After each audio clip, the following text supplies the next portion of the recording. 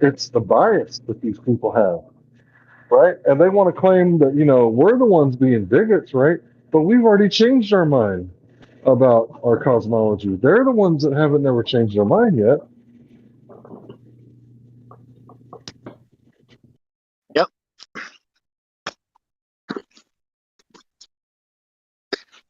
Maybe even, yeah, it's not gonna happen because Michio Kaku, he says stuff like we're off by whatever, we're just doing this work. They might even agree with Indio and QE and be like,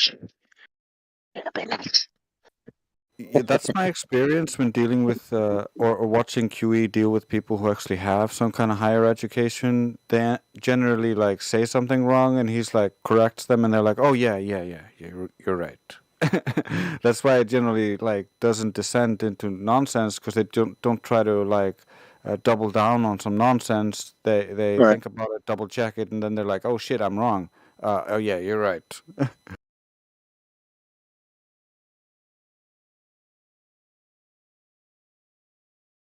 I just see that a lot more with people who have some education.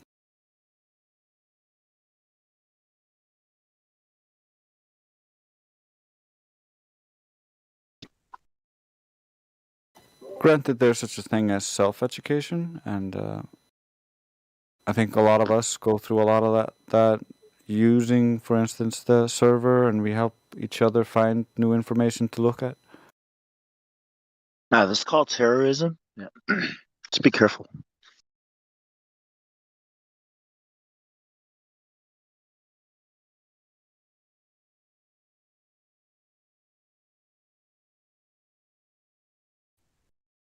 In a world where people fight wars with information, some good Yeah.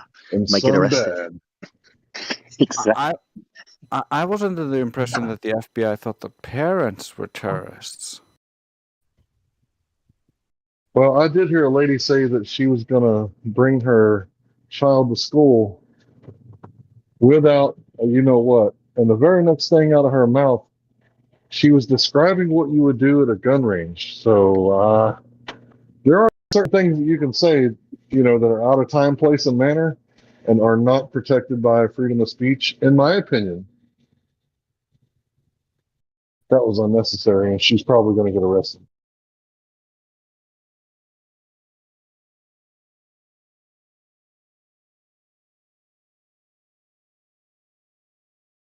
Yeah, I'm just talking about people going to school board meetings. That's terrorism, at Well, least according to the FBI. Right. Yeah, but that one lady, she screwed it up for everybody, right? Because she couldn't control her mouth. And I think, of course, they have the right to redress the grievances of the school board, elect a new school board, right? Talk about, whatever they want to talk about in there. But the next thing that came out of her mouth was something you would describe before you go shoot targets. So I was like, that doesn't follow. Yeah, it's unfortunate. I mean, she could have been controlled opposition. Yeah.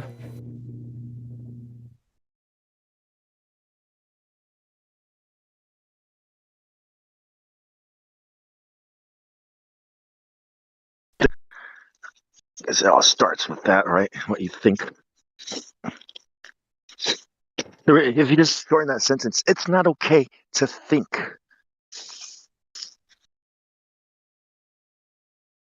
Yeah, that's a major problem. Can't even think that the Earth could be flat. No, you can't. I can't even think that this all could be fake. Well, that's going against science. It's not okay to think that the Earth is flat, but it's okay to think that your cousins are rocks, I'm a rock. or that rocks are your I'm cousins. descended from really smart rocks too. Yeah, that same person. Brilliant. That brilliant same person also said that science is going to die and that she cannot read a scientific paper to save her life. So that's the expert NASA science communicator. They're Science communicator. the whole new teaching. They take everybody away from what matters and just suck them into their own religion from grade one.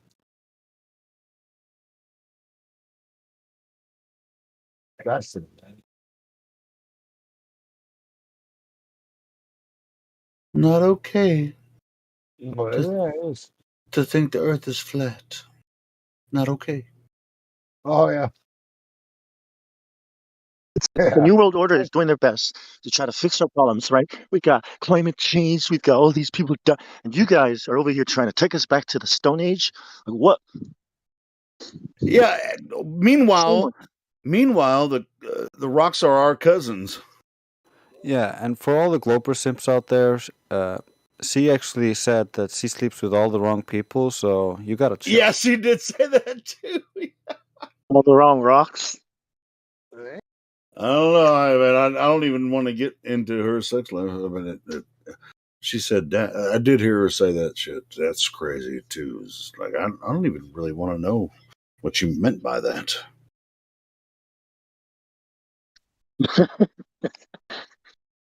Very. I I mean, like she to might think have like some weird relationship with, she's like, the Grand Canyon is where I want to be forever because my cousin rocks. crying out to me. Yeah, crying out, whatever. I mean, I wouldn't even want to get into that woman's mind. Good times. She probably goes into caves going like, oh my god, this is so sexual. Very complicated rock. Guarantee you, like, her IQ is like 200 plus. Easy. Easy, bro. Although there's the problem. Shit. Don, Pettit, for sure. His IQ is like 300, man. Dude, I think she's probably had a relationship with Don Pettit and she's trying to forget that shit. They were made for each other. Yeah, they just hire fucking clowns, man.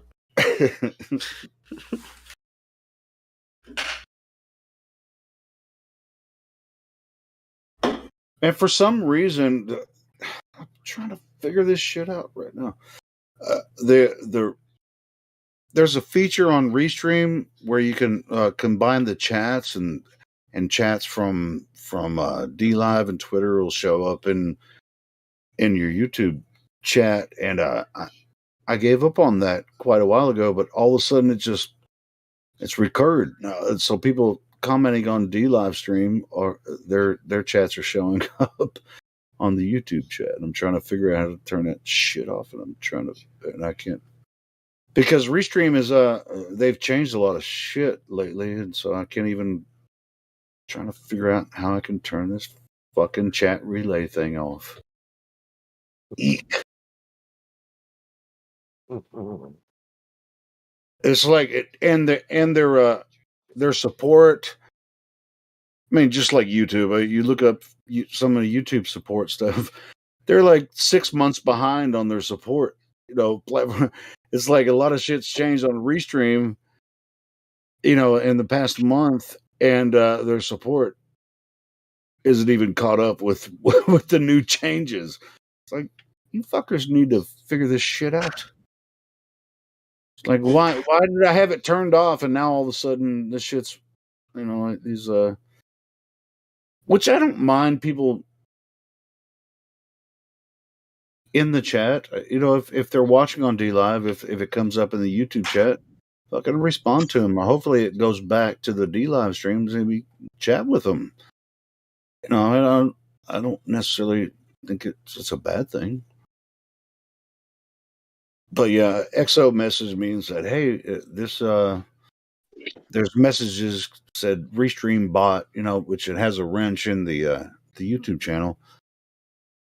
And so that message was actually a message from DLive, from people that are commenting on DLive. So, hey, man, I don't know if I'll try to turn it off, but shit. If somebody, I wonder if there's something that can kind of bring all the comments to one place for you, so you can see all the comments from the different platforms. I wonder if they have an app for that. No, that's what I'm saying. That's actually the way it works. I had it turned off, but like I said, Oh, okay. Restream has changed a couple of things, and so people can. No, it appears that the DLive messages are coming into the YouTube chat, and hopefully, if you respond to them, then it will reciprocate. So it'll go back to the DLive chat, from YouTube. So Have you tried it? Yeah, it's a different platform though. Discord and YouTube. Have you tried responding? let me check out. I haven't even looked at the DLive chat in a long time. I never did. So yeah, nobody else does either. Most people watch on YouTube. But anyway, let me check it out. Oh, I haven't people even from really. I think it's people from around the international audience more that's on D Live, so maybe it's worth responding to it. Let me check it out. I might leave it on instead of trying to turn it off. Let's see. Or people that don't want to use YouTube, all that. I don't know how D Live is doing, if it's growing or not. I mean, my DLive channel's not that big, but there are. I mean, I stream there anyway because people do find it, but I mean it's just only a few views a day. It's not 3, 4, maybe 5, 6, I think the up to platform's 10 eventually maybe. going to die. Yeah, but yeah, it doesn't hurt to leave them on. Well, I'll tell you what though, if people from YouTube can respond in chat to people on DLive that are watching, we might retain the views, retain the viewer for a while they're listening, if they can chat along while they're listening. Do you have a link on D Live to redirect them here for Discord though? Well, the DLive link is in my Discord link? it's in my YouTube video. The link to my DLive channel is in the description of the video. What about the YouTube channel? This channel is a YouTube channel. YouTube. What? That's what this channel is. Hockey Puck, man, you're gonna have to speak up. What were you saying? Oh, I'm just saying that this is a channel. This channel is a Discord channel. It's not a YouTube channel. It's a Discord channel. Yes, it's Discord. Yes, but we broadcast this room to and I'm not the only one. We broadcast this to several different platforms, and I'm talking like streaming baseball, and you don't have to worry about that hockey puck. Just put it out of your mind.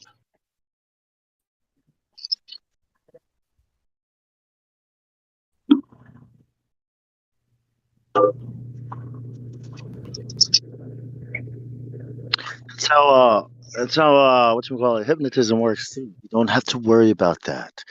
You didn't see anything. Forget Yeah, just forget everything that I just said. you're looking hard.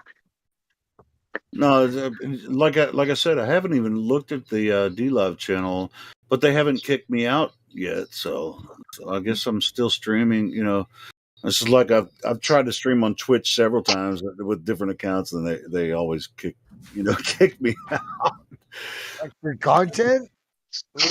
Yeah. Twitch doesn't like my content. Really?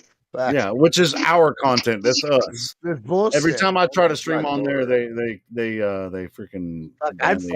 Yeah, I won't do nothing with Justin TV. Fuck Justin TV. Yeah, oh yeah, that guy. Fucking boss, he still has a bad fucking taste in my mouth. Fucking cocksuckers. Sorry. You're gonna fucking goddamn. Yeah. All right, cool. Let's do a test here. I mean, if anyone's go to the YouTube channel, see if it pops up in DLive. I'm on the DLive channel now. I can do it too. Hold on. Let me go to the YouTube channel and see if I type something, if it pops up on DLive. That shit, man. Fuck yeah.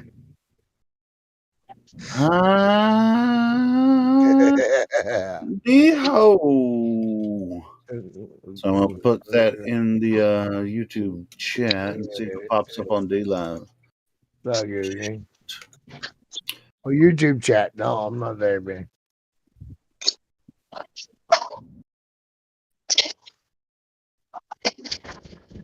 Let's see.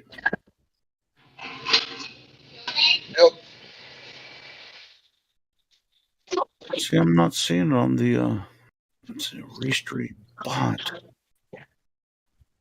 I see a lot of people that are in the YouTube chat. See, this is crazy. Like the whole YouTube chat is in the D Live chat, but when I type in YouTube, it's not popping up. What the fuck is that noise? Is it me? Is it me? It's bonks out, ain't it? Yeah, the whole YouTube chat. No, it's not. No, it is you, Hank. It's you, Hank. Oh, I didn't know it was on mic. Shit. I didn't hear the It's on the score. It's you, so we don't hear click, click, click, click, click. I'm not in Discord. But anyway, but every single YouTube chat is. I'll wait until the background noise. Go ahead. All right, cool. Every single chat that is on the YouTube chat is coming into the D Live stream, but it's not. Well, let me try this. Let me see if it reciprocates. Let me see if I. Well, I mean, the one that I just posted didn't come in there. See, I think Restream's got some shit going on right now. Let me try it. Let me try something.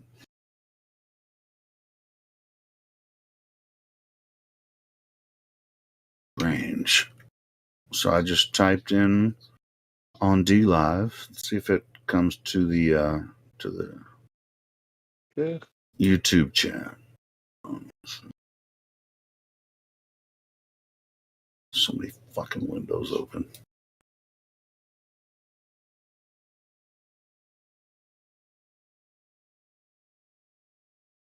Oh, that's D Live. God damn. Oh, here it is.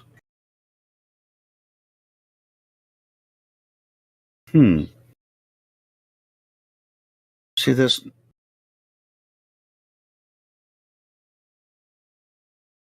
Well, it's not coming through. That's weird. Maybe Restream already fixed it. Because XO sent me a message earlier. He was like, "What the hell is Restream bot?" And I was trying to set this up. Like it was like 6 months ago when I was trying to get the for all the chats to combine, and it wasn't necessarily working out. But it all of a sudden popped up today from Restream, and now it's not working. I can actually set it back up if you guys want to talk to people D Live that are listening. I mean, there's not very many people watching there, but Whichever, man, whoever, man. this is weird. Let me. So the Yeah, people on D Live, of the last one, people don't often watch our videos on D Live. Let's see. I always enjoyed fucking talking to other flat earthers or curious flat earthers or whatever, man. Like Sure, I yeah. want to know, I don't want to know the story behind why you think you're a fucking baller. Because I already been there, heard the story, right? I wonder what brought you to fucking think something different, man. Something certainly there's a chemical change or a physical change or a fucking something fucking just turned and you understood the fucking reality of the world you lived in. It changes for you, right? That's what I'm chasing, man. Yeah, sure. Hockey puck. All of us, Very, we grew up. All of us thought the Earth was a globe until we came we across. did, dude, yeah. Yeah. So it's. I mean, I mean, it's kind of it's a drastic change in your psyche Oh, when it's when you amazing. when you see the Earth for what it actually is instead of what they told you it was. And sometimes there's a couple steps before that, though. You have to understand the world. Sure, yeah, it's a different It's path all for everyone. Yeah. it can be, right? But the physical reality of the world, that should be point on, right? And that's what we focus on. We try to. I do. We try to, but Right? at the same time, just like At the same time, we all came to this conclusion yeah, through yeah, different ways. You know, I mean, yeah. all we're doing is introducing the idea so that everyone else can find I was a little harsh on a couple people this. a You couple know, the days same way ago. that we Yeah, did. You know, yeah, man.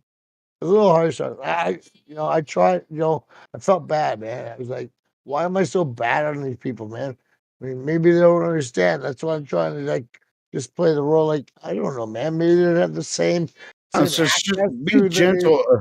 So you access, ask, right? That we had. I had good access to technology and and the information, right? sure. I And mean, maybe people and especially even all of us, you know, when we talk to people about this, we all have a different approach as well. So it's yeah, not. for sure, man.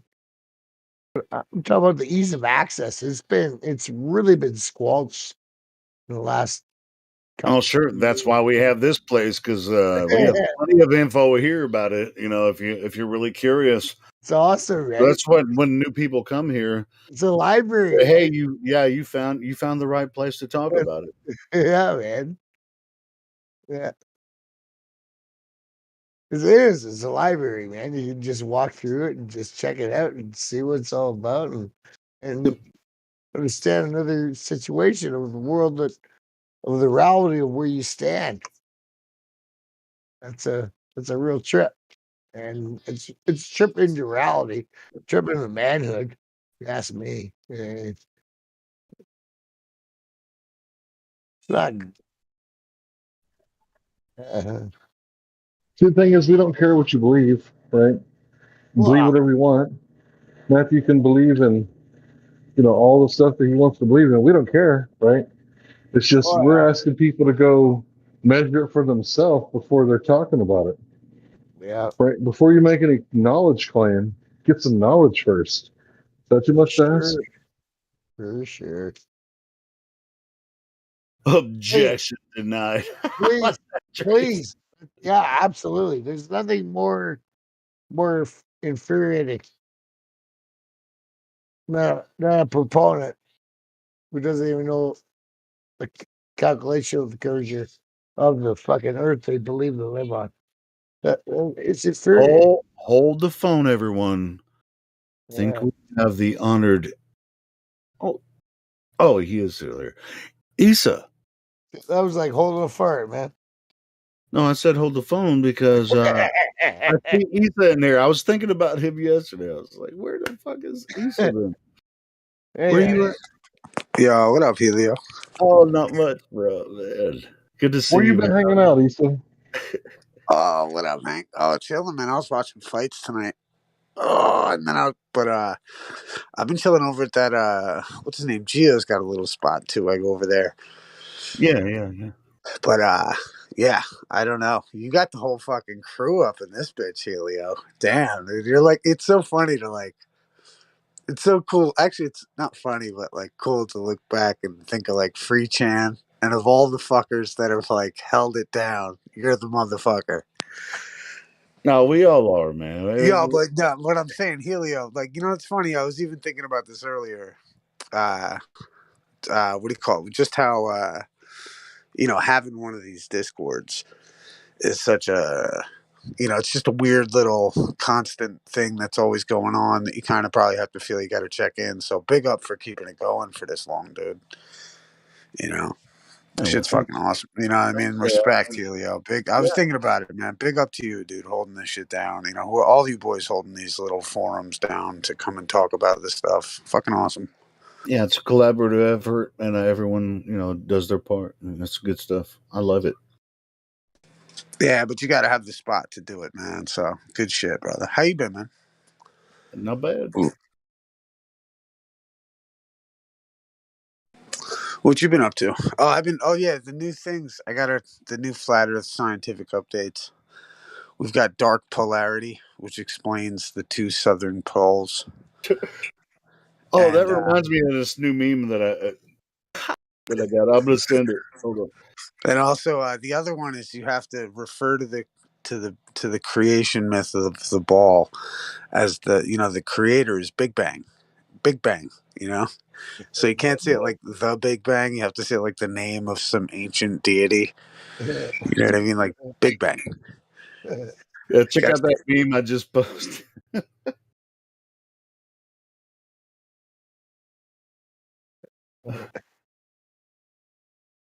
Along with antimatter and dark matter, we've recently discovered the existence of doesn't matter, which appears to have no effect on the universe whatsoever. Right on. Oh, That's good. I love it. I love it. I found that on Facebook, but anyway. Yeah, I've been loving the dark polarity. I haven't heard of that one yet. Yeah, that's my new one. That's your dark polarity. Yeah. Oh my goodness. Where did that come from? Is that some new Well, no, Scientific American or some shit? Well, no, Healy, it's just a placeholder until we can figure out how the southern star rotation and everything works. Dark polarity. Yeah, Did I ever dark give you my polarity. theory on that? Did I ever give you my theory on that, Issa? The Southern Right? Star Trail? It's such a good one. Yeah, so it's basically it's a long corridor, right, of land, right, in that direction, and that would cause everything to look like a long corridor. And if you take this long corridor, let's just say a movie set, right, of a really long hallway, and let's say you just spin it, right? Well, all the lights that are on each door, they're gonna spiral, right? Or not spiral, they're gonna, look like a long corridor. So I think there's obviously land to the north and there's land to the south. And the reason that stars do this is due to perspective, just like a drone right over your head. You fly to the east, it'll disappear into the horizon. Well, that's the same thing these stars are doing. Like you can barely see Sigma and Tantus, right? Like it's not barely visible with the naked eye. You can't see it. Yeah, true. That's So interesting. that's a long corridor of land in that direction. And if Same we thing were with the free to north. go, so peep this game, right? So back in the day when we was children, there was two poles, right? A north and a south, and they were both ice shelves. Whatever happened to the ice in the North Pole? Like, go to Google Earth, there's nothing there but water. Whatever happened to that shit? Are we missing a pole? Are we missing an entire ice shelf in the northern region? I mean, Canada looks pretty cold, so you figure on the other side of Canada would be ice, right? But look at Google Earth. So their model is changing without any kind of description of why would that change?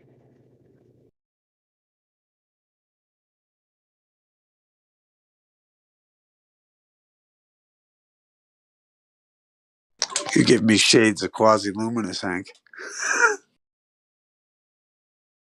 Hey, Esau, you baptized by John?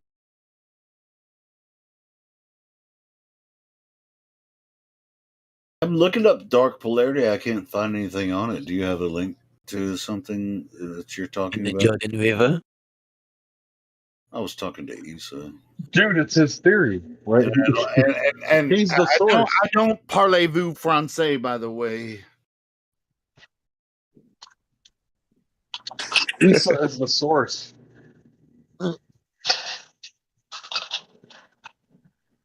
Come again? Helio's asking for a source for your dark polarity. Yeah, I the told him dark that you're the polarity. source. I've never heard Yeah. of it before, until you said it tonight. I don't know what you're... Oh yeah, no, it's just because I made it up. Okay, I know shit. You know what I did find though when I looked it up? There was like I think there's a band. Hold on, it's on SoundCloud. Dark Polarity. Oh, nice. So let me find some dark polarity. Bitchin'.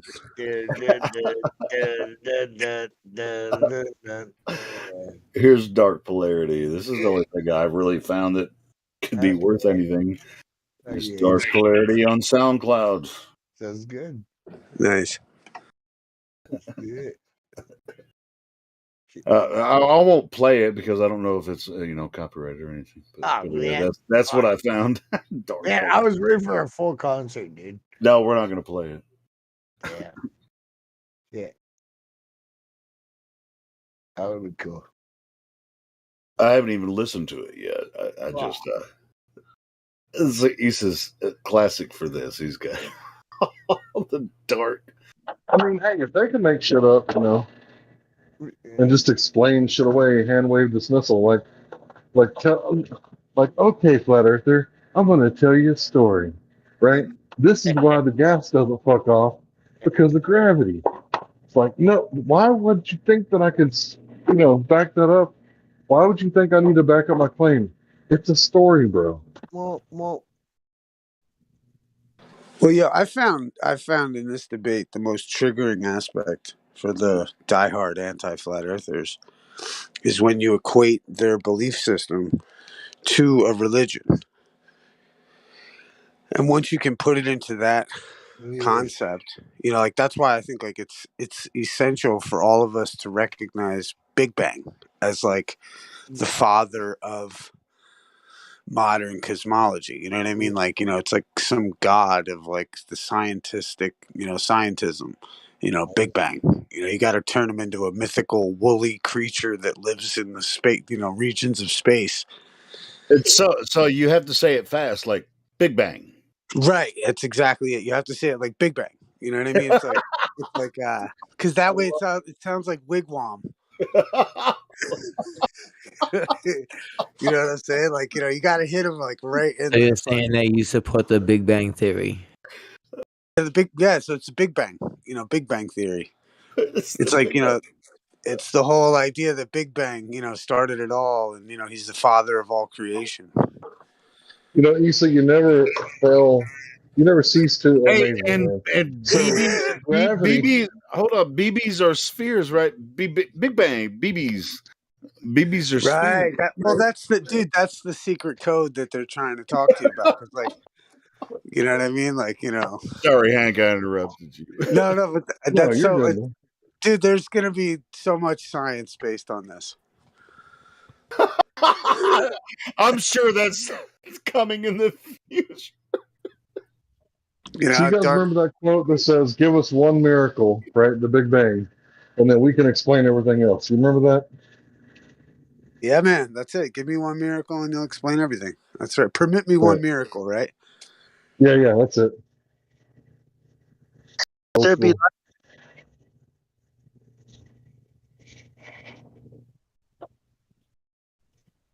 I know my mic's on. Ignore me if I interrupt. Yeah, ignore me too. If I drop a bunch of dishes, just ignore me too.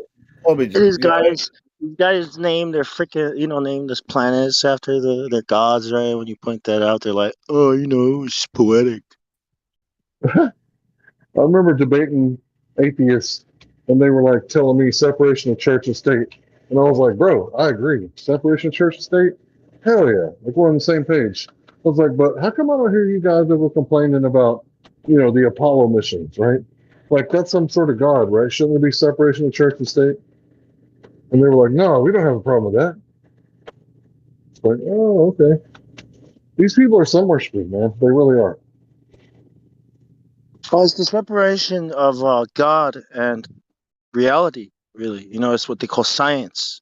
The state is separating God from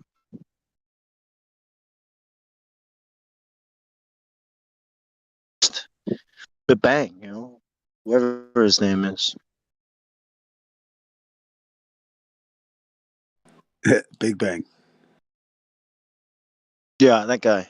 It's the Big Bang. The Big Bang. I like that. He's good. I'm not It's probably so good, never dude. gonna. It's never gonna be out of my head. The Big Bang. Yeah, you got to say it real quick. You got to say it like big. It's just so funny, dude. You got to say it like this: the Big Bang. Yeah, exactly, Beckett. Exactly. You gotta say, and and you gotta say it with like some form of reverence. You know what I mean? Like, Yeah, you guys show some respect. There are people listening, man. right, Shit, right. do it properly, man. Or don't say it at Don't all. say the Big Bang in vain. Exactly. Yo, that which created the force, but is not a force, but you can think of it as a force. You know? Oh, the things that these people say, man. Hey, Issa, do you remember the first night we met on Hangouts? Reminiscence. The I know first night. Wow. yeah, the first night, like you were singing, then I came in Like singing. 5 years ago. Have to. I'm just saying. I remember the first time I met you, and I was like, this dude's badass, and so Oh, that's dude, all. we had such a good time, and bro. And you were here. You were here before I was. You So, know, what I mean, Yeah. you were up with No, the no, no franchise, homo. I like me some. if I'm not yeah, mistaken. I mean, as far as going live, being on live stream, it was like it took a lot for me to actually, get the guts to go, on a live stream, and I was like, holy shit, people are going live, and we can actually talk conspiracies, I and I was was, there when Issa got married. oh shit. Well, you're gonna have to I talk have to a him. question in regards of the Earth. If you Yeah, guys man. don't Oh, mind. I was so fucking noobed out. Yeah, I remember that too, but I ain't gonna talk about it, and I don't Oh, think I you don't. Oh, I either. don't give. I mean, like it's all good with me. I mean, shit. I met Lady Ganja and fucking was like, "Yo, come out and chill," because like I hadn't met any flat earthers in my, dude. You She, know the deal. she was from Argentina, right? Yeah, she came up for a little bit, Buenos and Aires. then I kind of had to like send her on her way, and then yeah, she hit It the do road. what it do, don't it? Is she She's cool? what's that? Is she married?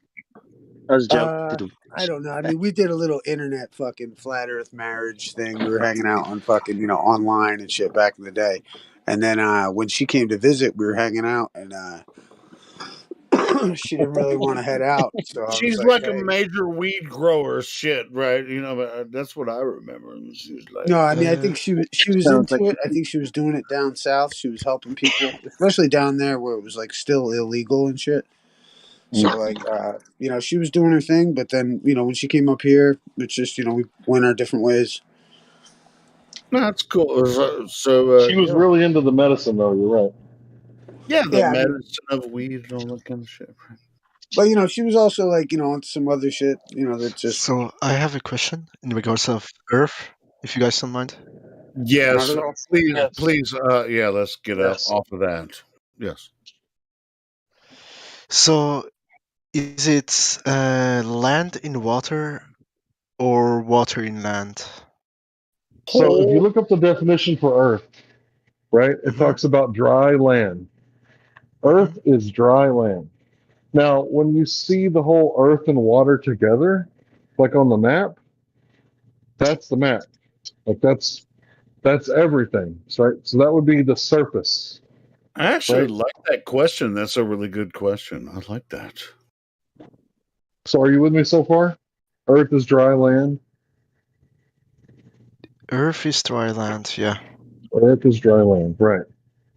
So even though the bottom of the ocean, it's technically land, but it's not dry, right? So it's not technically Earth, it's water, right? Or ocean. Okay. So if I were to say to you, let's go out in the middle of the ocean, right? You're not going to be wondering, is that between Kansas and Colorado? No. The ocean is nowhere near the land, right? It's the And I'm opposite of gonna land. tell you a secret. Earth, water, and land are both Earth. That's a little I secret. disagree. I disagree. Really? So, what I Really? mean here Earth is is that land, soil, metal, rock. Water is water. No. Well, inside of Earth, yeah, No, there's a you're difference talking about the between, globe, right? but Yeah. they're both Earth. They're No, on that's the Earth. globe, right? No, that's what the globe is. No, it's not, Bong. Yeah. No, it's Oh, we not. talked about it. This thing we're in is a realm, right? It has Right. water. Can It has water earth. and Earth? It has air, fire, hold on. And maybe who knows? Hold on. I only interjected to reaffirm what Hank was saying. I You just said the was opposite of what I said. Damn. No. Well, all right. Can water and earth exist in space Water is or whatever? water. I know where Water we're is going fluid. with it. Whatever. Go ahead, fucking guys. It's You know not what? overflowing. That's what I was saying. It needs a new name. You guys need a new name for this ball. No, we 'cause it's- don't. No, we don't. No, we don't. No. No, I'm. Well, Helio, you'll There you try is can to no say. disagree with ball, me. by the way. But anyway, go ahead, Hank. You can disagree with me if you want to, bro, but I cited the source, which was a definition for memory, and that Earth is dry land. So if you have a different definition or a different source, go ahead, bro. No, Earth, No, as just the globe. prescribed, is the Don't holistic idea. Hold on, Bong. Earth is the holistic idea, which is where we live. So water and the ground are the same thing. That's Earth. That's where we live. And I No, mean, it's not. maybe that's kind of a You live philosophical. on the ground. You don't live on the water. In the water. I didn't say that either. So You I live come on from the not water. in the maybe water. I I was come trying to confuse from the something. You water. guys continue. Go ahead. I can rephrase my question to make it more clear. I didn't ask whether it was earth in water or water in earth. I said, is it land in water or water in land? Oh, Right? that's a better. That's a That better. makes it very clear what I'm talking about. It's water and land, right? I guess I that way. guess it depends. Wetland, dry land. I I think. guess it depends on your cosmology, what you want to Well, believe. I mean, But- can land be dry if it's underwater? Well, water No. must be contained. That's what I'm saying. So the ocean floor has to be made out of something. Hold back the I water. think it is land and water. Because Wetland. the water. Oh, Because what I believe is that everything is covered in water. Okay, and that the only reason why we have life is because it had to be organized. like Right, the the void. water had to be. Yeah, you have to move the water, and Hold now we on have though. Hold space, on and now though. the Think land of comes like out of this. the water, right? And everything Think is of the covered in water. microcosm. Like a biblical sort of thing. Yeah, Sure. like the Bible. Yeah. Okay, I get Think it. of the microcosm. Think of the microcosm. The microcosm, right, is like a glass or a cup, and you have water in it, which goes from one side to the other, which would make something that we deem to be level. So you would, in one respect, it would have to be water inside of land, right? In that cosmology, you'd have to have like land containing water, which would create the appearance of level, right? Right.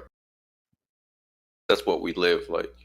That would be the microcosmic example. That's what we could prove microcosmically could happen. Agree. That's our experience that we can something we can. And we can No. manifest something on the microcosm, because like the best evidence, or the best thing, it's like a death knell to a lot of the globe, is like, it's take like Cavendish, or it's like take what's your microcosm and your macrocosm cosmic examples of something. You know what I mean? And you need both, and like, so that would kind of settle that in a way, right? Sure, and that, I guess maybe I may have been misunderstood about. Or what does the Same- guy who was same asking kind the of question think? What does Yeah. the guy who was asking the question think? I believe that it's land in water. Like like you have water and there's land. How do you So say we it? agree. So we Floating out. agree. So we agree. It's not Well, like it's a actually, whole land with water inside it, but it's the other way Well, around. It's land. water and then See, with the land. water is held by the land in a basin. That's what oceans are. Is it held by the water land? Yes. Is that true? Because Yes. Oh, it's ice. Yes, it's It's absolutely ice. true. Yes. There's an and how ice do you know shelf, that? right? Nobody said anything about ice yet. Ice is water, as far as I remember. Okay. Well, we haven't gotten there yet. Yeah, but not the ice. Go down. Like go to the beach, When right? you go to an ocean shore, yeah, Yeah, the sandy floor just it's tapers a off. basin. It's a basin. They taper off, and it holds the water. The It's lands just that like are above sea level, that's land, what we consider land, and the lands below sea level are under the water, but the water is held in a basin. Correct? I mean, if you say no, then you're denying So what you actually experience in there Well, real yeah, is life. but it's kind of an interesting point because ice could also form a barrier. So Sure, like a but we, therefore, there, you know It's what I a mean? It's interesting. non-sequitur. What does he think is holding the water in? The holding to water, as far as we know, it's if you circumnavigate, No, I mean at the it's bottom like of the ocean, when you go all the way down to the bottom, what do you think is at the bottom there?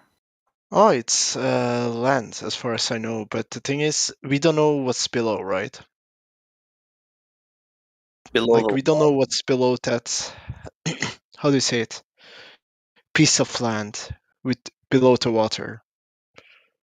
But if you go to the, I I don't really like saying edge, but like the edges of what we have discovered, which is the Antarctic, it is surrounded by waters. Like, And there's even waters below. Actually, they say like there's like really high salt content water. That's very like you ever see I thought it was fresh, bro. I was what's Here, about to here you say go. that. was it? I'm not sure. I need the article. It was No, old. no. There's there's I think it's in some documentary or whatever when they were at the lowest point. I just posted a clip from it. It's processing right now. It's about the sub that tried to go into that super saline underwater Right, and it undersea was lake. it was like way down there. So it's an interesting point.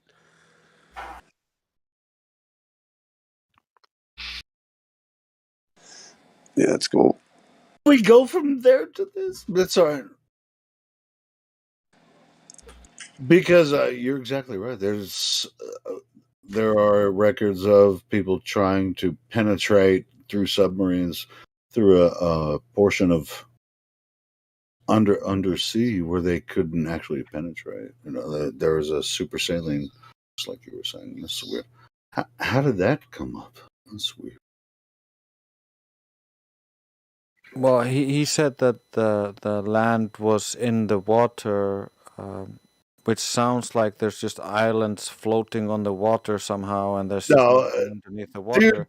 did But you? he described that there was a bottom to the ocean, and that means Antarctica, of course, is where the ground comes up again, and you have the other border containing the water. Well, who told him that's the way it works? That's weird. I don't think that's the way Earth works. I don't know where he's getting this from. That's just the way it is. It's just some I things mean, will never change. Things will never so be the we base ourselves on the base axiom, right? Like on what we perceive. So if we look at Antarctica, we see ice and ice and ice. If we want to claim that it's something else than ice, we need to find the quote unquote black swan for it. That, for example, if you go after a certain distance, you stumble upon something else, right? But as of now, we can only base ourselves with the assumption that what we can see now is ice. And that's it. Hey, Does that make so sense so far? Why yeah, do it you does think we make don't? sense. And here's one thing: Knight of Christ, you're going to have to come in here and make a claim, or at least come in here and say, "You flat earther have made a claim about this." Now, the only claim we make is that the Earth is obviously not a globe, and it's a level stationary plane. We've established that. We've done it many times for many hours over several years. Are you making a claim, or are you denying any type of claim we're trying to make? Oh no, like the thing is, I'm not denying that the Earth is measuring flat. The thing I'm is like building upon what we know. Does that make sense? Like I'm not trying to argue against you, but I'm building a trying to model. take it a step further. Okay, which is where are you trying to move it as far as the discussion or the conversation goes? Which direction or what are you talking about? Like, as far as I know right now, like, I haven't like written a whole paper on it, but I would like to start off with a hypothesis that it's actually land in water. Like, we're surrounded by waters, and yeah, the land is simply Floating. popping out of the waters. So like the continents are floating, or that's the part I don't Okay, get. are you saying Remember that what Esau said? Like this micro or Asa actually. So micro versus macro, right? So so let me yeah. get this straight real quick. Are you saying that the Earth? You think that the Earth beyond the Antarctic cuts off and then it goes down, and that whole Earth bit is floating in some water? See, Drace, I didn't hear him make any claims like that. That's what No, I'm he was saying wondering. that the Earth was floating in water, and I'm trying to picture what he's trying to say here. Oh, okay, cool. How do I put this? Like, so you have the earth, right? Like the land. Then you have the water. At the bottom of the water is land What do you again, mean by right? bottom of the water? You're gonna have to tell me Land. what you mean by Bottom of the bottom of ocean. the Like, water. let's say you go to the ocean, right? Or a sea, and you take a submarine and you go down. Eventually, you'll hit rock bottom. Is that correct? Well, it depends on where you are. I mean, the oceans Every have time except different for one depths. Yeah. story, we heard one guy say that there's a lake with such density at the bottom of the ocean that he couldn't penetrate. That's So true. there's I've heard that one. one story that contradicts. Yeah, so it's generally yes. Continue. Generally, like basing on that, because we can't verify it for every part because submarines can only go so far. But what I'm saying here is that you have land, like land where you stand on. And as you move to the beach, the land goes down, and if we are to assume that the land beneath the water is connected to other land, for example, America and Europe. Definitely is. It definitely is. The land is definitely connected under the Yeah, bottom of the water. yeah. We laid cables over that land. That's how we're communicating right now. Yeah. Yeah, I know. Like there are so many internet cables going from the oceans to each other. Like this whole satellite claim All doesn't right. make sense. Cool. So yeah, the land is the land. The water is the Mhm. water. If the Continue. land was floating, the cables would tear, right? Yeah. Or unless they're like anchors and cables at the same time, 2-for-1 special, buy Yeah. one get one free sort of thing. Okay. Yeah. I have But a feeling then this is going to move to him saying the edge of the earth. I have a feeling it's coming up. I have no other Did terminology. I you made see? it very clear Did you see that what I picture? meant with that. Right, that's like traditional beach sort of thing, whatever mountain or whatever. Like that's so you're claiming the land just No, it's not a claim. It's floating. established. I It's don't know, already there. strawberry. Yeah, land is land. Water is water. This isn't really hard to figure out. Yeah, you know what though?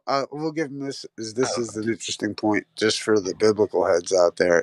Isn't in the Bible? Isn't it say that in the beginning there was like the waters of the deep? Mm-hmm. Mm-hmm. So that's I believe that too, man. But that's like you said. I'm just saying it's to the gentleman's point. You know what I mean? It's an interesting point. That's all. Yeah, Because I want the him to land is continue beneath. because I want to hear your line of logic. What are you getting at about Earth that He's is just talking about different, it. something that's different than what we already understand? Tell us about it. Yeah. Well, so far I agree with every tenet we have right here. Like the Earth measures flat, the Earth is leveled, it has ups and downs. But what you see on the bottom of the seas is basically the foundations. And if you go to Antarctic, as far as you know, it's ice, and we don't know what's below that ice specifically. So we can't verify that the lands below continue at that point. Does that make sense? Like, Well, I want to correct you there. In the ice core samples, they claim to have found leafy green substances similar to what a lily pad would be. So they've claimed to have found greenery in the ice shelves. Yeah, Yeah, but but I don't think that's what he's saying, Hank. I don't that, think he's talking about the ice it core sounds like he's saying from the Antarctica is top. nothing but ice, but there's actually a bunch of mountains sticking up out of the ice. So Yeah, yeah, but Maybe like it's it's land in covered majority by made ice. of. I don't know. But See, I have don't you know. actually like dug into Antarctica to No, find land I've to never stand on? been, never seen the ice shelf myself. Not never. Hopefully one day, God willing. But should I avoid Antarctica? I don't want to go. No, it's like, I'm I'm going to down. go on a vacation to Antarctica as it's going to Anyone be got an as icebreaker? if it's going to be fun. I got free vodka down there. Free vodka. Fuck that! I ain't going to Antarctica on vacation. Fuck that shit.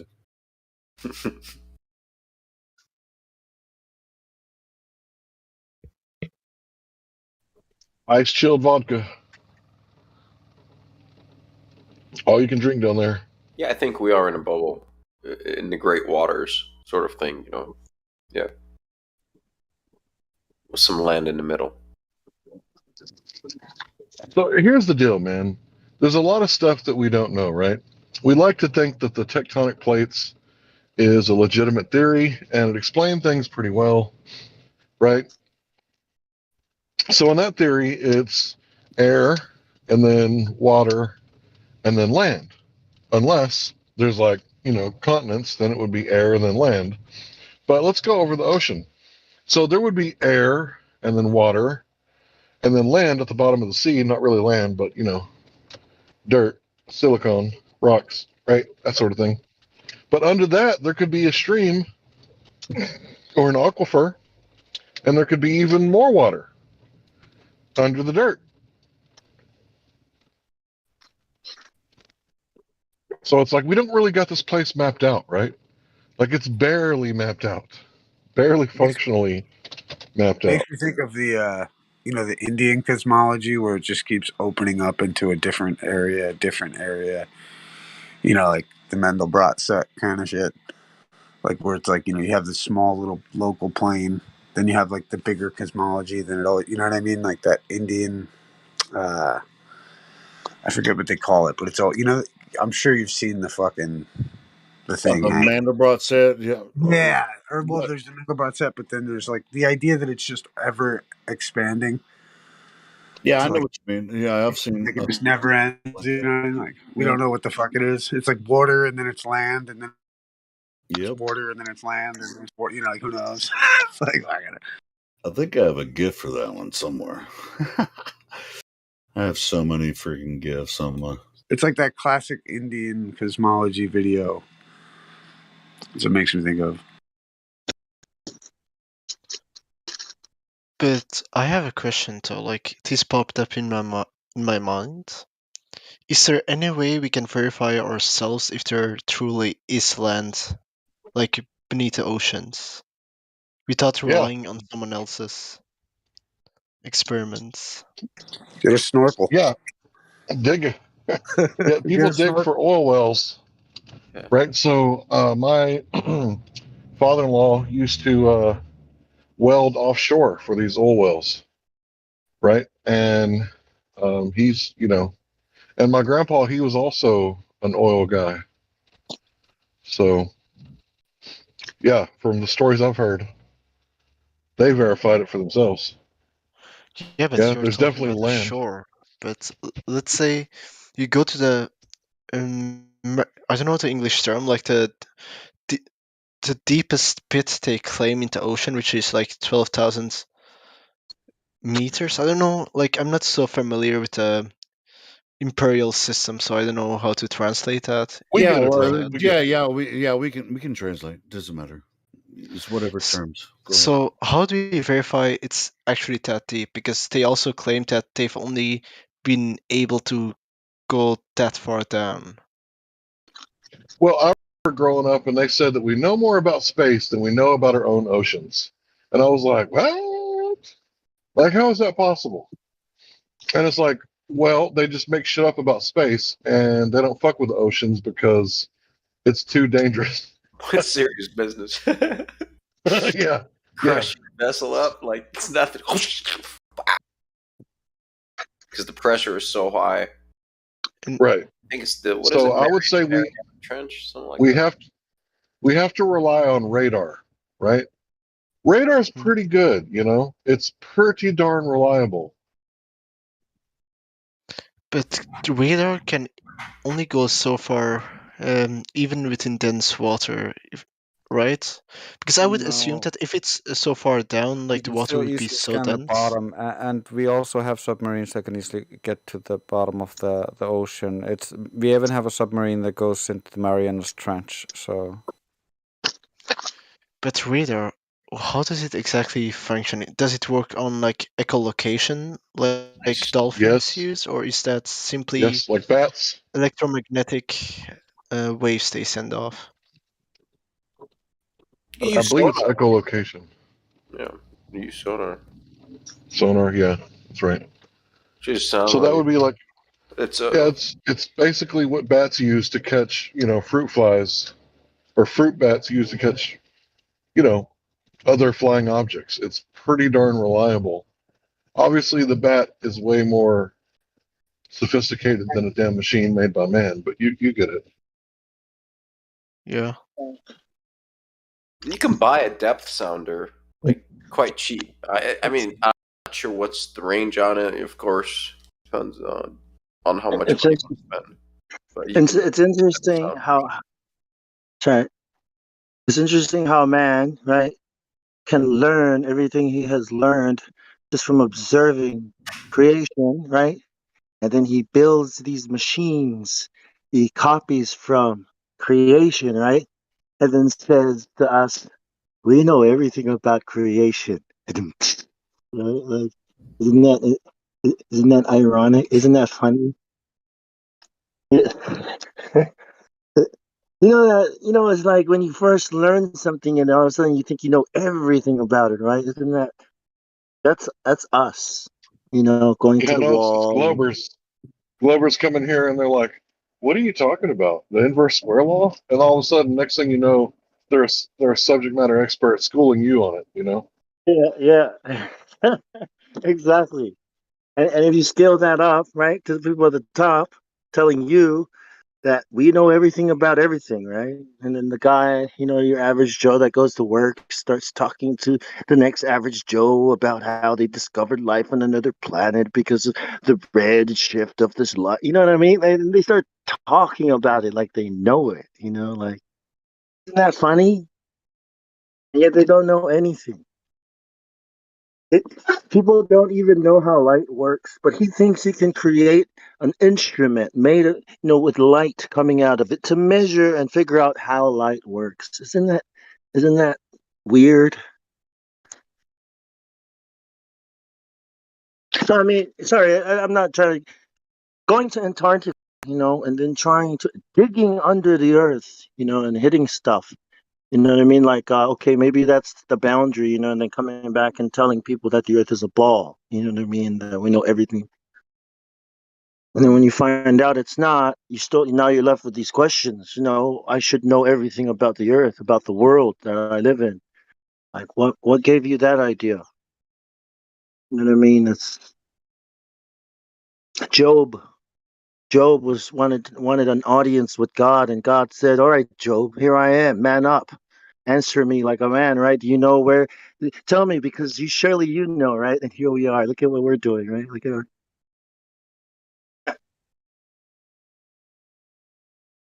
Sorry.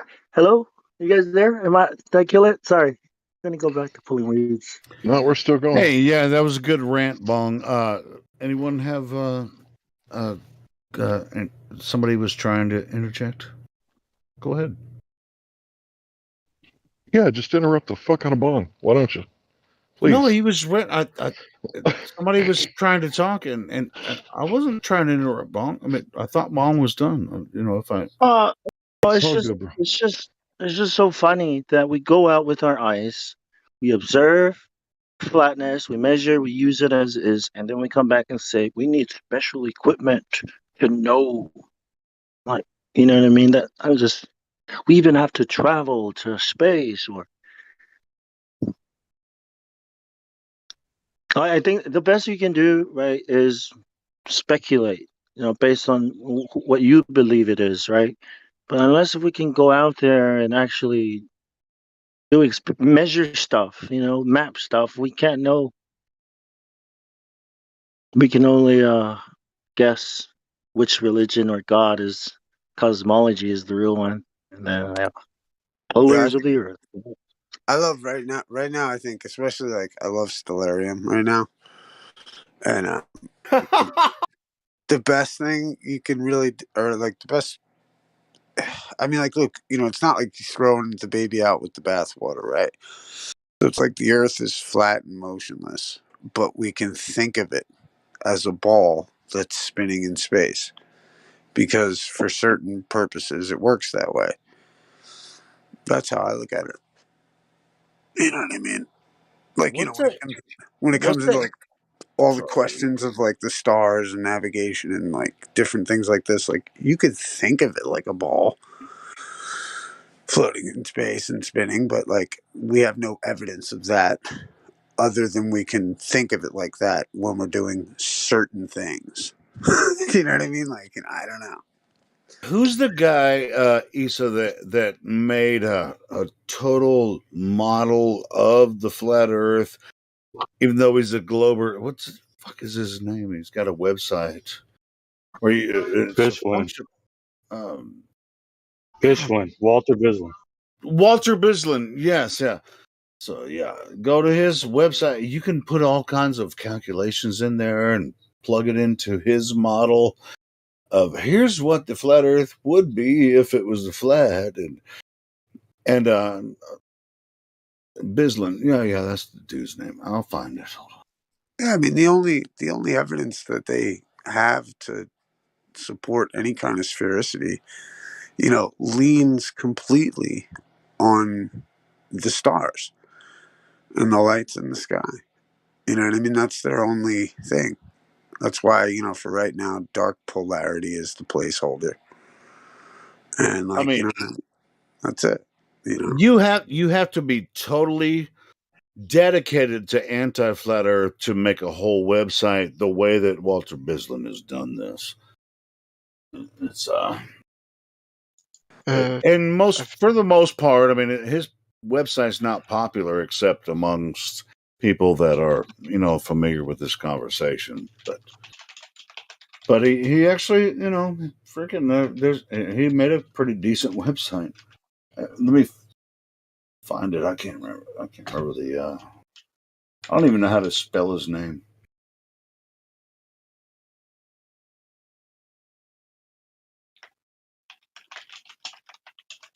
Oh, here it is. I just found it. YouTube. Here we go. I'm gonna post it in the live stream voice text, and he's made this website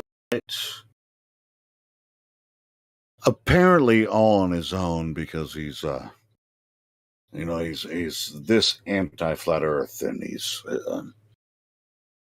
that dedicated to showing us.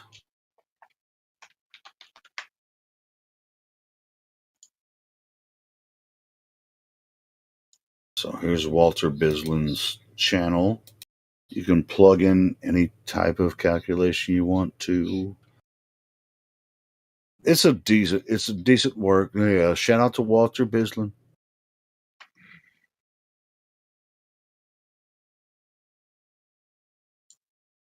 But it honestly, at the end of the day, has nothing to do with what we're talking about.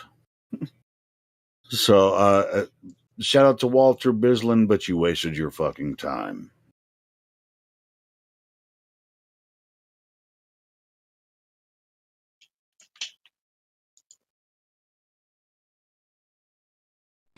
Yeah, I love that image that he puts up with the local dome versus like what would be the like a bigger Dome.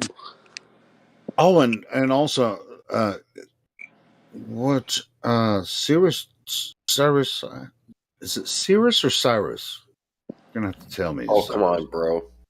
Oh, well, fuck it either way. Fuck you, Helio. Anyway, like Cyrus. the great, Cyrus, the Great Lakes, the whole model of the Great Lakes. I mean, that just blows Globe Earth out of the water, bro. It's insane What do you that mean, people. it's not a ball? I thought it was a ball. I thought it was a pear, bro. I'm sorry.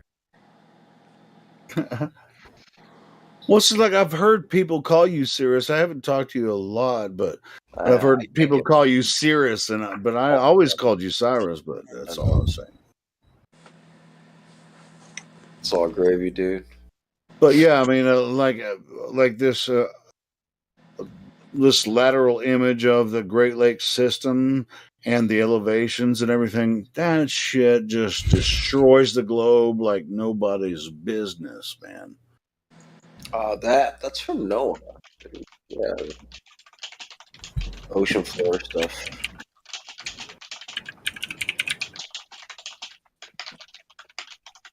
Yeah, I mean that has nothing to do with what you posted, but the Great Lakes model, like showing the Great Lakes from east to west. Oh, okay. Yeah, you know what I'm saying, dude. If you look at it laterally, the depths, it just freaking destroys the whole entire thing. There's no way that what they're saying about Earth can be true.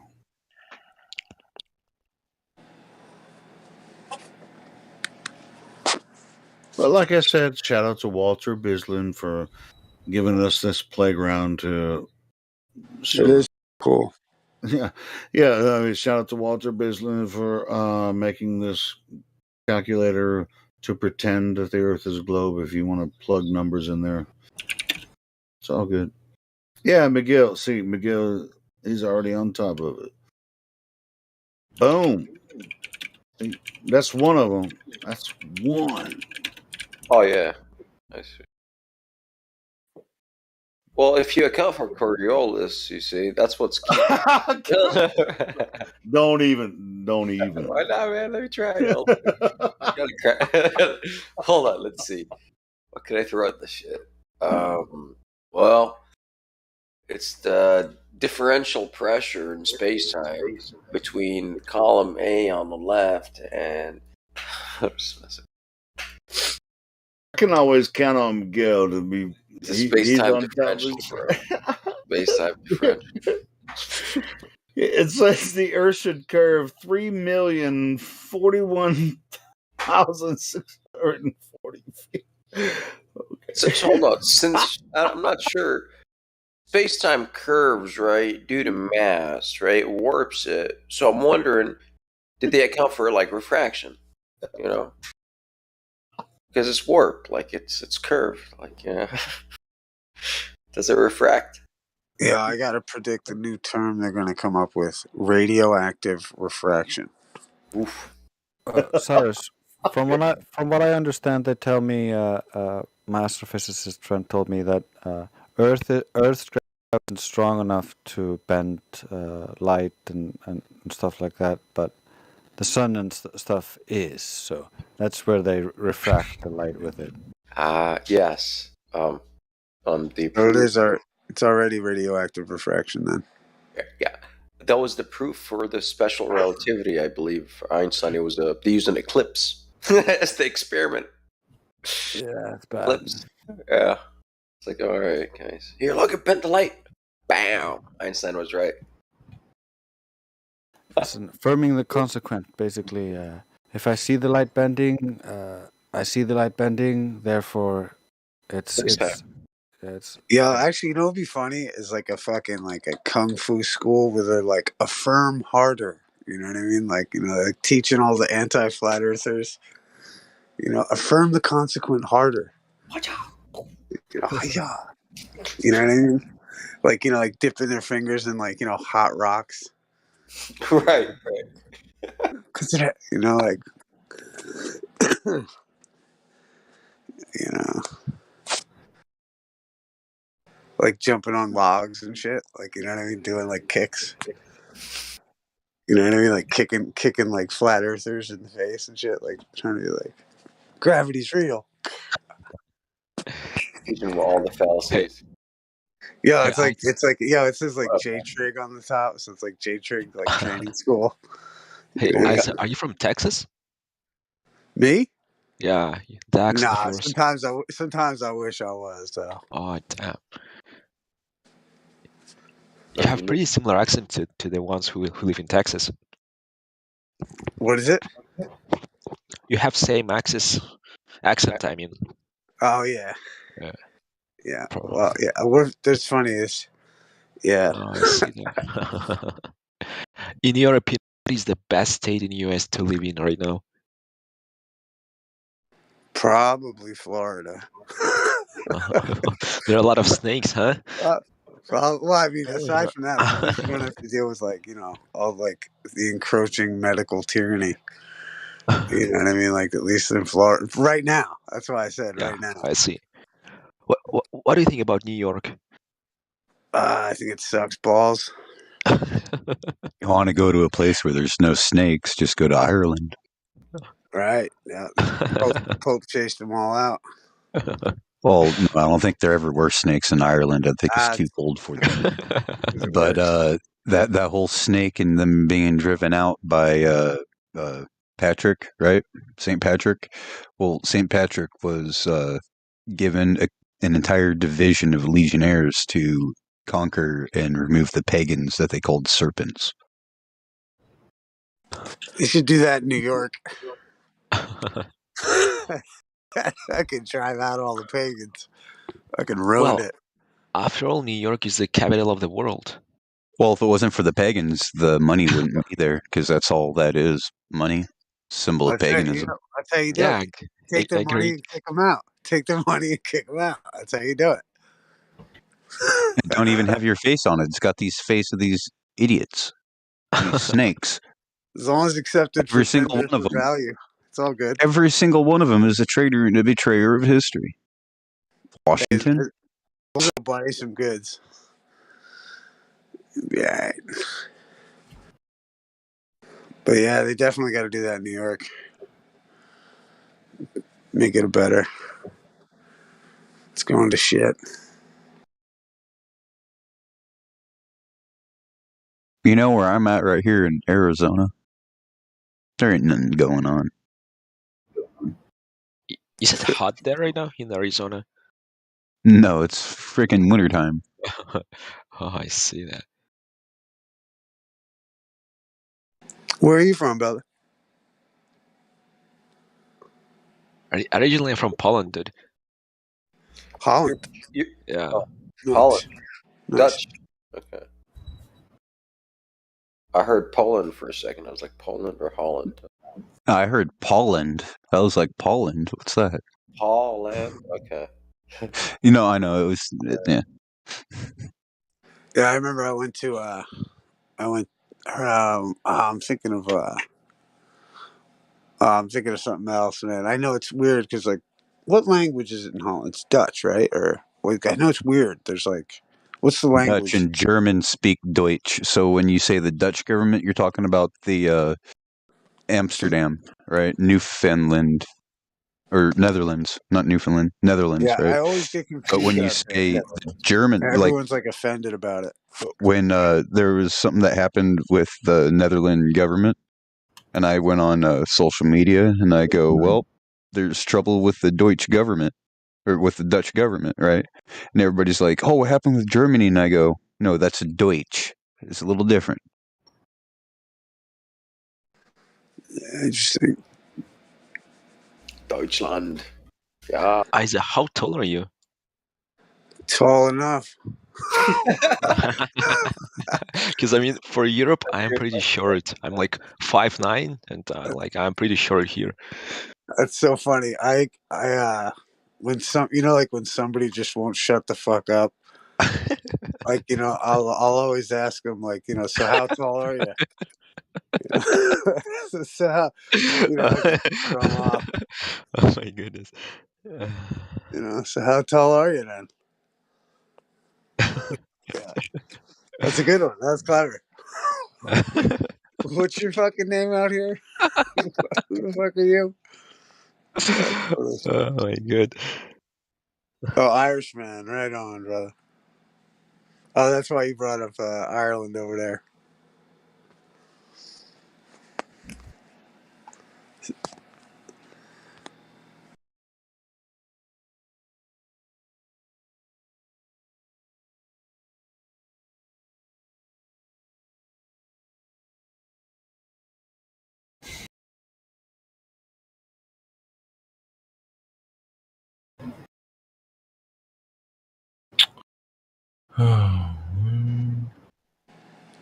Yep. So, hey, Irishman.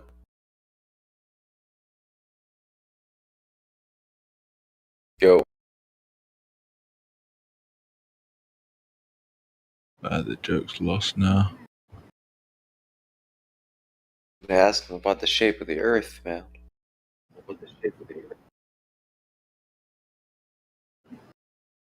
Issa, that makes me think of a video. There's a comedian. He does like prank calls and shit to people. I can't remember his name. I'll find it. He's like, Dude. how big a old boy are you? You know, he's like got this. You've probably seen it before. Let me find it. Oh no, I haven't. That sounds. I feel like I know it somewhere though. Yeah, I'm gonna find it. Hold on. But yeah, we had this one friend who wouldn't shut the fuck up, and so I just always feel like, so how tall are you then? You know, just talking. It's like you talking shit. I mean, how big do you think you are? Yeah, it was so funny because he actually had there's a shirt that said what do you call it? Help. He said, "Help me, I can't shut up."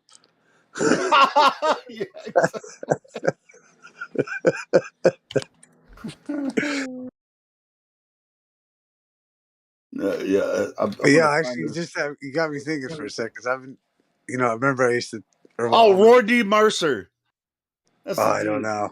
Oh, let me play this really quick. This will be funny as hell. Listen, he like does prank calls and stuff. Let me see. I think I copied the video. Hold on. Share. Copy. Yeah, it's Roy D. Mercer. That's his name, and he's funny as hell. Check this out.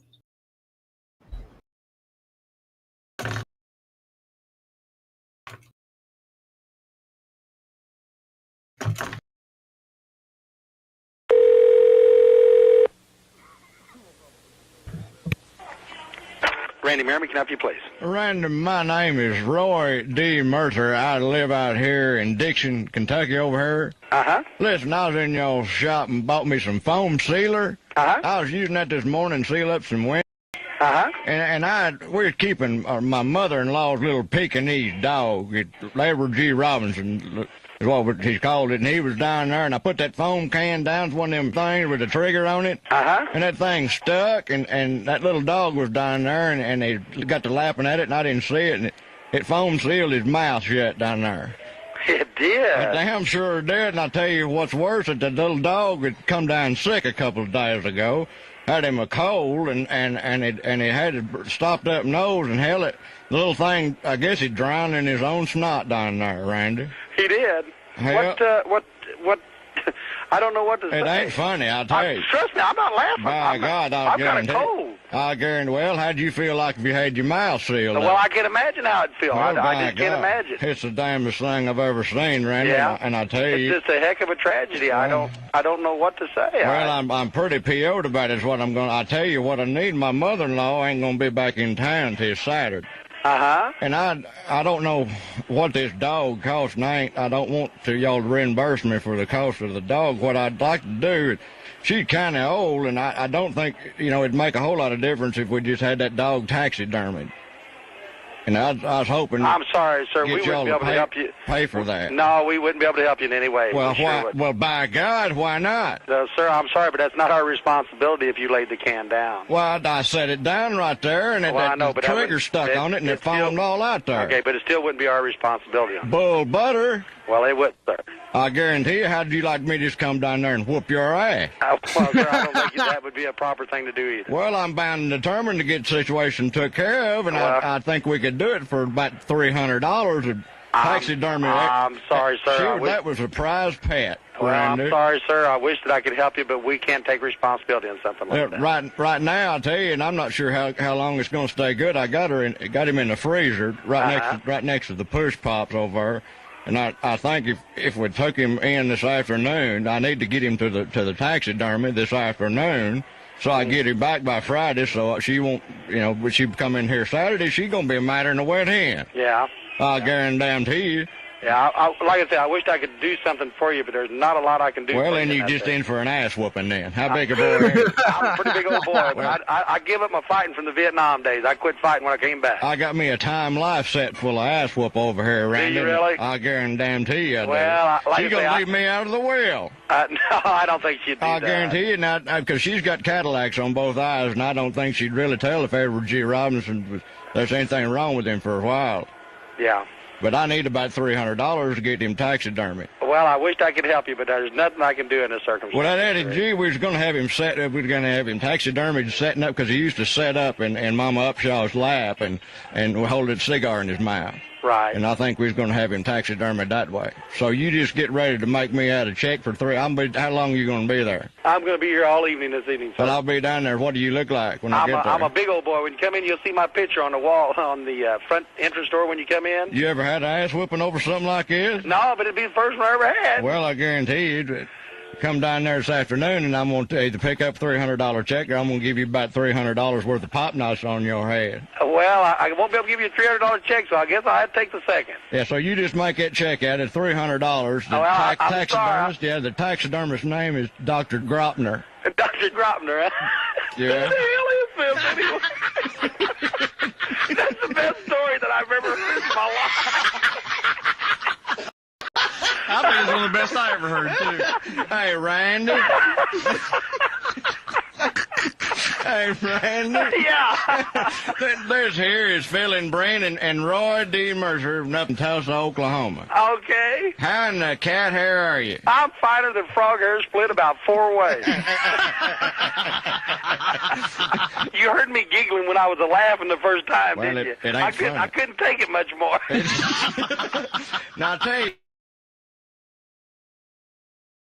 That's brilliant, isn't it? It is hilarious. Roy D. Mercer. Man, I didn't realize I was hot micing through that. Oh no, that's all good. Yeah, I mean, laughing is, I heard That you was laugh. It's funny, man. Yeah, I mean, listen to some of his videos. I posted it in the chat. Listen to his videos. There's They're another hilarious. group. There's another group I've heard do stuff like that, but more irritating type prank calls, and it's like trying to arrange like insurance for a car or something. They did once, and there was like 3 guys on the phone, and one was saying yes, one was saying no, one was saying I don't know, and they just kept going around in circles about some credit card, something or other. And Dude, the you chick on the line ever was just watch losing her cool. Tom Mabe does something similar, but he does it in real life. He pranks people in real life. Tom Mabe, he's a comedian. I mean, he does stand up, but he also does like pranks, makes videos. He's mostly on Facebook, but I'm pretty sure he has a YouTube channel too. Tom Mabe is a funny dude. Yeah, I used to like when Timmy would call the Indian scammers and troll them about Patricia Steer. Yeah, he's talking about his computer was infected with the flat Earth Trojan horse meme. Trojan meme. Oh god, so funny. Yeah, I mean, I watch a lot of the videos where I'm subscribed to a couple of channels on YouTube where they like fuck with the scammers all the time. I love that shit. It's funny as hell. Yeah, I was gonna say earlier, you got me thinking. It's like on my show, I used to talk about, like we could do flat Earth birthday parties. You know what I mean? Do you have like a disgruntled boss? You know what I mean, or something? We could do a flat Earth birthday party, and instead of doing flat Earth birthday parties, you could just do flat Earth like birthday party phone calls. So you could like, you know, you could hook up like your boss with like a flat Earth birthday party phone call. That wouldn't work with my boss. I don't know. Anyway, yeah, That's why it's somebody's better. boss. Well, that's why I thought it'd be better. Like you'd have to do like a real, like a real flat. Like you'd have to like walk in with balloons and like flat Earth maps and shit. Like you know what I mean? Like happy birthday. You know, like you'd have to flat Earth birthday party, surprise flat Earth birthday parties. Yeah, Helio, play this one through. All right. Is it? How long is it? It's like 4 minutes, maybe. All right, cool. Yeah, I'll check it out. Yeah, three and a half.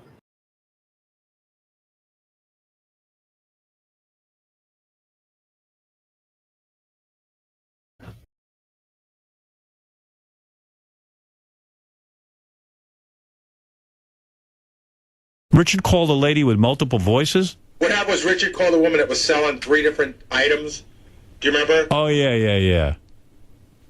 And he used multiple voices. Yeah, I remember this. This is so unbelievable. Richard taped himself, and then every time he started talking, he had himself talking over himself. And it drove the woman insane. Sometimes I go back to Richard's room, and I just see him with headphones on laughing. He's giggling to himself, and I know he's up to some weird shit. This is pretty good. Hello. Hey, hi, how are you? I'm fine. Yeah, I'm calling about the fur coat that you had advertised.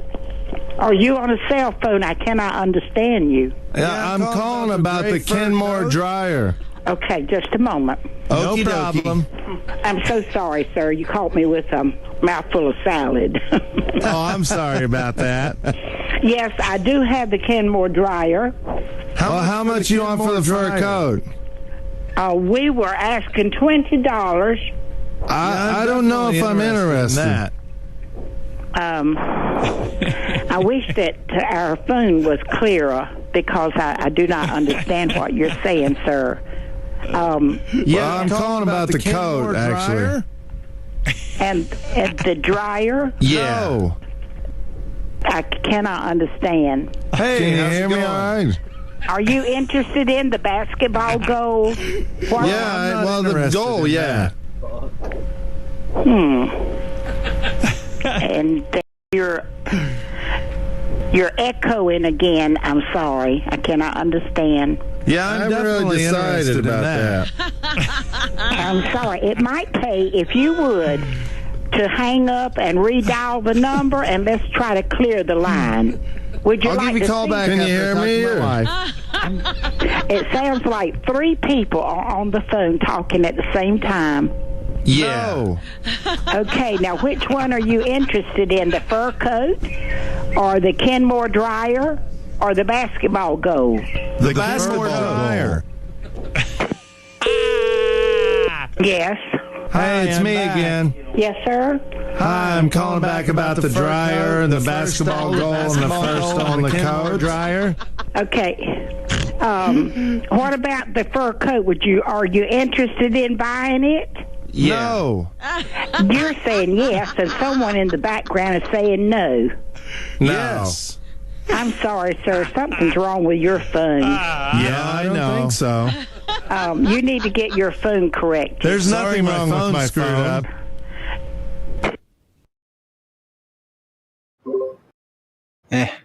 I meant the other one, Helio.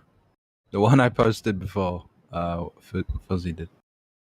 Sorry. Yeah, I was like, is somebody else talking? Anyway, which one? I was trying to find a good Tom Mabe video. If you guys look at that. So it wasn't that one that you wanted. It's that 3 minutes past the hour. Well, just above the one that you played.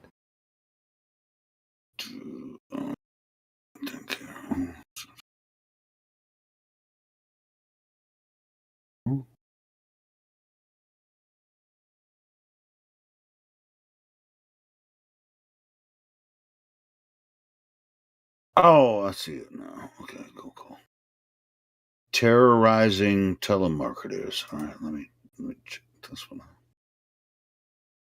Copy link.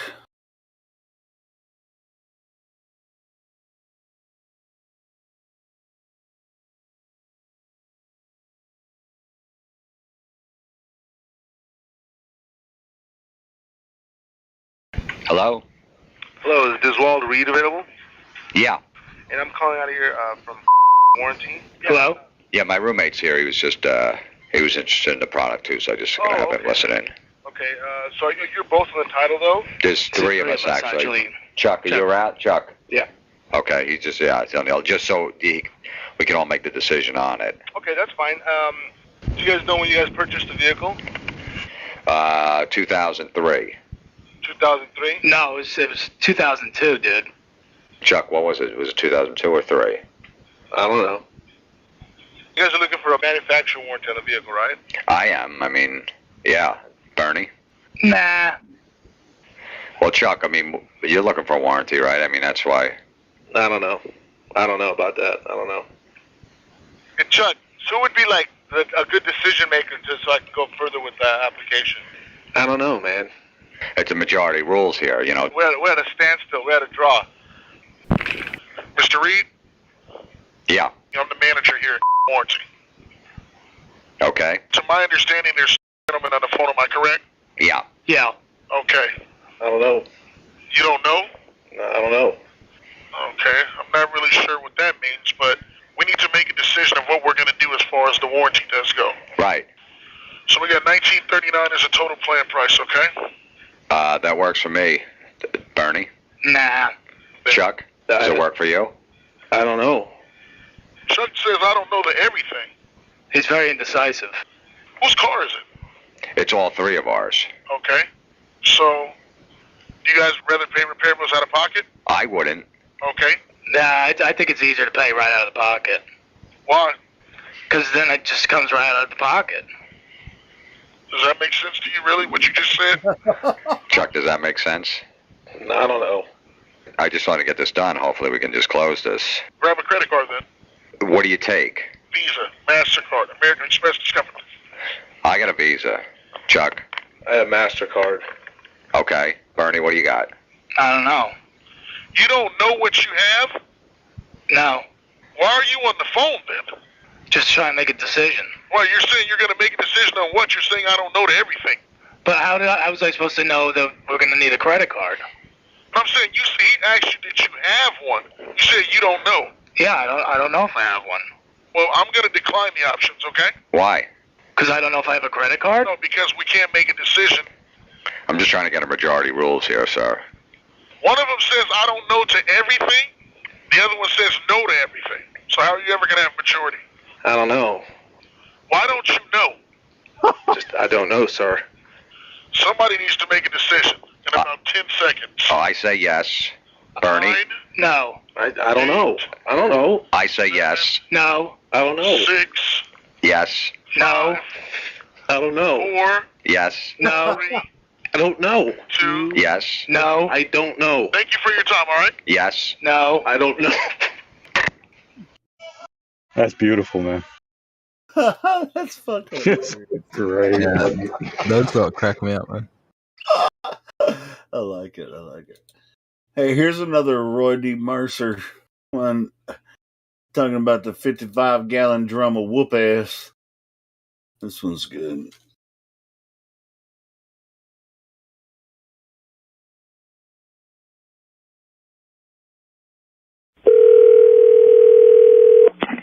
Herb Tennyson. Is it Herb? Yes, sir. Herb, do you work in the sales department down there? Yes, sir. Are you the only old boy named Herb that works down there? Yes, sir. Well, you're the one I need to talk to. I tell you, my name is R.D. Mercer, and my wife was in there the other day looking at the car, and you tried to help her find one. Yeah. And I don't appreciate the way you talk to her. Are you talking about Herb? Herb, are you named Herb? What was she trying to find? Well, she was down there looking for a car, and you kept showing her and telling her how big the back seat was, and it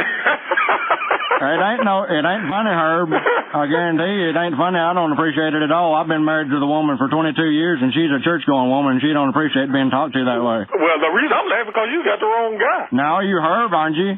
Yeah. Well, I've been Herb for about 42 years. Are you the only Herb that works down there? Yep, I Well, am. you're the only. Yeah, then you need one that I need to talk to. Oh, really? That's right. You kept saying how comfortable the ride is. Really? That's right. That's what she said. What was she looking at? She was down there looking at a car. She's trying to find one of them terraces down there.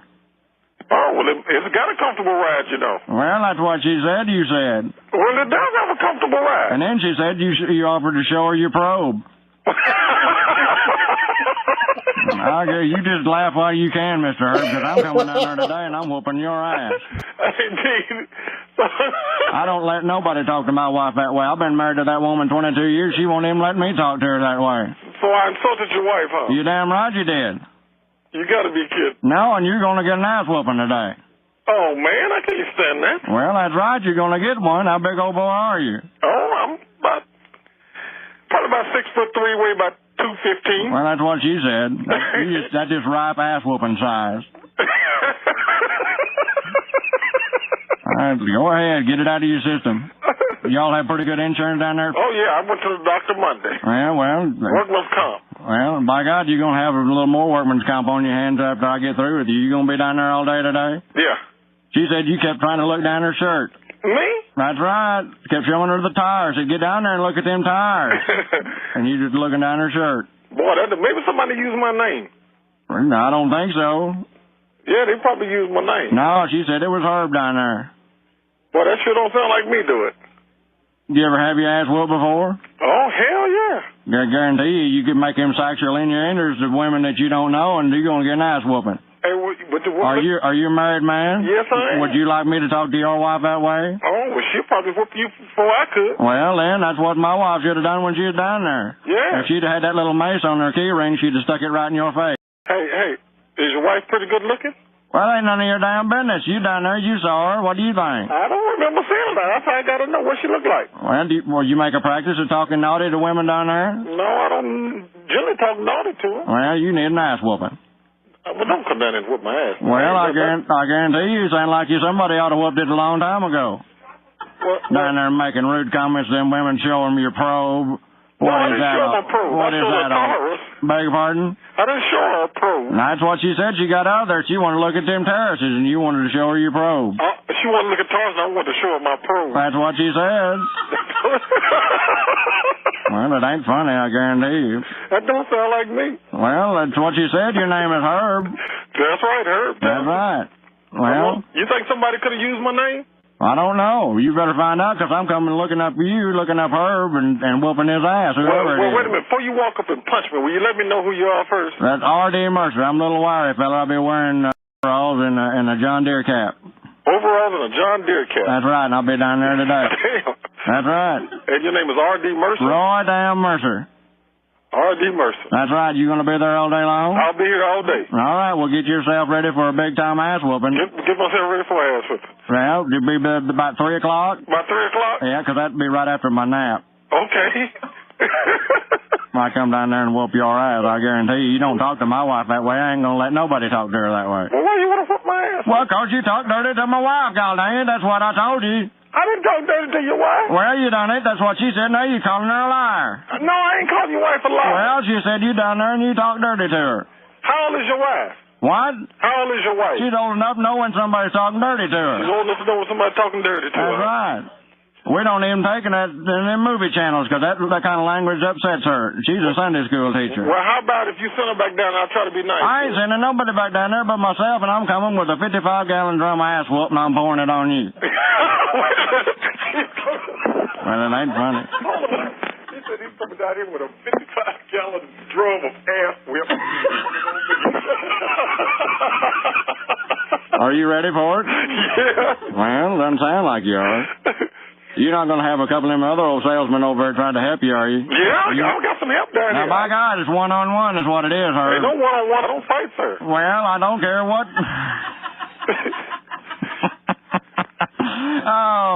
Oh, Herb.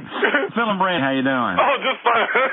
We're just pulling your leg a little bit, courtesy of your buddies down there. Oh, really? They said that you kind of like to do this kind of stuff yourself. That's right. Yeah, I do. I'll tell you what, Herb, if you knock off $1,000 on one of them terraces, I'll let you look down my shirt.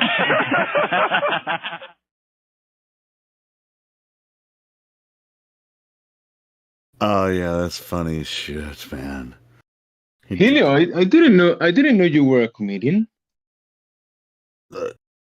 Well, I'm not. I try to be funny when I can. I'm a huge fan of comedians. I wish I was as creative as a lot of these comedians that I'm a fan of. Yeah.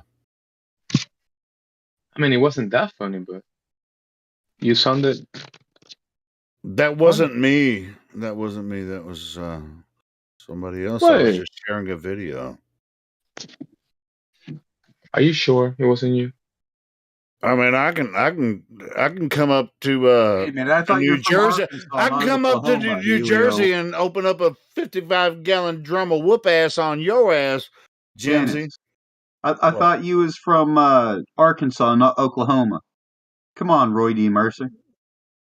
No, I mean, Roy D. Mercer is a pretty creative guy. He does these prank calls. Anyway, whatever.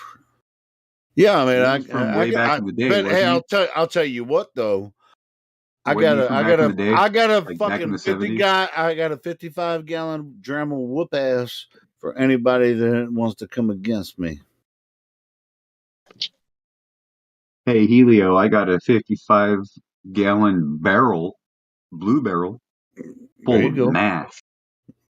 Full of Mash. Do you know what Did you mash is? say math or mass? Mash. M-A-S-H. Mash, like hash, like No, like sour mash. sour mash. Oh, you're talking about Corn mash. corn mash. You know, making liquor, Corn squeezins. squeezing the corn out, squeezing No, the. you're squeezing the liquor out of the corn. Yeah, but you have to let it ferment first. I mean, it takes a while. About 2 weeks.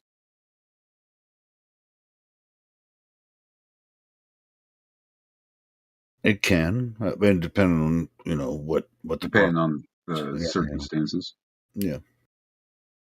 But you Anyway, gotta remember, but it's nice and hot out here always. who besides Roy D. Mercer has a 55-gallon drum of whoop ass throw around?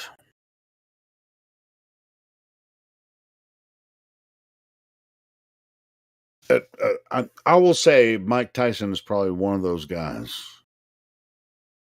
That's he's a nice guy. At the end of the day, have you guys seen Mike Tyson's podcast? That dude is a trip. Yep. And I've played Mike Tyson's Punch Out. Yeah. Yep. Motherfucker. Tyson is a Can't trip, get past bro. him. It's It's been like, fucking he's not goddamn. gonna All It's Bulls been easy the first 35 time. years and I still can't beat that fucking game. he's But the not gonna second kick time, your Ball ass. Bull, Go ahead. man. Go ahead, Hank. Sorry. I'm just saying, Ball Bull the first time, he's easy. The second time you fight Ball Bull, it's like, man, dude, you been on some steroids or something? You It's coming like in here Stan kicking Man all ass? over again. But anyway, think- Mike Tyson has a podcast, and it's like, he's a gentle giant, bro. Don't step in the ring with that motherfucker. I promise. You're gonna regret it. Gentle giant. Like, I think I have to make a task bot just to beat the fucking game. And then I'm not even beating. It's just AI doing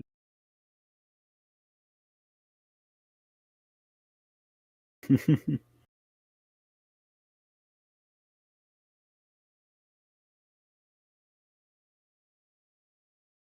Oh shit, we ran Issa out of here. It'd do what it do.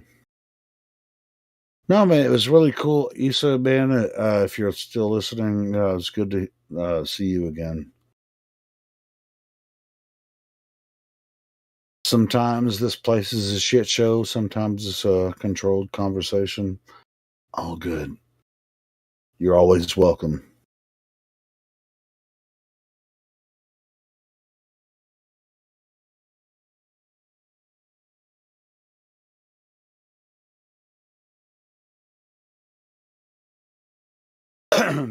Hey, Hank, that meme you posted with the sun going up and down, that's the 24-hour sun in the northern hemisphere, right? And you have one of the Marios, right? Like, is that from Super Mario Brothers 3 with the raccoon That tail? is correct. Yeah, when you get into the desert, a couple of stages into that level, the sun chases you, and you have to run and time the tornadoes just right. That way, the tornadoes launch you into the air. But yeah, the sun's Yeah, constantly I'm not chasing you. even a fucking gamer, and I fucking caught on to that. That's weird. Oh, by the way, How do listen. I remember that? I mean, I did play those games back in the day, but I don't even game anymore. But I remember that. Go ahead, Hank. I was just saying, listen to the music.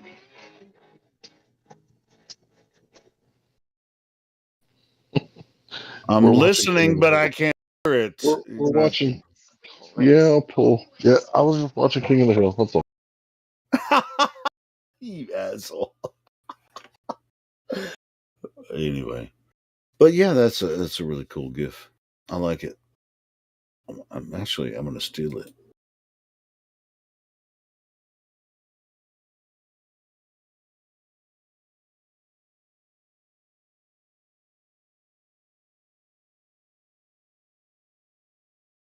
I'm stealing that GIF. Stealing that GIF.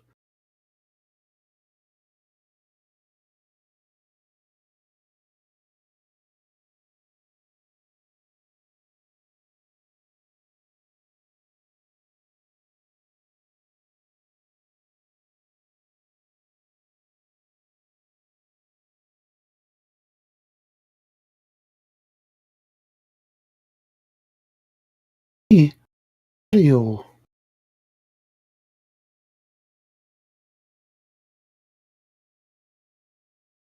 Running from the sun.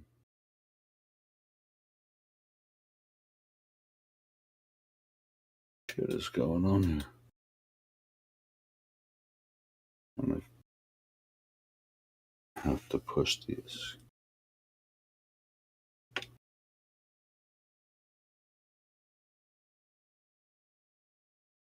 Well,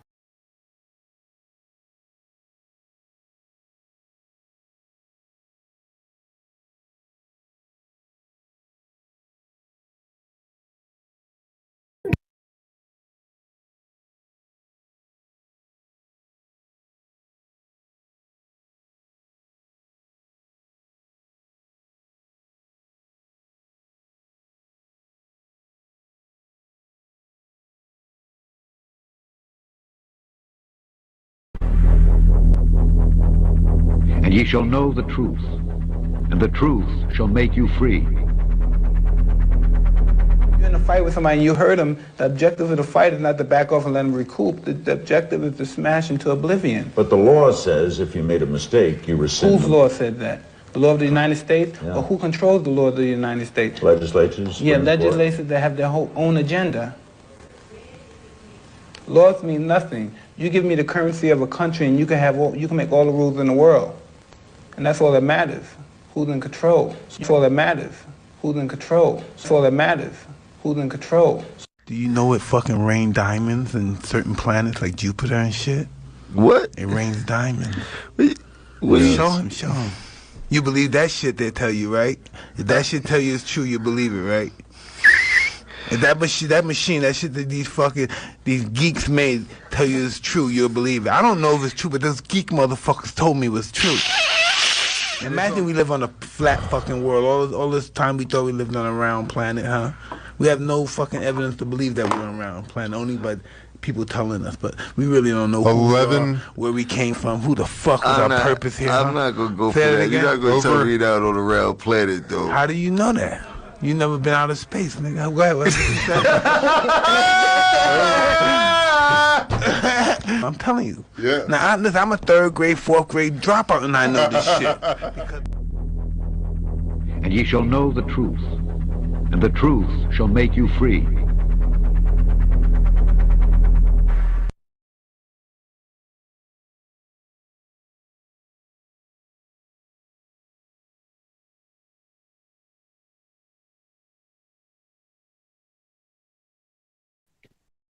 Was that Mike Tyson talking about the Earth being flat? Certainly sounded like it. He said, "You don't fucking know. How the fuck do you know?" And he's You ain't right. never been to space, nigga.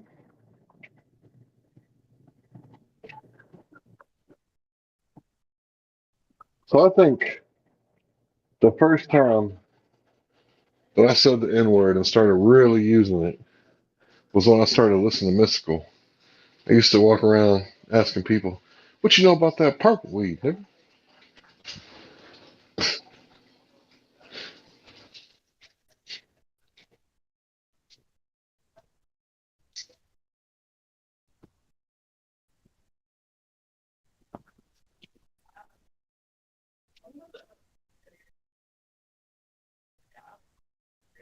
Where'd that come from? Somebody post a link to that.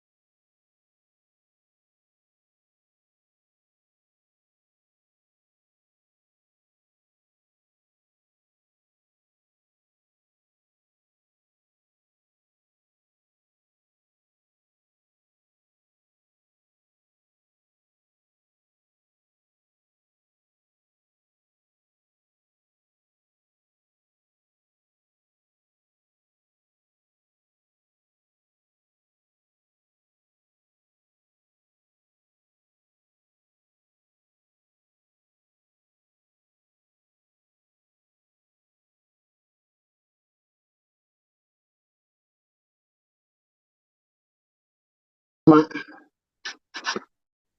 Mike Tyson sounds. Mike Tyson sounds like he's been listening to our stream.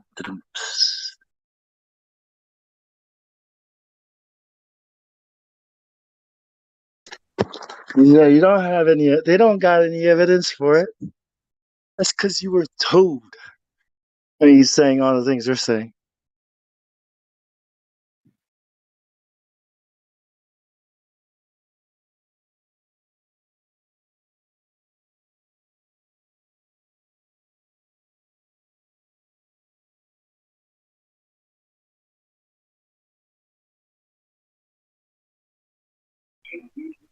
Yeah, he sure didn't jump on the bandwagon and say, well, NASA's been to space.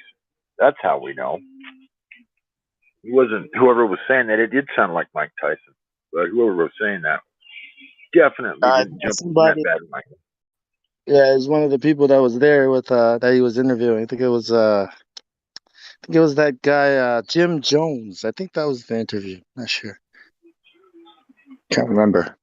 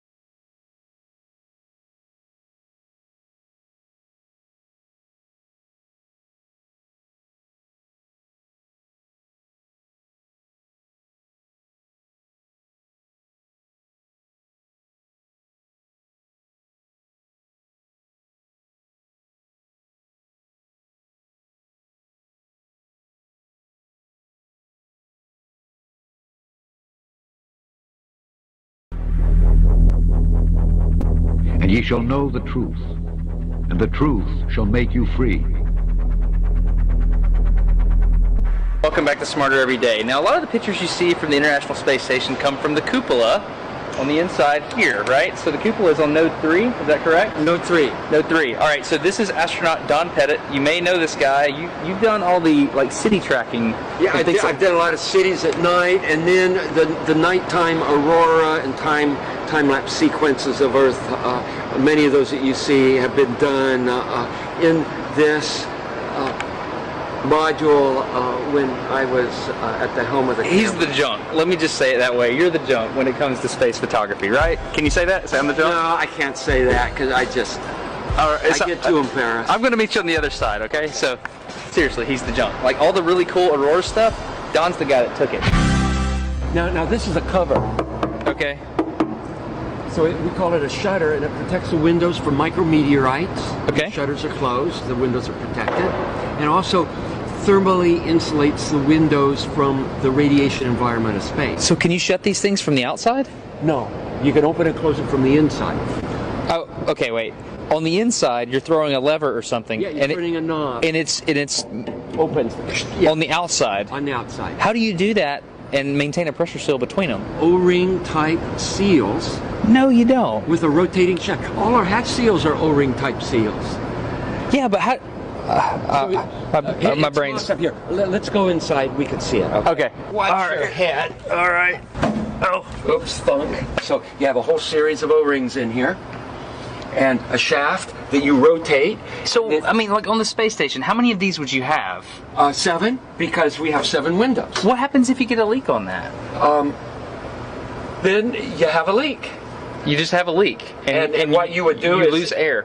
Yeah, you would probably seal the whole cupola off, and then there's probably a plan. I don't know off the top of my head, but there's probably a plan for replacing the mechanism. Might require a spacewalk. So my question is, how can you operate a lid on the outside of the space station by manipulating something mechanical on the inside of the space station without losing air pressure? It's called real good engineering.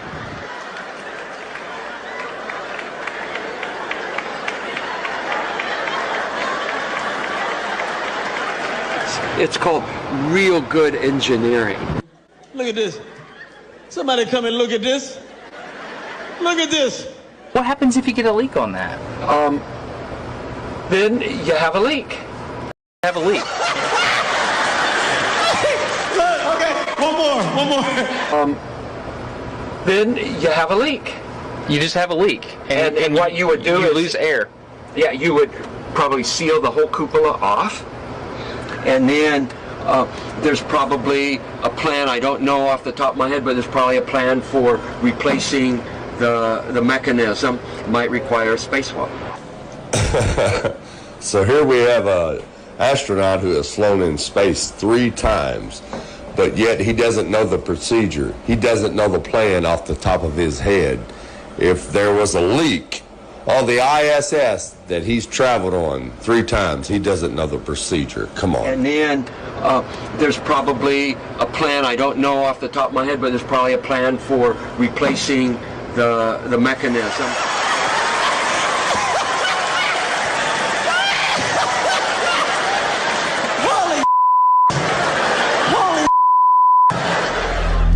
The reason he don't know the plan is because it's all fake. He was caught by surprise with the question. Thanks for watching, and God bless. Can you imagine a sailor who didn't know the procedure or protocol if they spring a leak in the hull?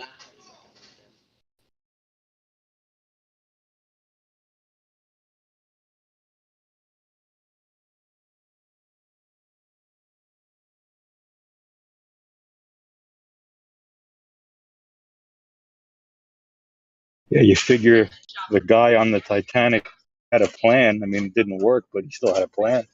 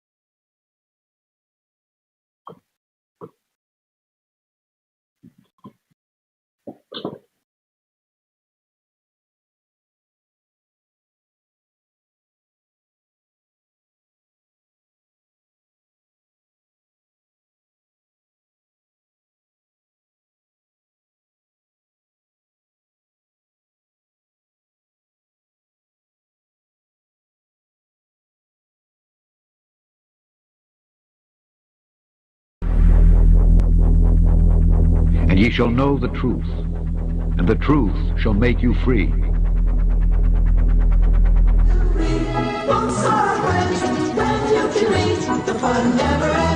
Woo!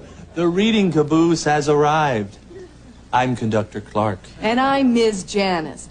Hey, who wants to learn about the letter H? I do! Now what can we do with the letter H? We can hula hoop. Or? Create a massive global hoax. What Ernie's referring to is the Apollo 11 moon landing that supposedly took place on July 20th, 1969. To quote Neil Armstrong, this is one small step for man. And one giant lie to mankind. Hello, everybody. Hello.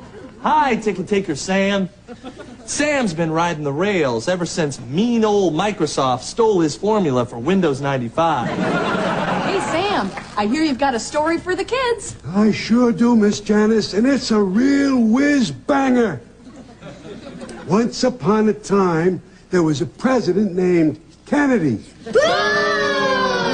I promised to put a man on the moon before the end of the decade. Meanwhile, poor inept NASA couldn't get a rocket into space. Pew! So, they turned to Plan B. I'm LBJ.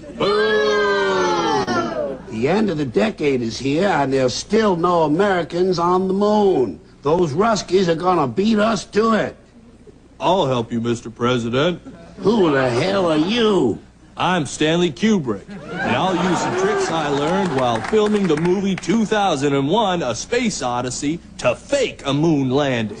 Good. While people think they're in space, we'll keep the astronauts busy with whores and gambling. Then we'll pay them off, or brainwash them, or kill them. The end. Yay! Squawk? But is there any real proof it was a hoax? Squawk! Is this proof enough, Gully Bird? I used to fly to the moon all the time. Hobo Dan! Hey, Hobo Dan, how did you fly to the moon? With the only real astronaut, Dr. Timothy Leary. Oh, Hobo Dan. Hey, that reminds me of a song. That's actually true. This old moon rocket ain't what it appears to be. Ain't what it appears to be. Ain't what it appears to be. This old moon rocket ain't what it appears to be because it was baked in a kiln in Japan. Yay! Thanks, Hobo Dan. That was fun credible. And the truth. Uh-oh, someone's ringing the doorbell. To the safe room, kids. To the safe room. Okay, that's all the time that we have for now. We'll be back with more reading later. Until then, the most important part of reading is reading between the lines. Sayonara, pigs.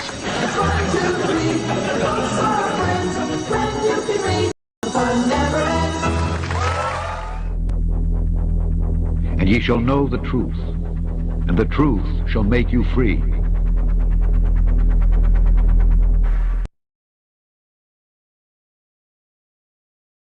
That sounded like George Carlin in there. Is that right? Somewhere in there I heard his voice. I don't know, Yes, but it George was. Carlin, he calls them nassholes. Like NASA? It was definitely George Carlin. Yeah, he calls them nassholes, so I think he was hip. Because why would he call them that?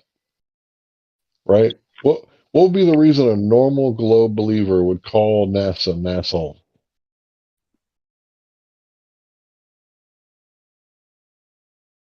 You wouldn't, right? If you're a believer in the globe. So if you think they're assholes, then you probably think they faked the moon landing and they're really into war. Right? It's not about rockets to space for science. It's about furthering the, missile, intercontinental missile thing, right?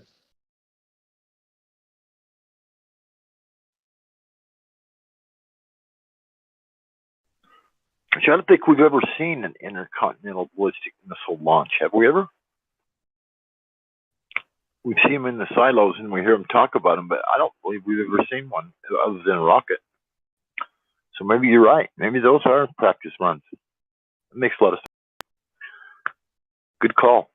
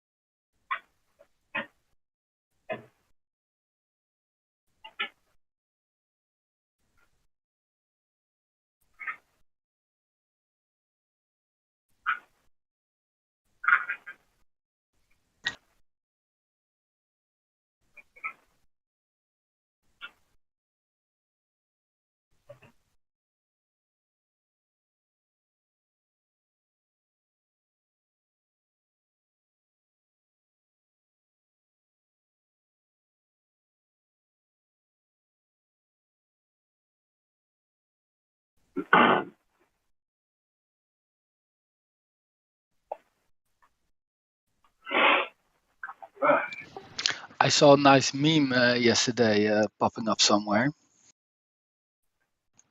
And it was like, you need oxygen for a fire, right?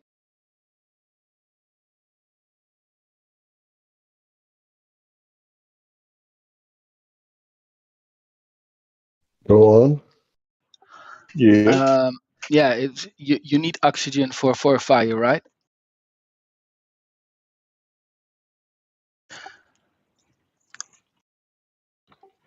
So how is the sun burning 93 million miles away? Is there any oxygen? Uh-oh. Uh-oh. That's a good point, man. Yeah, Well, I thought that also. I think, whoa, yeah, I never heard that one. well, they say it's a nuclear reaction. So, I mean, not really a ball of fire.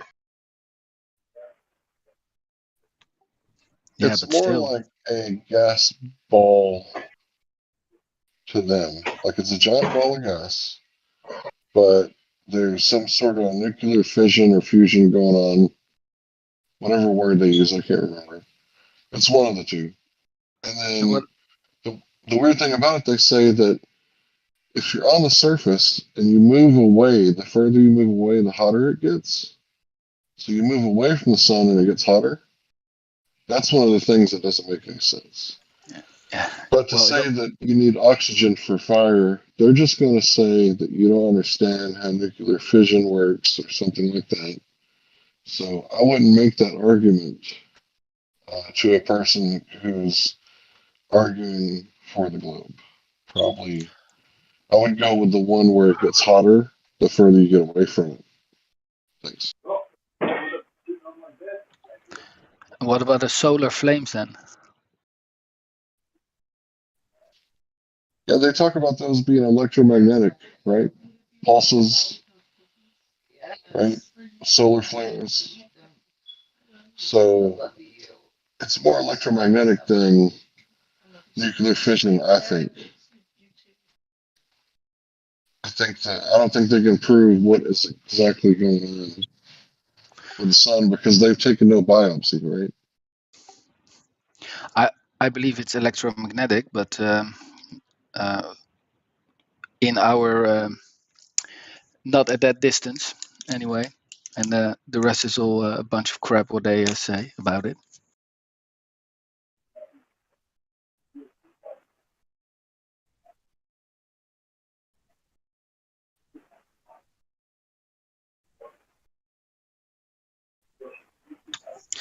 But I like the meme. I thought, yeah, well, that's another way to look at it. If somebody pops up that kind of stuff about the sun.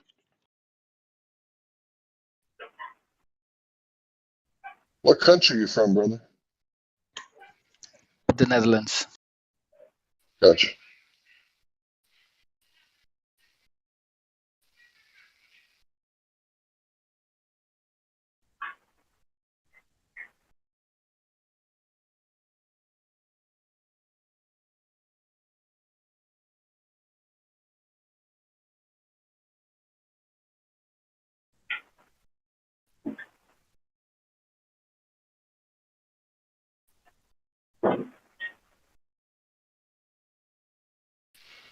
So earlier, someone was talking about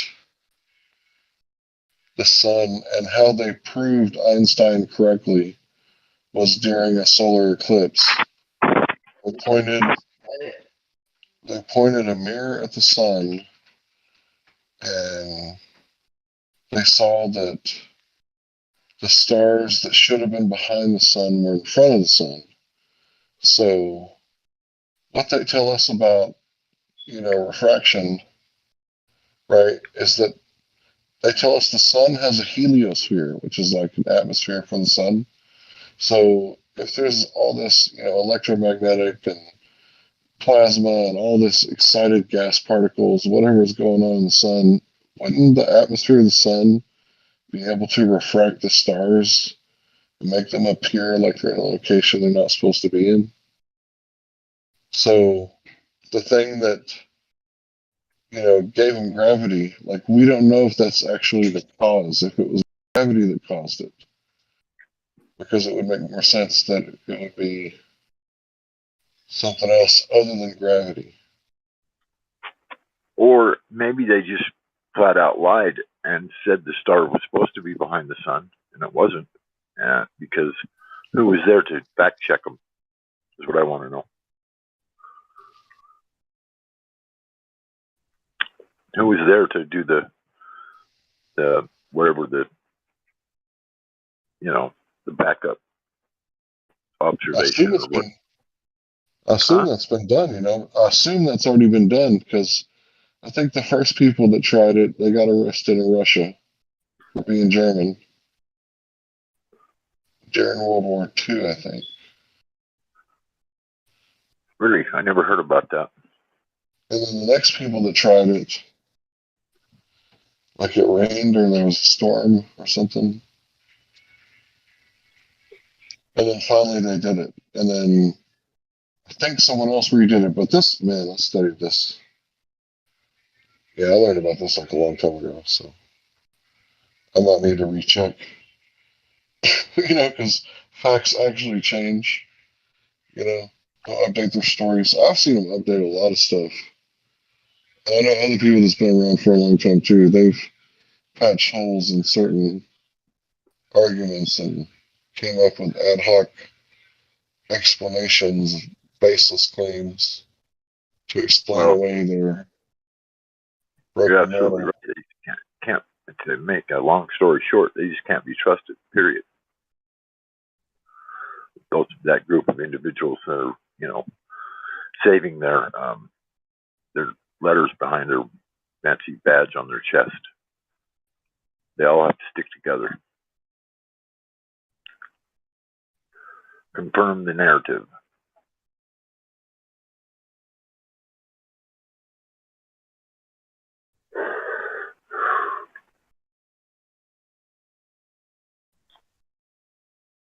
How many times have they actually told the truth is what I want to know, in comparison to how many times have they lied.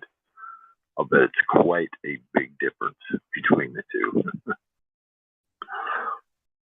When it comes right down to it, you add up all the stuff that they say happened on the ISS, and all their launches that they say went into space, and all their, when you add up the total of the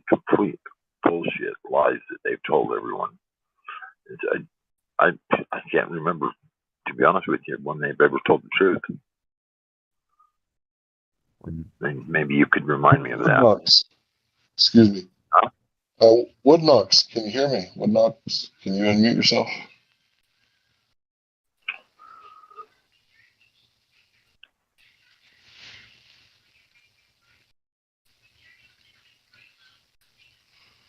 I guess he's AFK. Please continue.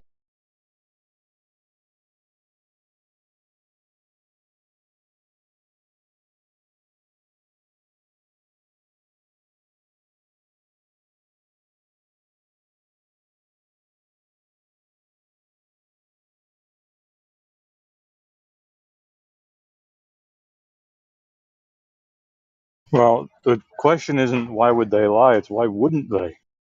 I mean, they got all the money, they got all the power, they got all the respect, quote unquote. So why the fuck wouldn't they lie? And they're going to get your money whether you like it or not.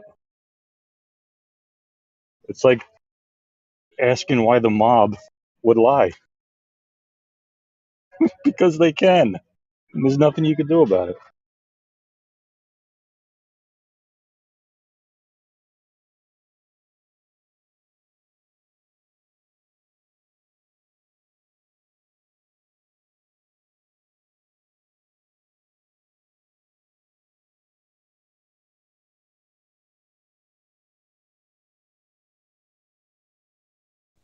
So I think it just boils down to in-group preference.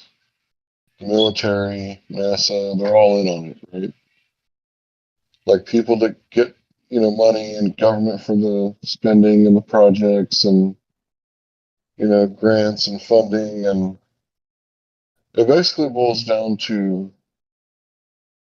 the lobbyists just, lobbying for each other. Like, hey, I got an idea. Like, I'll start, a charity, and that way we can pay taxes to ourselves. And meanwhile, everybody else is, they don't have a charity, right? So they're not getting those tax breaks.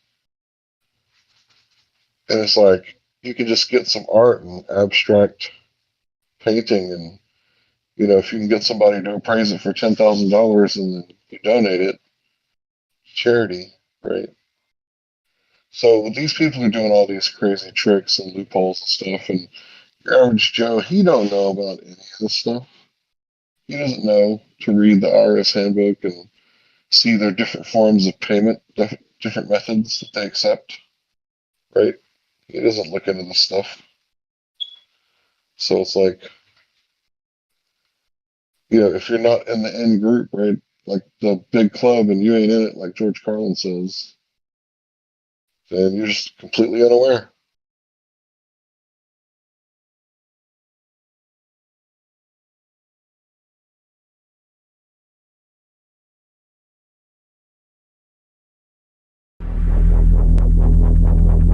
And ye shall know the truth, and the truth shall make you free.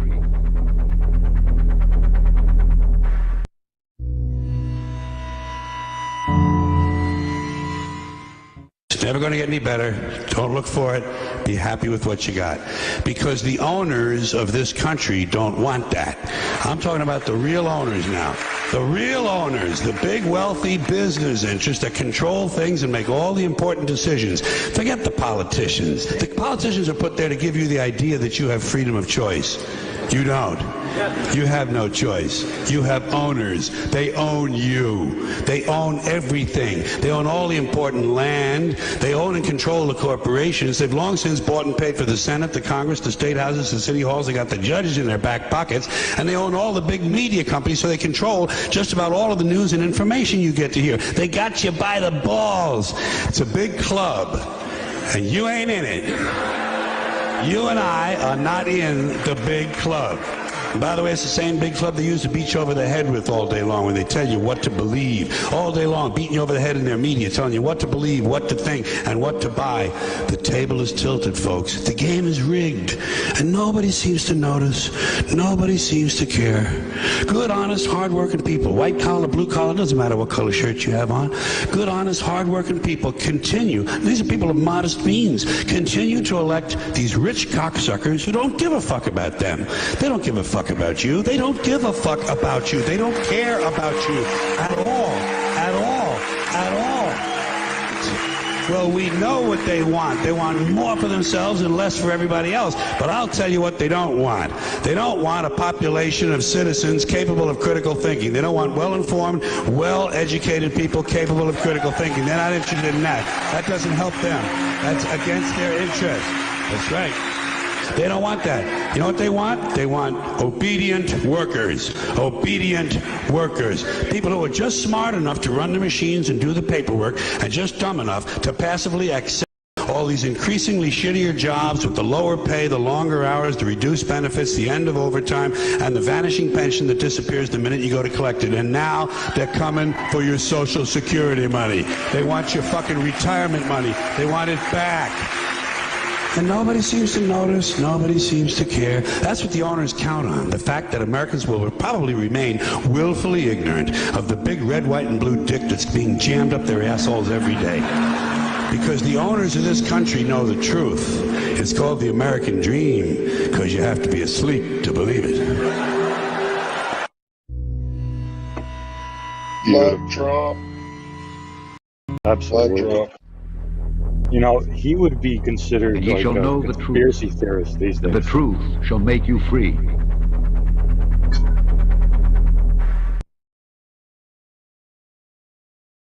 He would be hated by the Oh yeah. by people.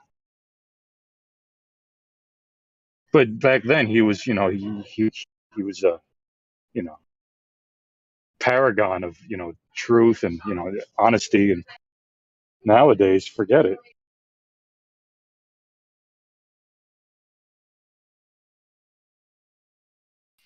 You know, I always liked Carlin, like even though like he said stuff that I didn't disagree with, right? I knew that it was comedy and it was like his right to say it, right?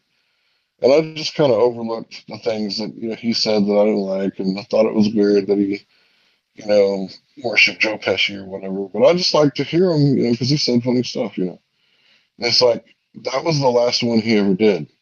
That was the one where he was talking so bad about Bush's mama that they had to drop him, I think, because it was so bad. And he just, he was like, fuck it, I don't give a fuck anymore. I'm going to say whatever it is I want to say. And he was a rapper. He was an artist. Like, he was, I don't know, man. I really appreciate the guy. That's all I'm going to say.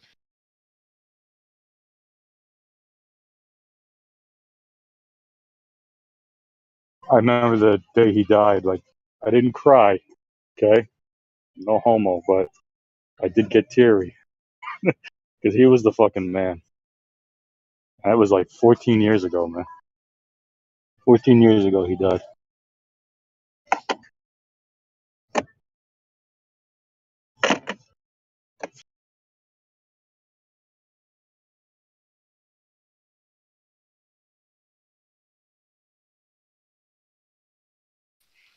So apparently on 9/10, 2001, he did a comedy, and apparently it was about dead people. So the poor bastard, on the next day, sees the headlines, and he was like, oh, fuck, that's not going to go over very well. So I really want to go back and watch that one, in retrospect, because he didn't know what was going to happen the next day. Right? If he did, he wouldn't have said that, the things that he said. Poor bastard. Are you sure about that? Dude, I love George Carlin. I mean, he's one of my favorite well, comedians for comedians' sake, because I mean, he spoke his mind. There's no filter. But But it was not great. only for that, and It was but like also, listening to Lewis Black, you know? I'm looking for an interview that I listened to. I think I found it, where he just goes through his whole life, um, history of his family and stuff. I think I found it. I think this is it, dude. If you like George Carlin, you want to hear him, speak candidly, which he does on stage, but also like it's different. That's a performance, but like him being interviewed, speaking candidly is pretty freaking awesome. I think I found it. I'm going to share it right now. Anyway, continue, gentlemen.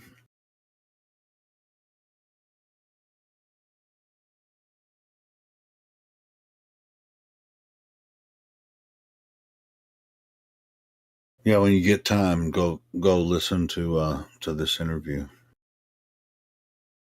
It's I'll it's check like it out. 2 hours long. Yeah, it's like 2 hours long, but yeah.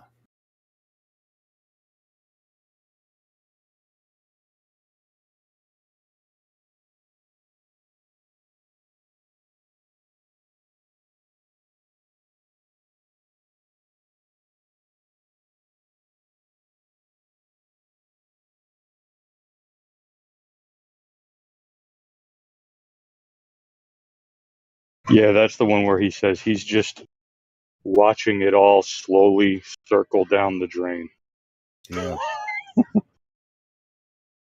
Well, that's what makes his performances, as a comedian or as a it's not even jokes. I mean, just like what we just listened to, that wasn't jokes. Everybody's laughing, but what's funny about this?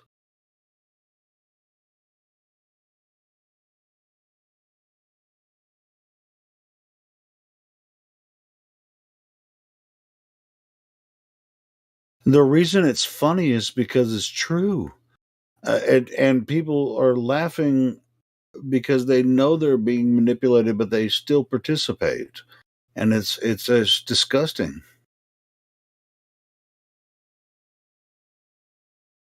They're laughing to keep from crying. That's what it is. Yeah. Well, those were good people, right? Paid good money to go have a good time and have some drinks and have some laughs. And then when you hit them so hard with that much truth, a lot of that was nervous laughter, I think, right? Because at a point, what he's saying is not funny. Why are they still laughing? What's their other option? Yeah, but if you don't laugh, you're gonna cry. But Yeah, what are you gonna imagine. at the end of the day? What are you gonna do about it? Yeah, What are your options at this point? imagine if he said, "What the fuck are you guys laughing at?" Imagine, okay, this dude, he didn't flat smack them, he fact smacked them because these are things that you could readily identify and verify on the internet back in those days, right? Because what was this? You said how many years ago? So That was like 10. No, not 10 years ago. It was about 8 years ago. you said it was 14 years ago. No. Anyway, so we Well, have the internet. the interview. Well, I mean, his stand-up stuff. He was like early 2000s when some of that stuff. Yeah. So yeah, it's almost 20 years ago. Yeah. So yeah, we were kind of aware of 9/11 at that time, but we didn't really know, like how far these assholes are willing to go, right? Well, So my favorite phrase in that last thing was like the red, white, and blue dick that's being shoved up your yeah, ass. that's Fucking love that shit. Who has the guts to say that besides George Carlin? You know what I'm saying? right. Pretty intense.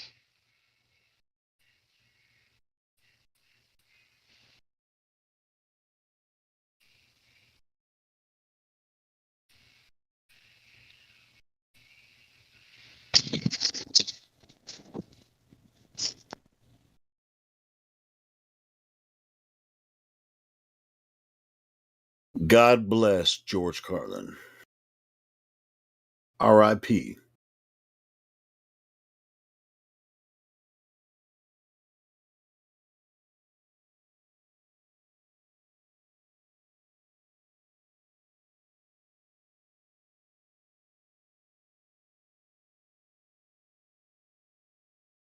Oh, Indio, is that a new podcast? Hell yeah.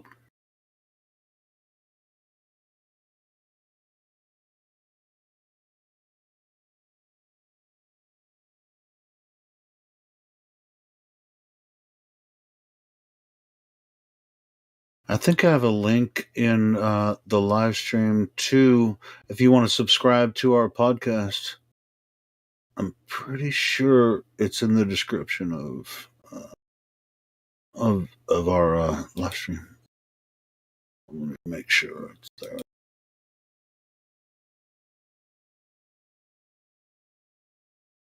So many tabs open here, I can't remember what I'm clicking on.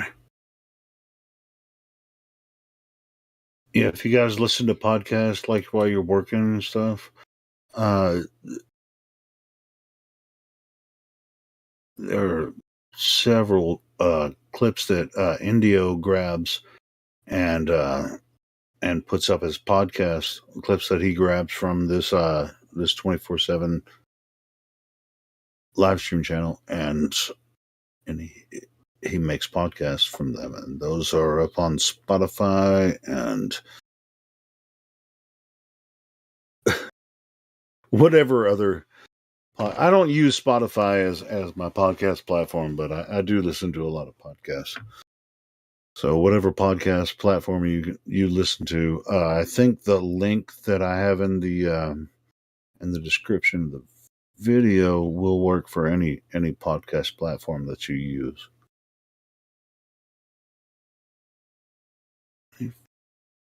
Find it.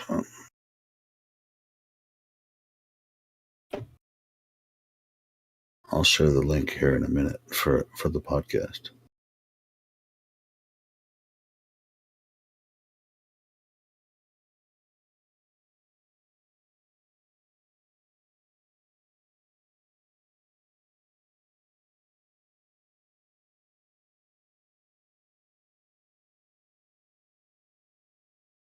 Damn it, I don't have that. I'm going to have to add that to the description. I'm pretty sure it's on Nightbot, though. Hold on.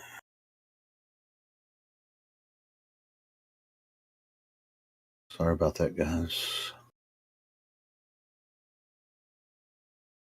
If you do use Spotify, though, look on the link that Indio just shared. I thought I had it in the description, but it's not. So, yeah, he got a bunch of stuff on there. Yeah, there's a lot. If you use a podcast app, click on that. Let me see what happens when I click on it. I don't use Spotify for my podcast, but let me see what happens.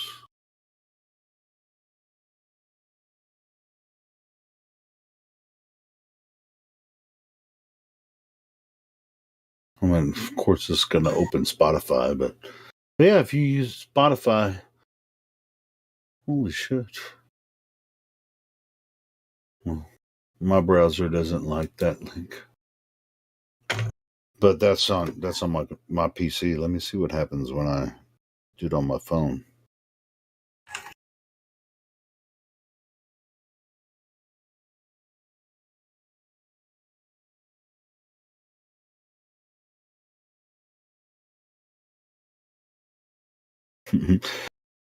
Asking if I have an Alexa device. I do, but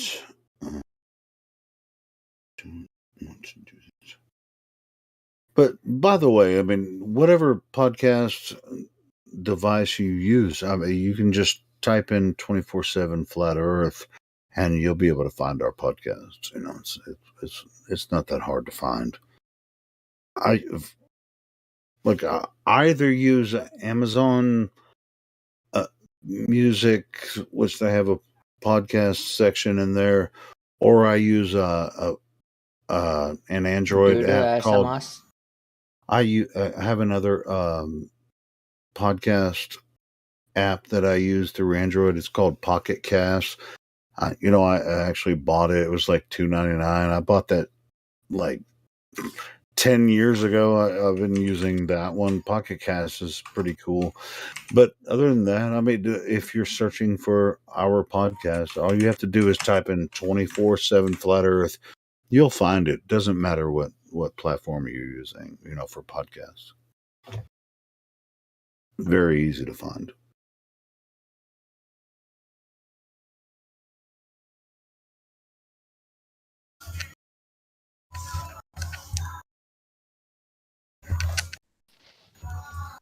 Yeah, I love what Issa said about Big Bang. Yeah, I do too. It's just like Big Bang. It's like the faster Big you Bang say created it, it. the faster you say it, the faster it happens. That was funny. Big Bang. Big Bang. And don't forget about gravity. And there's Big G and Little G apparently. So is Big G Big Bang? Oh, you're gonna have to ask the people that came up with that bullshit.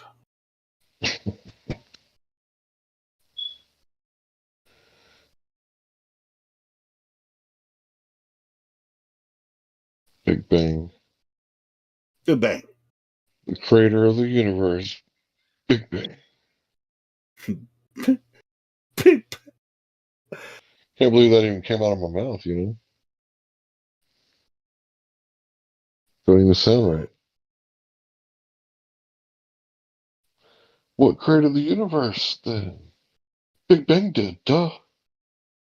Big Bang. All right. Cool. So I just I was looking up this the link that this didn't come from the link that Indio shared, but here's like whatever podcast platform you might use. This one just popped up, so I haven't even listened to it yet, but this is whatever podcast platform. If you type in 24/7 Flat Earth Discord, you'll be able to find it. It's not hard to find. So anyway, here we go. This is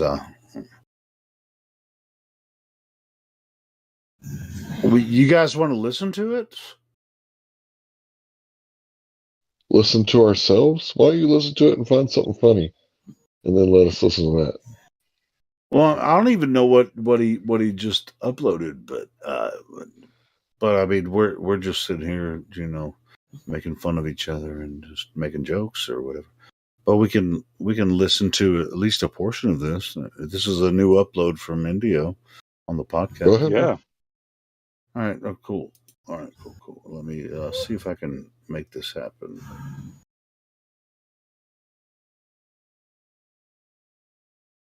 I don't know if this link's going to work, but if it doesn't, I'll come up. I'll find another one.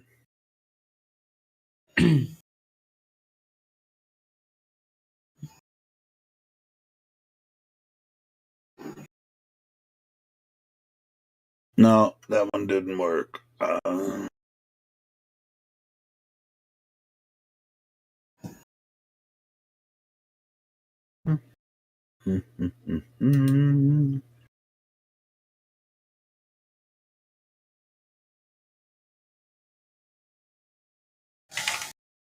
Bump, bump, down, bum. That was a fail.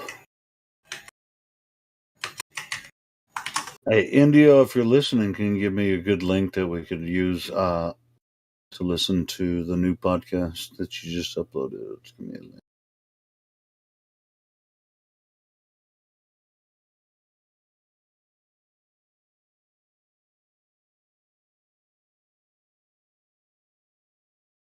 Bump it down. But what's that game show result? Dun, dun, dun, dun, bow. What's that game show there? Price is Right. Oh, is that Price is Right? Oh, yeah. Flat Earth is right. Bum bum ba dum bum.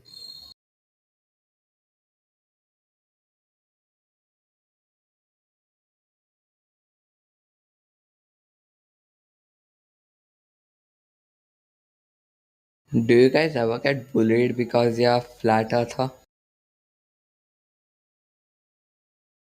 Say that again. Do you guys ever get bullied just because you're a flat earther? Well, No. I mean, what do you mean by bullied? What is? Like people make fun of you? Do I get my feelings hurt because I'm a flat earther? No, No. like do others make fun of you? Yeah, Yes. of course. Yeah. Yeah. Yes. I don't tell people I'm a flat earther. Well, it really doesn't matter what other people think about you because most people have the attention span of a goldfish, which is about 10 seconds. So they're going to be thinking about you for 10 seconds. Who cares what other Yeah. people think? I I don't even tell mean, them I'm a flat earther. Well, cool. I tell people, Go ahead, Hank. I'm sorry, brother. bro. I tell people, I don't care. I don't care what they think. It's not a Yeah. secret. Yeah, I mean, do you have a problem with bullying in any other category? No. Improved? All right, so you never Uh, get bullied for any other thing? And why? no, not I'm usually. all right. Cool. So why are you asking us if we care if people make fun of us? I don't know. I'm just curious if I should tell people I'm a flat earther or not. Well, yeah, Not in the beginning. yeah. No. You have VC verified. You've come here to talk to people about flat Earth. Cool. Let's talk about flat Earth. Let's not talk about bullying. We're quite aware of the cyberbully shit. We don't really pay attention. Yeah, I know. This guy is the funny Pakistani. He's a I'm not funny. Pakistani. What the hell? That was funny. All right. I know. All right. Improved. What? State your purpose. No. Improved. I mean, how did you find us, and what's your questions? I mean, instead of asking us whether we get bullied because we're flat earthers or not, why are you here? I mean, are you curious about why we think the Earth is flat? The first time I joined, I was just here to like make fun. I asked my friend for like does he know any meme servers or something. Then he sent me 2 servers, a vegan one and a flat earth one. So I joined this, and now that I hear the conversation and that stuff, now I actually think that the earth is flat. Well, why do you think that? Why do you think that the Earth is flat? I mean, is it because of what we've said, or is it because you've? Yeah. Okay, well, don't believe us necessarily. I mean, you can take the information that we talk about and go convince yourself. We're not here trying to convince people. You have to convince yourself of this truth.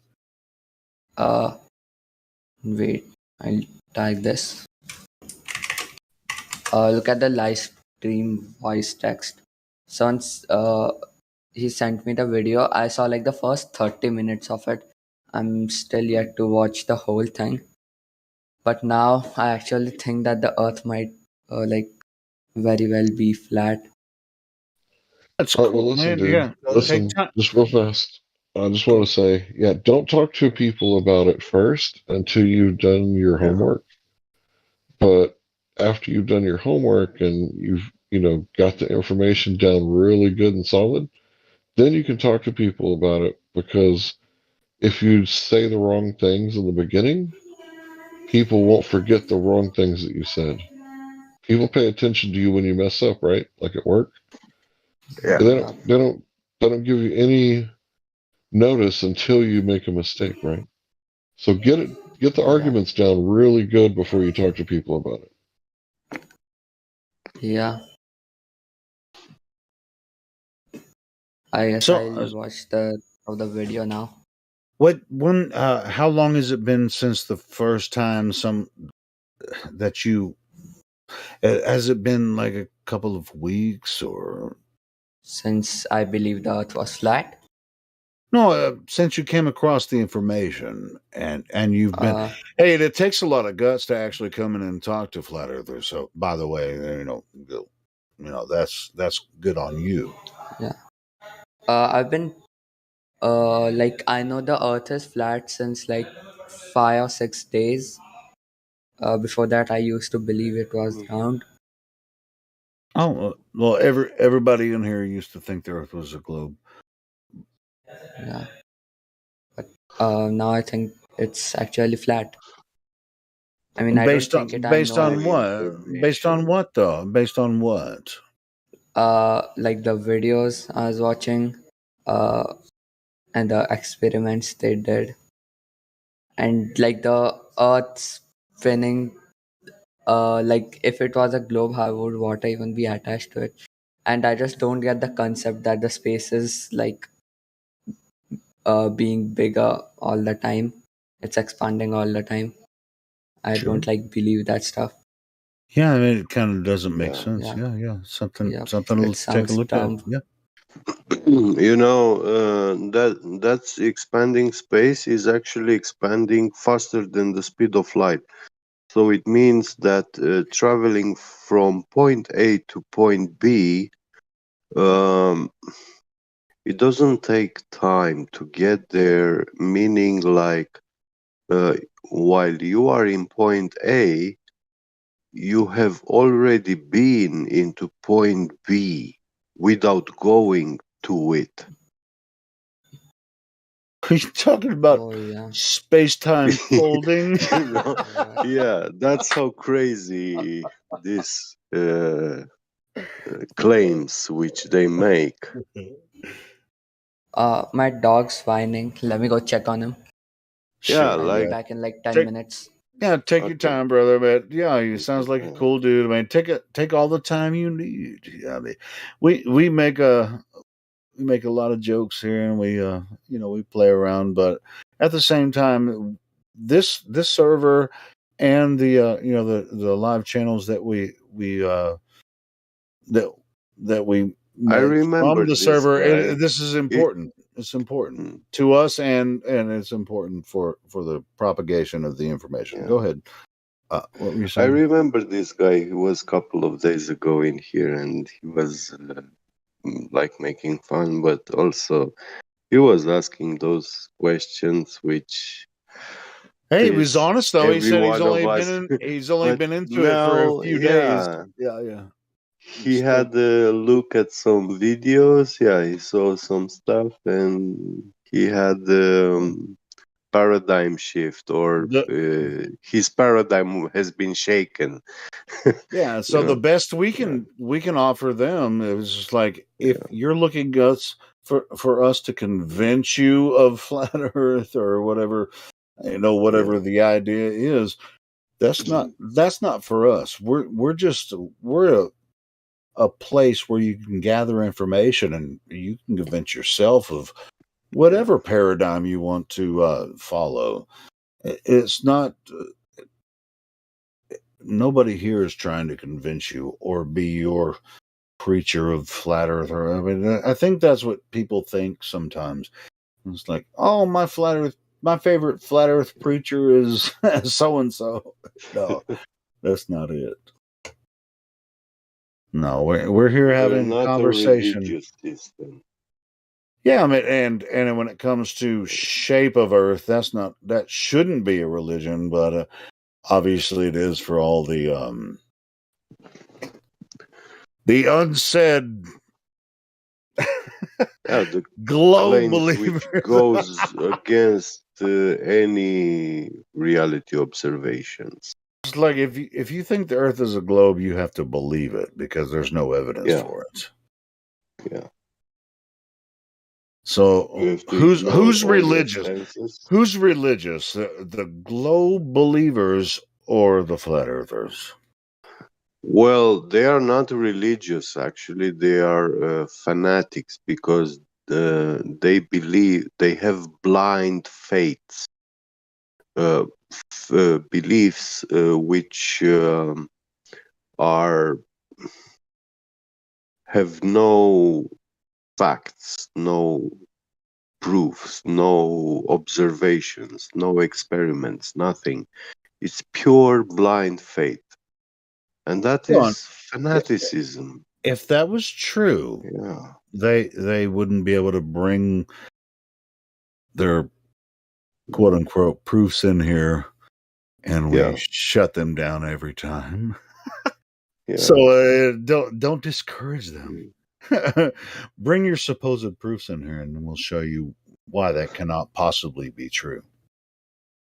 All you television watching news believers, bring your shit up in here.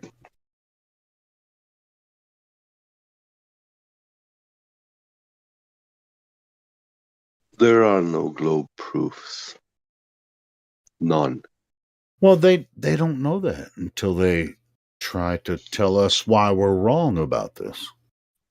Well, yeah, you know, many of us in here send these globers to hunt for the curve, you know. I don't want to send them curve hunting because I know the most tragic accidents took place in a curve, you know. So Oh, that was a good yeah. one, Jevy Joe. That was a good one. Thank you. Curve hunters. The curve hunter. We'll have to Yeah. write a song about that one. Yeah. Curve hunter.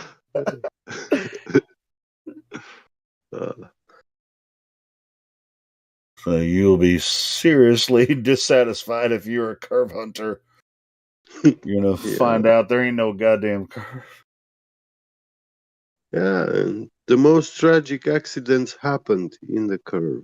Yeah.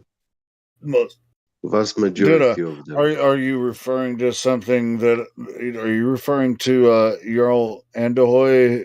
He's a Norwegian shipman that wanted to go to Antarctica. Shit, Norway is a long way from Antarctica, isn't it? Yeah. And once he got near Antarctica, guess what happened? Mm. Do you want to guess, or you want me to tell you? What? All right, what happened to Jarl Andahoy, he was a Norwegian shipman that said, "I'm going to Antarctica." Traveled across the Atlantic down to Antarctica. When he got near Antarctica, He realized that's no joke.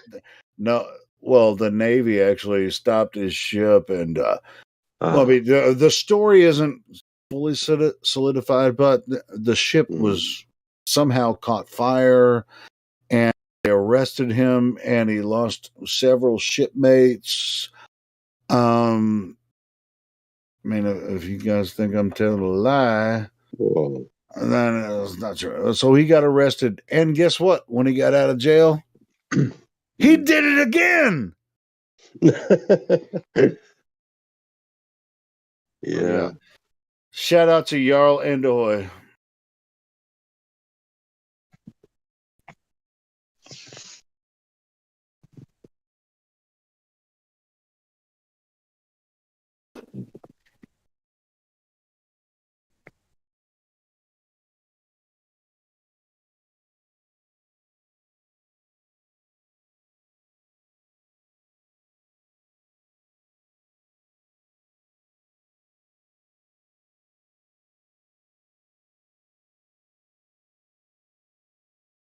I think I'm lying. Look at this.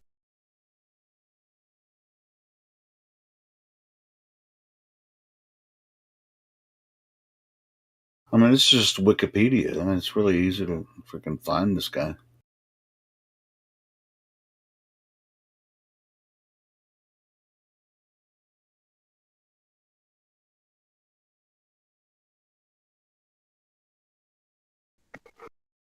Yeah, even when you're driving, The curves are most dangerous. That's the place where you lose control, where you can easily lose control of your car.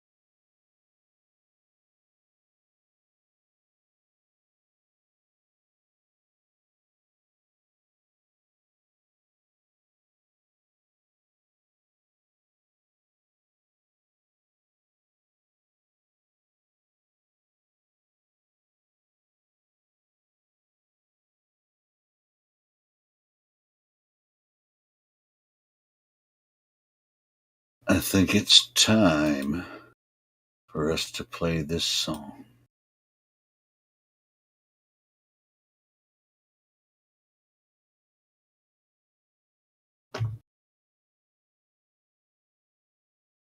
The sharing of biased and false news has become all too common on social media.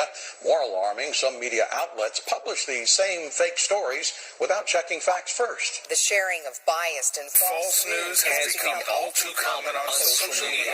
More alarming, some media outlets publish these same fake stories without checking facts first. Unfortunately,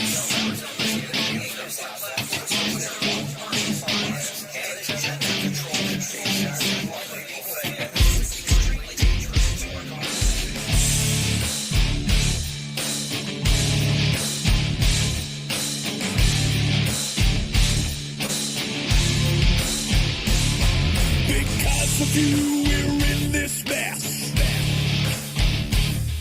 Forever you will acquiesce. How you love to be deceived. Whatever they tell you, you believe. Dead of sight, dead of mind, news believer, you are blind.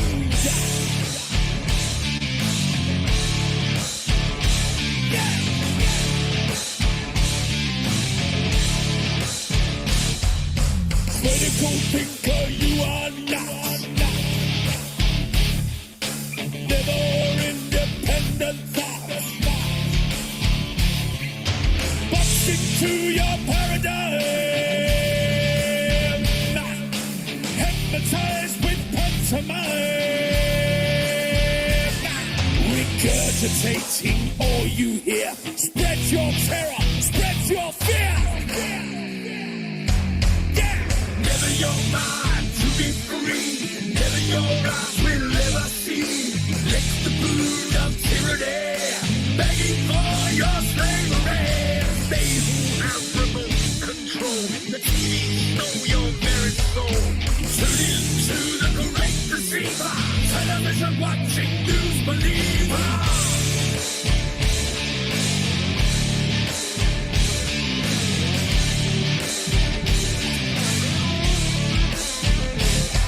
Inject your poison where your mask. All they have to do is ask. Never questioning authority. Blindly following like sheep.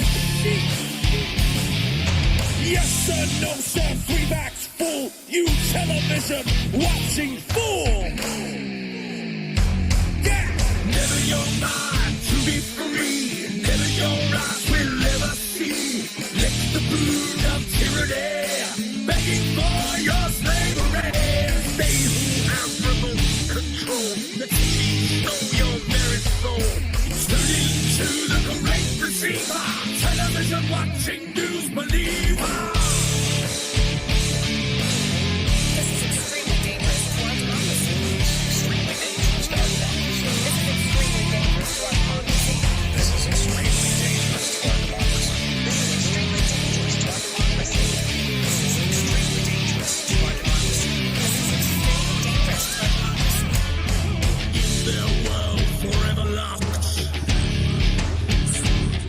Into their world forever boxed. Reality you leave behind.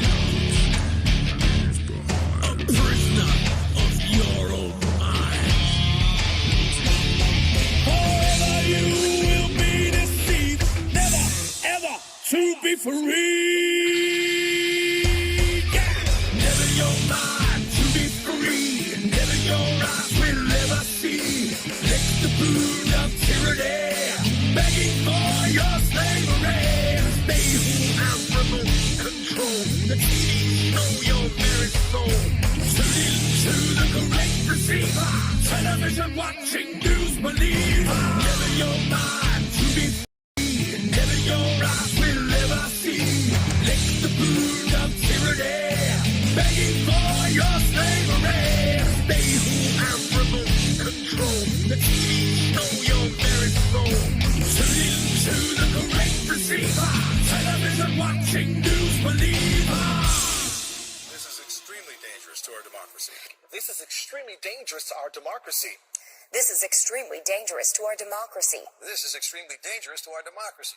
This is extremely dangerous to our democracy.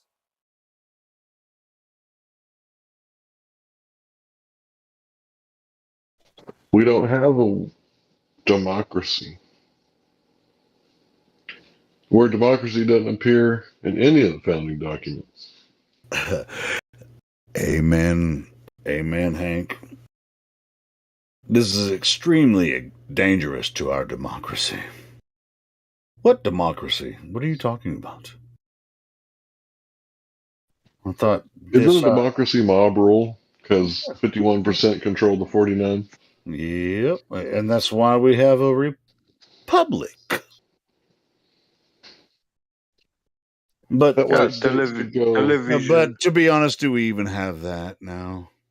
I don't know. Well, I mean, think about it. If Texas is a Second Amendment sanctuary, so it doesn't matter what crazy laws, them Pelosi's and other dual citizenship people over there, right? If those people pass all the laws they want to take guns away, but it doesn't affect states because they have no authority.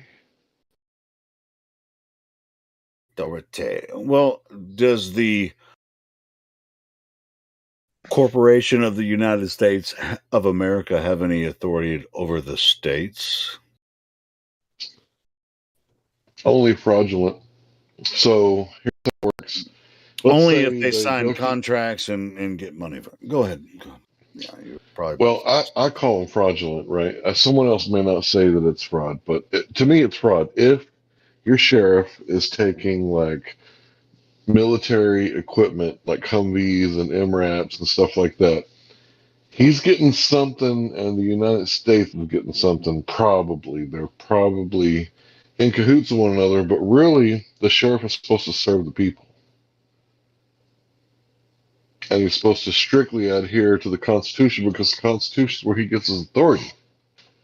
So if he's Are not you sure adhering to about that, that though? where does the sheriff get his authority? The highest law in the land. His job is mentioned in the Constitution. Well, since let me think, where? But how can the sheriff protect the people if he don't take military gear?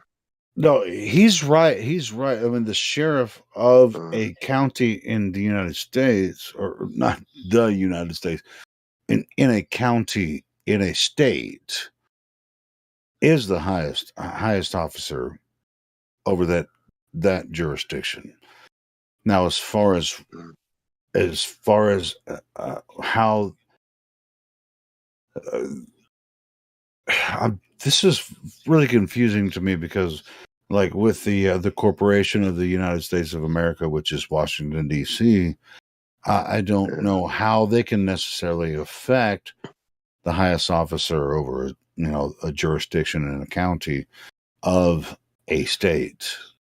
Am I missing something? I'm trying to now.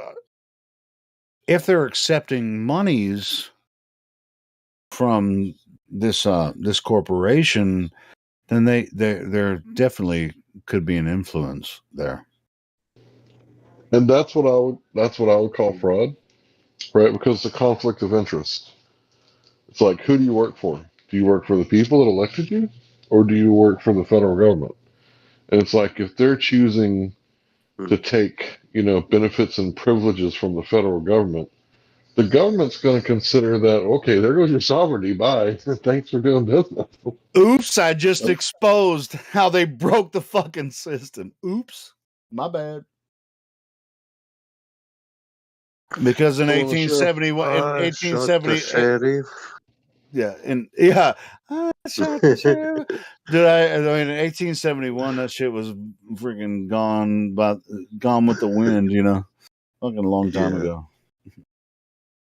Anyway, or at least in America. I mean, I'm sure there's similar situations in other countries as well. Anyway. But I did not shoot the deputy. It was very famous song in Romania. Really, you guys in Romania like some Jamaican shit? You'd be like, Yeah, but it was like American, No, it's all good. No, I get it. American Yeah, famous songs. Yeah. Sure, I mean, just like here in America, we love a lot of the European music. Like the English guys. The Tavistock people that came out, Led Zeppelin and the Beatles and all that kind of shit. Oh, I don't came like out of those. Tavistock. What, you don't like Led Zeppelin? Are you fucking Rolling serious? Stones. Well, I'm not a huge Rolling Stones fan, but dude, I love Zeppelin. And those guys, Beatles. Oh my God, no! And their music, I don't like it at all. You can't name one Beatles song you don't like? No. Or I mean that you do like. I mean that you do. I know it's Beatles when I hear the music. Oh, dude. I mean, but I so dislike it that I don't even memorize it. Like keep it in my mind and stuff like that. I can think of a few Beatles songs I like. I don't know. I can't. I wouldn't just. What about the say, Man on the Hill? No, the Fool on the Hill. What about that one? Because he says the fool on the hill sees the sun going down, and in his mind, he sees the world spinning round. No, it says the eyes in his head. Oh, See sorry. the world spinning round.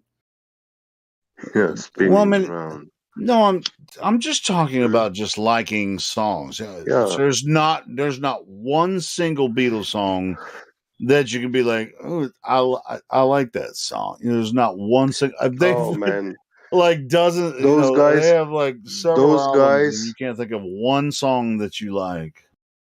those guys were heavily involved into population brainwashing programs. Well, no shit, bro. I'm just Yeah. saying. I like a lot of Beatles songs. I just don't know why you can say, "Oh, I don't like any Beatles songs because I know they were involved with the Tavistock shit."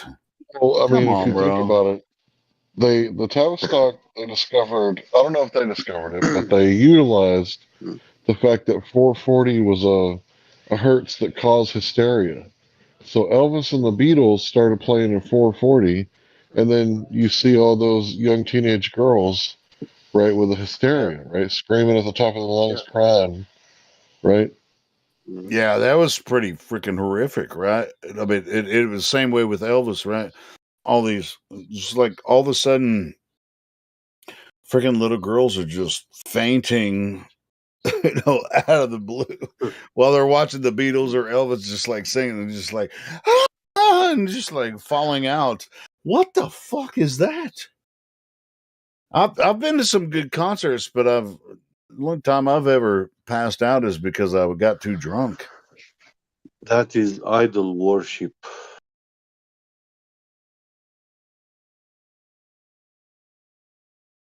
And it goes very deep.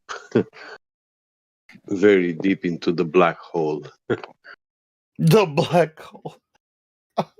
Yeah.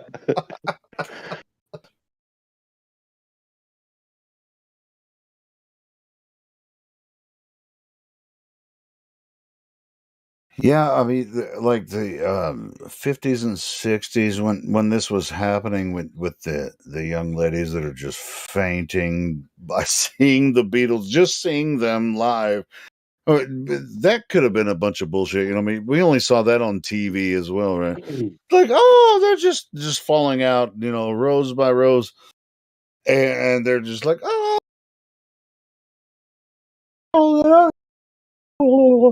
and it's the weirdest thing I've ever seen in my life. I've been to a lot of concerts, and I know that young ladies are enamored with rock stars and shit. But I've like what I've seen with like the Beatles and Elvis and stuff, and people just like ladies just fainting just by seeing them. It's just the weirdest shit I've ever seen. Hey, man, Helio, you're a Did little that older than really me. happen? Did it really You're happen, or is that just like a TV Yeah, that thing? was the result of the effectiveness of World War II. Oh, the effectiveness. So Hey, World War I want to II know. caused Hey, World War II caused these ladies to pass out in front of Yeah. Elvis. Yeah.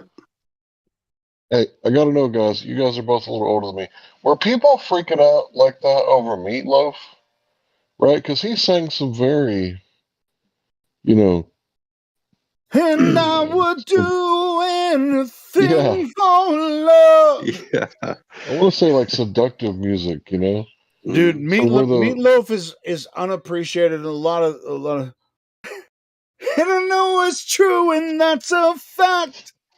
yeah, Dude, but I what I'm freaking I asking, mean did the you girls go nuts over Loaf, man? uh I don't think so because I think his music was way more honest. Uh, so it was like I think Meatloaf was appreciated in a different way than a lot of things. But anyway, yeah, it's good that you bring up Meatloaf because yeah, there's so many songs that he did that I would do anything for love. He's a performer. He's an actor. He's been in several movies and stuff too. But he's just like freaking yeah. Shout out to Meatloaf, man. That motherfucker was the badass. Remember him in the movie, right, with Brad Pitt? And he was the guy with bitch tits? The bitch tits. See, it's just like he put himself out there. He didn't. Well, it's just like I mean, he made original music. He was in movies, and but dude, some of the songs that he wrote were so profound. Not all of them, but some of them. Just like the one I was just singing. Anything I for think he love. wrote that song to like, one of the roadie girls. What are they called? The girls that stick around the band. Sure, but I won't do that.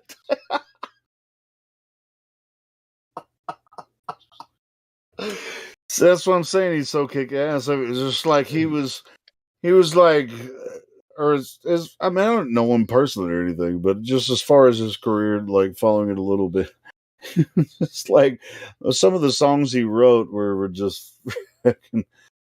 What was another one of his songs that was not? I mean, Anything for Love was one of his. That was his most famous song. What was some other ones that he wrote? Paradise by the Dashboard Light.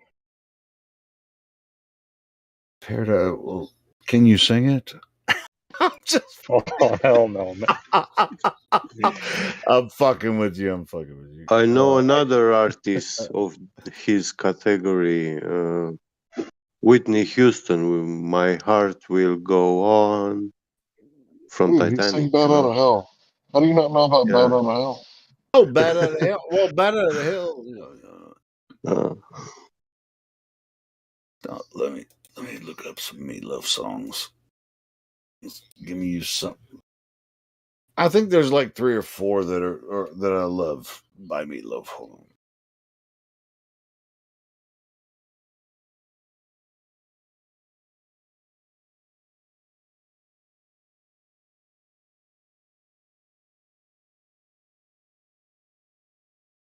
Of course, Anything for Love.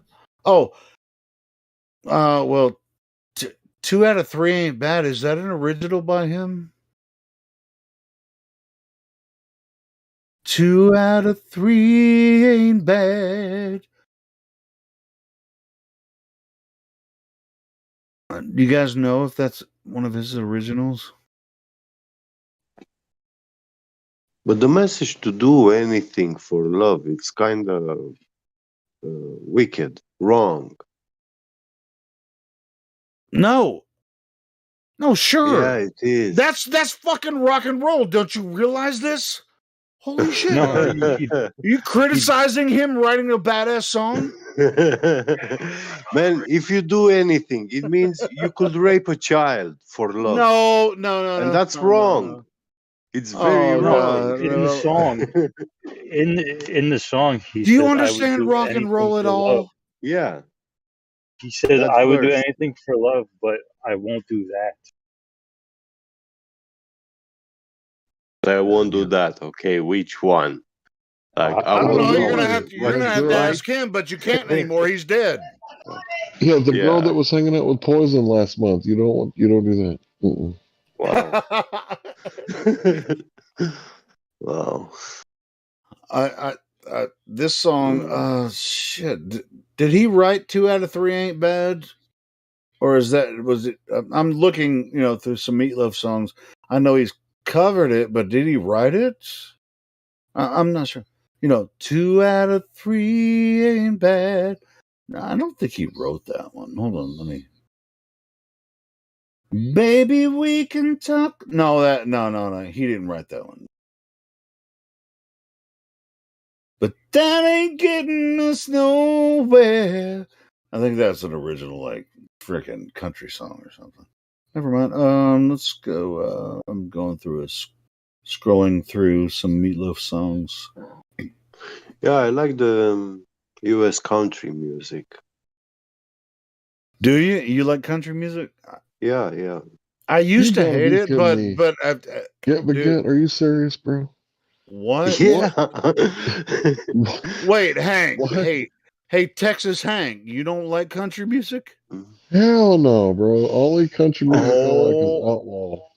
Outlaw country is the only thing I can stand. Who are your favorite country artists? It would have to be Laurel Haggard, and I almost want to put Stevie Ray Vaughan in there. Stevie But Ray Vaughan's not country, that's blues. dude, Come it on, was man. Texas Come on. country. How about Brooks and Okay, Dunn? Oh, come on, Brooks so and Dunn, man. You don't like Ronnie hell Dunn's no, voice? hell no, fuck Oh, no, dude. Oh, no, hell no. So I you got to was think like Shooter Jennings, Cross Canadian Ragweed. Okay, like think like okay. that. Well, you're Willie missing out. Nelson. You're missing out. I No, like hell Willie no, I'm Nelson. not. Yeah, Willie Nelson's badass.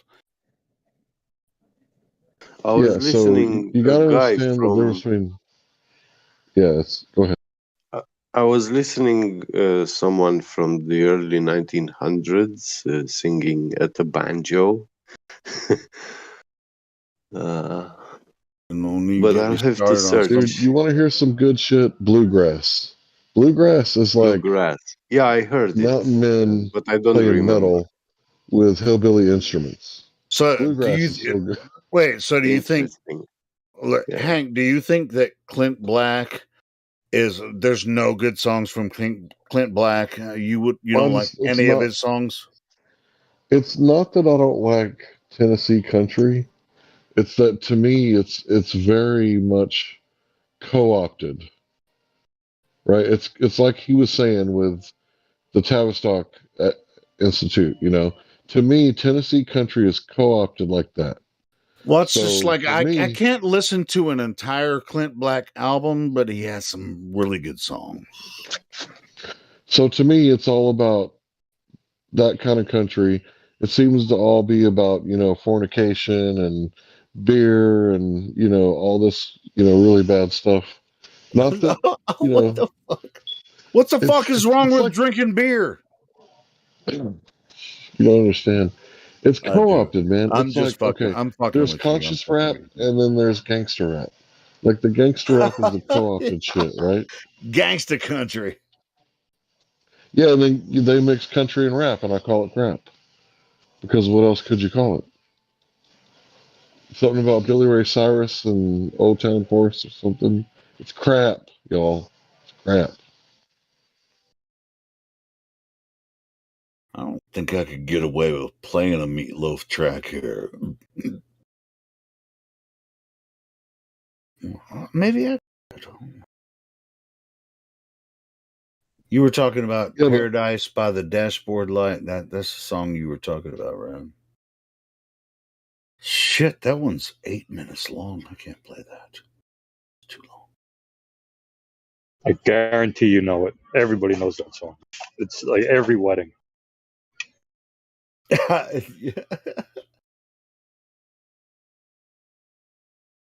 Dude, Meatloaf is. He's such a sarcastic, freaking theatric bastard. I mean, everybody has to love Meatloaf. How the fuck can you not love Meatloaf? That's weird. So he's so badass.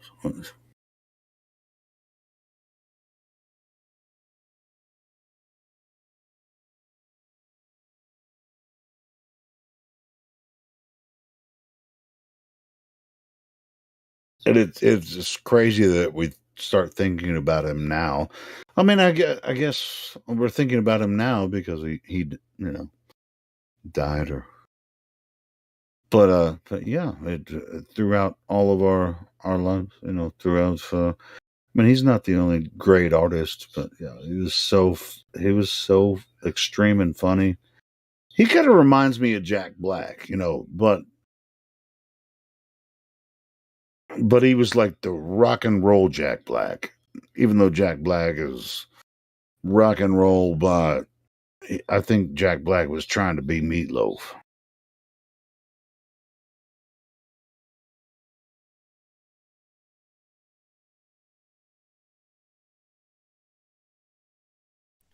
I like Johnny Cash.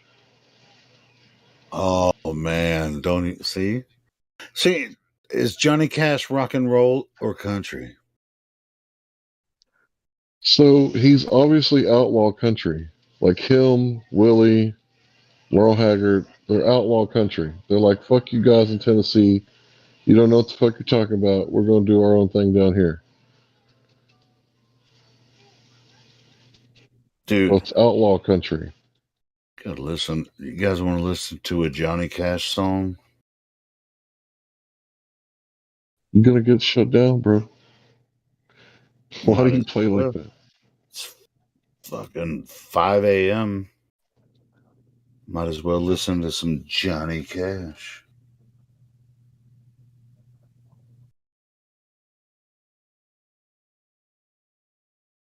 Oh.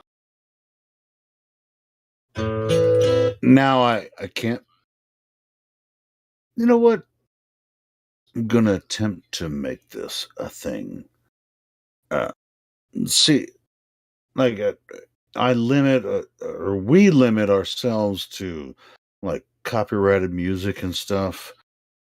But I get copyright claims on every single video, sometimes multiple claims on the same fucking video. I get emails constantly, on the live stream, but they're just claims. That means they can play, if people watch it back, they're going to see ads. So I think we'll be all right playing this one. This is Johnny Cash, like a couple years before he died. So this should be a good one, man. I know everyone's heard it before, but dude, it's dude, and I might be a direct relative of Johnny Cash. So anyway, I haven't looked into that. Is that a fact? Yeah, well, my name's Cash. I mean, his name's Cash. He's from Arkansas, but I'm not from Arkansas. So, but without going through all the other shit, I mean, I might be related to this motherfucker. Anyway.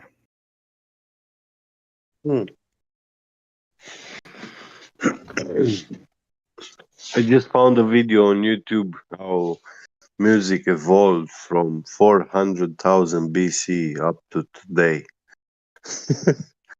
What, 400,000? Yeah. Anyway, here it is. Here comes Johnny.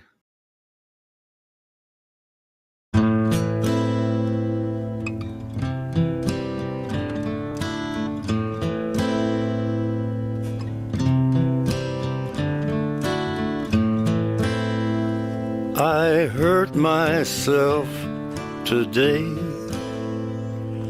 to see if I still feel.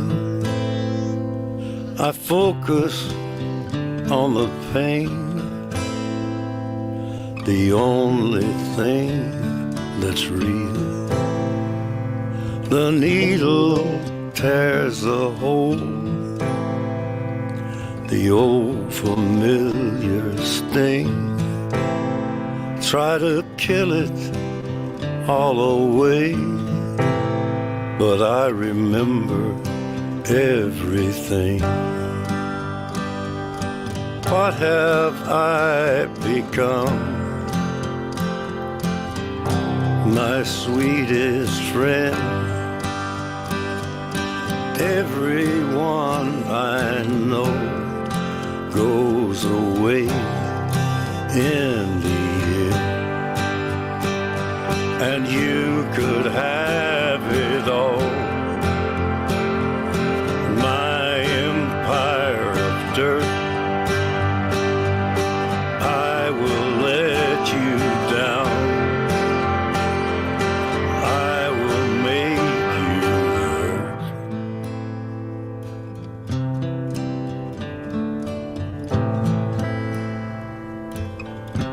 You stay the hell away from me, you hear? I wear this crown of thorns upon my liar's chair, full of broken thoughts I cannot repair. Beneath the stains of time, the feelings disappear. You are someone else. I am still right here. What have I become? My sweetest friend. Everyone I know goes away in the end. And you could have it all. My empire of dirt, I will let you down. I will make you hurt. If I could start again, a million miles away, I would keep myself. I would find a way.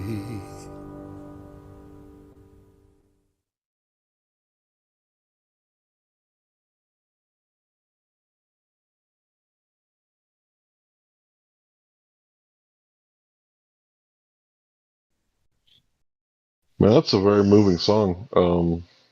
Yeah, that's Johnny, man. He is like, I think over 70 when he recorded that. I mean, he's freaking.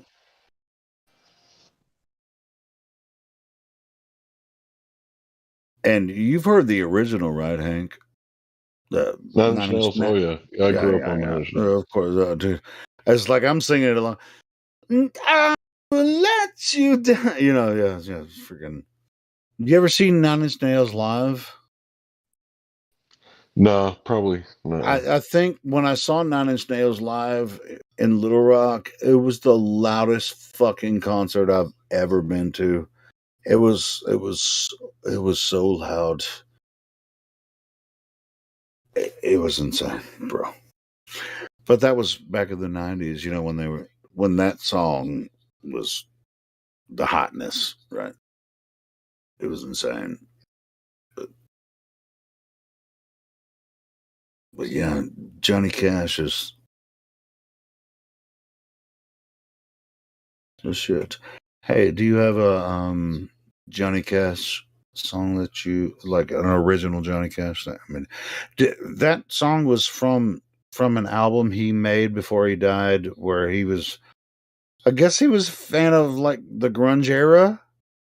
And so he made a whole album of a lot of songs that he covered, like Soundgarden. Freaking, he did that one. Soundgarden. He did. I think he did an Alice Chain song, Nirvana song. He did a bunch of them on that album.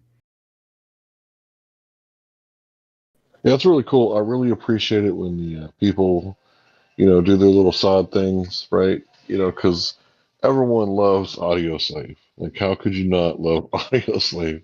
It's like if take two great things and mix them together and leave out all the bad. Like, that's exactly what Audio Slave. So, Well, yeah. I mean, it's like, where the fuck is Zach De La Rocha? Right? I mean, like right before this CV nonsense started, um, Rage Against the Machine was talking about getting back together and doing some shit, you know, and yeah, where are they now? Yeah. So anyway, but the Audio Slave is Rage Against the Machine with Chris Cornell as vocalist. Hey, and guess what? When a few years ago, right before CC 33 died, Chris Cornell, that's not his real name, by the way. I was going to see them for the first time in my life. And I've been, a fan for, since the early 90s. I was going to see them 2 weeks beforehand. Guess who died? 33. I mean, Chris.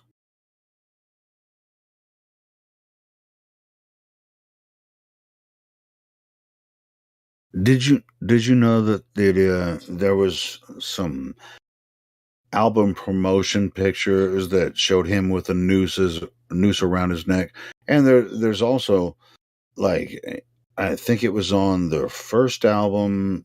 There's a song called, no, it's on the second album called Pretty Noose. Did you know that? Yeah, I remember that one. Yeah, Pretty Noose. No, it's not on the second album. It's on Bad Motorfinger, I think. It's Pretty Noose. It's called song called Pretty Noose. Well, guess they claimed that Chris Cornell committed suicide with a noose. Yeah, that sucks, man. He was a talented guy, you know.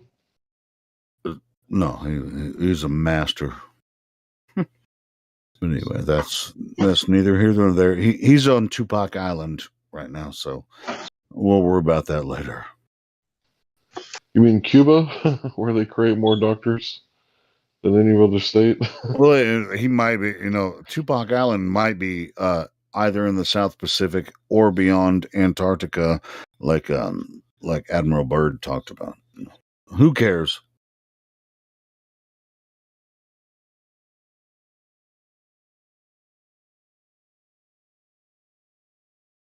But anyway, so we're obviously just speculating about Tupac Island, you know.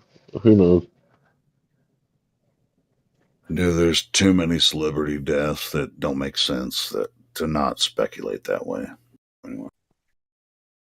My wife told me that the guy that crashed in the helicopter, like the cops are being sued because they showed the pictures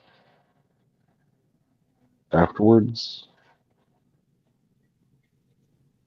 So the wife of what's the gentleman's name, the basketball player that Yeah, are you talking about the helicopter in California? That was Kobe. Kobe Bryant. Yeah. Rest in peace. Yeah, I heard there's a lawsuit. The wife is suing the cop because the pictures got leaked. Yeah, that shit looked like bullshit to me too. But whatever, it do what it do. We're gonna have to listen to another Johnny Cash song, unfortunately, but fortunately, Ring of Fire, bro. Ring of Fire. Ring of Fire. Yes, that was exactly. And this is one of his originals. And dude, it's top notch, bro. I mean, how can you not love this song? Ring of Fire. Yeah, I was thinking about my Empire of Dirt this morning. Were you? You don't necessarily want to think about your Empire of Dirt. But, I mean, that's your foundation, though, right? Yeah, I don't own any dirt. Well, neither do I. I'm trying to think. You talking about Earth? Real estate. Earth. Yeah. No, Hurt. Johnny Cash. Hurt. Oh, he just played that one. Yeah. All right, now we're going to talk about the Ring of Fire. I'm going to play that one.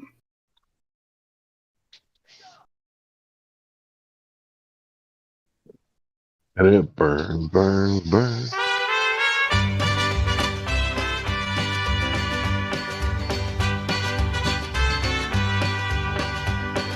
Love is a burning thing, and it makes a fiery ring. Bound by wild desire, I fell into a ring of fire. I fell into a burning ring of fire. I went down, down, down, and the flames went higher. And it burns, burns, burns, the ring of fire, the ring of fire.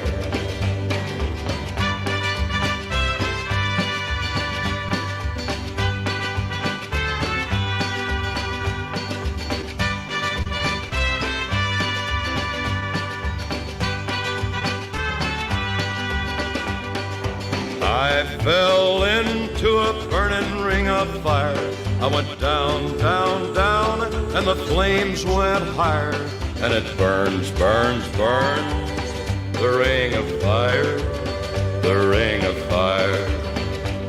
The taste of love is sweet when hearts like ours meet. I fell for you like a child. Oh, but the fire went wild. I fell into a burning ring of fire. I went down, down, down, and the flames went higher. And it burns, burns, burns, the ring of fire, the ring of fire. I fell into a burning ring of fire. I went down, down, down, and the flames went higher. And it burns, burns, burns, the ring of fire, the ring of fire. And it burns, burns, burns, the ring of fire, the ring of fire, the ring of fire, the ring of fire. The greatest thing about Johnny Cash is that his voice is so unique, but he's not the greatest singer in the world. He was a really good writer. You know, he told stories. You know, when he talked. You know, when he wrote his songs. That's what made Johnny Cash. And I'm not saying his voice is horrible. I'm just saying he didn't have to do much besides tell the story with his voice. And so that's why I freaking love Johnny Cash. So I posted. Sorry, go ahead, bro. No, continue. Go ahead. I posted a little playlist right there, some outlaw country. This isn't my list, I didn't make it, but I think it's a pretty good representation of what Texas country is. When I say Texas country, it's synonymous with outlaw country. So I'll check it out. So that stuff I can stomach that stuff. I can listen to it. It doesn't mean that I'm going to be like eagerly putting it on.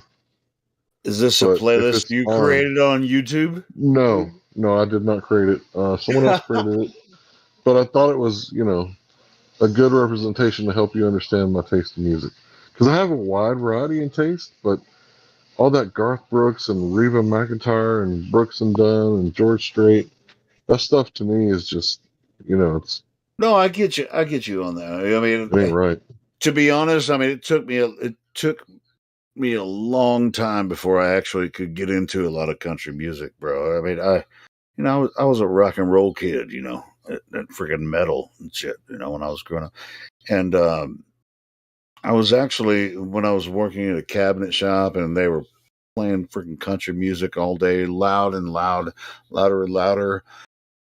And I was working, you know, in my section, and I you know, had this CD player that I could freaking play my own music. I was playing fucking metal and shit, and they were just like blasting Kissin' 96, which I think is still a channel in Little Rock. It was just all the popular country music. I was just like, God, fucking get this shit out of my head. But then, you know, I didn't like most of it, but when I heard some of the songs, you know, some of the artists really like some of the songs were just like, oh man, that's a really good song, you know. And it's like, stop making me like country. Oh, you know, but anyway. On the road again.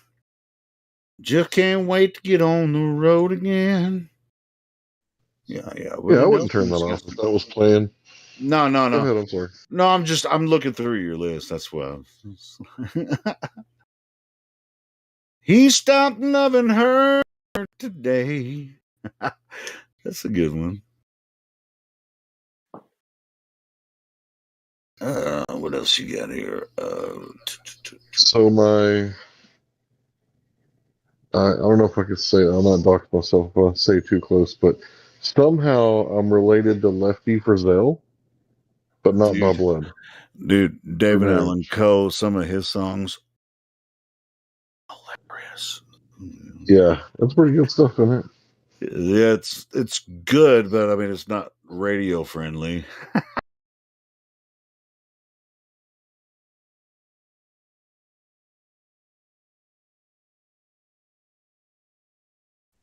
Yeah, but he was young. Family tradition. You know, yeah, David Allen Coe is freaking hilarious, bro.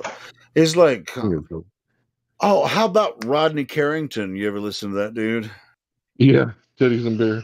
Oh my god, he's so funny. He actually came up.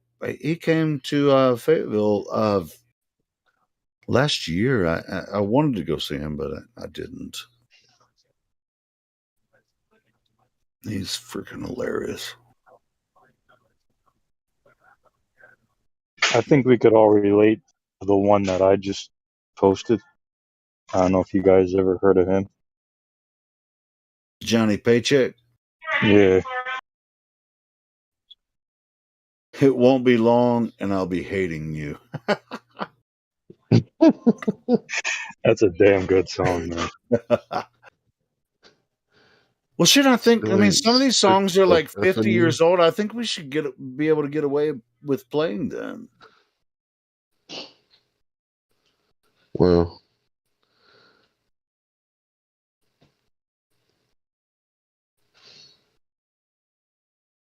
You guys want to hear that one that he just posted? I'll play it. You know, and I'll deal with the results tomorrow if YouTube doesn't like us playing it on the live stream.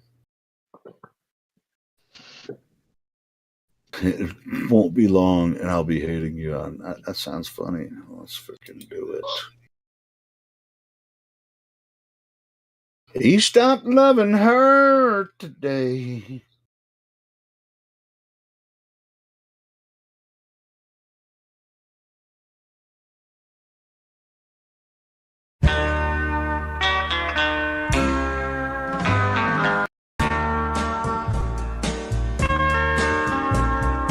Lately, life with you has been unbearable.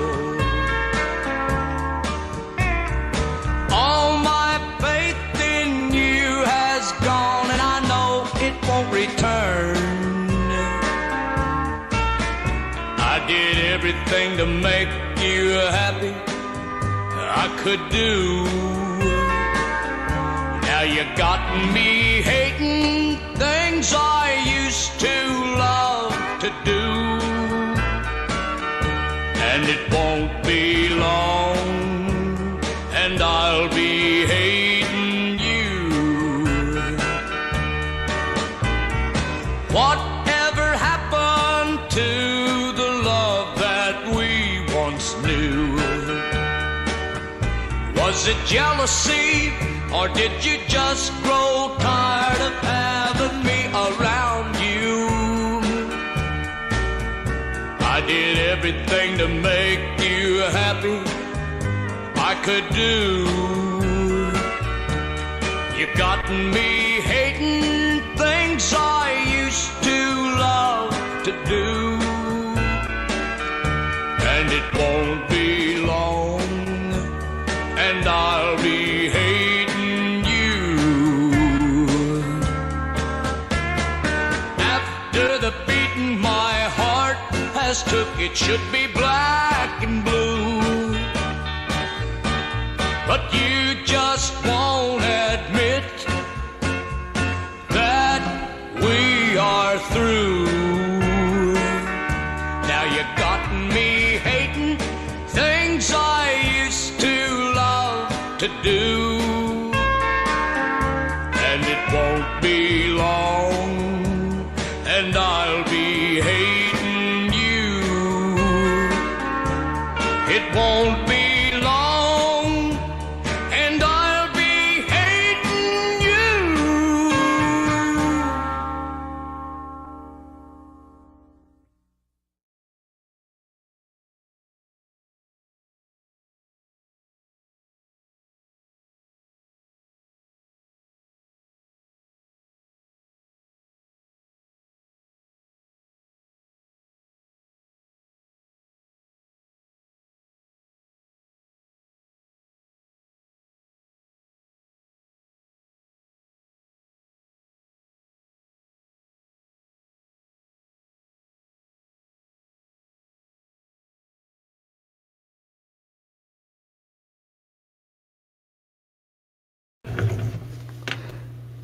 I like that one. That was good. That was good. Johnny Paycheck. Shout out. Motherfucker's probably dead, but shout out to him anyway. It says Johnny's Paycheck, Heartbreak, Tennessee. I don't know if there's a town in Tennessee called Heartbreak, but shout out to Johnny Paycheck. Anyway, here's a song that I've had stuck in my head for ever because it's so badass and it's a truth song. So you all might enjoy it, and I've played it a few times in the past couple weeks. But I can't get enough of it.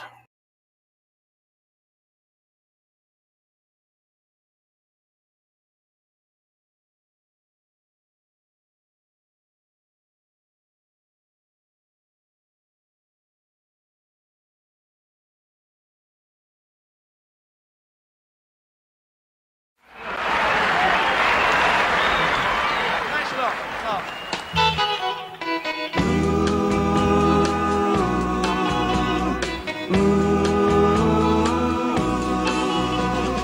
Although it hurt deep inside,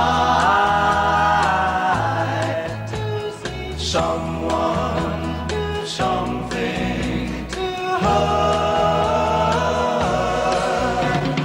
Although it pains to see someone cry, especially when someone is hurt. Silence is golden, but my eyes still see. Silence is golden, golden, but my eyes still see. Talking is cheap, people follow like sheep, even though there is nowhere to go. How could she tell he deceived her so well? Maybe she'll be the last one to know. Silence is golden, but my eyes still see. Silence is golden, golden, but my eyes still see. Hey!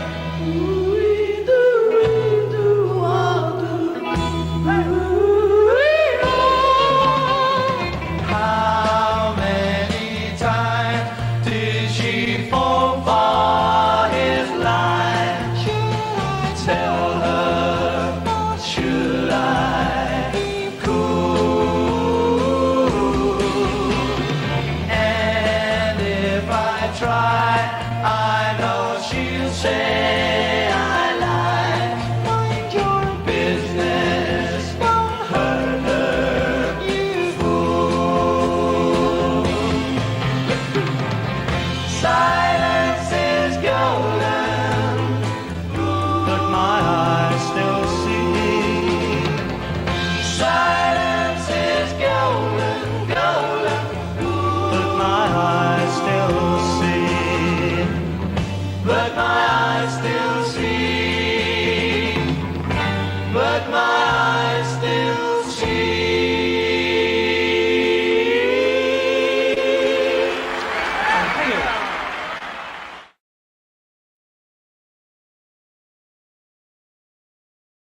Thank you very much. Thank you very much. Yeah, I like that song. The Four Seasons covered that song, but the original is by the Tremolos. That was the original I just played. I think that's better than the Four Seasons version.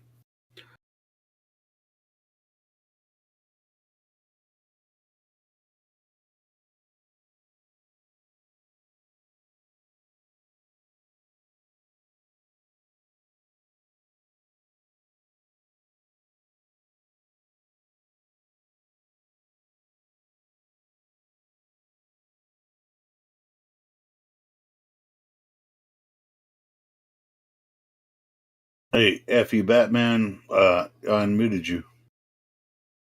Thanks, mate.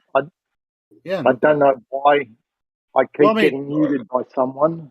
No, I mean, you might have had some feedback or something, or some background No, noise. I didn't have any feedback, mate. I'm really careful with my mic. It's happened so many times now. I reckon. Okay, well, hey, you're unmuted now. You're good to go. Thanks, Helio. Appreciate it. Cheers, mate. Yeah, I don't know. I have no idea, so there's no reason to go over it. Say, hey, good to see you. What did you think of Thanks, that mate. song? What did you think of that song Yeah, we just listened to? I like him. I like him very much. Yeah, that's a really good song. Charming. What you been up to in Australia? Geez, it's hell down, mate. It's hell. They're introducing a third jibby jabby for people. Who's we? Have you taken The one of them? How many jibby jabbies have you? The government. The government is mandating it for teachers and healthcare workers, and now they're introducing it to the children as well. To be honest, this isn't the platform from that we talk about. Because if we get too deep into that, we'll all just like go bonkers. We've had a lot of hot weather down south. Yeah, it's been cold as fuck. It's been cold as fuck up north. Now I've been listening to everyone with all the snow that they've had. It's unbelievable. Yeah, there was a winter storm in the north of America. We had some ice here and a little bit of snow, but where I'm in central U.S., it wasn't that bad. But yeah, it was pretty bad in the Northeast. Is it normal for this time of year to be getting such cold weather? Sure, yeah. Oh, so this Actually, is it starts. Usually, it starts earlier. I'm surprised it hadn't started already. Yeah, but it's actually pretty mild compared to some other years. Yeah. Okay. Yeah, I mean we're in late January here, and yeah, a lot of times we get extreme weather much earlier than this. Helio, do you know that we're also in late January here? Yeah, no shit, but you're down south. Yeah, no, we're in the midst of our summer, so we've got like. So it's hot as fuck. Hey, did you see Miguel's post there? Have you ever seen that before? What'd he do? Are you in live stream voice text? Yeah, I am now. Yeah, that kangaroo was attacking dude's dog, and he came up and said, "Fuck you." Yeah, no, that's an old one. That one. Yeah, I know, it's old. I'll tell you what, he's pretty game. He's game approaching a kangaroo. Yeah, that's a big ass kangaroo, isn't it? No, they go bigger than that. Oh, they get bigger than yeah. I've seen some freaking hefty kangaroos before. Yeah. But that kangaroo was fucking with his dog, and he was like, "Stop fucking with my dog!" And so he walked up and said, "Fuck you." But the video is longer. I've seen the actual video footage of this. And what happened is that kangaroo was fucking with his dog, and so he walked up and he's like, "What you got, motherfucker?" See, you can see right at the beginning of the GIF that kangaroo had a hold of that dog, and he was fucking with him. And so the owner of the dog said, so he only gives him one jab and then he takes off. Yeah, he runs away. He runs away after he, but he punches him in the mouth, and he's like, "Oh, I see what's up now. All right, I give up." Yeah. I think you mess with kangaroos down here. Big claws on them. So what's been going on? What's been going on? Have we been getting busier in the live stream or what? It's pretty. I mean, it's steady traffic. I mean, it's not I mean, we do get a lot of new people that join every day, but it's for the most part, as far as the traffic goes, it's pretty steady. I think we scare a few too many people away though. We go a bit hard on them. Wait, who's we? Oh, geez, some of the I'm not regulars, we. mate. I'm not we. Yeah, no, you're not we. Well, Although here's the thing, Batman. If they're honest, we can let them stick around, right? If they can be honest. Mm-hmm. But If I they're see no time. I see no reason to waste time on people that can't agree on Hank, objective truths. There are that's things that not are what I'm objectively talking true. about. Hank, yeah, and that's to not be what honest, I'm talking about. all right. Okay. So what are you What talking I'm about, talking Batman? about, hang What on, are you talking hang about? on, Elio. Hang on, right? What I'm talking about is when you get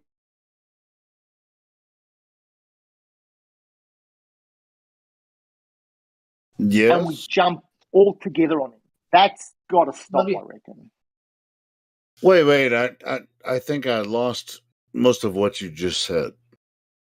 Okay, so someone new comes in, okay, and someone starts talking to him, which is all good and well. And you know, look, a lot of these blokes are uneducated. They've got no idea what's really going on, okay? But then, after a few minutes, you get 3 or 4 of us that, like, pile onto him together, and we just don't let them finish their rubbish. Just let them finish their... Then Batman, you're roboting, dude. Story apart. We already covered this. Like, didn't we cover this, Hank?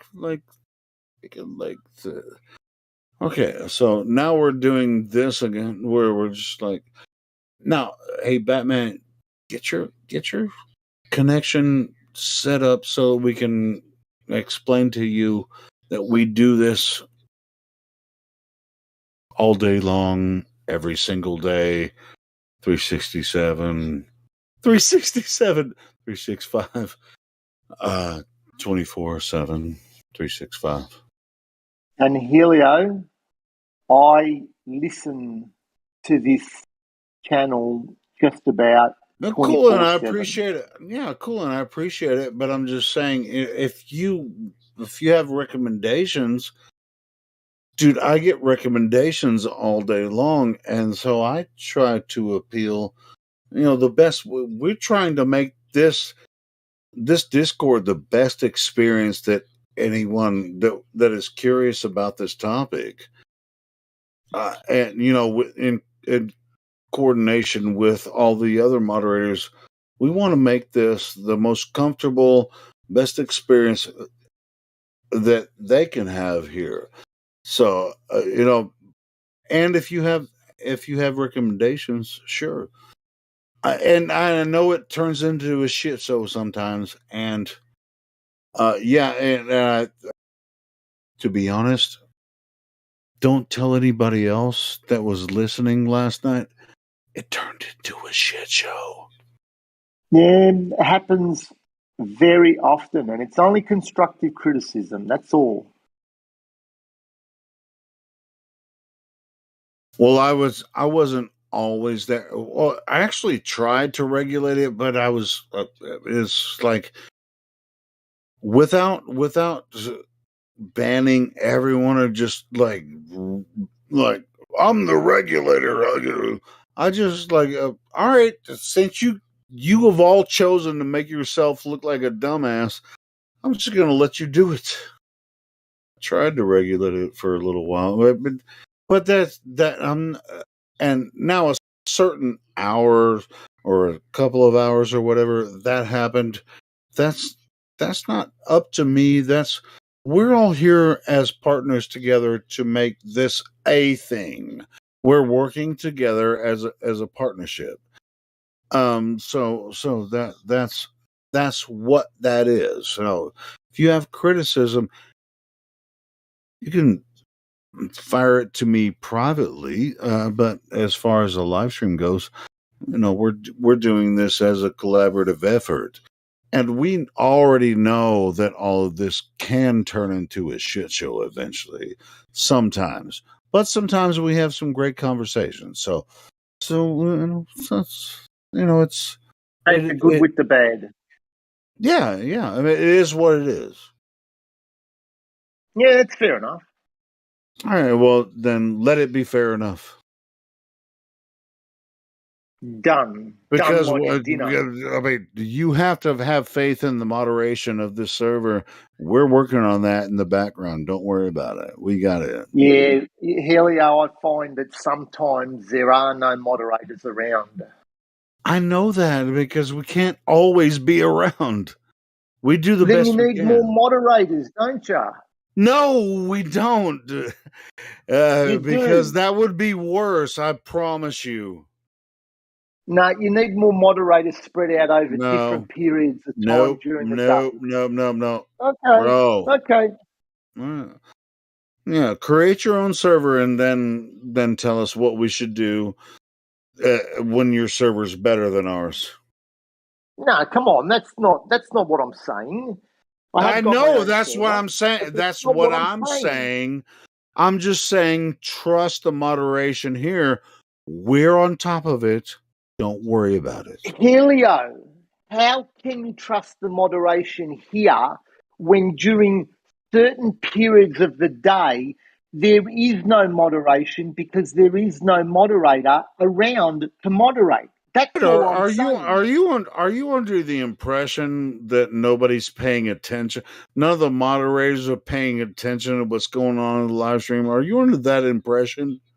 Well, sometimes I can't see any moderators in the live stream during certain periods of the day. Okay, well then you're misunderstanding how we do this. Well, then explain it. I don't have to. Well, if you're having a go at me for it, you might as well explain it. No, I don't. Why the fuck do you think I have to explain this? Then don't explain it. Then don't Okay, have a go I'm at me not for going it. to. God damn it. Good. Let's Don't talk about blame God. something You've got nothing to else. do with it. Yeah, I mean, how about just let this server and all of the live streams that we do, let it be. And if you think we're doing it wrong, go fucking do it yourself somewhere else. And you do That's it better stupid. than we're doing it. Helio, that's stupid what you're saying. I'm not claiming any of Oh that my rubbish. god! Now It's I'm trying to called. figure out. I'm starting to figure out why you got muted in the first place, and you asked Oh, to get come on. unmuted. Now that's rubbish, Helio, right? No, it's I not. reckon I got muted. You want to know Why why I are got you muted? arguing with me about this? This is I'm not arguing with one of the you. most. Yes, you are. Stop. Let's just stop. Okay? All right. So, welcome back, Effie Flatman, Effie Batman, and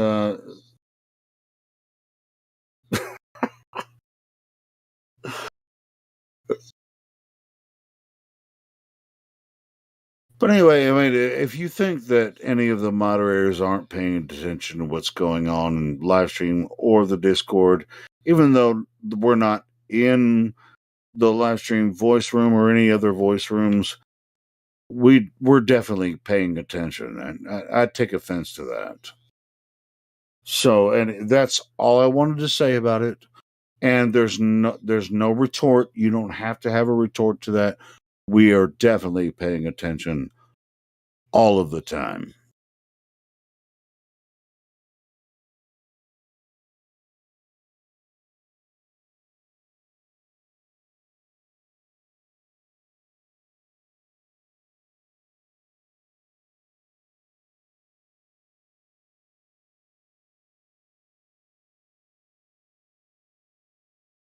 We work as a team together.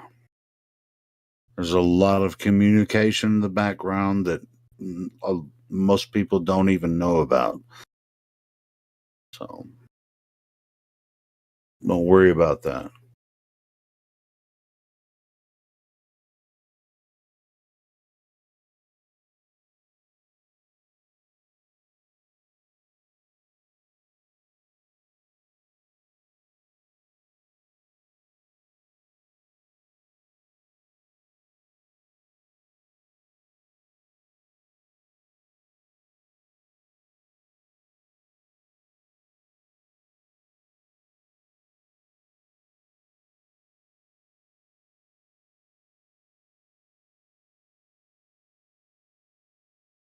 Sounds like a good time for another song.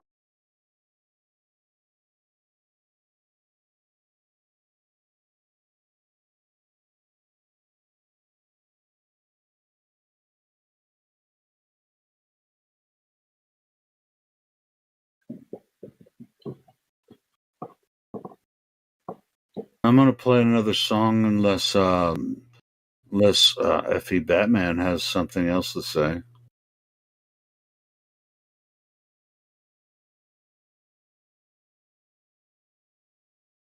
Oh, this is a good one.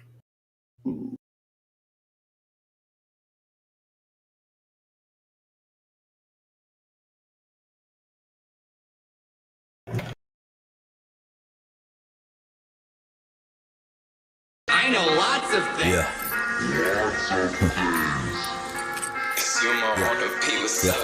I do not care about your raps. I do not care about this track. I do not care. I guess I am rare. Yes, I hear the trash. Take it out back. Oh, you can't hear it. You must have your ear to the cash. I'm itching a spaz. I do not hack, but yes, I'm still with the mask. Snatch a beat right out the mainstream real quick. Fuck around, yeah, we gon' remix it. We got you spinning and now you dizzy. You looking like Disney, seeing sixes. All these agendas and all these false flags. How many times till it gets familiar? They've multiplied so many times they form in the line to normalize the pedophilia. Half of these rappers, yeah, this shit getting handled. They're gone with one snap of my finger. Yeah, Thanos. Yeah, I see your ice, your shit be shining, but how many of those innocent African children had to die for those diamonds? Huh? Tell me. They wonder why they were living all so divided, with all those rooms in that big ass mansion with the homeless family sitting right outside it. 1,000 bodies died for that outfit, and you ain't cleaning the blood off it. Your favorite celebrities got blood on their hands, Marina Abramovic. Hillary Clinton, she's gon' send out a hit if you leaking those documents. If you a holistic doctor, they gon' pop your toss you secretly off a bridge. Exposing them, smash the internet, cause we don't fuck with no fake shit. Nah, NASA images, yeah, thanking your highnesses, for paying the scientists. Yeah, you kneel for the anthem, huh? But you still play for the Zionists. Damn, yeah, they trying us. They splash subliminals. The Super Bowl, the halftime show. No, that's a ritual. Global warming, climate change. Next year will be a new name with a new tax and a new op and a new fear for a flu strain. Oxitex, the new Dr. Moreau, and they teamed up with the synagogue of Satan. Yeah, I see what you be doing, Q, but I still don't trust the administration. Nope. They drinking adrenochrome straight from a child's throat. You sitting down with that vegan meal, but you still drinking a diet woke. Lady Liberty screaming, covered up in that black burqa. They looking at me like I'm the devil, but I don't see him though. Matt Murdock, all these dark occultists and globalists, the ones causing a mass murder. They try to swerve at me, throw the curve at me. So I had to flat earth them. Listen, boy, I don't care what you say and all the bullshit that he said, she said. All I care is about you waking up. If you don't, you gon' get hurt, him, you need that. Let the 5G spread, and you gon' see there's a bunch of pissed off and stressed Americans. Say hi to my friends, they're all domestic terrorists.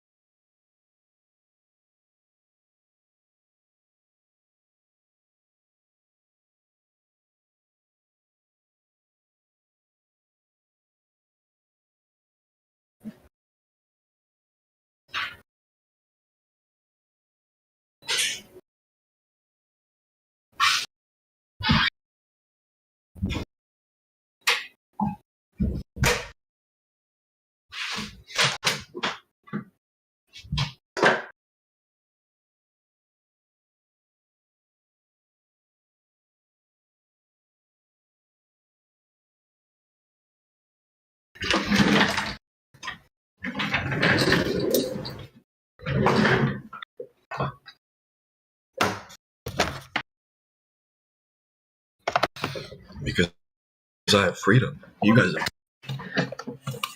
No. Because you made a choice to be a slave and now you can enjoy being a slave. That was your decision from your own will. Now you're going to learn from that. Okay?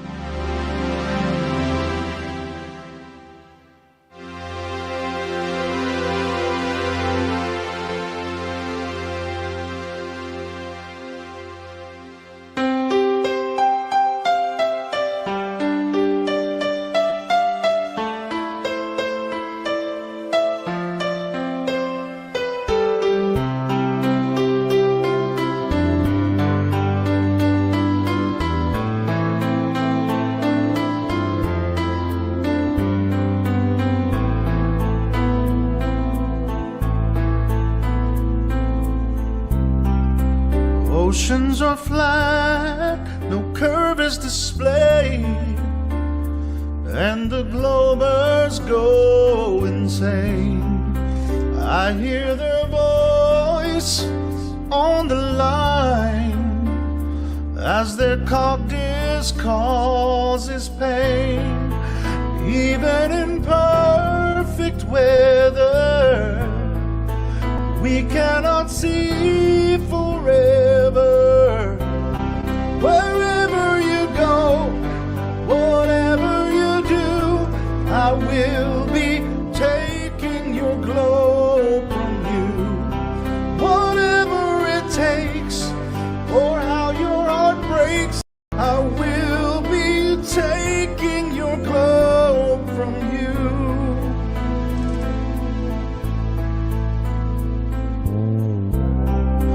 Globe Earth was planted in your mind, and it must be removed somehow. I hear your laughter and I taste your tears, so let me through right now. Oh, can't you see it, Glover? I will flat smack you sober. Wherever you go, whatever you do, I will be taking your globe from you. Whatever it takes, or how your heart breaks, I will be taking your globe from you. I wonder how you can survive this globe dance, but in the end, if I reach you, I'll take the chance.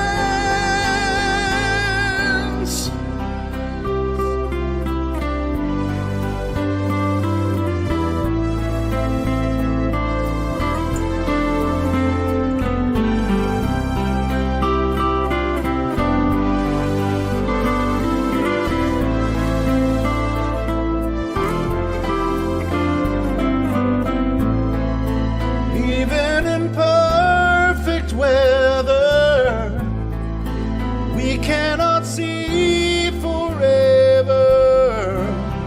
Wherever you go, whatever you do, I will be taking your globe from you. Whatever it takes, or how your heart breaks, I will be taking your globe from you.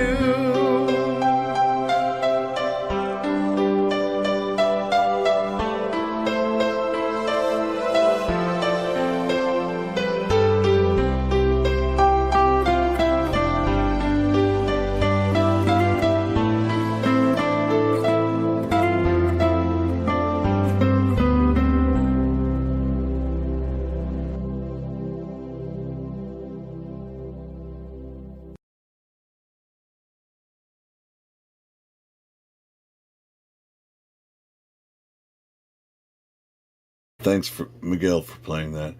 I'm gonna play something. I haven't actually listened to it, but it was a recommended thing that I was scrolling through my chat with Indio, because he always. I was trying to play Indio's new podcast or whatever, but I can't find a good link to play his new podcast upload. So I found something that was a recommended thing, so what I'm going to do right now is I've already stopped my live stream, and we're going to I'm going to restart it here. Click, clickety, click, click. Home. Hell. Restream has fucked me on this. Pardon my French. Vince. Oh, what? No. Just to start my stream.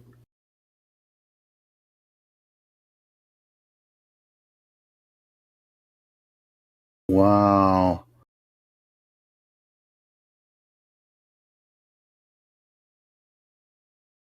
If Restream was in this room right now, I'd punch him in the mouth.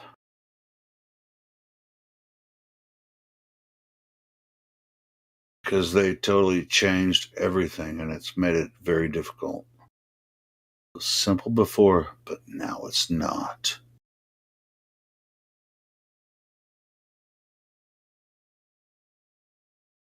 Okay, never mind. I'm back. Okay, so update titles. Now we're on 2205. Update that.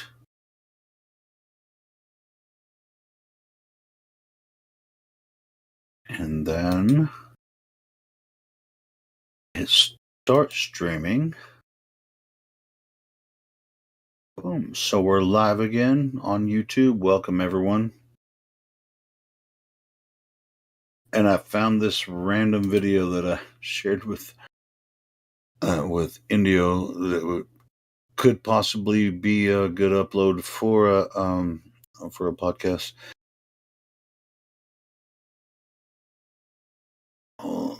I haven't even listened to it yet, but it if I recommended it to him, it must be good. So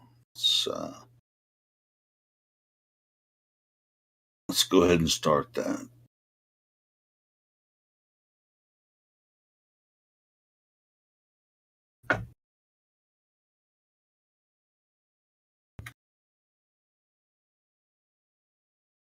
Okay, well that's not the one I was.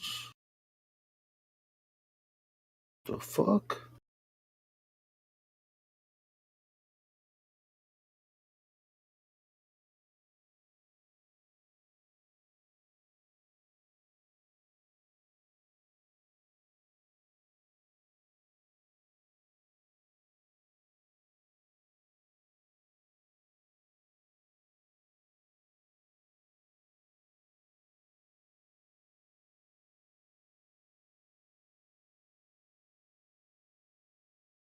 Typical Sunday morning. I'll get this going here in a second.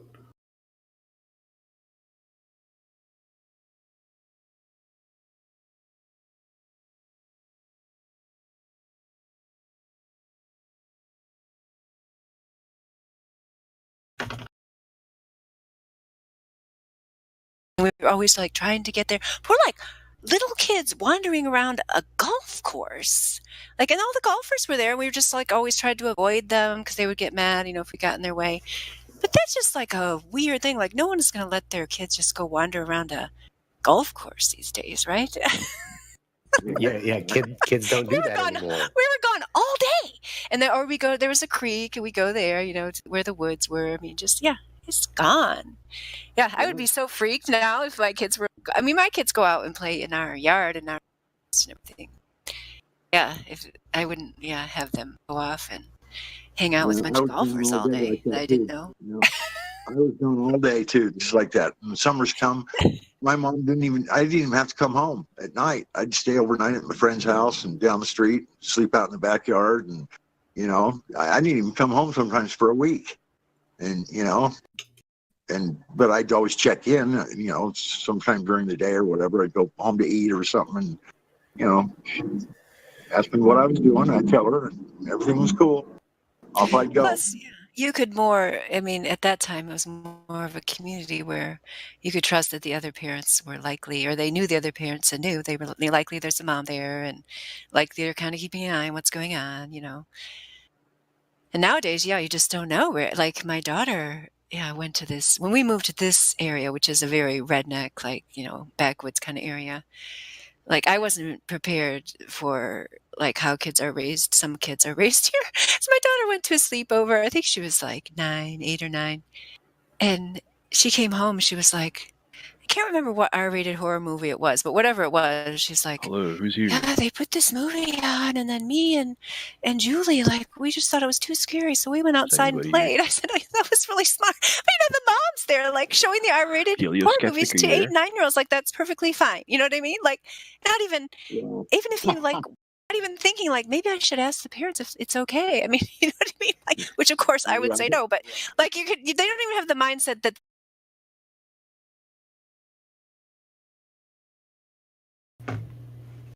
Helio Skeptic? I'm here. Yeah, dude. All right. Yeah. What do you want? What do you want? Nothing. I just wanted to say hey. Hi. You could have said that in chat. Well, I was just like I'm restarting my live stream and I was gonna play this video. It's with the Dandelion, talking. Hi. No, I just wanted to say hi to you. All right, cool. You could have said that in chat. It's all Yeah, good. I know. Can I resume the video? Do you want to listen to it? No, I just wanted to say hi. No, I'm sorry. If I'm being a dick, I don't care. It's all right, dude. You're all good. All right, well, let's resume this. Unless you have a major question, if you have a question about Flat Earth or something. Not currently. All right, cool. Well, then listen. Kind of get my questions from when people talk, and I start thinking about the conversation. Well, if you listen long enough, most of those questions will be answered while you listen. Yeah, all right. All right, cool. All right, hey, sorry for being a dick. Hi. It's all good, dude. Hi back at you, bro. Okay. Let me resume. Sorry for bothering you, man. No, you're not bothering me. It's just I'm involved with some shit. I'm restarting my live stream and shit right now, and so just like I just started, and they were like, I stream when I'm in here too, dude. I play games and I kind of let people hear you guys talk. Yeah, cool. I appreciate that. Yeah, cool. Yeah, see, I was just like, I found this video, which, man, it's 790. We're on over 2,200. This live stream that we're talking on now is over 2,200. This one's from a while ago. It's 790. We've been doing this for quite a while, so yeah, this is really interesting. I think you should take a listen. To the live stream, like the Flat Earth live stream? No, well, this room, I'm going to resume what we were just listening to, and I haven't even listened to it back yet. Is it coming from the music bot? Yeah. Oh, sorry, dude. I have that muted. I didn't know that you guys were listening to that. Yeah, I mean, I'm playing it because it's Sunday morning. I mean, there's nobody talking, so that's why I had to restart the live stream, and so I just started it. I mean, that's why I was getting kind of frustrated. I just started it, and then you was like, "Hey, who's there?" I mean, but I'm kind of all talked out. But if nobody's talking, I'd rather fill the air with one of our other good videos that we've done before. Instead of me being worn out, like talking. I'm Helio Skeptic. I've been talking for hours, and so I just wanted to do that. So you good with that? All right. Yeah. Well, listen, man. This is a really good. Yeah, I'm gonna listen. Yeah. Cool.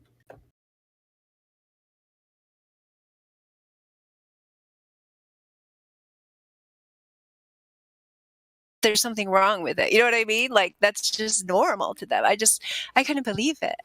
I'd never known anyone like that. So it's like eye-opening to me. I saw Alien, the first Alien, in the movie theaters. I think when I was like 8 or 9.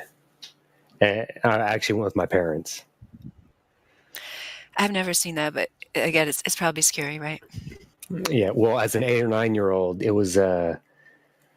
was like after I saw the Xenomorph, pretty much after that, like there's nothing that could be scarier especially at 8 or 9. So The Exorcist scared the shit out of me when I was a kid. Let me tell you what. I came yeah, home. see, that's what my mom said. Yeah. The scariest movie, not high tech, black and white, very low tech, that my mom was watching, and I sat down and watched it with her. She probably didn't know how much it was scaring me. Was called The Fool Killer. That is an underrated scary movie. Oh my gosh, I was scared to death of that movie. Oh. Yeah, things were different back then. Way different than they are today. Kids just don't even leave the house. I mean, all they want to do is play on their game, PS3 or whatever, or their Xbox or whatever they got. And they sit on the couch and they don't leave. They get fat and they get lazy and they get, oh my God, I just can't believe my little niece's children. She's got these 2 little kids, and the only thing they want to do is get on the computer or get on their tablets. And that's all they want to do. I mean, it's like, and they download games and they sit there and play. And if you take it away from them, they pout. And they go sit in the corner and act like someone just beat them to death or something, It's like, oh my God, are you kidding me? It's like a drug. Yeah. I mean, it's like, oh my God, I feel sorry for these kids when they're, not just now, but growing up. I mean, where's their mind going to be? How developed are they going to be? It's going to be mush. Yeah. I mean, Exactly. they weren't the old timers always saying TV will rot your brain? That it will. Look at what it's doing to children today. Don't worry, when mommy and daddy don't know what to do with them anymore, you're going to have the good government to help them out. Oh, geez. The nightmare gets worse then. Well, as long as they keep pumping out entertainment and people keep going to work, I mean, what do they really care? Yeah, the entertainment industry is just so freaking crazy nowadays. I mean, they just keep everybody so distracted, and not just the entertainment, but I guess football, baseball. I mean, they're all entertainment, I guess. But they keep everybody just so distracted from real life skills and, real, just being, becoming a real individual, real person, becoming charitable and all the things that really give a person happiness in life. They don't even, it's not even talked about it anymore, it seems like to me. It just blows my mind. I'm just like, and I can't even say anything to my sister's kids, or you say one word to her about, well, maybe you shouldn't, let them, play on their tablets like this and all, and boy, and she'll just freak out, like, Oh, well, maybe you should say it in a more way. Stop being so nice to her. I'm sorry. Yeah, I have a niece. You're just so nice. I don't know. You just sound so nice. I imagine, like, she's probably... but it's nice that you even try. That's good. It's good to just say it, right? Some people just need to hear the truth. Yeah, well, she didn't like it, but anyway. Yeah. I find that telling people anything is just pointless. Becomes that way more and more every day, doesn't it? Yep. What's your question? Oh, Florida Orange Trash has a question. Let's hear it. Yeah, sure. Are you going to ask us in the speech or in the text, Florida Orange Trash? No, he's never minding me. Come on. Now we really want to hear it. Yeah, come on in. We're not going to bite. Well, we might, but it won't hurt too bad. Well, Helio got he put the live stream in there, so it's probably back up again. Hey, speak for yourself. Well, Pay Attention finally joined us from the YouTube, so taking down the stream gets these YouTube chatters in here. But Pay Attention can't speak right now, but maybe one day we'll hear the voice of Pay Attention, and we will pay very close attention.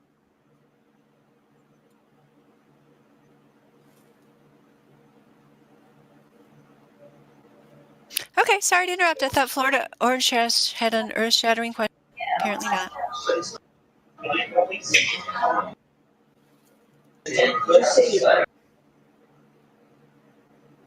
They're breaking up really bad, wherever it is.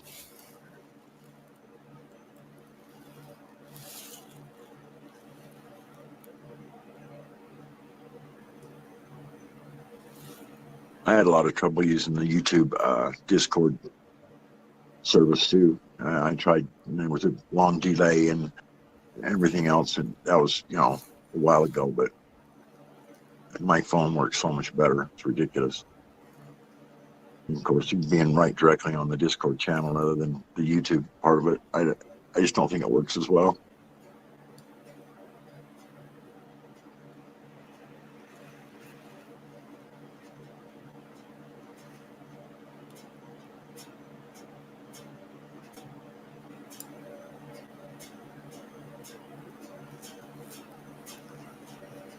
Yeah, probably not.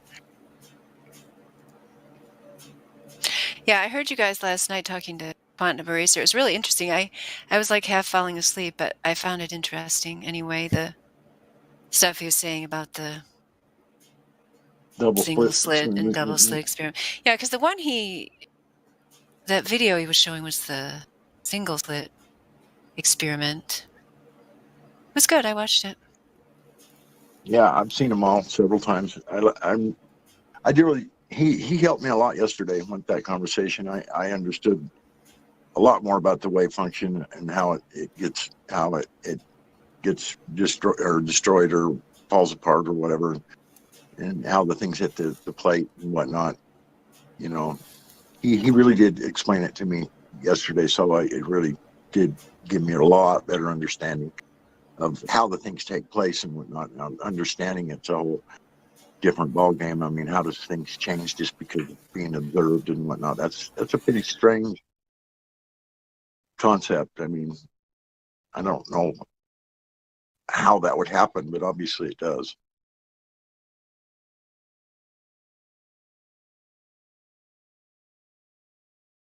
Yeah, that was a really good conversation last night. Quantum.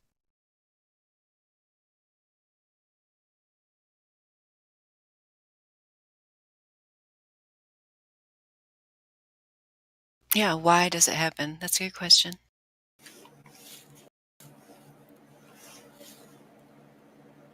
He said, no, I don't think even the physicists and the scientists, observing it and doing these tests, I don't even think they understand why. They just know that it does.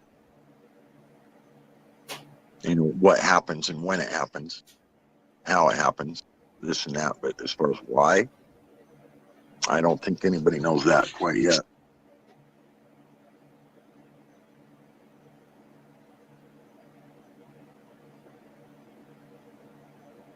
Yeah, why observing reality changes it. Yep. Even if it's a mechanical observation, it doesn't even have to be human.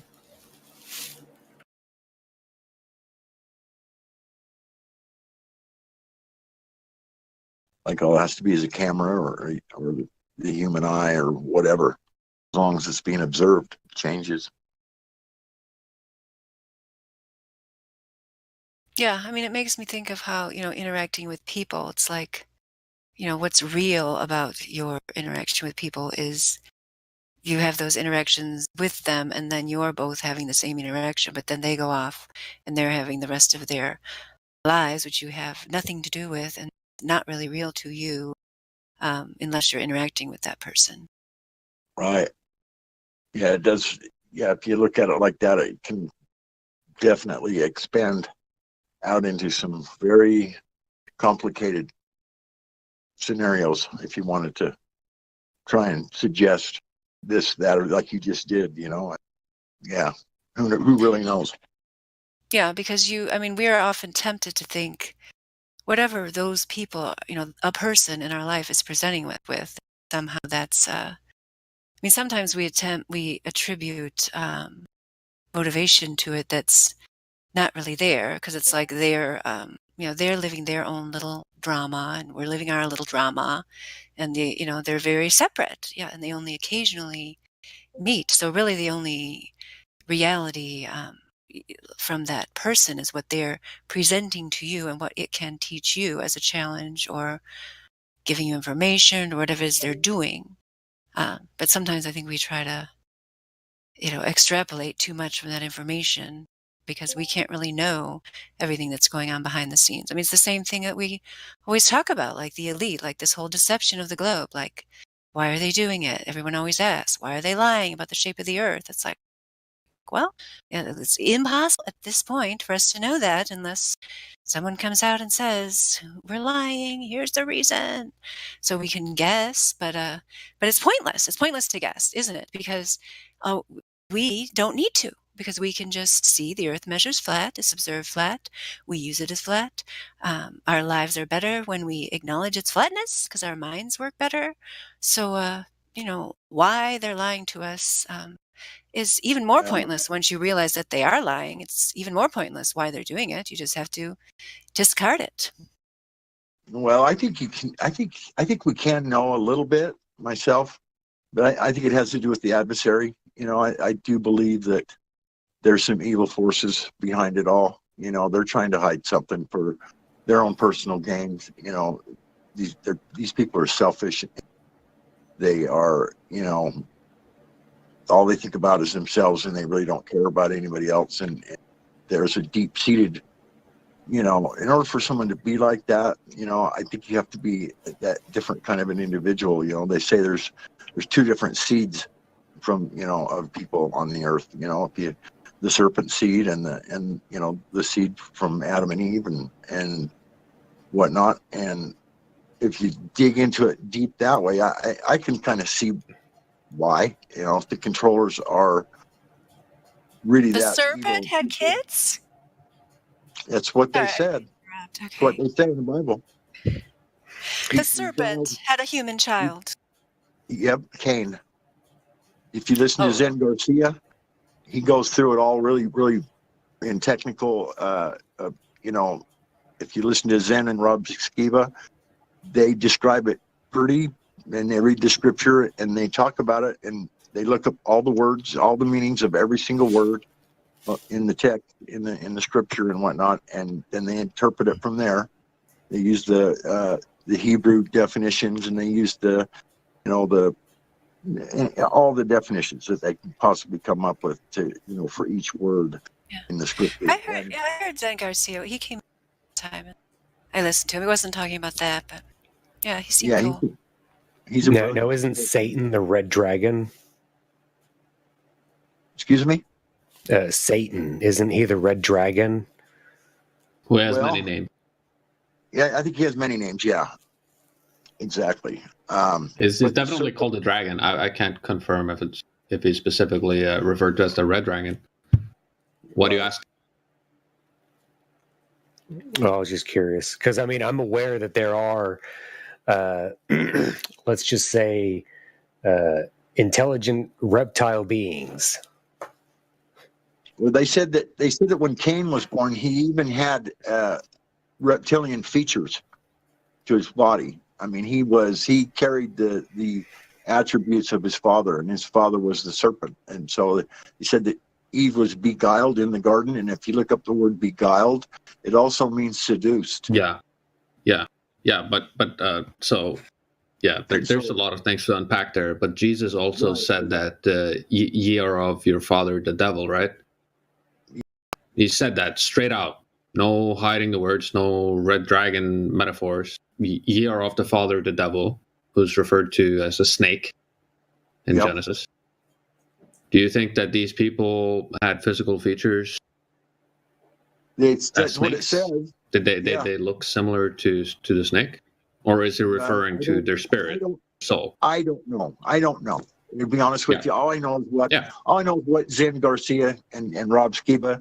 They have a presentation. They go through the scriptures every week or every day, and they made a lot of sense. Is all I'm saying. And I don't doubt it, man. I can't sit here and say that I know for a fact that they did or whatever. Well, but they I appreciate the honesty. But they was Adam and Eve 6 foot people, or they were like 20 foot, 30 foot big? I think they were tall. I think he does say that too. I think that the people were larger back then. Well, they lived long. That's pretty specified. And I do think they were taller, yes, but I don't know how tall. Maybe 13 to 20 feet. Yeah, somewhere in that vicinity. Well, yeah. The original point was whatever the source of the lie or whatever their motivations calling out the globe lie. All we can do is deal with the effects of their propaganda and mind control program, and Right.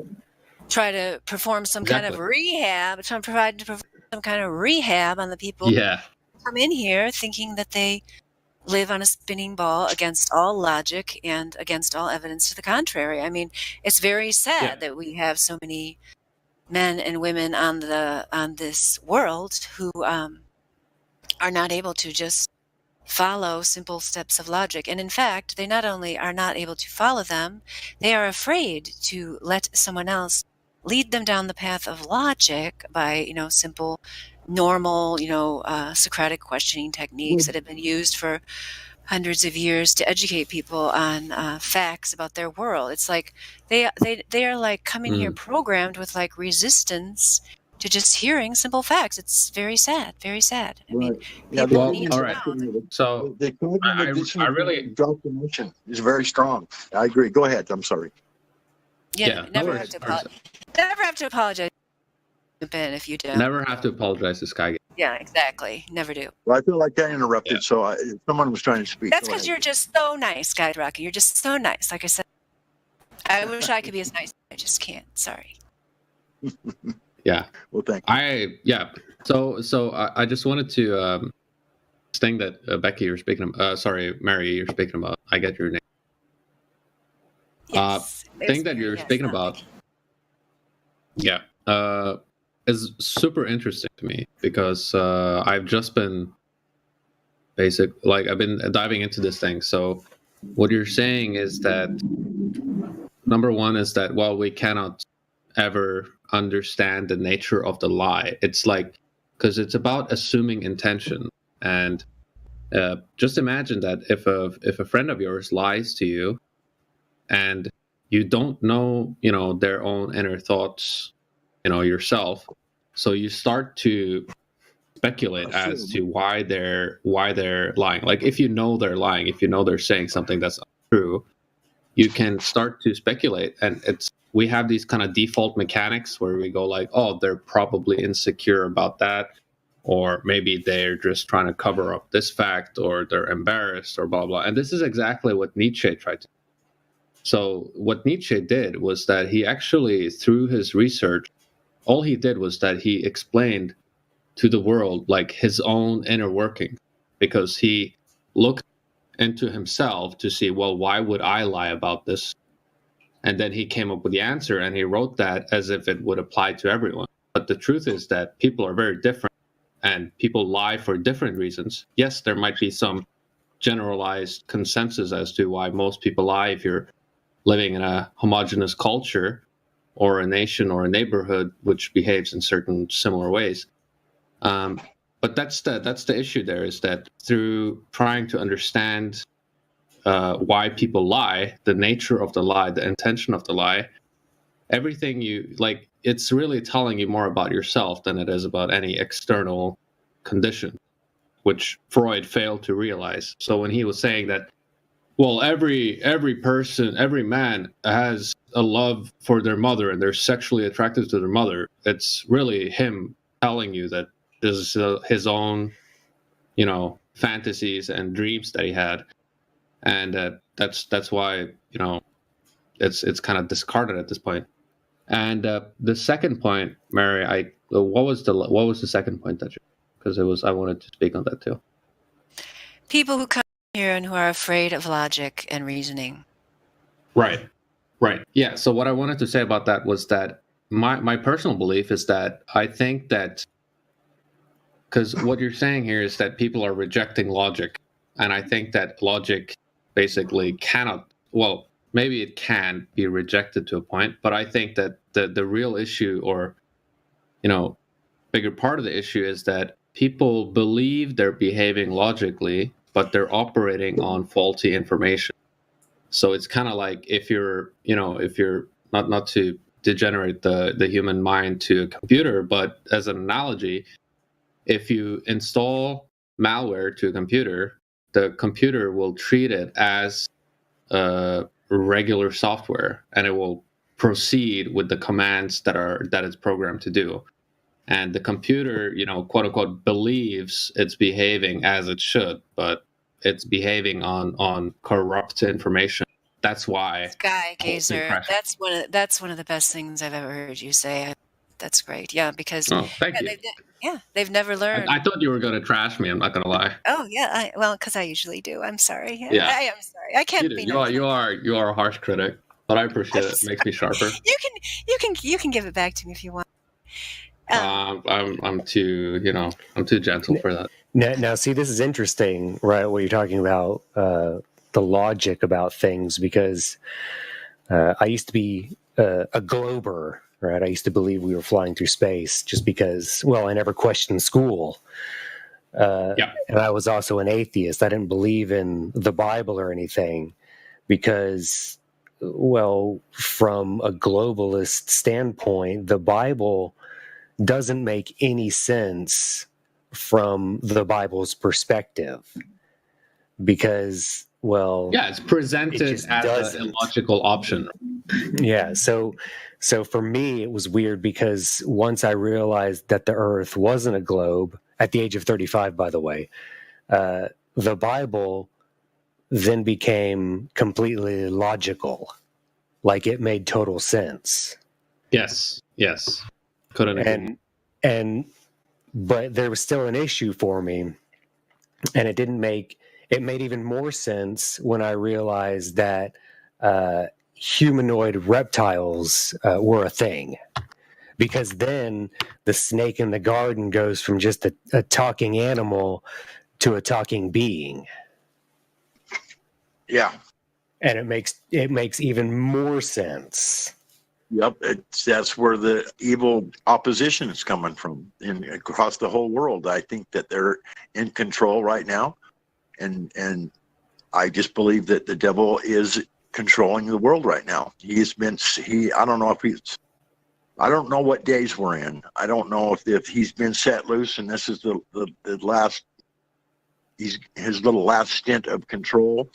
I don't know where we're at actually in time, because I think history's been hidden from us and lied to about that as well. So to try and figure out where we're at in time, that's a real confusing thing for me right now, because the things that are going on, you could either place them in a couple of different times in the Bible, as far as in Revelation, or in the things that are supposed to happen, in the future before the end. And so that's a pretty confusing thing for me right now, to actually nail it down to where I feel 100% confident about, where we're really at this point. I don't know how you guys feel about that, but see, I don't really think it's necessary knowing exactly where we're at according to a book. Because if you try to place yourself within a certain text that's already been scripted out, then you fall into what has been scripted out. well, I'm not talking about it quite like that. I mean, I'm not trying to actually pin it down to a certain script. I'm just trying to pin it down for my own personal, feeling about, kind of where we're just kind of where we're at as a people, and where we're at, as a world. And I'm not really trying to pin it down to a specific time or a scripture or whatnot. I'm just trying to, I don't know if I'm making sense to you, but for me, I just feel like we've been lied to us all about history. Oh yeah, well, definitely. People have no idea where they're at. And that's all I'm getting at, is that basically that right there. I'm just trying to, I've kind of wrestled with it a little bit, but I don't spend a whole lot of time on it, because like you said, I think it's kind of a futile argument at this point, because we are where we are. Yeah, this is the land of confusion. That's where it is. Yeah, and we should be concentrating on doing the right things, period, anyway. Changing our lives, going, obeying the commandment. Yes. Those things. Yeah, so there's much more important things than that. Yeah. Well, I think the most important thing we can be doing is attempting to discover the world that we live in. Because even with religious text, we're given something from someone else. So, you know, I hate to be the bearer of bad news, but we kind of got to throw all that stuff away because it's all been tainted by some kind of lie. So if you go by words, you're bound to be deceived. I disagree with that in this manner only, that you're right. I believe the words have been changed. And you're right. I believe that we're being lied to in Scripture as well. But there are certain things that feel right. There are certain things that you know in your heart are right. And well, of course, you always give truths, right? But you got to throw the lies in there. Those are the things I'm talking about. There's, you know, there's certain things you know are right, and you can feel it. But you're going to spend too much time trying to figure out which ones are not true. I don't spend a whole lot of time on that. You're wrong. I just know. So you know which ones are the lies. No, I just know what feels right within me. I know what I should be doing today. That's what I'm saying. I know I've learned enough to know that I should be doing the right things. I should be charitable. I should be kind. I should be loving. I should be doing the kinds of things that I know are right. And those are the things that I've derived from these scriptures. Yeah. Yeah, but these are things that you can come to you without a book. I didn't have a book, and I came to these things. Okay, you can come to them without a book, but a book helps. It's called realizing that you and the person next to you are the same. Well, I realize that. Not really. It's very simple. I'm not sure what you're saying. Can you, when you're saying you and the next person next to you is the same, what are you putting into that? Yeah, we're all the same. It can mean a lot of things. I believe in the Savior. And so if you want to argue that, then that's fine. I don't want to argue it, but I'm just telling you that's what I believe. And I believe that he gave us these things so that we could be saved. And I'm not saying that it's all perfect. And I'm not saying all the words are perfect, and I'm not saying they're all true. But I'm telling you what, I do believe that I've found the things I need to know for myself on how I can be saved. Okay, so let's imagine you had a recipe for a cake, right? And someone comes along and changes one of the recipe or one of the ingredients in it, and it totally changes the cake. But they tell you that's the right way to do it, and you just eat it. Well, yeah, Bebe, I have a really simple answer. So what should you do? Can I give you to make the cake the new way? No, can I give you a super simple answer to your analogy? So let's say they even added poison to it, right? Okay. So they added poison. Would you continue to eat the new poisoned cake because they say this is the way to do it? So how would you know the rest of the things? How would you know that it's poisonous without eating it? I would continue to do what feels right, and what I know in my heart is right. I wouldn't let some cake or some recipe or some analogy change my mind on what I know to be true and on how my feelings about how I should be acting and the things I should be doing are right. That somebody coming along with a new recipe or a new idea or whatever, it's not going to change my mind about those things.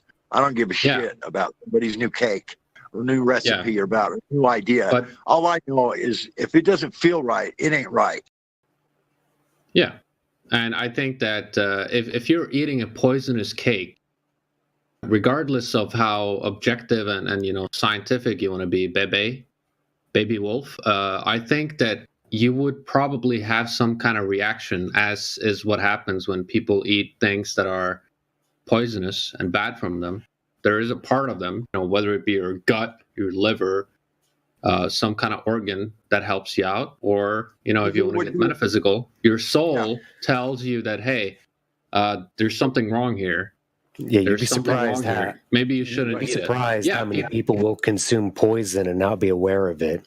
I'm not surprised. I'm fully aware of the opioid epidemic that's ravaging our Western civilization, and I have friends that are subjected to it. So you don't have to tell me about how people are being fooled into taking poison and injecting their body with it. I'm 100% aware of it. Well, I mean, so cake your is point poison. Is invalid. Cake is poison. Heroin is poison, and people take it Everybody knows heroin like is poison, and they take flour it. and sugar. It's not advertised as cake. You don't have to Those are poison. You're sugar coating. Would you your agree own with argument. that? I mean, a lot of people know that, right? Sugar will rot your teeth. That's poisonous. Do you agree that heroin is poison? No, I don't know anything about heroin. You don't know anything about heroin? Do you know that No, it only what the kills you if you television take too tells much? me. Only what the television tells me about. That's all I know about heroin. You don't know anyone. What did I who just dies of say? heroin? Okay, so you don't have enough information about heroin to speak about. That's what you're saying. And you do, right? Because you're a heroin user? No, because I have friends and family that took it and was highly impacted and almost lost their life. I know a lot of people who eat sugar, same boat. Yeah, I'm not disputing you. I'm just saying that you don't have to make because sugar. A lot of people can eat sugar and survive. They won't die. No. It's not Your poisonous. agents shine. If you want to, you're the one who brought up the argument of poison. Are you promoting sugar, man? Come on. It's a simple carbohydrate, and the complex carbohydrate, they all turn into the same thing in the body. Now, fat. Sugar's not good for you, you're right. But even complex carbohydrates, like in rice and whatnot, I mean, they still turn into sugars in your body. Your body still breaks them down into the same, into the same elements as your body reuses them as fuel. They're still processed. Some of them break down in the same manner. So kind of what you're saying doesn't make a whole lot of sense, because you don't have to take sugar into your system in order for you to have the same effects that sugar would be affecting you with. Because all you got to do is eat a bunch of rice or a bunch of bread, something that has all these massive amounts of complex carbohydrates, and they're going to turn them into sugars in your system, and it's going to affect you negatively as well. Bro, like Baby Wolf, if you want to sit here and argue Man-made that food. sugar is just as bad as heroin. I mean, Okay. I'm not gonna sit here. There doesn't seem to be a heroin you're epidemic killing your in the own United argument. States. So I mean, if you're going by numbers of death, and you want to go by the numbers that doctors ascribe the causes of death, then yeah, sure. If you want to believe that's food-related causes are among the top. And food is in quotation marks, if you want to obviously. promote the statistic that sugar is worse than heroin, then I'm not going to sit here and try to defend you or try to help your argument. Because if you want to argue against that and say that sugar is worse than heroin and that we should ban sugar before you're making a claim that you can't even prove. I can. You're just making ad hominems instead of answering to my attacks to your argument. Oh, I don't have to answer to you. You don't have to answer to anyone. Who do you answer to? Myself. And who is that? Man, you're an idiot. Oh, nice one. Another ad hominem. A logical fallacy. I thought you were smart. Okay, so hold on, is there anyone else that wants... I just want to point out that actually isn't. I just wanted to point out. Sorry, Miriam. I just wanted to point out that actually, I get really annoyed when people miss. An ad hominem is saying that someone's an idiot, therefore their argument. Whereas if you just call someone an idiot, it's just an insult. There's no ad hominem logical fallacy attached to it. What? Yeah, it's pretty much an insult. You're right. They shouldn't be allowed. They should be just either silenced, banned for a day or two until they learn their lesson. Hey, Crypto, could you say ad hominem, short for argumentum, ad hominem, typically refers to the logic's argumentative strategy whereby genuine discussion of the topic is at hand is avoided by instead attacking the character, motive, or other attribute of the person making the argument or persons associated with it. Yeah, think about the context. Okay, dude, we'll think about the context. I'm thinking about it. I'm thinking about it. Within an argument, right? We were having an argument. So, but he didn't say you're an idiot, therefore your argument.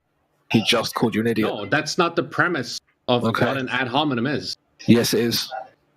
Look it up, bro. Look it up and Dude, read what it says. I've been involved in this kind of logical thinking 5+ years.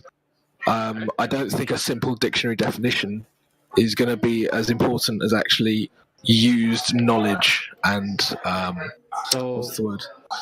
what you're saying is that you have your own definition of what an ad hominem is. No, what I'm saying. Subscribe to the general definition. No. Well, this is another problem when people say what you're saying is. It's a question. What I'm saying is what I'm saying. You don't need to repackage what I say. That's my job. Go ahead. Okay. So what I'm saying is that a dictionary it's like a map. Okay, so it's a map of a language. So a dictionary attempts to map the language, but the language itself isn't the dictionary. So if you pull out a dictionary and go, "Oh, therefore I'm correct," that's actually you're not using the dictionary properly because the dictionary's a map. It's not the language itself. Okay. I'm telling you. What's the authority on what? Am I going to be allowed to finish, or are you just going to talk over me constantly?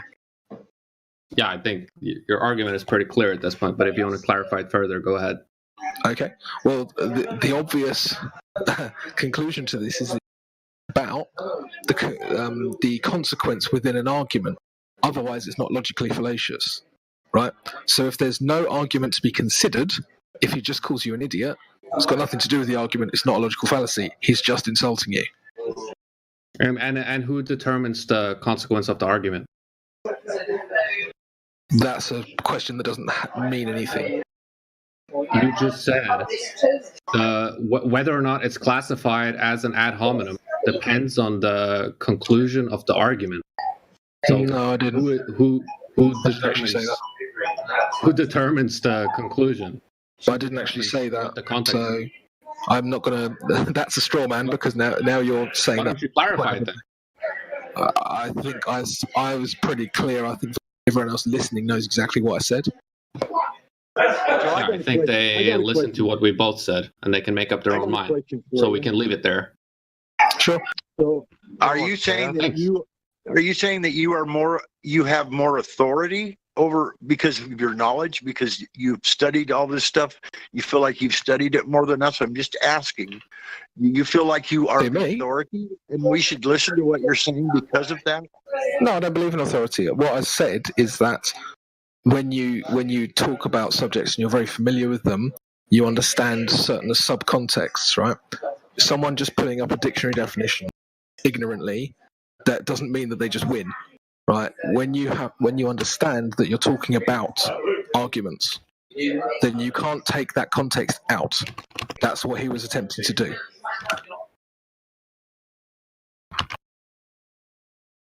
Well, I didn't see it all that complicated. I just felt like there was call it an ad hominem or call it just an insult or whatever. It was inappropriate. Let's put it that way. And so. Yeah, I agree with that. But it's just you have to, when you're going to use, you have to know what you're talking about. You can't just throw these things around and just hope that they stick. What? Well, I don't know that it was. I don't know that he was. You think I'm just hoping that it sticks? Like, oh, let me just throw out this random word, ad hominem. I'll just hope that it sticks. Yeah, I'm not referring to any. So we were talking about something, and you said something. You said I said an ad hominem about you, but I didn't.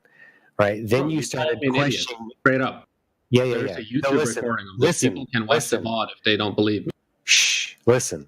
So we were discussing something, right? We were talking about having an argument, right? Then you said somewhere in there that I ad homed you, which I didn't. Okay. Then you started asking me why I'm not asking your question, answering your question, right? And I asked you, are you an authority? You asked, who do I answer to? I said myself. And then you said, who is that? After I had just got done answering you with myself. No, so you it's a follow-up question. Twice. Hold on. It's a follow-up question. Hold on. No. You asked me twice who I answered to. You asked me once, I said myself. You asked me again, I called you an idiot. No, did I ask you the same question twice? Yes. No, I didn't. I'm gonna have to bow. I'm gonna have to bow out of this. Answering I mean, really, it's why don't you guys just give it? Come on. Does anyone want to bring up an actual topic about a thing rather than doing? I'm not into discussing all that horse shit. Yeah. Does anyone want to discuss the flat Earth, for example? Is there anything to in a discuss? polite manner. Ooh, Carrot, who's no longer a carrot. You're now back to being Cowabunga. Well, it was fun while it lasted. Yeah. I appreciate What's you there holding to that discuss about the flat Earth? the fact that it's flat. Well, Is it as flat as a pancake, or is it more like a waffle?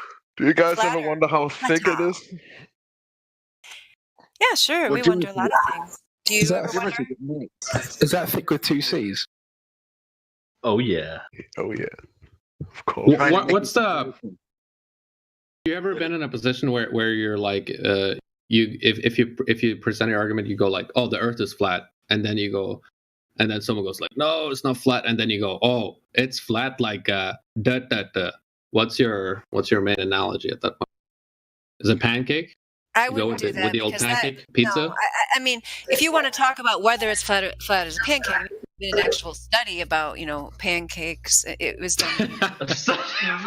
I'm not kidding. There's a. That's funny, bro. Yeah. Okay. Well, I'll find. I need I'll a find it for scientific you. study. It is She's a right. scientific study about about the 50 Bro, United States. it's which clearly ones are... more of a waffle. Skygazer. Oh, come on.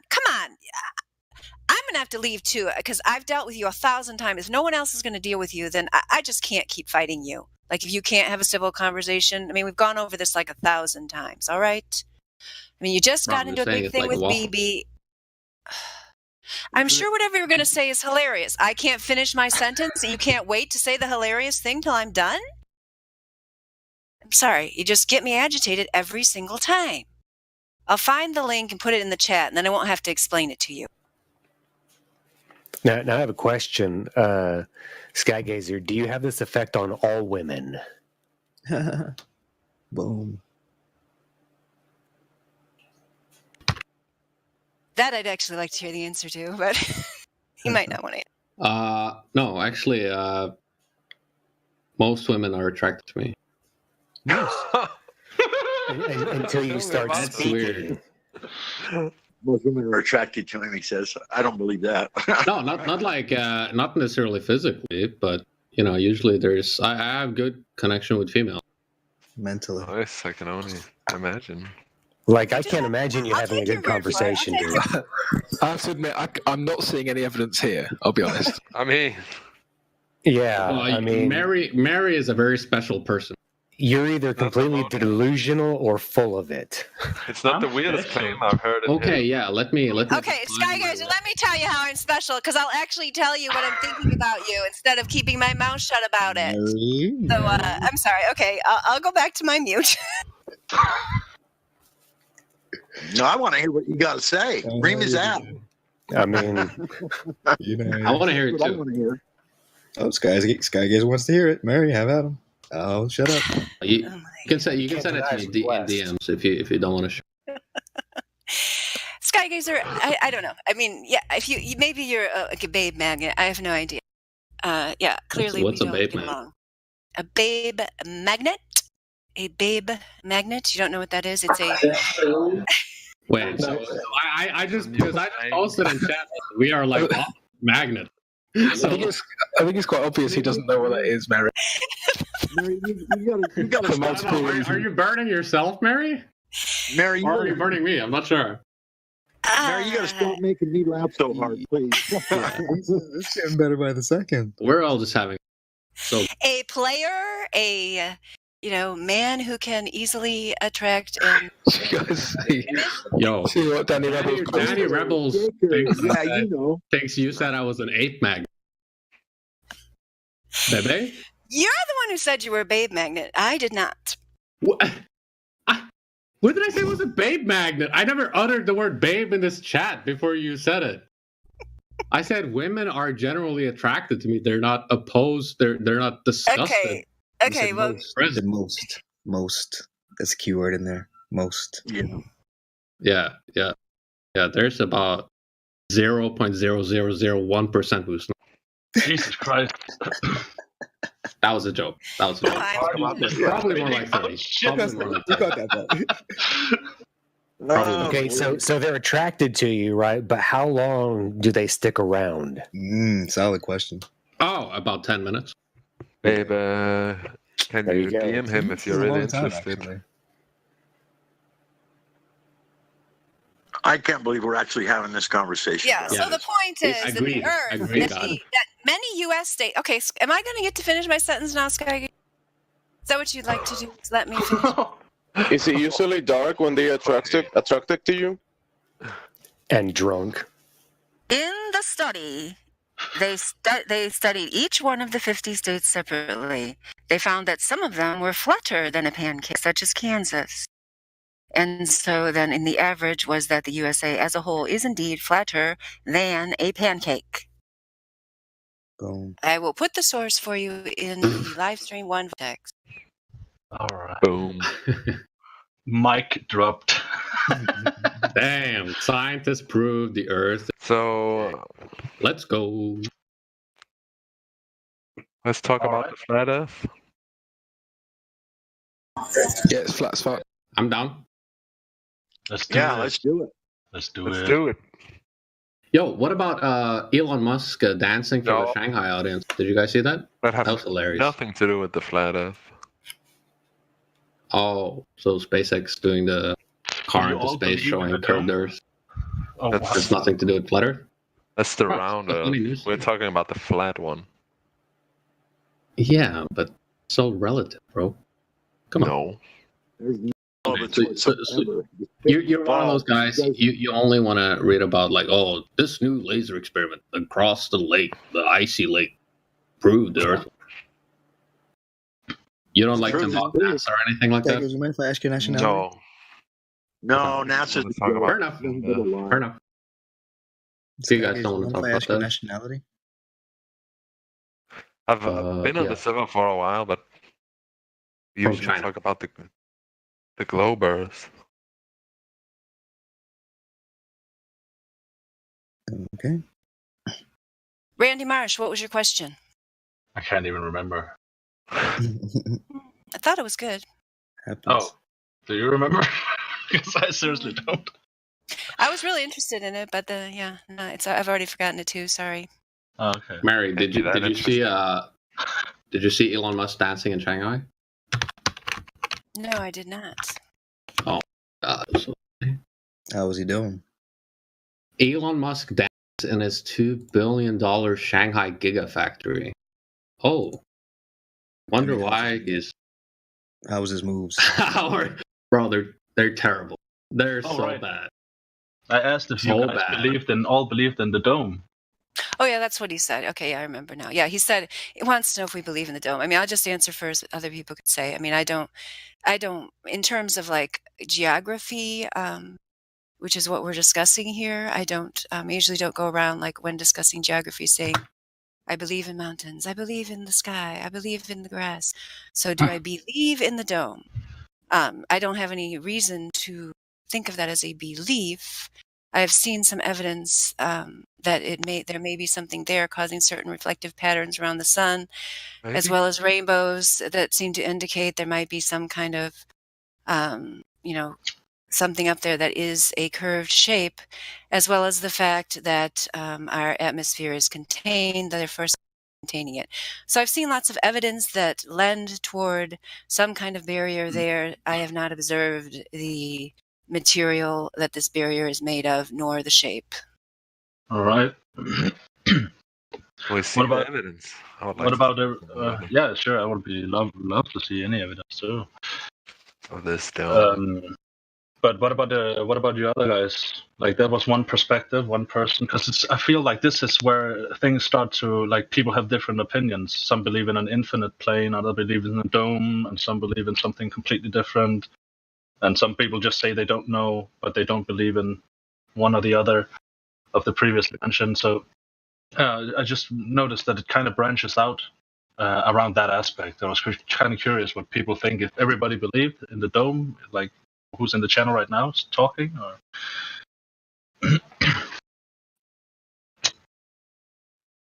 Yeah, by the way, that dancing is atrocious.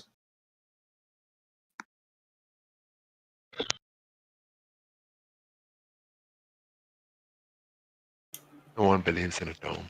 Okay. Well, I think the problem is that these are things that are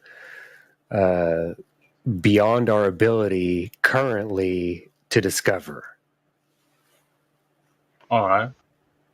So, if you ask about a dome to a bunch of people,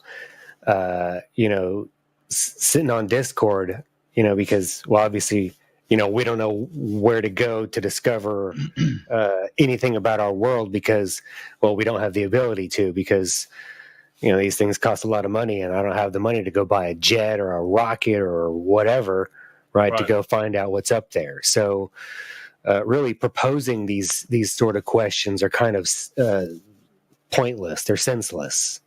But this is just debating about flat Earth, isn't it? I mean, that's... Well, I mean, it's speculating about what might be. I mean, but you're coming from a perspective of you believe you live on a globe. That's the tendency that I have to lean towards. Yes. Yeah. So the way you formulate your inquiries, they have no real answer.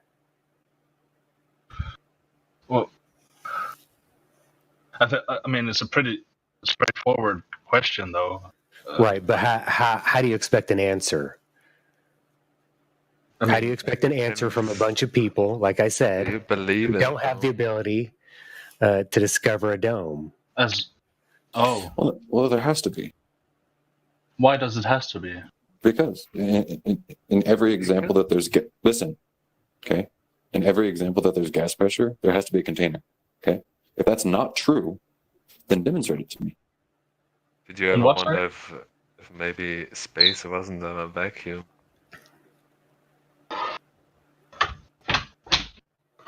Now, see, while scientist says that, right, I wouldn't necessarily say that there is a dome up there. There's obviously something, but we don't know what it is. Right. And that's basically based off there being gas pressure, I assume. I mean, yeah, you can assume these things. Well, right? That what I was we see, hoping you would correct me if I was wrong. I mean, we have to go off assumptions because we can't see the world at large. Yeah, there's nothing wrong with that. I'm just to clarify it. Oh man, y'all are already. So asking a question of do you believe there's a dome is irrelevant. I don't think so. I mean, it's fine. Asking any question is fine. You just have to accept what it goes in. I mean, for sure, yeah. Yeah, I mean, the main issue here is the question of a model. I mean, because if you're adhering to just a fixed model of a flat Earth with a dome on it, I mean, that's like another limitation, and we're trying to avoid limitations. We got off the globe model, which is a proven failure, and like any scientific model, if it does not predict reality, you must discard it. So, a person could come up with another model, but as we discussed, they aren't going to be able to verify that model is 100% true because we can't go to Antarctica because the Antarctic Treaty. We can't go. We can't go up to the dome. I can't. So therefore, we can't come up with a fixed, rigid model and say this is definitely it. And why should we? We don't want to do that. That's what we're trying to get away from, is a model that's failed and tired and gross, aka the globe, that doesn't work.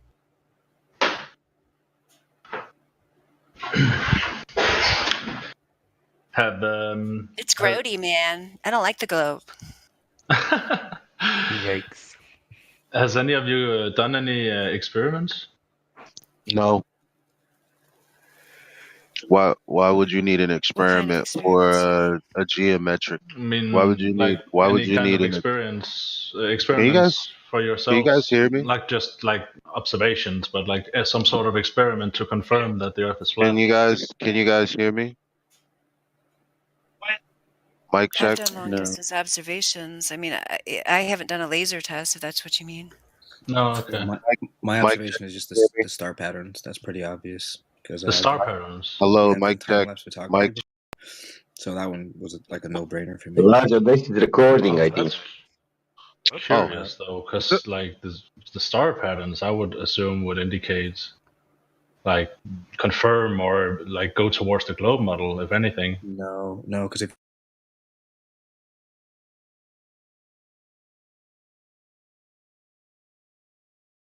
Elijah. Yeah, he Yeah. already told me. I get it. All right, cool. Yeah. Were you digging? Did you just jump in? Yeah, we were listening to an old video because Yeah, my bad. there was nothing going on. Do you have something to say? I mean, yeah, if you want to fill some, I was just filling dead air. So if you want to talk, go ahead.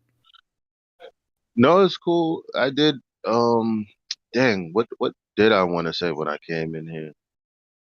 I can't even. Oh, not. I mean, nothing really. Because I'll be going underground in a second. But I was listening to the clip that Indio made yesterday, and it's interesting when they ask, well, so why do you think you can trust your senses? It's the weirdest question in the world because eh, everyone understands that if you use it, singularly, like what do you think you can trust your sense? Like say if you touch something but don't apply any other senses like seeing or smelling or As if, then right? then it's like okay. It's like obviously you don't have enough information, but why like when they say that, my question to them would be, okay, so when can you not trust your senses when you're using more than one? Give me an example. What is your favorite sense? Because that's basically what, using the scientific, well, As far mm, as well, experience in the goes, I end, mean, using the scientific method, you have to see a phenomenon. Then you have to. There's certain factors that come into play that do more than just using your ability to observe a natural phenomena. So ultimately, it's going to be more than just your senses. Even though when you try to create an experiment, it's supposed to remove you as the person exactly. to recreate it. But no one's ever just using a sense to say, "Hey, I trust my senses." That's the most retarded thing I've ever heard. I know that's what. Yeah, exactly. Yeah, that's a good point. Yeah, I like that. But then turning it around is like give me an example of when you can't trust your senses when you're using more than one. You can't more than you always use more than one. Can you Yeah, isolate one but sense see that you're using? but see All they right. asked Well, us this sight. question. Yeah, go ahead. They asked us this question when it's actually them using one sense and making assumptions and presuppositions based on seeing something that they can't interact with in any other way. So it's like they always flip it to when it's actually them doing the thing that they're asking us or telling us is not smart to do.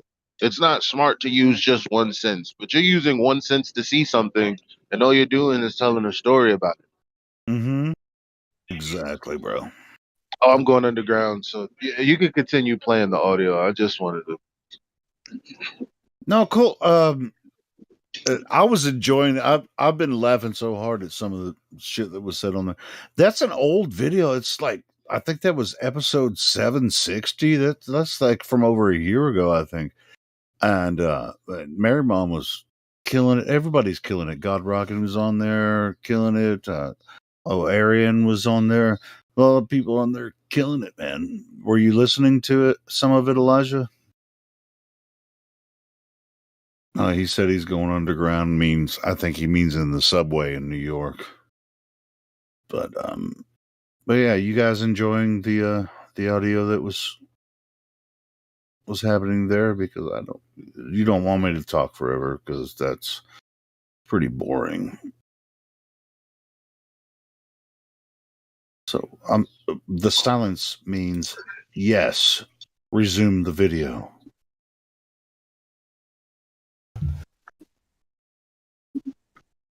I fucking love you guys.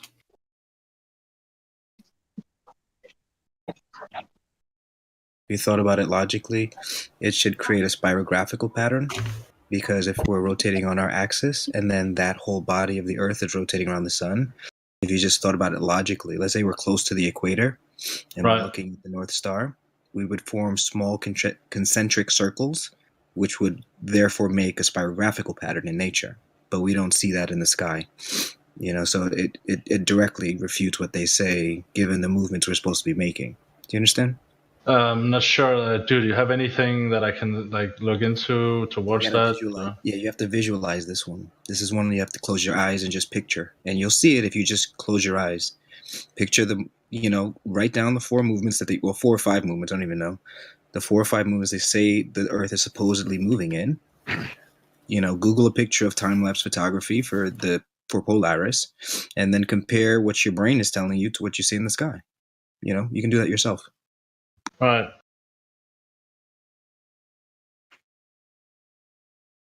So what do you mean, the stars? I mean, I didn't really get you. Because we're rotating around the sun. Say it again. What would happen if we rotated around the sun? Well, we'll picture it this way. Let's say we just take the first movement, right? The Earth rotating on its own axis, right? Mm-hmm. So let's say that's the only movement that NASA told us the Earth is moving in. Then, logically speaking, if I was in New York and I was looking up at Polaris, and remember it's above the North Pole, allegedly, that means I technically could see a circular pattern in the sky. Because if we're not moving, if we are moving and we're moving around, the universe, and we're only moving in one direction in a circular motion on our axis, then a circular star pattern would make sense. But if we were to take that one movement and then add to it the fact that we're moving around the sun, now with Polaris as a fixed point and Polaris as a fixed point to the North Star, and then our stationary camera on the ground, our stationary camera on the ground is remember, it's rotating around the Earth's axis, and then it's rotating around the sun. So do you know what a spirographical pattern is? Or no? You might have to Google it to get a visual. Because if you see the visual, say it again? Yeah, if you Google it and you get the visual of it, it's way easier to understand what I'm trying to say. Because then you can see how the Earth would be rotating in small concentric circles, and those would then, create like a loop-de-loop type of spirographical pattern that would form an even larger circle of smaller loop-de-loops. I don't know if you follow that, but that's only the first 2 movements. You still have to tack on a couple of other movements through the universe and, whatever they're saying. So, after the second one, it just breaks, that circular star pattern in the sky. It would just break. All logic would break, is what I'm trying to say. Yeah, it totally makes sense. You would see that. You see what I mean? Yeah, the spirograph. Yeah, you get it. Not only that, We're rotating around the sun really slowly. The moon and sun track the same way from east to west. The exact same path as the stars. Everything turns.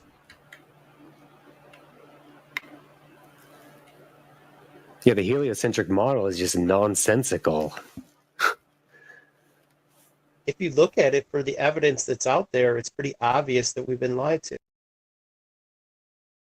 Like he's saying, you couldn't replicate the movement in the stars. It's like you see it with your own eyes, but you're going to deny what you see, like the reality of what you're seeing, and believe something like he's saying, a spirographic pattern. It's like, no, that's what we should see, but we don't. Exactly, but we don't, So it's like I could keep lying to myself, like, oh, well, NASA, but I don't see that, And remember, they told us which way it's moving. I didn't make this up. I'm just trying to close my eyes and visualize what it would look like in the stars if there was a fixed North Star and I had a fixed camera on the ground. And it's like I just don't see the logic there. How it could be. So how do you explain the difference in rotation on the southern and northern hemisphere when looking at the stars? Yeah, that's a great question. And I've that one's maybe scratched my in head. Ecuador or something like that, you can see them both meet up. That one, it may be perspective. Perspective can make things look deceptive. If the bands of rotation around the central North Pole get wide enough, like the train tracks, they may reverse toward the horizon and look like they're reversing optically. But if it's just an apparent phenomena, you walk up on those star trails that appear to be reversed in the south, they would open up like a book and reverse back toward the north. So it may just be perspective. You're where you really are. close to your microphone. You're really close to your mic. You might want to pull back there, Lemon. Lemon.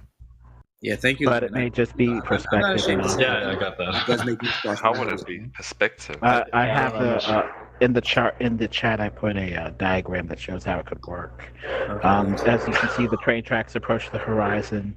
If you're under the North Pole in the center, you just see small bands of rotation, but as they go out toward the south, they get wider and wider and will eventually fatten toward the horizon.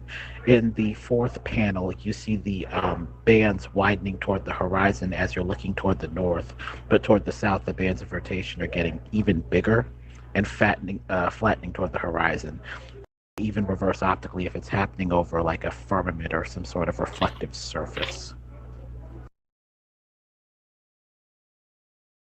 So it may just be optics. This doesn't make any sense. Walk up on the South Pole, see if it opens up and reverses. Do you have any citations or anything, or is it just you drawing at home? Just using my brain logically. Okay. Well, think about this. If you look at the North Star, the further you go south, the lower it drops to the horizon. The North Star gets lower and lower. That's what he's talking about from your perspective. Say you're at the equator. If you're in Florida, it's going to be lower on the horizon than it would be in Michigan or Canada. The closer you get, the more it gets to being directly overhead. If you were at the North Pole, the North Star would be right over your head. And if you go to the equator, it drops. Like the further you get away, the more it drops. So that's why it moves sideways. There's a pattern of rotation. Yeah, right there's to the like center. 2 points in the sky where there's a fixed rotation. Yeah, exactly. There's Like- 2 points. That's like- the point. It has the You would center have of on the same- rotation. The North Star is the center of all the rotation. Just the No. further you get No, away. they don't have the north. There's two. There's one in the northern hemisphere and one in the south hemisphere. No, that's false, man. That's no, false. no. It is. And you know what? None of us are down there to verify this.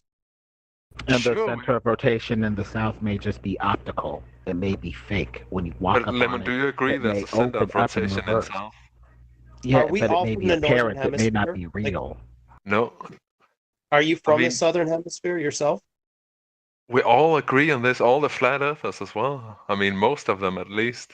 Well, there's a difference between real rotation and apparent fake rotation. The train tracks apparently appear to rise up toward eye level, but when you walk up on it, you see how much of a deception it is, apparently, because it's right below your feet. It's not rising at all. So when you walk up on this band of rotation in the south, it may be apparent, but not real due to... Okay, let's say for some magic reason it isn't real, but you agree that there is, right? There is too. Yeah. Yeah. I already agreed. I just just said to the verify. phenomena is apparent. It's not actual. Yeah, see, the thing is we have no way of explaining really the objects up above us and their behaviors, like why they do the things they do. So even if you are in the south and you do see something up in the sky behaving a certain way, it doesn't mean anything. And also, we have precedents for the stars making great sweeping arcs in the south. But it's not like what happens in the north. The north appears to have a tighter band of rotation, sweeping less area. But in the south, they appear to make wider arcs and sweep a greater area. So something is happening that the cannot really explain. To give you Yes, an sorry. example, let me give you like a physical example you could picture. Let's say you had an umbrella and you painted dots and you hold it right above your head and you spin the umbrella. And then you hold the umbrella like straight ahead, like level with your eye, right? And then you spin it. Now you're looking at the stars moving sideways. You get what I'm saying? And that's your perspective. The further you get from the north, you're looking from a different angle. So they would rotate sideways like that. Then imagine Hang on a minute. Hang on a minute. It's perfectly okay and perfectly logical and perfectly understandable to be in the northern hemisphere and watch stars rotate around Polaris. But if you happen to be in the southern hemisphere, like I am, watching the Southern Cross rotate around the southern celestial pole, apparently that's just absolutely ludicrous. Nothing but some sort of bizarre trick of the eye. It could is that be what you're telling me? the optics. Be the dome that you don't want to acknowledge. Oh, And there's a hang on a minute. Why is it optics in the southern hemisphere Yo, and Helio, not you're awake. an optical trick in the northern hemisphere? Why are you so convinced that Well, in the it could be. northern hemisphere this is a You hear me, fact, bro? but in the southern hemisphere it's a fallacy? It could be both. Because the southern hemisphere pole star was only discovered back in the 1700s. It's a recent discovery. Before then, they didn't even know about it. And on top of that, the southern pole star is off by a degree. It moves, and it can't even be seen with conventional telescopes. So it's not. One The at a narrative that time. you're given about it's not consistent. You're just simply denying reality. Okay, Stop look, doing it. Stop doing it. the base of it is regardless of what the things above us are doing, we can't explain it and we can't actually know. These things don't actually matter. The thing is that they don't actually work on a heliocentric model. What we're told about what the stars are supposed to be from a heliocentric point of view, all the motions that we're supposed to be doing, the stars do not add up. That's really the main thing about it. The So stars what they're doing and how No. they're working, we can't I explain just that. think you don't understand it. The stars have nothing to do with the shape. They have to do with the motionlessness of the Earth. That's what all the stars verifies, that we're not So it have moving. to do with That the is shape. what they When you verify. choose it, and when we make a point, it doesn't have anything to do with the shape. Yeah, it's motionlessness. It means we're not moving. There's two debates. Are we spinning? Are we moving? Or and then what is the shape? So we can determine definitively we're not moving at all. How? And then water defines the levelness and proves that we're not a globe. Levelness. The levelness, yes. Okay. Yeah, the realization of a level Scream plane that? is not difficult. Would you claim that water at rest has curvature? I don't want to get into this. No, this is it's gonna be the same old discussion. Yeah. I'm just asking you logically if you believe it has curvature. Okay, I'm here. I was outside, but now I'm here. Who was trying to say, "Hey, Helio, are you awake?" or all this kind of shit? Whatever. Somebody wanted to talk to me.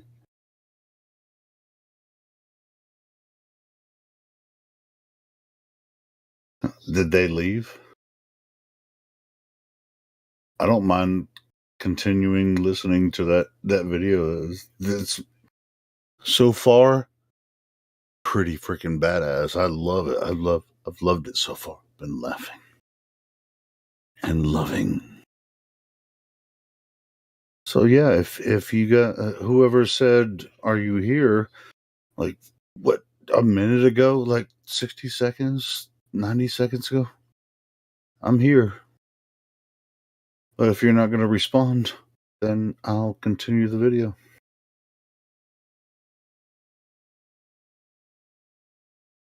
And if I start this video and you interrupt it again, that's on you, bro. I'm not going to respond.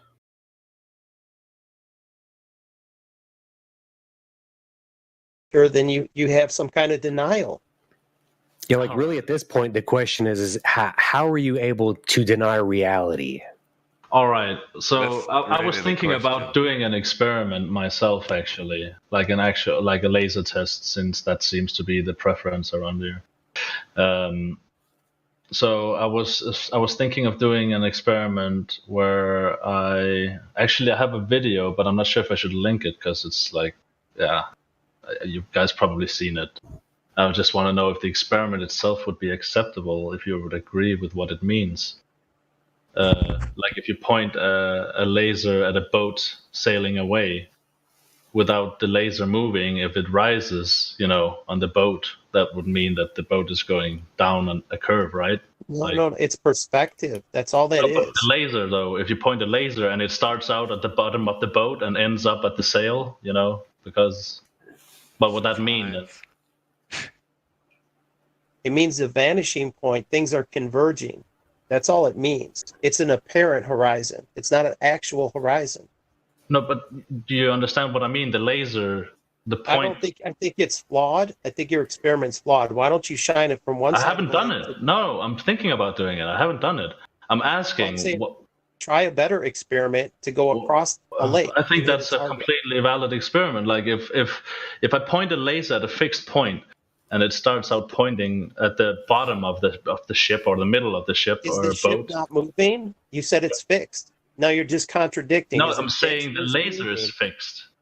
The laser is static and fixed, and it should have a level measurement on top of it, so Well, you you can need see that it's two completely fixed level. points. Probably You need completely waste of time. Yeah, You so need here would be two the problem. Nobody Yeah, here'd be the problem using a boat. The boat's on water, and water tends to go up and down. So Yeah, but if it graduously and continuously keeps going up more and more, it doesn't go up and down. It just keeps going up and up and up and It up can't go I up have a and better up. experiment. Why don't you get in the boat and shine it at a target on with the the globe shore? model, it should go up. That's what I'm saying. No, it doesn't go Shine up. it at a It target bobs on the up and shore down. and then go away and see if it stays fixed on that point. But I think you're missing my point, though.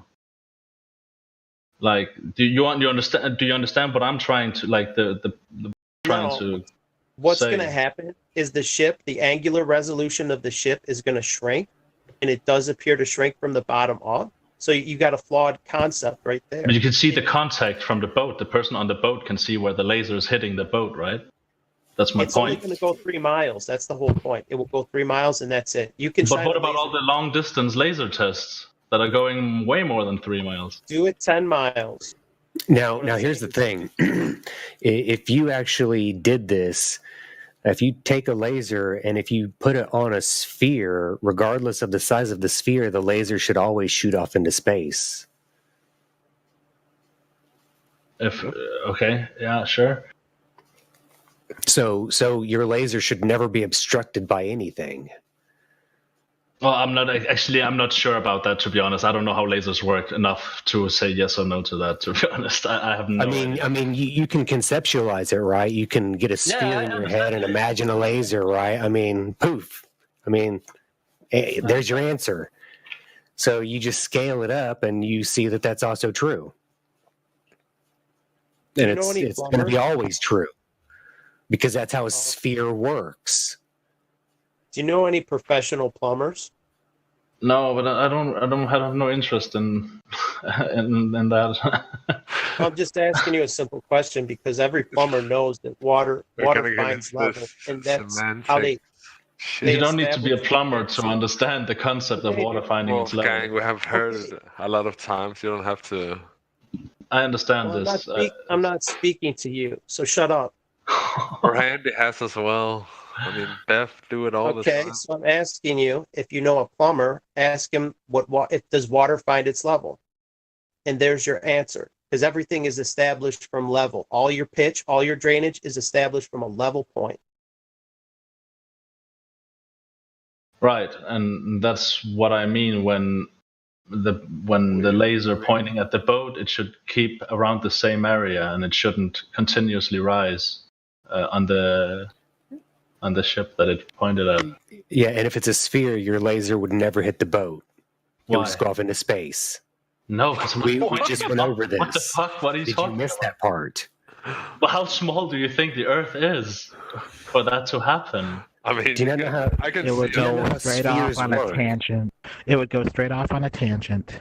If it was 90 degrees to tangent to where you're starting. What laser would be? So clearly you did not take spherical geometry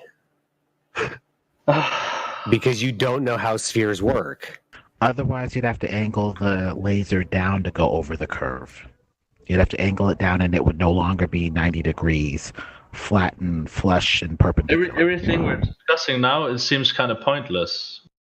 No, we can still test it. No, but what would it mean then? Like, if what I'm saying happens, what would that mean? That we live on a level plane. If you can shoot a laser at a boat and hit it, we live on a level plane. That's it. That's what it tells us. What kind of laser do you have? How far can it shoot? Yeah, but that's like, I'm gonna figure these things out as I'm going. What's acceptable for you guys? Like, what would be acceptable? Then maybe I'm gonna acquire that. Well, that Marble would be had one. acceptable. It was $400, and it goes about 10 miles. The one that goes 25 miles is like $50,000. Right. So I don't need all those miles because like the No. curvature should be visible much sooner, technically, you know, right? At 10 miles, they're 66.6 feet. So if you're Right. 30 feet above the water, it would be hitting the water. It wouldn't. You could never hit a target across the 10-mile lake. Even half of that, even 5 miles, you couldn't do it. At 10 miles, I think it would be 6.6. I may be wrong because it's 0.66 per mile squared. Oh, yeah, squared. Never mind. You're right. I didn't square it. You're right. 66. Isn't it supposed to already show around 3 miles out or something like that? 6 feet of drop at 3 miles. Right. There's a drop. So already there's a drop. It depends yeah, but how when low you get drop. higher. Yeah, but when you get higher, you can still see flat level. Alleged. Yeah, but my whole point of the experiment is that if I then start at the bottom of the ship, and it's as the ship sails away, for some reason, in the globe world, the laser would then gradually. Why are you putting a ship, an unnecessary ship, in the equation? Why not go from one side of the lake, put a sawhorse, go on Because the I other side? wanted to do it at open sea, true level. Find an inland lake, and you'll see what's going on. No, I want to do it. I want to do my experiment at the ocean. Do What's it in wrong the with ocean. Go do it in the ocean. Report back when you do it. Yeah, but I don't want to do it if it's meaningless, you know. Yeah, so that's what I'm asking. What would it mean? You're just Like wasting time. Just report back with the data, and we'll make a conclusion. I don't want to waste my time if nobody's going to accept the experiment. That's why I'm asking. Well, people have already done experiments across lakes, and they determined there's no curvature. It's already been confirmed like countless times. So, like, Have you done beating a dead horse. Yeah, at this point, you're wasting our time, right? Why am Just I go wasting do your it. time? Just go We've do it. already established it. Dude, your premise is flawed, bro. You should be doing this to prove it to yourself, not to us. Yeah, but I don't want to prove it I can't share it. Yeah, to be fair, man, we don't care. Go out You to don't the care? ocean. Okay, fair enough. Go out to the ocean. You want to know and the problem with all this? find out. No, Wait, you're not you interested have in the the truth truth? because you only care. You only care if we care. Go out Okay. and do it yourself and see All what right. you find out. Helio. So you have the truth, right? I didn't say I have the truth. Wait. Did you just kind of made a roundabout claim that you did because you said that we weren't interested in the truth. You. Helio. You said we don't care. You spoke for everybody else. We care, and there's Yeah, many yeah, ways that to one test cares. this. Don't speak. That's an extremely dishonest paraphrase there. He said he doesn't care about what you have to say, not we don't care about the truth. That's an extremely dishonest thing you've just done there. Well, he was talking about proving it, right? And we don't care. We don't care if you're proving it to us. That's what I was saying. Well, proof is Right, always because it's good. not about proving it to us. Well, I hear everybody talk about experiments, but it doesn't seem like anybody's doing anything. Yeah, themselves, you should go and do I them. want to do that. Yeah, so I wanted to know what was acceptable, like what would be considered an okay experiment to do. We told you at a lake. Why only lakes? Because they're flat, level, no waves. You're not going to have bobbing up and down unless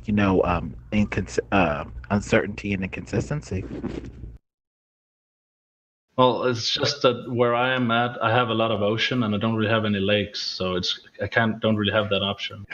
Okay, give it a try. Let us know what you get. You're repeating stuff that's already been done, and that's fine if you want to prove it to yourself. You can do it over whatever body of water you like, just as long as you carry out your experiment clearly, and the findings are going to be true because we've done it over several different bodies of water. We've even had people go over Lake Michigan and other places live and report back that there is no curvature. We have picture evidence as proof as well. So you essentially would be proving it to yourself. You don't have anything to prove to us because we've already taken the measures to prove it to ourselves as individuals and collectively as a group.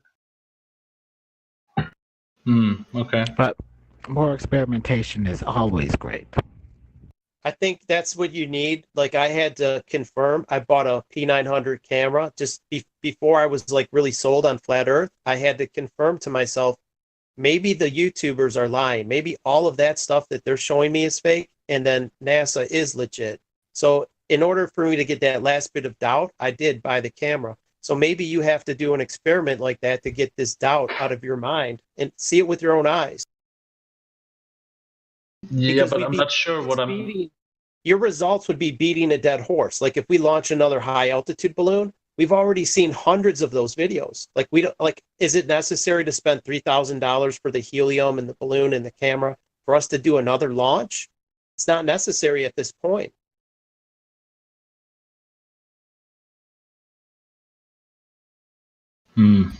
Well, the horizon should drop from eye level immediately. And the thing is, the amount of miles you get per degree of drop is variable depending on your visual sphere.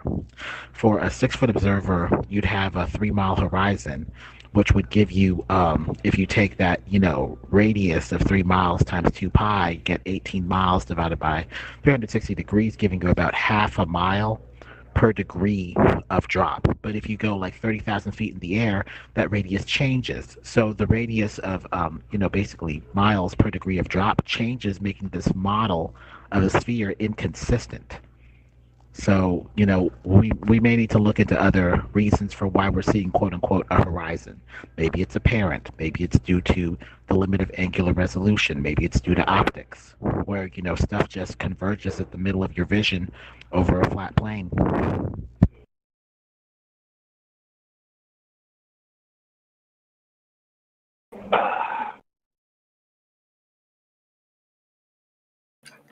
Yeah, I would say if you want to know for yourself, drop the money and maybe do an experiment like that, because I understand the doubt, the doubt that this is some big conspiracy or whatever, and I had to prove it myself.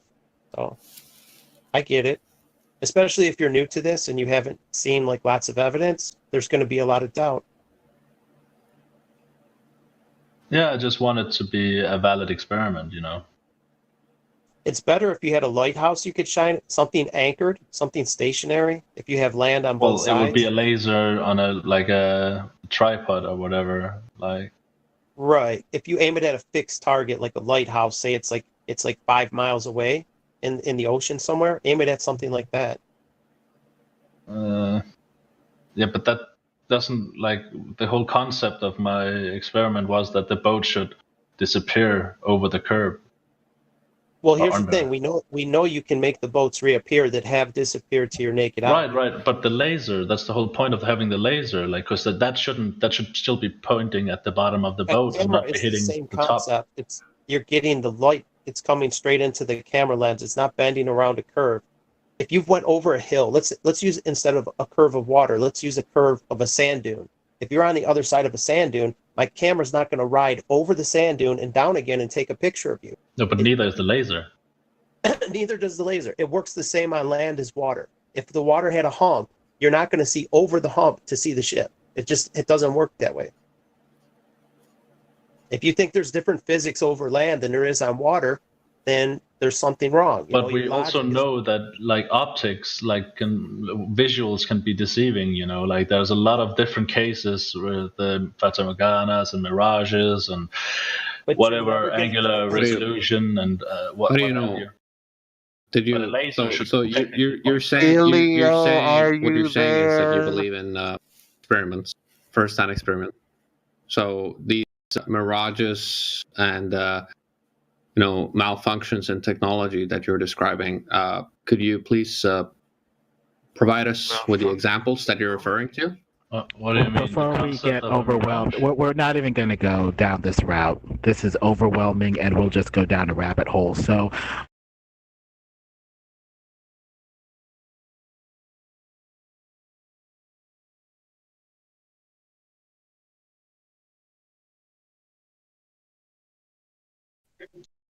Yeah, you there?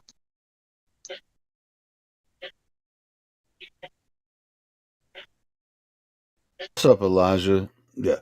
Hey, do you want me to pause that thing? I was just filling dead air. You guys want to For talk? It's all good. for a second, I just wanted to make a point. Sure. So the guy is asking if he can do a laser test where you watch the boat go out in the distance, and if it would be conclusive if it starts out, at some point, like towards, I guess, the bottom of the ship, and then like the hull, and then all of a sudden, like it ends up on the sail. Like that's what he's saying. If it gradually does that, Now, my problem or issue with it, it being conclusive would depend on the topography of the land under the water at whichever location you're using. Because there are things like tidal bores, wave shoaling, where you have the tides coming in at the shelf, where there's like an intense slope once you get a certain amount of distance out into the water. And that creates this effect where you have this, in essence, kind of hump. And so if the ship were to go over that and be,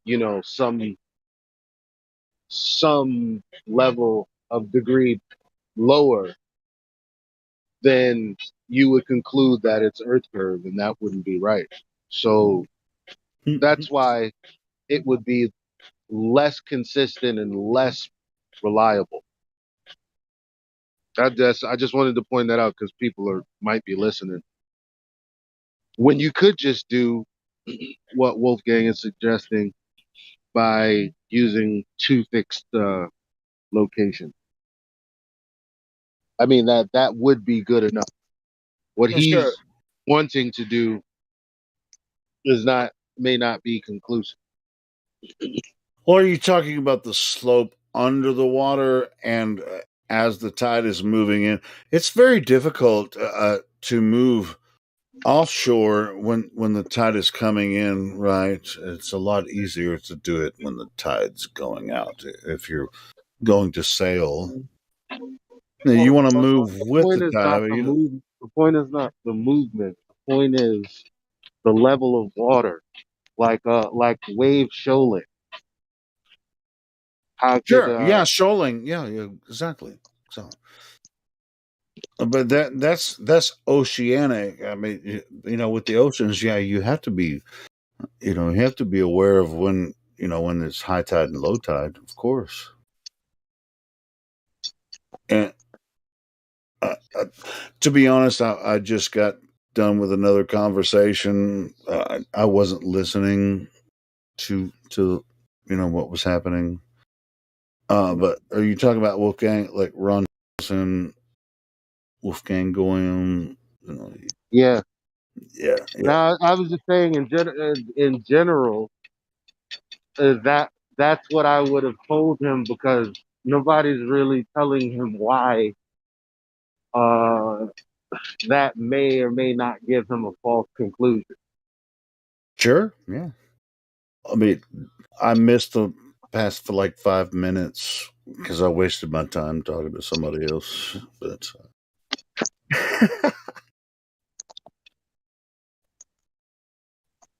all right, you can play it. All right, cool. Yeah.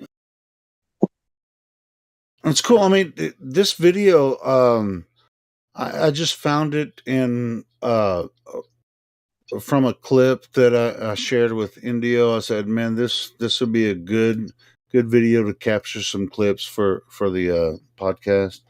And so far, I'm listening back to it. It's been really cool.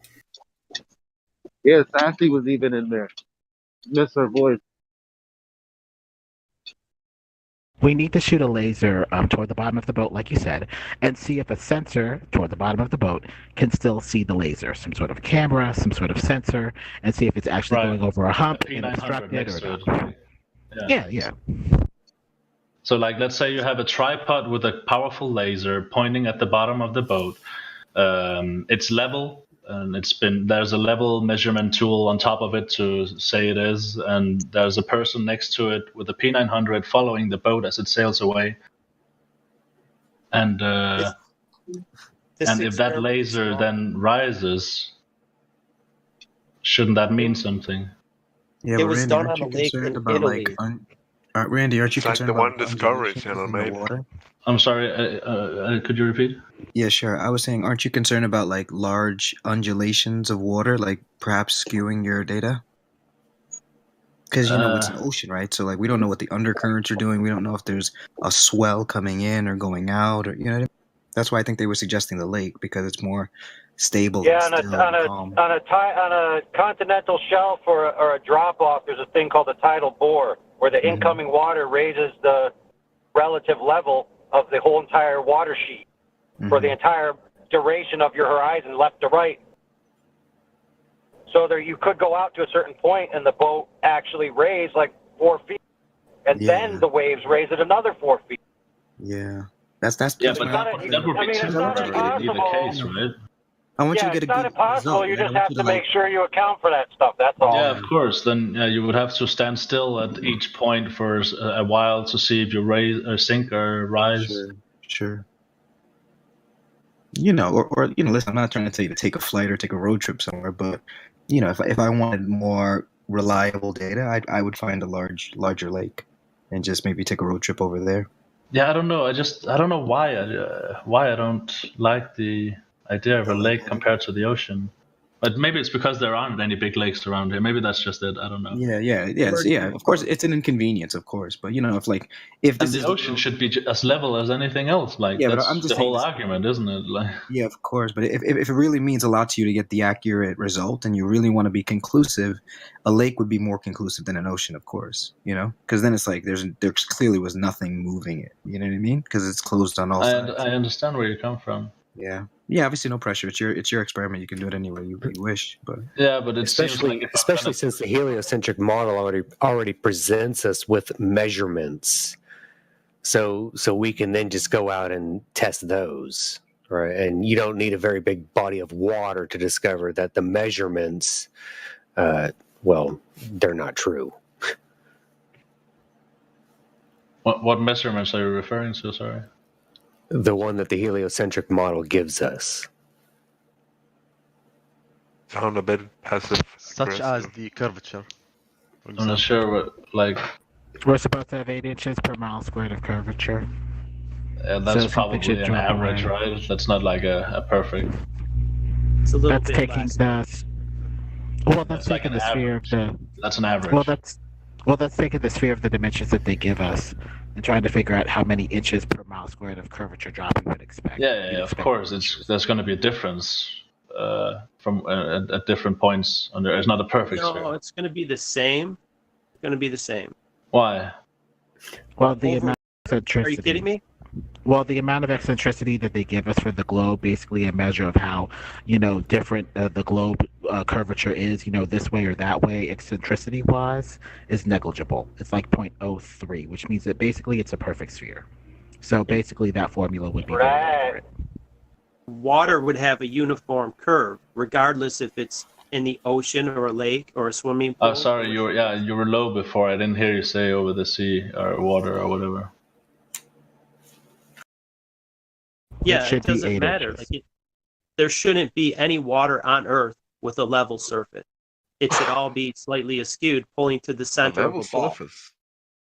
And the amount of change that we would get would be negligible anyway, because we have a sphere that's about 8,000 miles in diameter, which means that we're getting at best an inch per 1,000 miles. So even to begin to have an extra inch more or less, you need to be 1,000 miles off the surface of the Earth, when the tallest structure on the Earth is hardly half a mile, and the tallest mountain that's on record is hardly 7 miles. So it's going to be negligible. Negligible. So what's going to be next? To the drop? To the... You wouldn't have to worry until you're over 500 miles over the surface of the Earth in altitude. And there's nothing that's that big. I don't see anything that clocks in above 100, if that. About the drop value. The drop value will not change beyond 500 miles above the surface of the Earth when we don't go hardly even 50 miles above the surface of the Earth.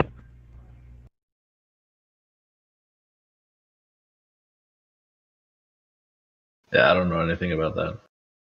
I don't know what we're talking about.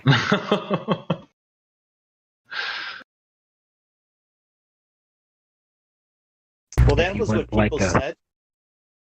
They were saying the Egyptians made a moat around the base, the foundation for the pyramids. I know this is just a theory, and they used water to make sure the base was level. The first course of stones, that's how they did it, and then they use a plumb line to establish like squareness, like plumb, and then they worked back from there. Mm-hmm. So, like, if you made a moat a mile long, it should drop 8 inches from one side to the other due to the curve. If you shined a laser, straight level laser over this water, one side would be a mile away, would be 8 inches lower than your start point, allegedly, if it's a ball. So you don't have to go like super long distances. You should know in the first mile, half mile. Wait for it. I don't know what you're talking about. You're rude. I'm not the one talking about an experiment. Sorry.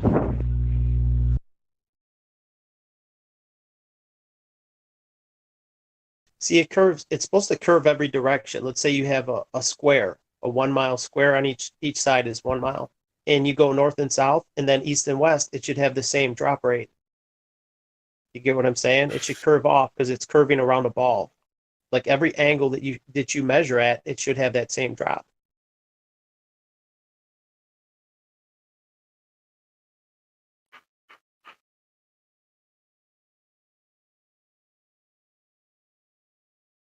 But not on the ocean, or what? Well, there's Lake Michigan, right? It's people have 60 and 80 mile photographs of Milwaukee, Chicago. They should be invisible at that distance. They should never be able to be seen, ever.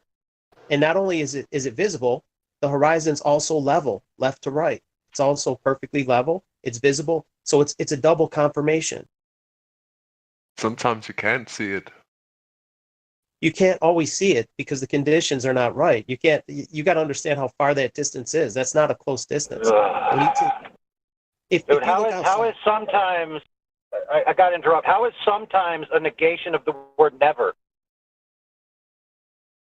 If you should never see it, but sometimes Maybe you can't, sometimes how the is that conditions an are argument? just right to see them, I would say.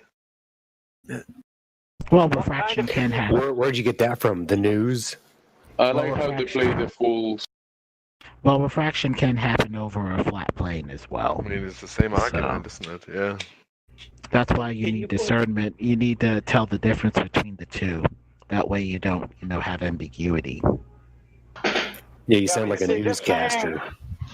Just saying that refraction can Not you, cause you Lemon. to see these things in the certain conditions is just a story.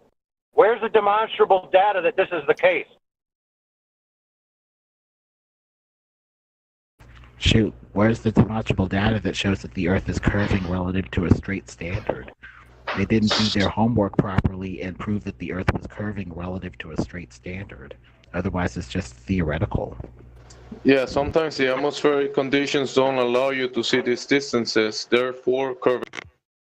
Yeah. Right. Pretty much. It would seem that you could see it because it's there, and then sometimes you can't see it because the atmosphere occludes it. That would seem the more rational position. If you see it once, is all you need to see it. If it's there and you see it, it's because it's there. It's true. You see it. You only need to see it once. I mean, I would say if you can't see it once, that's enough. Then that seals the deal. But Isami, right?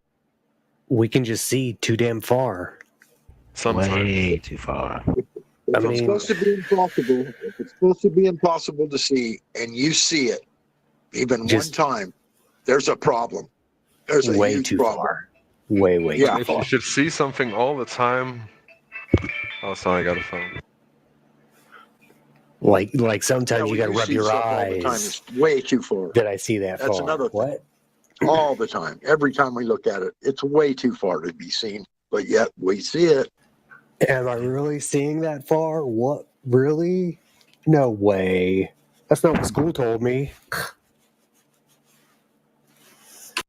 Well, you can see roughly about 8 to 9 miles for every mile above the surface that you are, roughly. That's a very rough approximation.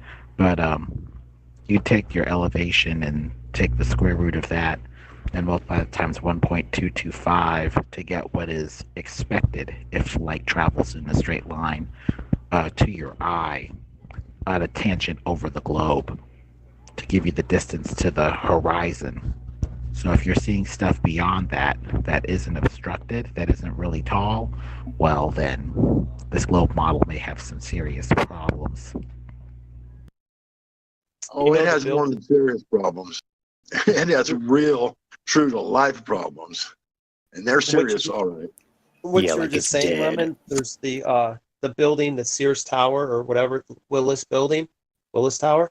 It says right in their brochure, you can see 50 miles from that tower, which is like 1,400 feet. I don't know if they count the antennas as part of the height, but let's say from 1,400, which is far less than a mile, and you can see 50 miles with the naked eye. Yeah, and how much curvatures are supposed to be at 8 inches per mile squared at 50 miles? Like 1,900 feet. So you shouldn't be able to see that 50 miles at all then. No. It's even worse. I just did how far you're supposed to see over like when you're a mile over the surface of the Earth, and 1.225 times the square root of 5,280 feet gives you like 89 miles to the horizon. So Yeah, but if a hurricane comes by and there's like a storm and you can't see it, that means the hurricane is round. That means the Earth. What? You sure come up with all this stupid ass baller bullshit, don't you? That's good that you keep doing that because we love that. So based off of, the formula, that's like, 80, 90 miles per mile over the surface of the Earth, something like that. So that gives you a range to work with. If you see beyond that, globe debunked. So you'd be at a fourth of a mile. You should only see 20 miles. Yep. And none of the counters carry. For example, one of the counters is gravitational lensing causing the light to bend, which would only be a fraction of an inch. Then you've got terrestrial refraction with the 7/6R, which doesn't count.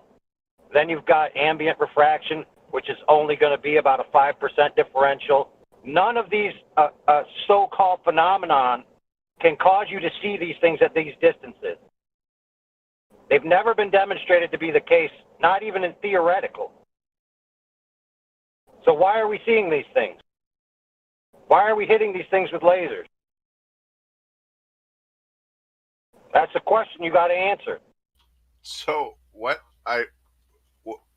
is this clear and solid refutation of the spherical Earth you're stating? I don't even know what two types of refraction you just stated, or I know what atmospheric lensing is, and I know I've seen some experiments with lasers that have failed bitterly, and I've seen some that proved the Earth was round. What are you talking about specifically? Isn't that like a common trend that they don't even get what you're talking about? Like, what are you talking about? It's blurry. I'm saying, what are you citing right now? What you're saying some specific thing that's impossible in a round Earth model. I would like to. Yeah, some of these laser tests that we've observed, like the photo I just posted in Livestream voice text. The globe predicted horizon is on that black line at 116 miles away from the observer height of 9,100 feet. You should not see anything beyond that horizon line, yet we see everything beyond that horizon line. Everything. I'm asking for a You gonna let me finish what I was saying? Just casually stated. I want to know what the specific observation was that proved that the Earth is flat with the lasers. Well, there's one right here. You don't even need the laser. Right No, there. I want the laser. That's what I'm asking about. You said that the lasers are hitting stuff too far away. That's impossible. I want that sighting. Yep. I want to know what you're talking about. Right here. Well, they've got the 25-mile one. Well, I can post that one too. I mean, but that one's actually just hitting the lens. On top of a mountain range isn't a citation of laser lines. No, but that's an actual double infrared lens. Not laser. This has nothing to do with laser. That's just you being able to see too far. That's what I was pointing out with that photo. You should not see any of that. Behind that horizon line, all of that low-lying land should never be seen because that is supposed to be the curvature at that black line. To be able to evaluate anything about this photograph, I would have to know a lot of facts about it that I do not have access to. I mean, this is no. Yeah, and we do. I know. Yep, and that's why we also know it's flat. I'd have to know. I just literally have to know where the picture was taken from. I mean, well, here's the original one taken during the day before, at sunrise. Okay, so you can get the mountains, behind or the sun behind the mountains so you can see them. All right. Here is the elevation of the person on that one. And when you punch it into the calculator, this is what you should have. Okay, and then the one that I posted, which is the double infrared, is the same thing. It's of the same mountain ranges. It's from Canigou to the French Alps. This one's about 20 miles shorter than the one above. That's the 275-mile long-distance world photo. Long distance, should I say. Yes. It's the world record long-distance photo. Yeah, Rex, wasn't that admitted to a professional organization? That has nothing to do with this topic whatsoever. It's just absolutely nothing to do with flat Earth. Yep. Yeah, it's just world record photos. But the same guy's done it. This was done in 2019. Double infrared. Hello. All right, we'll mute that real quick. So, with that being said, even at that, so with the infrared, you're 20 miles shorter. So the horizon, instead of being at 118 or 119 miles, is at 116 miles instead. And it's 9,300 feet elevation. In the original one, it's like 9,100 in that one. I'd have to get the specifics on it, but we have it. We're talking. Hold on.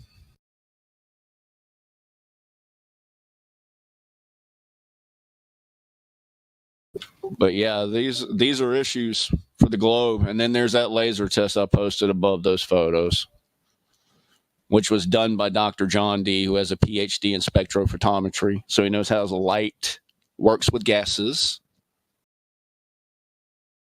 And he used 2 different color lasers for a purpose. Here, let me get you the actual statistics on that too.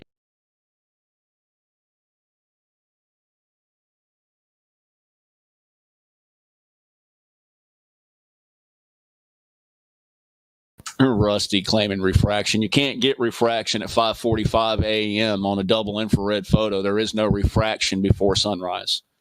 The highest amount of refraction you're going to have, the highest amount of refraction you're going to have during your daytime is actually during your noontime.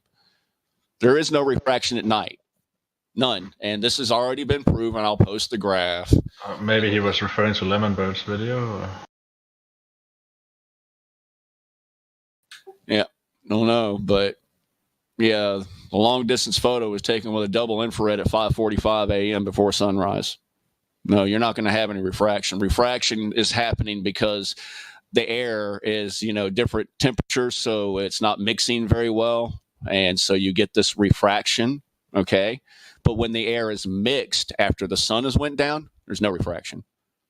And that's why that laser test that I also posted with the 2 different color lasers was used, because different colors have different wavelengths. So they will refract differently. And they found 0 difference, meaning refraction wasn't there.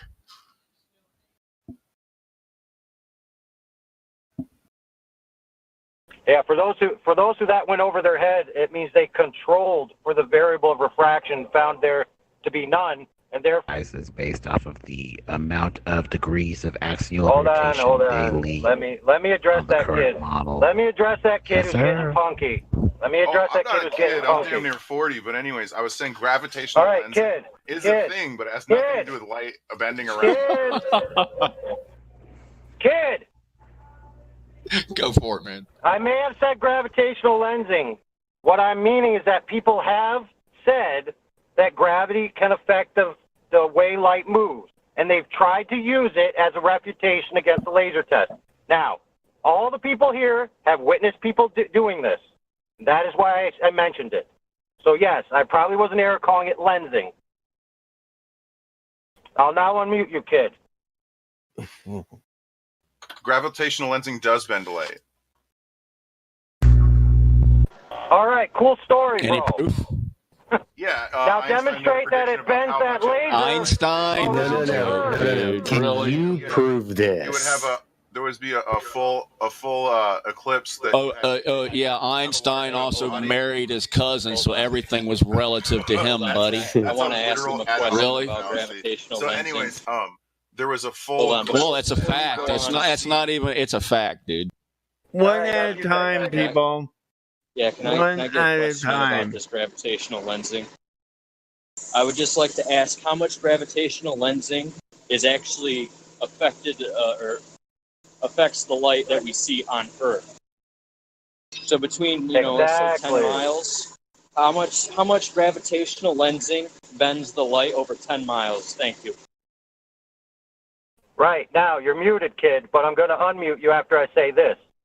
I just said that people used the term gravitational lensing in the past and gravitation affecting light to refute the laser test. It has occurred. You said nobody does it, and then you went on to say that gravitational lensing bends light. All right, you're unmuted, kid. With your power, you're clearly being abusive with your power at this point. All right, now you're banned, kid.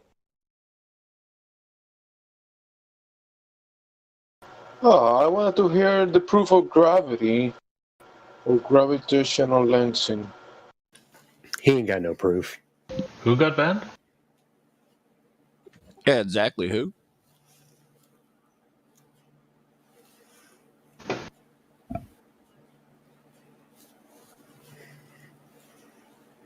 His name fit him.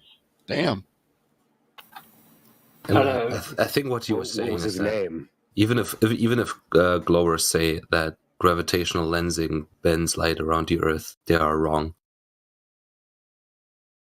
Hi.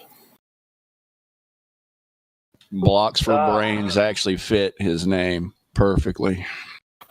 I don't know much about fitting. I don't know much about gravitational lensing, but I don't believe anyone's saying that it bends light around the Earth.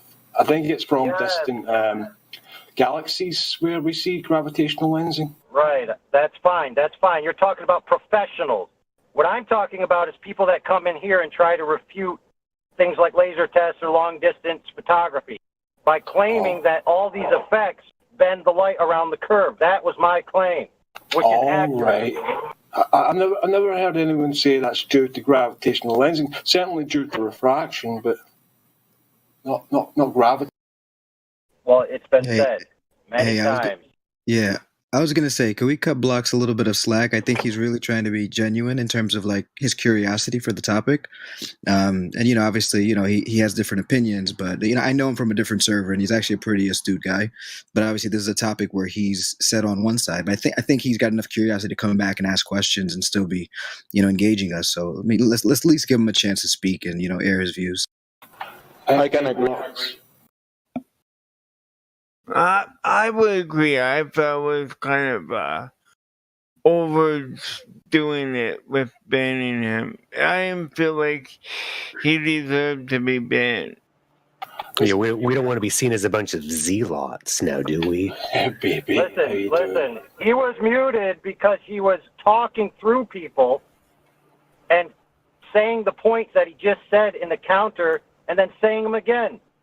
So he had to be muted in order for the other person to be able to make their point.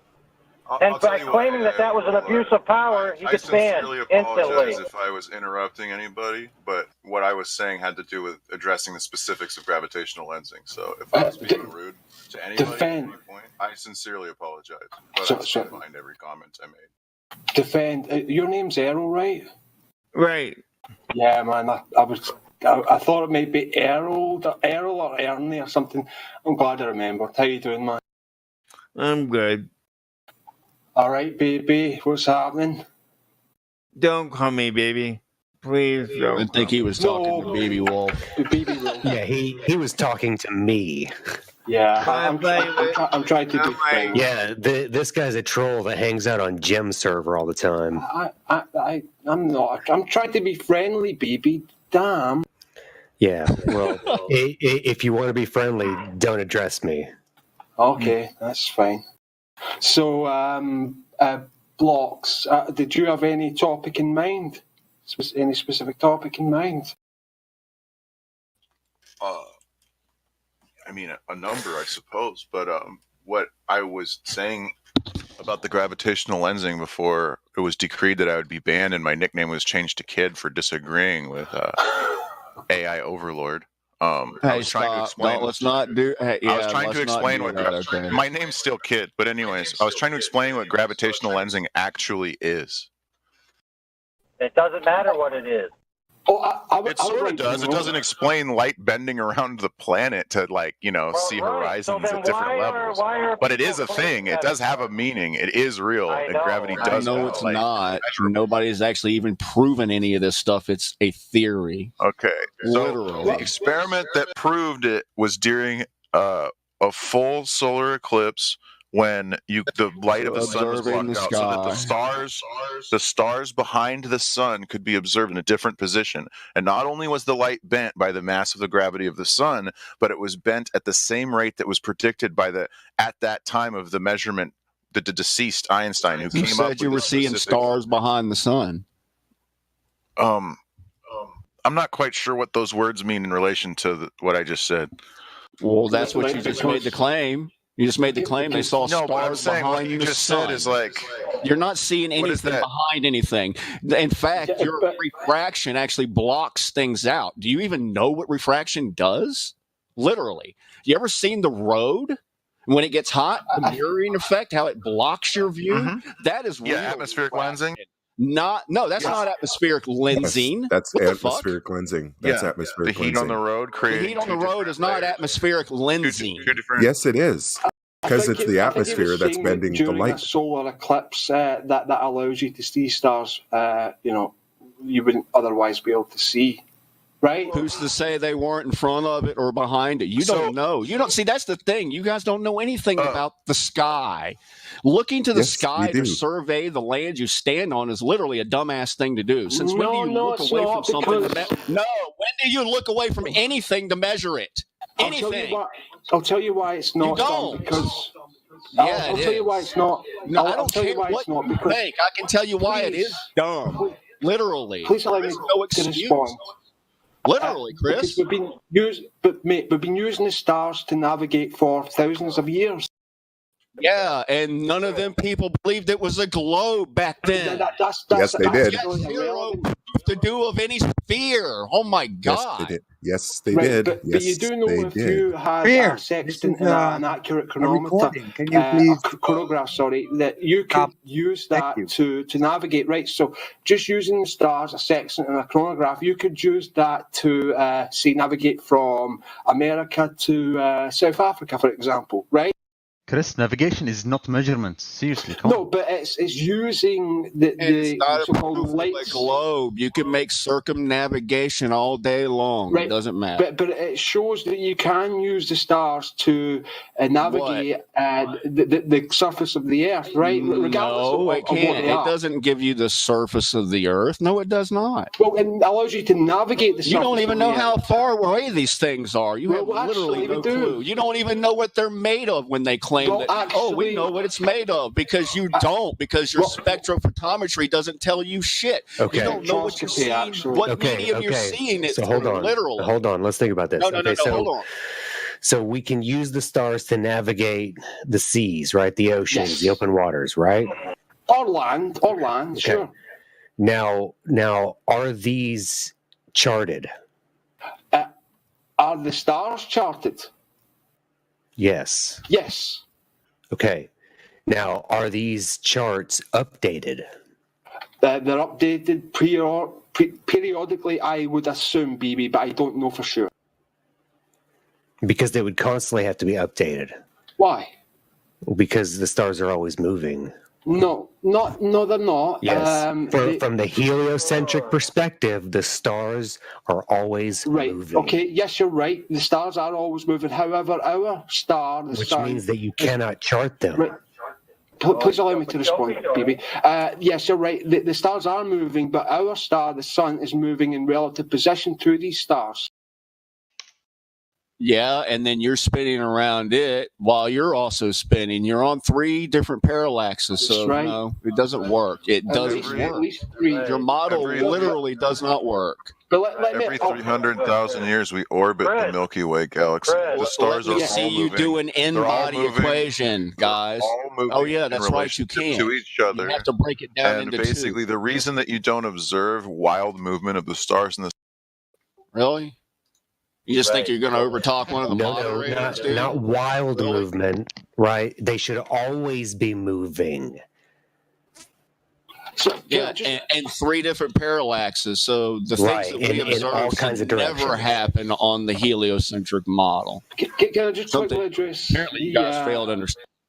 The thing about we don't know what the sun is, we don't know what the stars are. Can you give me an example of I'll give you an example of one on Earth. How about this? When they were doing spectrophotometry, they couldn't even tell what the hell was inside a light bulb. They couldn't tell the element inside a light bulb. So how are you going to tell me what that is up there in the sky, Chris, when you don't know what mediums you're going through and what it's actually going through on itself? But you have zero clue. Allow me to finish the questions. Can you give me an example of a source of light that doesn't have a physical... doesn't have something physical that's emitting that light? Hey, that's not the point. Oh my God, you don't understand spectrophotometry. They're saying they know what the source of the light is. How do you know what the sort of light is? Huh? When they can't it's not spectrophotometry. Light is in a light bulb. They literally tell you that it's phosphorus because it gives off a phosphorus reading and not mercury, because guess what? Phosphorus builds up on the inside of the light bulb. Therefore, you get a phosphorus reading. So you cannot tell me for definitive fact what those things are and what they're made of up in the sky. You absolutely cannot. So spectrophotometry is not what they use to detect elements from a source of light. It's actually spectroscopy. I think spectrophotometry is about analysing chemical substances that are absorbed by different... Well, same thing. That's what I meant. Holy shit. Stop trying to mix up words, dude. Okay, really? Right, well, okay, that's fine. But so when I was in high school, what we did was the teacher... Right, guess what? You can't do what I said. But let me finish, right? So they had blackout curtains and we let in a beam of light, right? And then that beam of light was refracted through a prism. That prism then produces a spectrum, right? A spectra of the sunlight. And using that spectra of the sunlight and the absorption lines are something called Fraunhofer lines. Well, just one second. We can use that to then...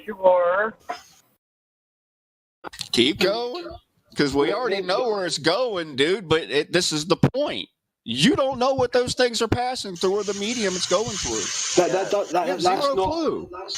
And it does matter. Absolutely matters. 100%. It doesn't because what it's going through is... You can't even tell that the damn inside of a light bulb is mercury. Really, dude? I would like to see that. Wait, who was that? Was that Cowabunga? Shut up, dude. Yeah. Yeah. Right, Jedi, your ass next time you open your mouth. I'm really tired of you too, man. Are you still thinking that you can point things up at lights in the sky and not take into account anything that you are looking through, like 2 fucking Oort clouds? Right. Yeah, I mean, you have a point. However, the reason we don't you have a point, but you can't do that. Right, You can't allow negate two me Oort to clouds, finish. mate. But the reason we don't have to worry about that with, say, stellar spectroscopy or using the sun spectroscopy is because the medium, i.e. the atmosphere that it's going through, the atmosphere itself is not emitting light. The thing that's emitting light is the sun or the stars. And you don't know what atmosphere it's sitting in. Exactly. But it's zero freaking clue, dude. In the globe model, a heliocentric model, the sun's not in any atmosphere. Oh my God, Chris, you didn't even Holy understand shit. You don't that. know anything about our model, do you? Holy fucking shit. I may have misunderstood something, Jedi. And the other thing about the distance to the stars, we can know the distance to the stars using parallax, and then that can be cross-confirmed with standard candles, and standard candles can be cross-confirmed with redshift. So, yeah, we do have redshift. I'm sorry, did you say redfish, bluefish? No, he said redshift, which is a load of garbage because the northern star, the Polaris, goes through red and blue shift. So is it coming or going, dude? Which one? I don't know about that, but I know that some that stars... defeats your whole entire principle right there. Yeah, that sounds like redfish, bluefish. I know that some stars do redshift and blueshift because of the orbit of the Earth. All right, now we're talking about Polaris, mate. The light in the sky we're heading towards. Are we heading towards Polaris? I don't know. You tell me which fucking direction we're going in. We're heading towards Andromeda, and Andromeda's heading towards us. Yeah, but the North Star, the one that's directly north, going in the direction of the sun's travel, it's always north 6 months later when we're on the other side of the fucking sun. But is this the star we're going towards that's displaying both blue and redshift? That's because it's directly above us, Jedi. So let's just take basic example, right? Let me give you a basic example, right? So let's say you're looking up at the light bulb in your ceiling, right? Yeah. And you just draw an ellipse directly below that, right, on the floor, right?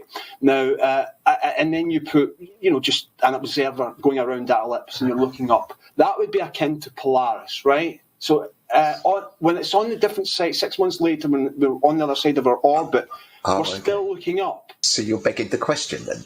How's that? We're on a ball. Space exists. Okay, Chris, I have a question for you. Okay, man. Chris, are you required to ask these questions? Are you required to do what you're doing? Of course not. Then why are you doing it? Because I enjoy the discussion and I like certain people on here, and I just like to talk about these things. I find it curious, and I like to know what people believe, why they believe it, and why I think they may be wrong, and why they think I may be wrong. Because I could be wrong. I've been wrong often. I'm often wrong. I don't know everything. I'm not a scientist, and I've learned a lot from flat earthers and globe earthers alike. And how long have you been learning? How long have I been? How long have I been what? Learning. Well, all my life, basically, but in flat Earth. And tell us what you've learned. What? And all my life? Tell us what you've learned, Chris. Well, the one of the biggest things I learned was quite a lot about pharmacology when I went to university. And I learned a lot when I went to college. No, about all this, right? Where we're at right now. All this. Yeah. Well, I asked you all my life, and you said yes about this. Yeah. Right, like sum it up, right? Okay. Right now, what have you learned, right? From all this. I'll say it's rekindled my interest in space and science and some mathematics as well. I've learned a lot about misconceptions I had about the globe model. I don't know a bit about astronomy. I've learned quite a lot about astronomy. I've learned a little bit about spectroscopy, not a lot, but a little bit. I've learned about geometry, trigonometry. I don't know. That's just off the top of my head. I'm sure I could come up with a half dozen other things if I thought about it, baby. And through all this learning, do you still believe that you live on a globe? I do, yes. Now, why is that? Because I believe it's a justified Now, true see, there's the problem right there, right? That word believe. Right, I know you have a problem with the word belief. Well, like I said, it's a justified true belief based Right. on the evidence. So this is why I asked you, are you required to do this? Absolutely not, no. Well, you're clearly not learning anything. So you told us you learned things, right? But you haven't learned anything. Wait, Chris. Because you still believe you live on a globe, man. Are you required to tell us the truth? I try to be as truthful as I can possibly be to the best of my knowledge. I do not lie. I mean, how long you been doing this, right? For what, 4 years, 5 years, you said? No. That's a long time to be trolling. About 2 years I discovered the flat earth, and about maybe 18 months ago I started coming on Discord, baby. I like Chris. Adds a lot of value to the Discord server. He asks us good questions. Thank you, mate. BB really doesn't like me. And to be fair, I gave him cause to not like me, but I have tried to extend an olive branch to him several times, which he's slapped away. And again, I can understand why he's done that, because I know I said some unpleasant things to him. And you know what, baby, I'm going to apologise for that right now. All right. Do you accept his apology so I can mute him real quick? Proceed. Proceed. Okay, Chris, your problem is that you came in here and completely grandstanded and overran the other guy who was talking to Wretch, who was being challenged to provide a counter to the evidence that Wretch presented, which was laser tests and long-distance photography that show there's no curve. Now, the counter on the table was what's causing us to be able to see these things or hit these targets. Now, some of the things that have been given in the past are gravitational effects, right? Which is, he wants to talk about gravitational lensing, and he said it can't cause light to bend around the Earth. So then that throws that out as a counter to the evidence that Rhett's provided. So what we wanted is for him to continue to try to pick apart these photographs and laser tests. But you just came in and ran off with, let's look at the sky. Oh. You understand the problem here? Well, it seems like when it's time to talk about the ground and defeat the actual measurements and observations of the ground, people show up out of thin air to start talking about the sky.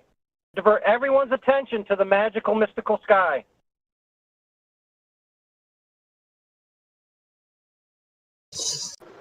That no one has measured or tested by themselves. I didn't realise that I was stepping on anyone's toes when I came in. It was relatively quiet. I mean, like for a couple of minutes, maybe 2 or 3 sentences were said. Is there a question that was on the table that we can get back to then? Yeah, that's not how that happened.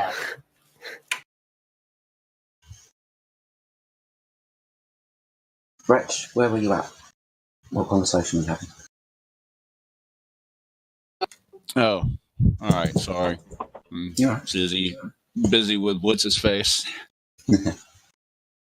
He's crying in Cognis, of course.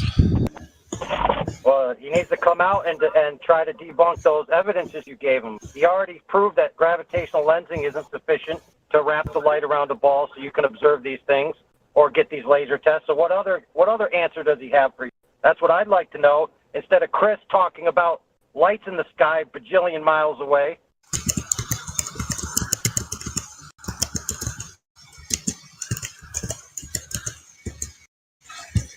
All right.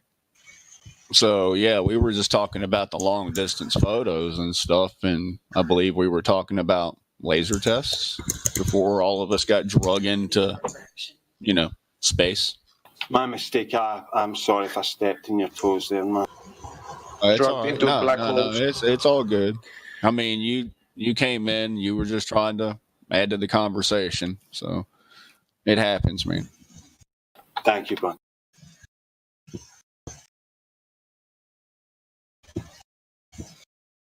And also know that I don't dislike you in any way. Okay.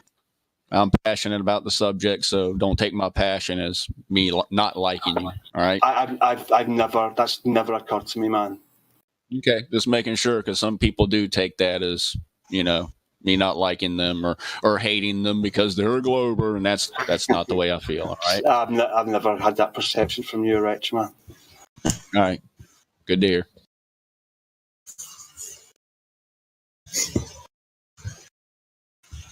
All right, I'm going in the voice to bring out Blacks for Brains. Hold on.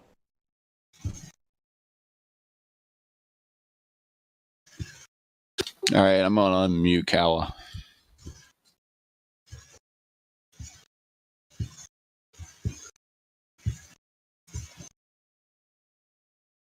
All right. Well, I was going to go do something. Has anybody got anything else they want to talk about? We were talking about the photos there, but that's kind of long gone now. So, what photo? No, it was just a long distance because we were talking about why we thought it was, or why we know it's flat and why we don't think it's a globe. Well, fair enough.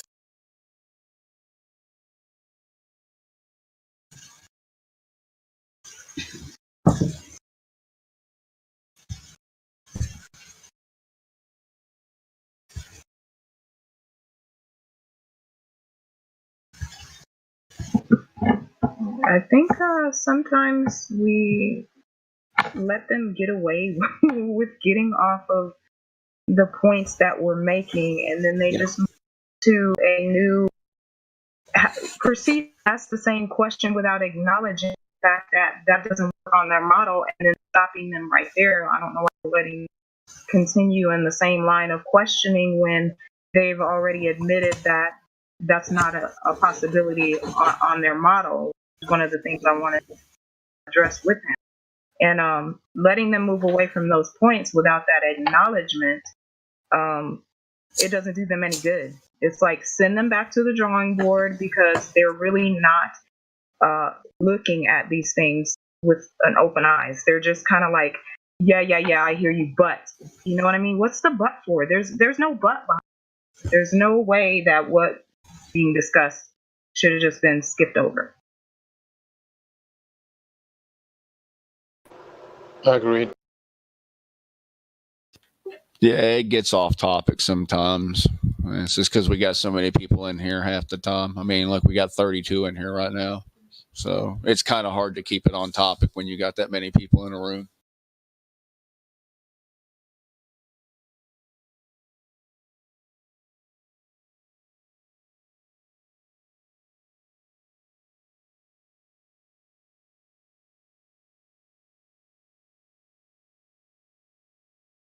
So how's everybody's Tuesday going? Yeah, not too bad, cheers, buddy. It's been a bit of a lazy day for me today, so I've got a feeling I'm going to be up all night again. But yeah, day's going all right, buddy. Hope you're keeping well. Hope you had a good New Year and Christmas and so on. Oh yeah, everything's going good. So started my own business beginning of the year. Oh, did back you? To working for myself again, yeah. So I'm back to working for myself again. So. Oh, excellent stuff, buddy.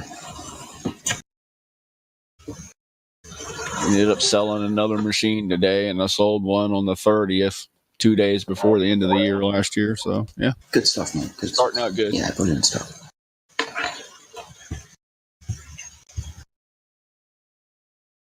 Okay, who is Blocks for Brains? Is he in here? I am Blocks for Brains. Hi, Blocks for Brains. Those are some lovely pictures you put in the live stream. Yeah, these are citations illustrating gravitational lensing and how it occurs in space when you have massive bodies with different other like celestial bodies behind them producing light. Generally, the massive bodies in the foreground are dark, such as black holes. So what happens is that you see the evidence of the massive bodies from the distortion of the light around it. If you look at the first one I posted there, you can see that the smeared light has in the upper right, there's like a circular nature to the smearing around it. And those are stars that are directly behind or near behind the massive object in the center of that distortion range. All right. How Okay. did So they it's bring? smeared How like did them. that? Oh How man. did that bring the mountains of Canada up and over the curve in the photograph that Reg posted? Oh, it certainly did not. I was saying gravitational lensing. That was my first comment. Right. And again, I So it apologize didn't if I cause interrupted it. anybody because I have a tendency to have a bit of a boisterous personality. I can be excitable. So if I ever overspeak anyone, I don't intend to prevent people from speaking. I apologize for my social shortcomings in that respect. That said, what I was saying is that people who believe in a spherical Earth and have any clue what they're talking about do not cite gravitational lensing as the reason for light bending over the surface of the Earth. And that does not make gravitational lensing not a thing, because it is a thing. Correct. And it means stuff. Fine. So it means it has no bearing on the photo that Reg posted, correct? Definitely, yeah. No, gravitational lensing has nothing to do with that. All right, for so sure. then go on. Let's go on to the next thing. What other reason would it be that you can to demonstrate why you see the things in the photo that Reg presented? If gravity isn't causing it, then what else is? Honestly, I'm pretty sure that photo has to do with elevation of you and the observed object.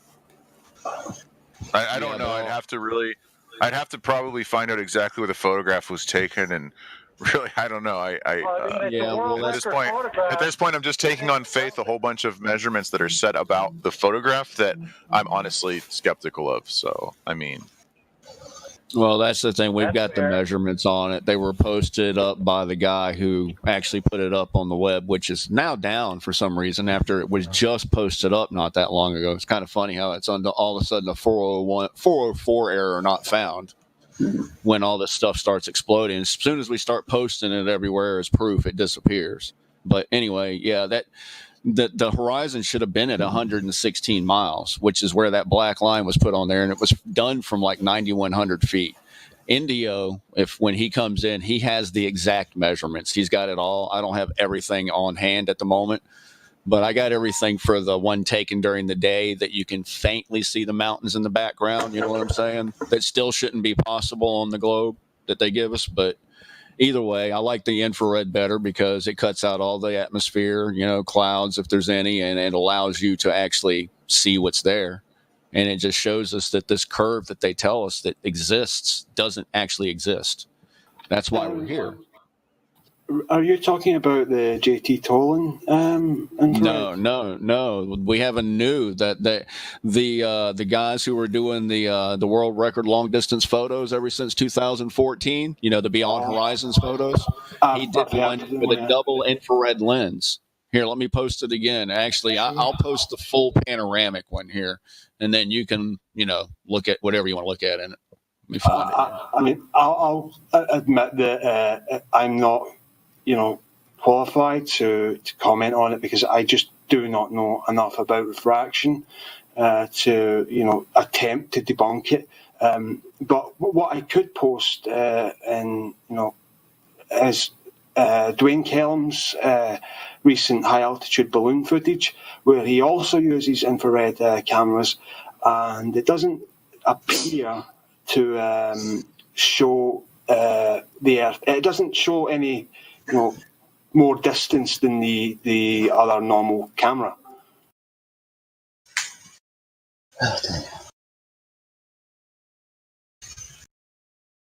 Is this the actual world record, Rich? Well, this is from the people who've done the world record. This is 255 miles, not 275. But this is from Canada, French Alps. You know what I'm saying? Just like before. And it's at 9,100 feet instead of 9,300 feet. So it's a couple hundred feet shorter. And the horizon's, at 116 miles. So you see, that's all low-lying land. Those aren't even mountains at that horizon line, and we see everything there. In fact, it almost looks like you pick out some buildings off on the left-hand side that might be very large. Don't you think if you were at a high enough elevation, I don't know what elevation that image is taken from. Do you know the elevation? The elevation was, like I said, it was around 9,100 feet. Yeah. So if you do the math that they give you for the Earth, telling you it's like, give you the circumference of the Earth. So if you actually do the math, it comes out to 7.98 inches per mile squared. So 8 inches per mile squared, So you do that and you add it up, it just doesn't work. None of it works. I mean, we're seeing way too far. Just real quick on the this 8 mile per inches squared, it's really misused quite often. 8 inches per mile squared gives you the drop value, and doesn't actually get. Sorry. So it gives you the drop value between point A and point B over the distance of an arc. Yeah. Right. Not the hidden value. Oh, but you can add other math into the shit with that. That's why you put your observer height, the distance, and the height of the object. Right? And then you math the fuck out of that. But the base premise, 8 inches per mile squared, is drop between point A and point B over the distance of an arc. That's perfectly fine. Well, about the 9100 feet, right? Let's say you took an image of the ocean at 9100 feet. Why is it that you couldn't see, for example, 500, 600 or 700 miles? Why can't you see further? Sorry? Why can't you see further? Yeah. Why don't you think you can see further, Chris? Why do you think you need to buy binoculars, for example? Why do you think that technology even exists? Why do you think that binoculars aren't always that great? They need to get a telescope, which is better. But still, the telescope will only be able to see so far before you need to get a better telescope, which will still only be able to see so far. Right. Things can only see so far, Chris, before eventually for the optic to resolve. Are you talking about resolution? Correct. It's just that I don't understand why on a flat Earth, for example, right? Let's say you angular resolution, pal. Angular resolution. I know, Errol, and yeah, Jedi's right. There's a point where it's just too far. Then why are you arguing? Right, because I wasn't talking about resolving, say a building, right? I was just talking about the ocean as a whole, right, which is very, very big. But let me give you another example, right? So let's say you're at the beach, right, and there's some limitation, some sort of optical phenomena that prevents you from seeing any further, right? So you've got a 6-foot observer on the beach, essentially at sea level, for example, right? And general rule of thumb is 6-foot observer sea level is 3 miles, right?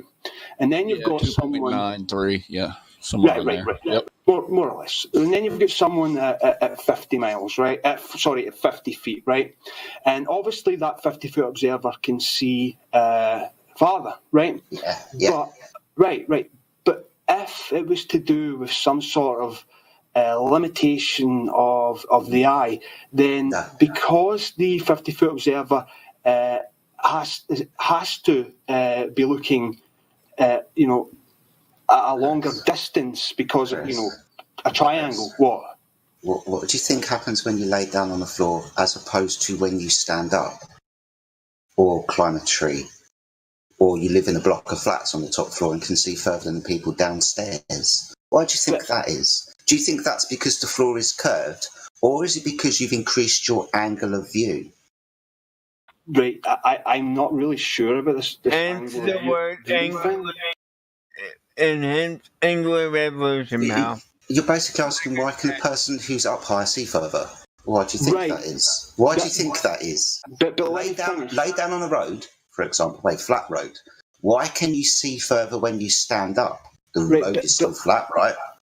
Right, but let me finish. Right, so the 50-foot observer has to be looking when he's looking at the horizon. Right, he has to be looking farther than the 6-foot observer because if you drew a right angle triangle, the what's it called? The hypotenuse would be longer than the 6-foot observer, right? Yeah, right. Carry on, man. Carry on. Right. So if there's some sort of magical optical phenomena, then surely the 50-foot observer shouldn't see as far as the 6-foot observer. Why not? Because this is observable what happens in everyday reality when you go upstairs and look out your fucking window and see further down the street. You've increased your angle. Chris, let me put it like this. When you put your hand in front of your face, right, you can't see anything else because your hand is covering every single angle you can see. Move your hand further away, it's reducing in the angle that it is covering in the whole of your sight. Until eventually, if you cut your arm off and throw it away, it'll be too far away for you to see. Same with the floor. As you get up, you increase in your angle across the surface so you can see further. You understand this by standing up and seeing further. So what are you still trying to equivalate this to a 6-foot man and a 50-foot man? Because the man at 50 foot's higher. We understand what getting higher or further away from the surface helps you do. You can see more of it because the angle, right? Right. Let me get you a diagram. I've got a diagram somewhere. This isn't rocket science. I don't know why we need a diagram when we can literally just go up the stairs and look out the window and observe this in reality. Now we've got to math the shit out of it and put it into a fucking ball. When you said for him to lie on the road, I was like, oh, I hope no cars are coming in this, thing. Yeah. No, I have a question completely off topic.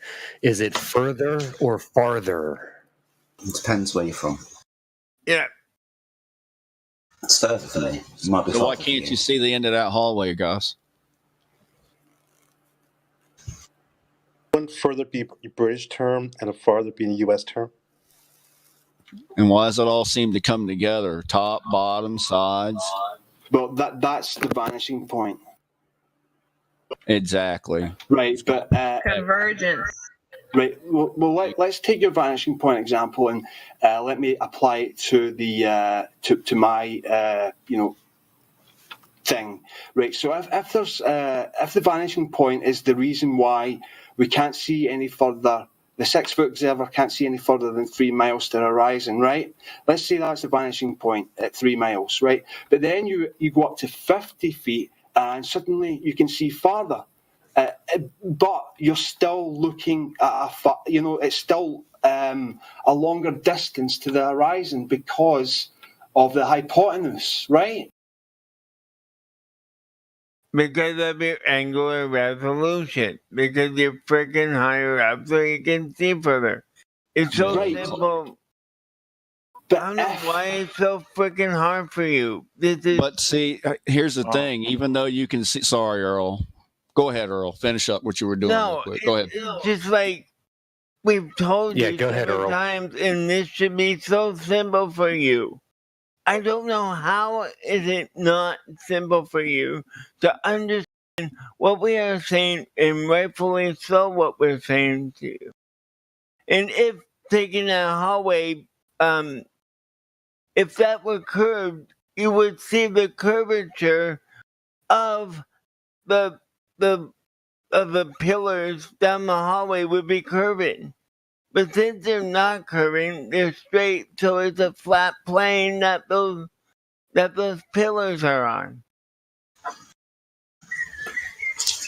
Yeah, I'm probably not explaining my case adequately about this vanishing. Explain it all. I'll tell you what. The interesting thing is, even at 6 foot, the horizon isn't 3 miles away. It's actually further than that. It's actually much further than that. We can give you images of the horizon being 18 miles away from 6 inches above the surface of the water. Yeah, I was going to say, just because you can see further doesn't mean you can resolve what you're seeing at a further distance. Yeah. About the vanishing point, right? The vanishing point is not something that applies to real world, right? The vanishing point is about two. Wait. Let him hang himself. Go on, Chris. Allow me to finish. The vanishing point is basically an art. What's the word I'm looking for?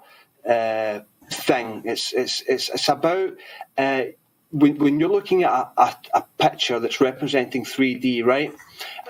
Obviously, that is two-dimensional on our screen, and that vanishing point only happens when you're looking at a picture, say for example, down a hallway. Now you could be looking down train tracks, for example, and yeah, they would appear to converge at a point. You could probably call that the vanishing point. However, if you're looking at the horizon, there is no vanishing point there. What are you talking about, Chris? Yeah, there is. There isn't. There just isn't. The horizon itself is the vanishing point. Right. So now that brings me back to my earlier example of the 6-foot observer. So let's say the 6-foot observer is looking however many miles it is to the horizon, right? And he can only see that far because of the vanishing point there, right? Right. So now you get the 50-foot observer, right? Who has to be looking. Vanishing point changes due to your angular change. Exactly. No, but the 50-foot observer has to look a longer distance because of the hypotenuse of a right angle triangle. I understand what you're saying. So you've got the line. I'm looking at your picture. Yes, your hypotenuse from the top of that lighthouse down to that boat is a further distance. Right. Got you. Right. So why isn't it the other way around? Surely if it was the vanishing point, the 50-foot observer, because he's looking through a longer distance, the vanishing point should... Because you changed your angle, Chris. Right. I don't understand this angle thing. Can you try Chris, and... you know what a chessboard is, right? Chessboard. Of course. Right, so lay down next to the chessboard. Your eye can't resolve the black and the white squares until you start raising up in altitude. The black and the white squares will start becoming apparent to you the closer they are to you. You get further away on the chessboard. You still can't distinguish between the black and the white squares. All right? Now, the surface that you are looking across is now also creating another angle. The angle will widen with altitude. Right. So the further you go up, the more that you can resolve across the surface because you're further away from it now. You can define it better. You've changed your angle. Right. That's all that's happening. So let's try and apply that to the Bedford level experiment with Samuel Rowbotham, right? Now, he's not looking, he's basically level with the canal, right? Mm-hmm. That's it. Right. Above the water, yeah. But yet, he can see that flag 6 miles away. Mm-hmm. Right, so... Now, can he see it, or what's he looking through? Well, I believe he was looking through... Every single optic will have he was looking through an optic, yes. Every single one will have a change. The telescope will be different to your eye. So if I took a magnifying glass to the chessboard example, would I suddenly be able to see the white squares on the opponent's side? Not the ones that are on the surface that are rising up to the midpoint of your horizon line. You will only be able to distinguish those the more that you gain altitude above those things. If you are talking about something you are looking at directly across, as you've got a direct line of sight with, yeah, you should be able to see that up to a distance before it's too dependent on the optic. But don't you think this angle thing is incompatible with the Bedford level? No. Not at all. Because what we're doing is we're looking at something 6 miles away, apparently maybe 3 miles away. What we've got is boats at 10 miles away, 15, 20 miles away, and people are saying the bottoms are missing off them. Now, that could be up to anything. We're not just saying it's because of the low angle of view, because you're looking at 10, 15, 20 miles of atmosphere. And atmosphere causes refraction, and footage that refraction can make things disappear from the bottom and then make them reappear again 10 minutes later, depending on the atmospheric conditions of the day. Now, the thing is, Chris, is we can demonstrate things disappearing from the bottom up because of a low angle and things disappearing from the bottom up because of refraction. But you always go to and only curve. It is always only curve. You whistle past refraction and you whistle past the angular size argument. I'll tell you the reason I cannot comment on refraction is because I simply do not know enough about it. However, I do. Chris, did you observe it? Do you No, observe refraction? I was about to say, however, I do agree with you that atmospheric refraction does do some. Excellent. Right. So, I agree with that. What we also have with atmospheric refraction, especially when we're looking across surfaces, the difference of the surface will have an impact, like a hot tarmac road or a moist forest in the distance, because there's heat and moisture rising up and down. Now we're looking across a very reflective surface of the sea that's very moist, right? With lots of moisture going up, difference in heat and temperature and so on. So all of these things must be taken into account. Agreed. Before you assert Earth curvature, because you're not taking anything else into account, mate. It's just Earth curve, right? You're right. These things do have to be taken into account. But when I give you this example, and I'm sure you've seen it multiple times, the example I'm about to present here has very, very little atmospheric phenomena. Are you talking about your picture? No. You do realize, Chris, that with a curved Earth, the horizon falls away as you're going up. So that will just fall away and there'll be nothing there. You do realize that, don't you? The horizon falls. Wait, can you repeat that? On the ball Earth, if you're rising in a hot rising in an air or a hot air balloon, the Earth will fall. As the Earth is falling away, the horizon will fall away. It won't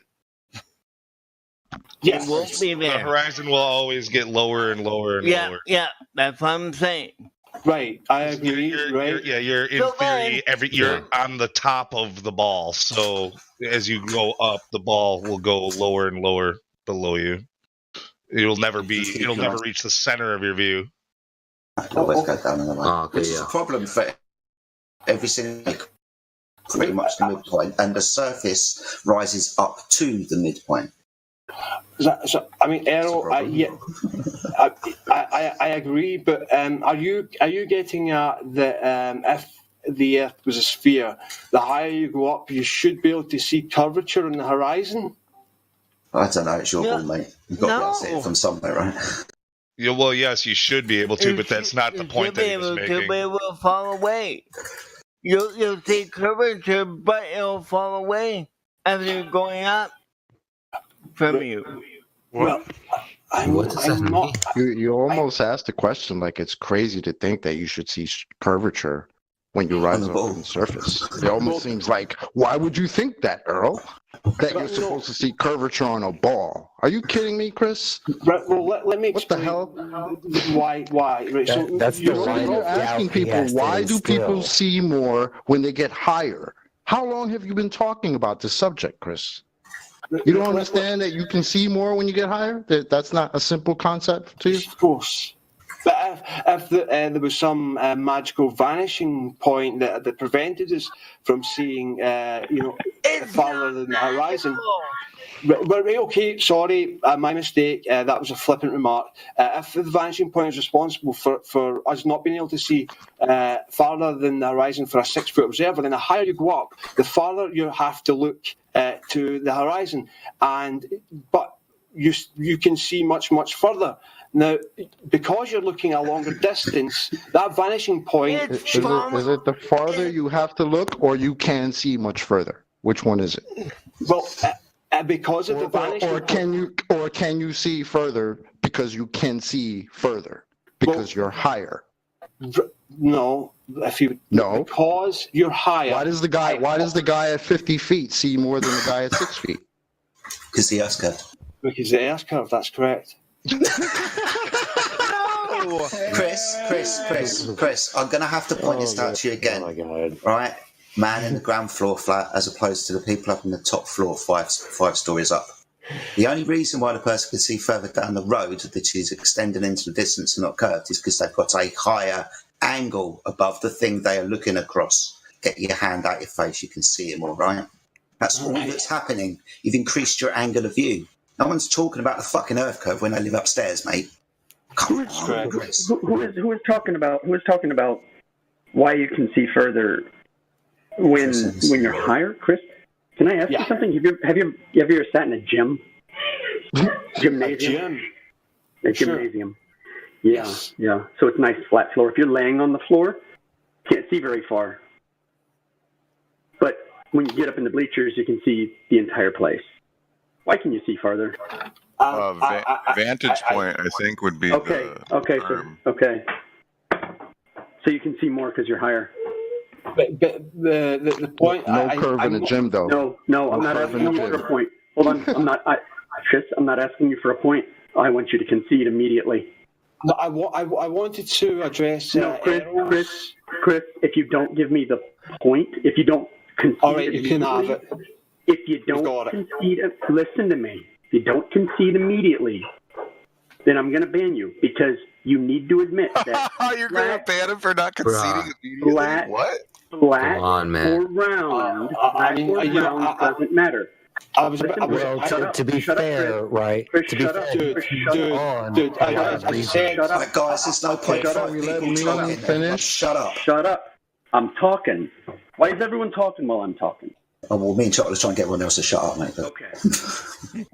So you need to admit that flat or round, you see more when you go up. Admit it now. I already said to you that I'll give you that point, but because you threatened to ban me, I'm not going to concede. There, we're done. You admitted it. Thanks. So you muted him because he admitted it? Are you serious, man? Are you serious, man? Why do you think I muted him? To be fair, this is his tactic. He's just obfuscating from a conversation that was supposed to be had with Wretch a long time ago. He keeps doing this. He's a troll. Nothing Chris ever said was offensive or even incorrect, as far as I could tell. Okay, hold on. You, who's this that's talking right now? We've got a new My guy name who is doesn't Box for Brains. Okay, new guy. We've got a new guy in the building who doesn't understand the relationships between people that have been going on for over 2 years. New guy, why can you see further when you're up higher? So, just answer. The example of I don't need an example. Just answer. Game. Let's talk about the bleachers in a stadium for a moment. Was that a reasonable model to inspect this question? No, that's not reasonable. It's just an easy answer. It's vantage point. That's it. Yes. You've increased your angle of view by raising your elevation. That's it. That's the answer. You don't need an example. You don't need a metaphor. You don't need anything. Give the right answer. So, if I try to respond to you, you're going to threaten me with your mod powers, right? No, I'm not. Not at all. Okay, so now I'm going to respond, okay, Meme? Okay, go ahead. Okay. So, if you're in the front row, you have all these objects closer to you, and so you can only see so much of it. You can see more detail, but you can only see so much. You have like a smaller field of view because you're closer to the subject matter, right? You're lower. Closer is the word I'm using. No, when we're talking about horizon, we're talking about lower. So now, if we get, horizon. oh no, I get what you said, but I'm saying something else. Okay. So now, if you're on the front row looking at the game, no. If you're on the front row watching the game, you can see the detail on the players' uniforms. You might even be able to see the actual grain in the cloth, but you can't see the whole field at once. You have to rotate your head from side to side to look at it, correct? Yeah. So now, if there was no stands, if there was only a football field, like a high school football game, right? It's there, and there's no things around it, and you can just walk away from it. You could walk further away from it without getting higher and see more and more of the field, not see the detail that I was referring to earlier. No. The further if you don't raise your elevation, you're not going to see lower resolution. Is that correct or not? No. If you walk away from it's not correct. That if you get further away from the game, you interrupted me.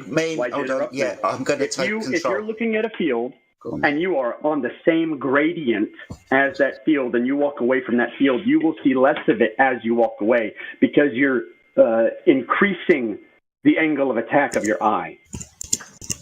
Okay, so whatever that means. So when you're in the front row, that means the angle, as you walk away from something, the angle becomes tighter and tighter and tighter and tighter as long as you stay on the same plane as it.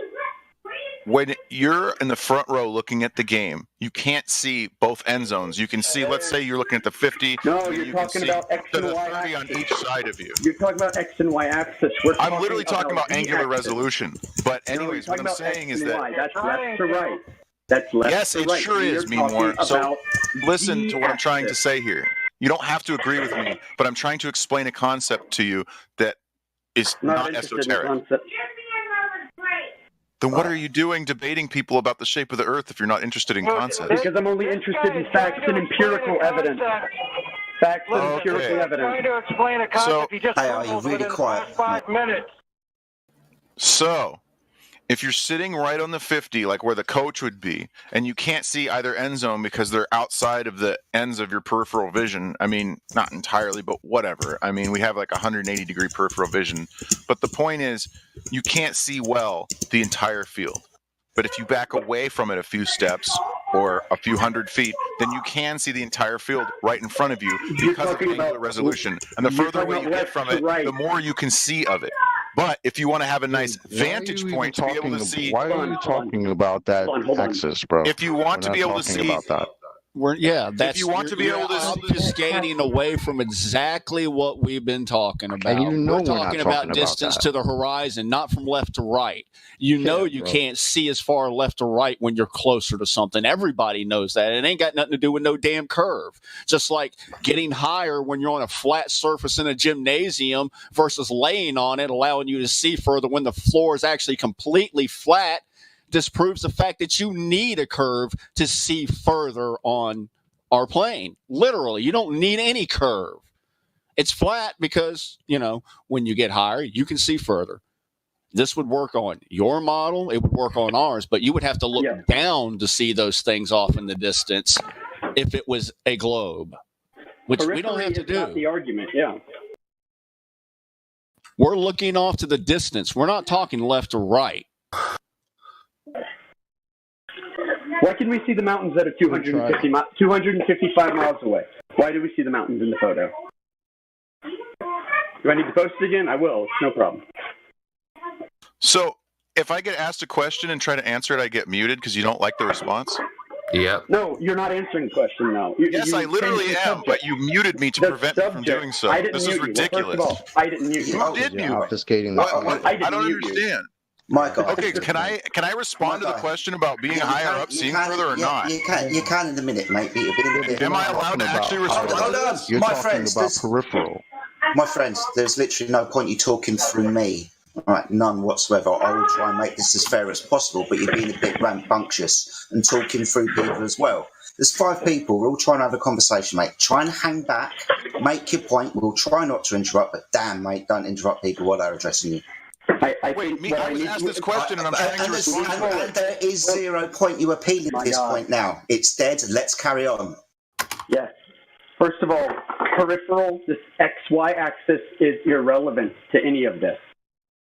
This is about what you can see over the Z axis, or what you shouldn't be able to see.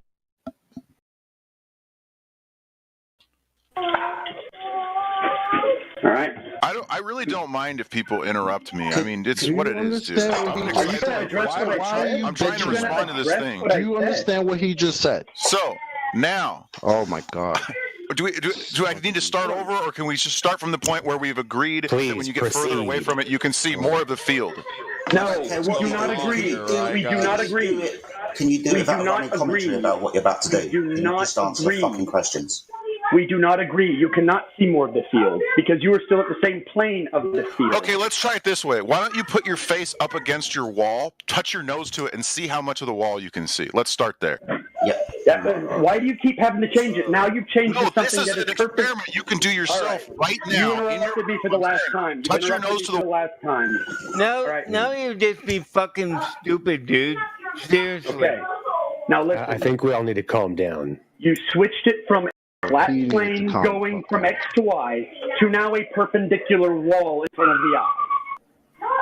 You keep changing everything because you just are looking for this extremely specific thing to try and weasel out of it.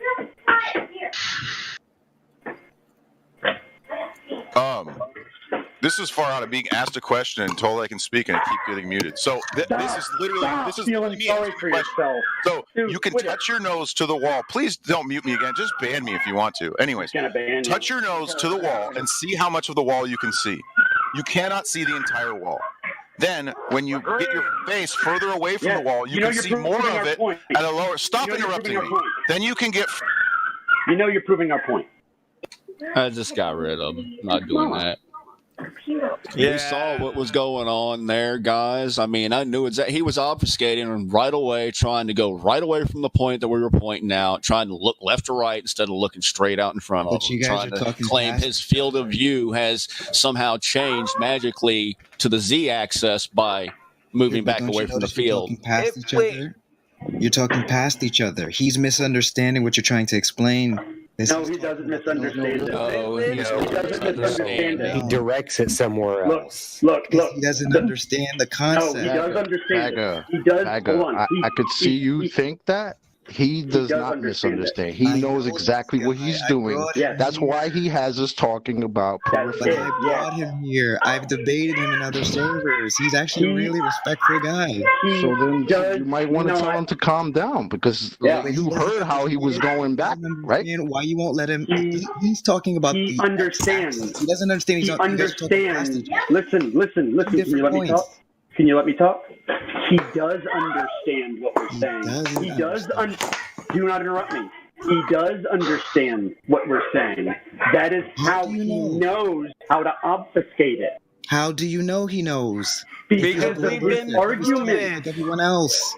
Because of the way he's trying to defend it. Argument. Maybe he's confused like everyone else in the world. You ever think about that? No, maybe he's confused. He came in to answer somebody else's question and brought up a false equivalency because he was talking about the sides of your vision. But there's it wasn't equivalent. And then here's the problem. Okay, we have to ask the question: has anyone else in here been confused when they were presented with the idea that they didn't live on a globe? No. Yeah. That now does not believe they live on a globe. Has anybody else been confused that standing up and increasing your angle of view above a surface means you can see further across it? Just for the record, I've never been confused about that, Jedi. Nope. If we're just going to have a Discord full of flat earthers, what's the point? Now we're just going to talk to each other for the next 6 hours about the flat earth? Yeah, but bro, here's the point. I see what you're trying to say, right? But here's the point. After he started responding and he's talking to us about the peripheral vision, we tried to bring him back to the axis that we're talking about. Of course. And he refused. Of course. Because it's not that he was confused about it. He refused to talk about it and diverted right back to whatever he was talking about. Of course, but Chocolate, if I can... That's a tactic, bro. It was actually valid. Now we're arguing about That's a tactic, bro. That's a tactic. I've heard these. I've been listening to these dudes for years, man. I know, but he's That's on the tactic. That's why I said you guys are talking past each other. He's talking about the X plane. We're talking about the Y plane. I know, which we explained to him 3 times, but he kept going back to the thing that he was talking about. His point wasn't wrong. What are you talking about? It's just the wrong point. Can we just ban this guy?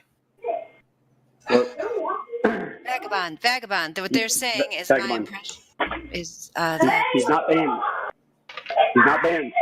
But until he's honest, he's not getting unmuted. All right, man. Yo, have a good night, fellas. Far too much concern. Good night, man. Yo, Chocolate. Listen, that kid has a martyr syndrome, and he just Googled the concept 5 minutes ago, and then he had the condescension, prick attitude to come in here and tell us, I'm trying to educate you about a concept. Okay, the guy's disingenuous. He was talking through everybody, and he was being a dickhead. So he got muted. Simple. Here, I'm going to unmute him. Where is he? What was his name? I forget. Box Brain. Yeah, and just so we're clear, I was kind of, this is scientist, I was kind of the one muting him. And I'm very fair when it comes to muting. If you're talking over people, you're just going to get muted for a minute until that person's done talking, and then I'll unmute you. So I actually rarely ever leave people on mute. So yeah, I mean, I was being pretty cordial with him, but he was just, you can't take it. There's a point where the over talking is just enough. Yo, Chocolate, you got those pictures of the moon that I sent to you? Yeah, I seen those, bro. Look, Vagabond, tell him he's left. So if you tell him if he's back in here, we'll unmute him. But he's talking about the subjects that we're talking about, not changing them. No, I think Vagabond dipped too, man. Say what? He dipped? Oh. About to post these moon pics that I took last night when I was in my backyard.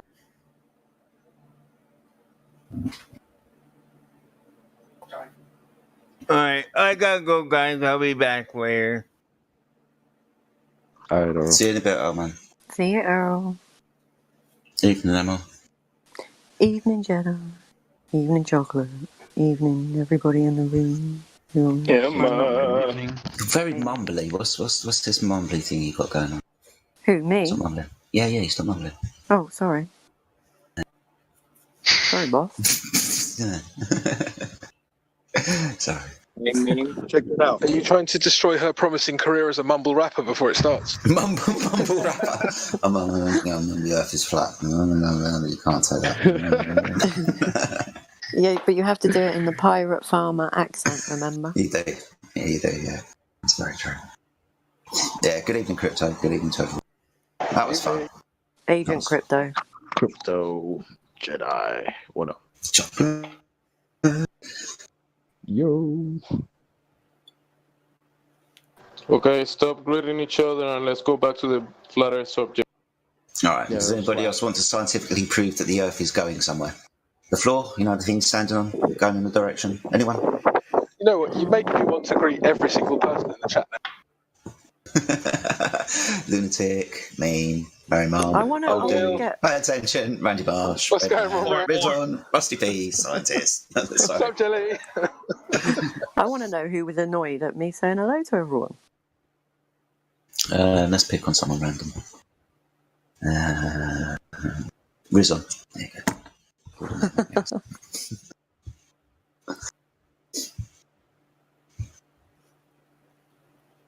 It's Agent Crypto now, is it? I like it.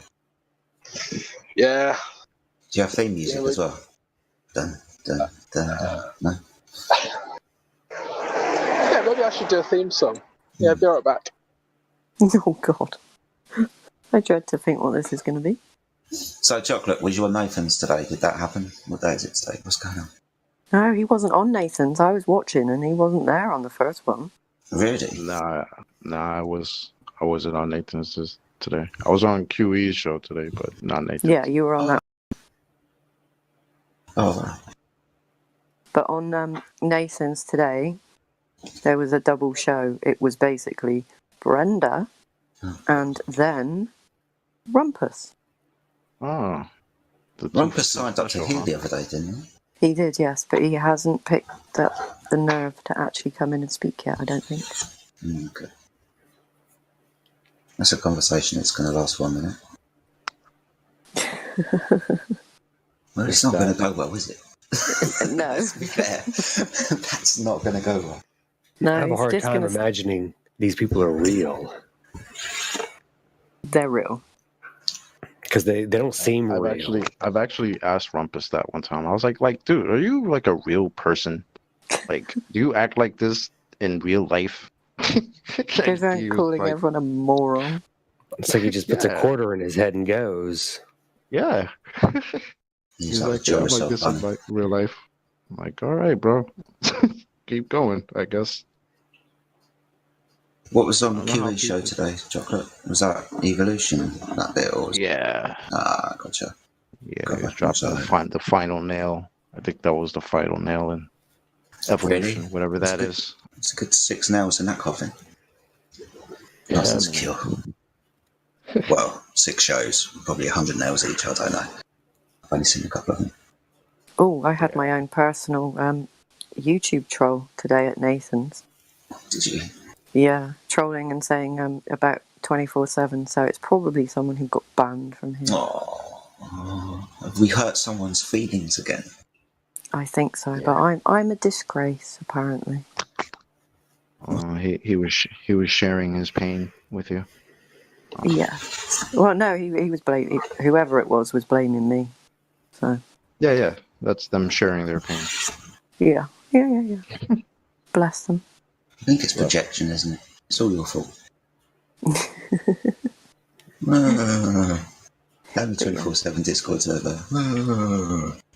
That's playing for everything. That's how it is, though. Yeah. So, talking about those people that like to lurk around, troll and watch on YouTube, if there is anybody watching on any of the live streams, YouTube and whichever one else ones are on, if you want to join, hit the link and then go to voice checker #1 and speak to a moderator. If there's anybody in the room at the moment with just a lobby role, they want to get involved in the conversation, go to VC checker #1, speak to a moderator and they'll give you VC verification. Just be mindful that there are moderators in the room. Bad language won't be tolerated, and the text room associated with the live stream has also got a bot in it, so there'll be no swearing, and that is obviously, as you can see, being live streamed as well. So anybody wanting voice verification, voice checker #1, speak to a moderator and come and speak to us really, really unfair flat earthers. Also, in the event of an emergency, there are emergency exits behind you, to the side and in front. And if smoke fills the cabin, then lighting will light your way to the emergency exits. There's no way I'd get on a plane if Crypto was the blinking air hostess. No way. I would if he was the pilot. I think that'd be pretty cool. Still no. Yeah. Crypto and chocolate were flying. That'd be awesome. Yeah, man. I don't know if you know, but What do you reckon, chocolate? Rusty's hanging around, by the way. I'll tell two people I wouldn't trust. Hello. Zanuck. Hey, Rusty. And whatever his fucking name is from New Zealand. Down. Oh, those three. Constantly nose down, you're going to crash. So, I mean, come on. No, we can call it air chocolate. It'll be amazing. Air chocolate. I'm down with that. It's going to have a big picture of chocolate all over the side of it. You'll be fine. I don't like... Sorry, this has gone far too far in my head. Flying shit through the sky, so let's not talk about that. But yeah. You can talk to Rusty. Hello, Rusty. You got any scientific evidence that the floor's going somewhere? No, I don't like to talk on the server anymore because I was banned 2 times for no reason, so... Yeah. I don't really want to... I just want to listen, I guess, because I don't want to get banned again. Yeah. Yeah, chocolate or banning. Or who else doesn't do it? You ban them? Ban that guy, just ban them. Like, were you banned at random?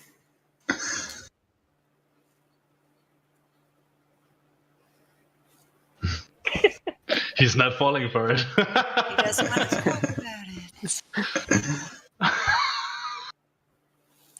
It was just a mistake. Rusty got banned up by accident. That was it.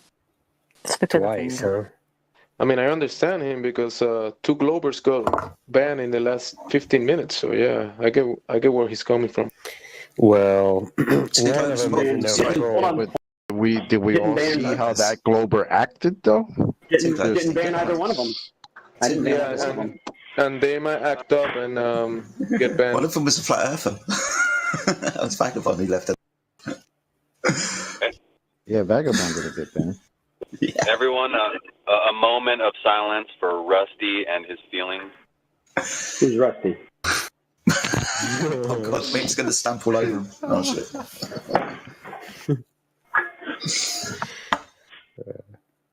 Somebody get Vagabond back. That's a line in a movie right there. Somebody get Vagabond and his friends back in. Settle it. In the runoff. If what's his name? Skull Rocks or Bedrock or what? Blocks for brains. Skull Brain? I don't know. Ox Brain?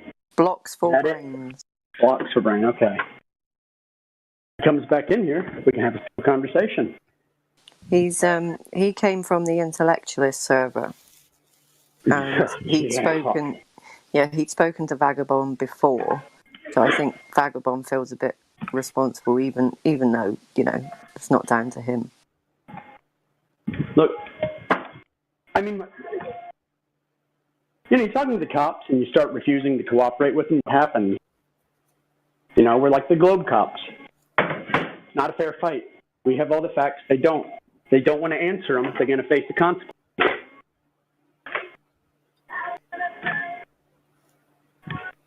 I mean, if I ask somebody, hey, what's it mean? And they have to give me like some overblown metaphor.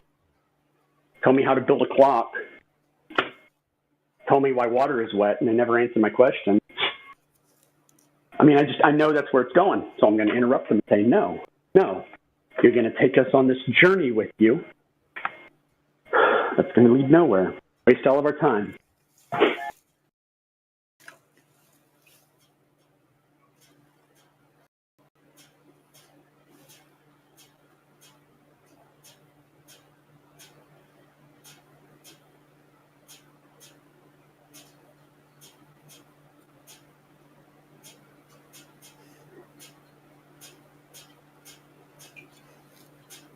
Hey guys. I have a quick request if anyone's willing. We've got a birthday boy in the chat. Who? I was wondering if we could sing happy birthday really quick. Whose birthday is it? It's Will. Will's birthday. Hi, Will. He's 61 today. Oh, happy birthday, Will. Crikey. Happy birthday, Will. Happy birthday, Will. And you don't look it. Happy birthday. I don't think you're going to get us to sing, but happy birthday. Oh, I don't know. Where's Helio? Helio would sing, wouldn't he? Oh, is Crypto going to lead us in a rambunctious route of happy birthday to Will? In the style of Marilyn, please. Okay. In the style of Elvis. 3, 2, 1. Happy birthday to you. Happy birthday to you. Happy birthday, dear Will. Happy birthday to you. I'm just glad I took no part in that. And that's when you the microphone. We should have just told Mary to just. Damn, bro. He's immortal Mary now. would have killed that. I'm thoroughly ashamed to be a member of this server. Yeah, I'm remembering he's at this for work, my birthday, by the way, everyone. So. Thank you guys. I really appreciate that. Sometimes things last minute, but I just really appreciate that. Thank you. Happy birthday to you. Dun. Did you get the birthday card through? The earth is flat. You say you're 61? Yeah. Wow. Yep. I didn't know 61-year-olds knew what Discord was. Well, he was on here before I was. I never claimed I was young. Happy birthday to you. Happy birthday to Mama. Oh. He's at work right now, so he might not be able to respond, but I'll make sure he at least gets a clip of this. So, thank you. 1 sec. But he's here for the discussion, not for people singing happy birthday to him. But I just thought that'd be a good surprise. Wait, so it's L. What is his nickname again? It's LAFEE, right? His Discord name is Will Niedrich. What? Will Niedrich? No. Yeah. Does he have two? Or There's two different ones, probably, right? I don't think so. No, I think he's just on here as Will. You don't think he has two different nicknames? You wanna get associated with his two faulty nicknames and risk getting banned? There's a Will Niedrich in here right now. Yeah, he's the birthday boy. Yeah. So Bebe, can you answer the question?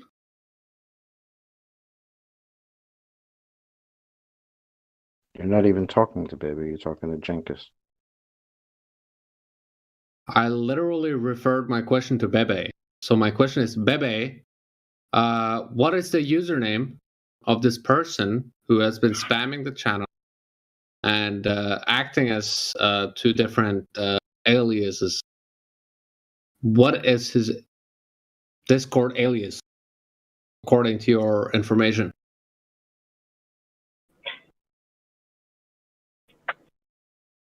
Okay. So Bebe is not answering the question. Information. You notice, huh? It's not about me noticing. Good. I'm just gonna inform this to the people that are owning the channel, and that are gonna be banning Baby Wolf from this channel because he brings no valuable information. You're gonna go tell on him, huh? What? I'm kind of lost. What's What do you going on think? here? Who made Skygazer a mod? I don't know. Is BB here so he can respond to this? Whatever the hell this guy's talking about? Yeah, he's here. I think it might be talking about the fact that BB Wolf actually has 2 accounts on this server. But I'm not entirely sure. Oh. Wait, who was that? Who was that female who was talking? That's Emma. Emma? Okay. Thanks, Emma. I'm gonna report you as well. All right, you're gone, buddy. Bye Bye now. Goodbye. Goodbye. Praise the Lord! That's the greatest thing that's happened. You guys banned him? Oh my gosh, I'm going to open a bottle of champagne. Wait, you guys got rid of the babe magnet? Who's that? That was Skygazer. What the hell was that all about? What's he reporting people for? I think he was hitting on you. I think he was originally hitting on you because he was calling you out about something. Well, whatever. I just took out a hit on him. The end. Thank you, AI. My thank you note is in the mail. Yeah, thank you, AI. I would have said that. Someone else did.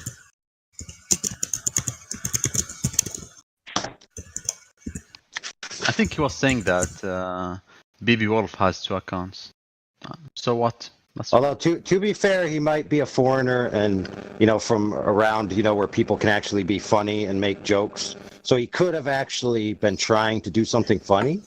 So maybe, just maybe, there's an infinitesimally small chance.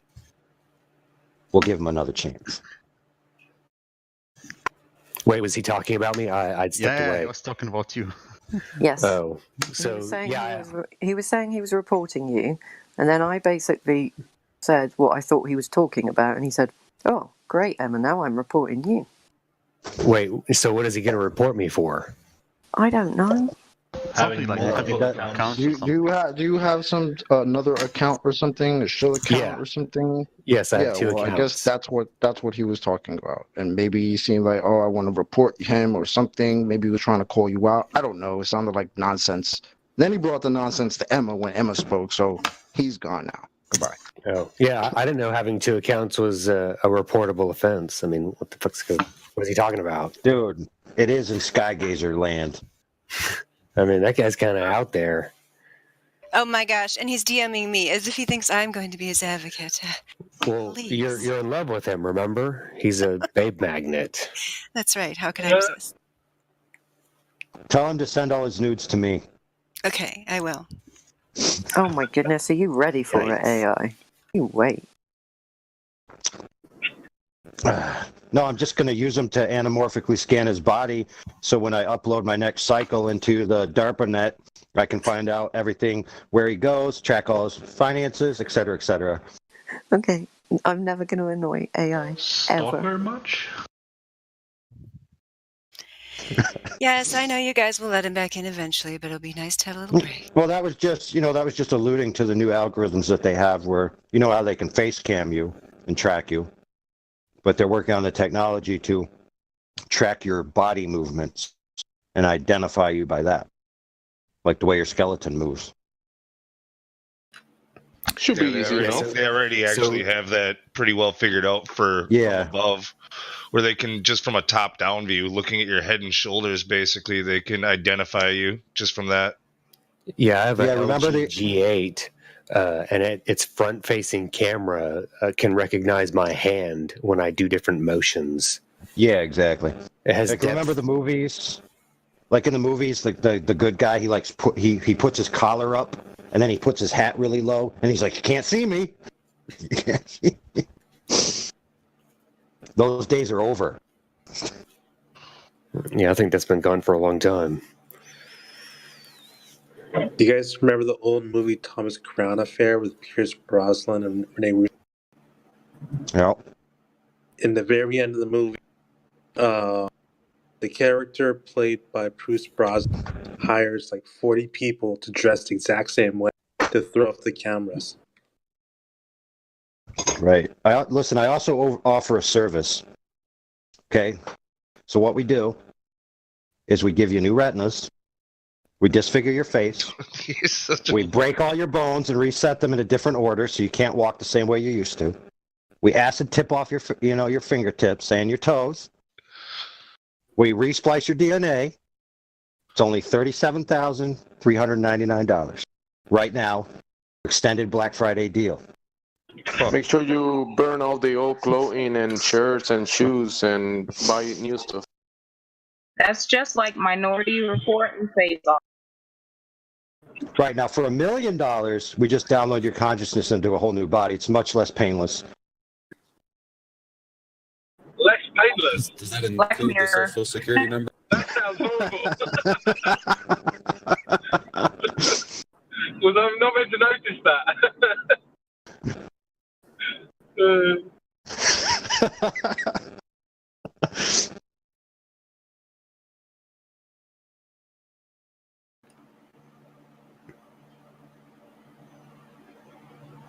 It's actually a pyramid scheme.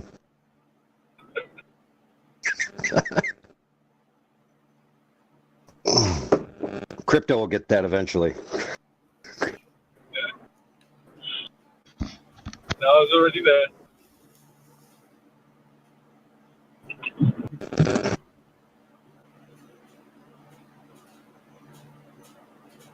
All right, for those who didn't catch that, what happens is you show up, right? And so you're trying to hide. So you're basically hiding from everybody. And you give me the $1 million, and then I quote unquote download your consciousness, if you know what I'm saying.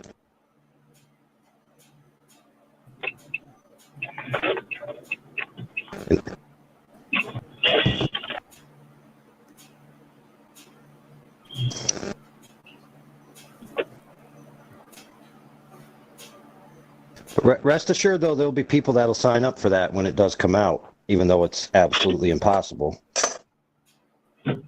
They'll be downloading their consciousness into these AI-programmed robots or mainframes, thinking that they're going to live forever or escape death and disease or pain or whatever, and they're really just going to be signing up to kill themselves. It's like the new cryogenics. AI.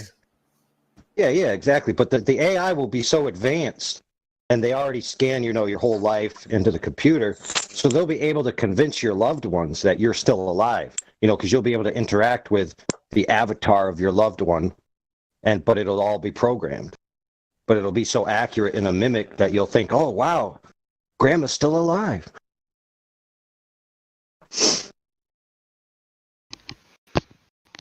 I have seen that in a TV series called Black Mirror on Netflix. Right, I was trying to think which episode, but I remember that. I don't remember which episode though. It's that freak show where that girl goes and tries to get her father back. Oh, that one too. Yeah, I've seen it all. It was nice. It was fun.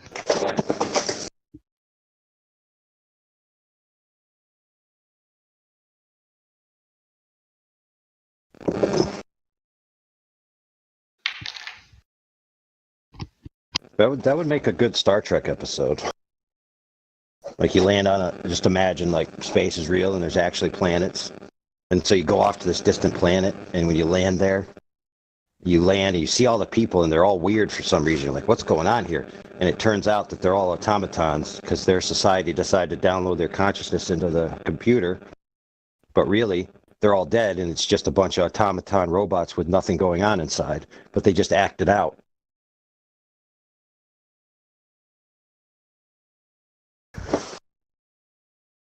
Wasn't that an actual Enterprise? That might be. I never really watched that one. I never really watched that one much. Yeah, it's one episode where the helmsman gets kidnapped at a repair station when the Enterprise needs help with Scott Bakula as captain.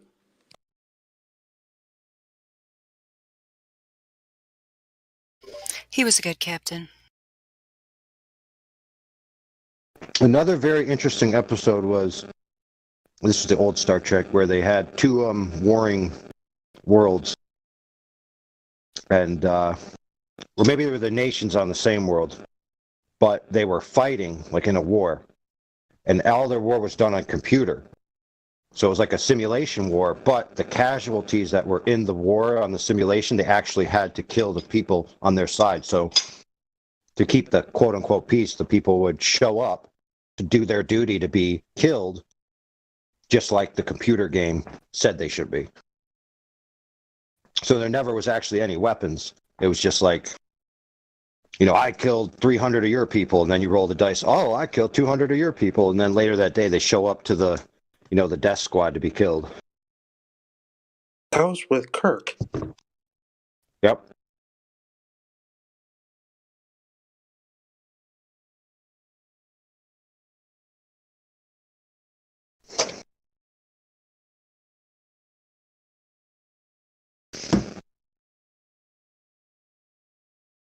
And one thing you notice about the old Star Trek is in the viewfinder on the deck or the screen or whatever you want to call it, they had that same quarter angle view of whatever planet they were looking on, kind of the same view that the ISS has. Very interesting.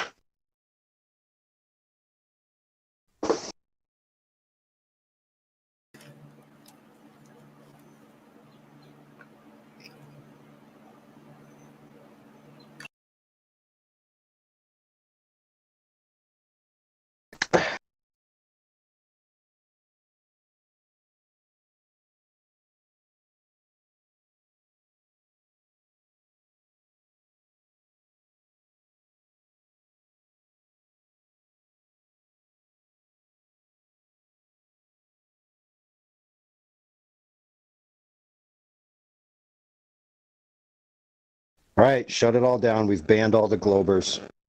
It's over. Surely there's got to be someone out there who could defend this thing that apparently believed by everybody on the entire face of the earth. Come on, someone should be able to defend this shit, right? I guess there's no one to defend it, so everyone's a flat earther now. Great. Our goal is complete. I do find it interesting when you have words like... Sorry, go on. No, I was done. Thanks, Crypto. Okay. Yeah, like you get terms like the face of the earth.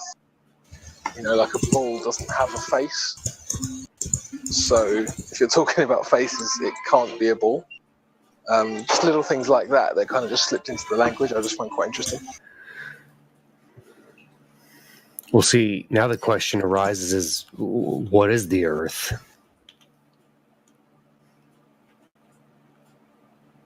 It's the earth, man. There's nothing else like it. So it's nature, isn't it? It's everything that we experience, the floor, the waters that's contained by the floor, the level of reality that extends out into the distance. Where it stops, don't know. Lights in the sky, can't touch those, but... What do you mean? Well, it's an interesting question, because when some people say the earth, they mean the totality of, whatever we live on. So, like, when Globers say the earth, they mean the planet in its totality, right? The singular object. But, in a lot of ancient scripture or text, they had different impressions of what the earth was. For example, like the Old Testament from the Bible says that everything was water, and then God brought the dry land out of the water, and then the dry land was earth. So there's lots of different interpretations, of what the earth means. Is it the totality of the area in which we could possibly go? Is it just the location that we're on? When I speak of earth, I speak of the stuff that we go out and touch with our feet, the soil where the grass grows, in its totality. Like, I'm not talking about the things in the sky, I have no idea what that is. Right. So how far does the ground go down? How far does the ground go? Well, see, we're all in a situation where we don't even know how much land there is. Yeah. So we don't even know how big anything is. Yeah. Right. So you know, the question of what is Earth? I mean, that's a huge question, and it's hard. Really, like, how can you even answer it with like, you know, the scripture says dry land was earth and earth was dry land and it was pulled from the water. I mean, what does that even mean? Because all these things are. I mean, think about what you just said. Exactly. But think about what you just said. If you right, if you say it's the stuff we can walk on, let's just pretend for argument that you go a certain distance beyond the Antarctic perimeter, and then there's no more dry land after that. But not only is there no more dry land, there's also no land in the oceans because it's now just become water. And then you might say, well, what's holding the water up? To which I would say, well, I don't know. Well, okay, so what I mean is, like, do we know what mountains are and how they were formed? Probably not. That's They could be a big dump from a giant from ancient times, you know? That's what volcanoes are. Giant dumps. Giant dumps, bro.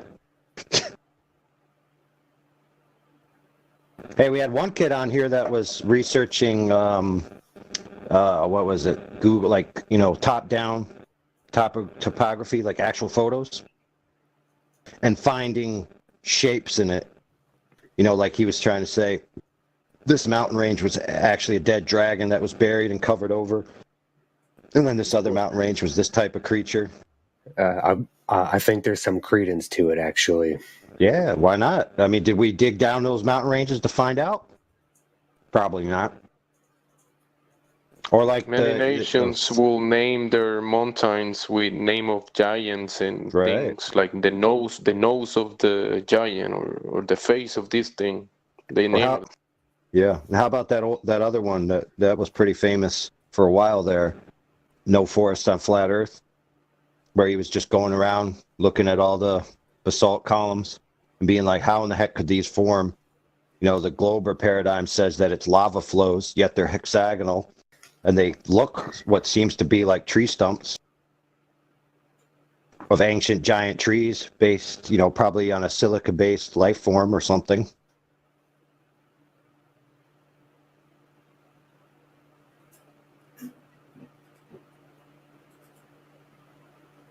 Like we got no idea what the Earth was like before recorded history and before any archaeology.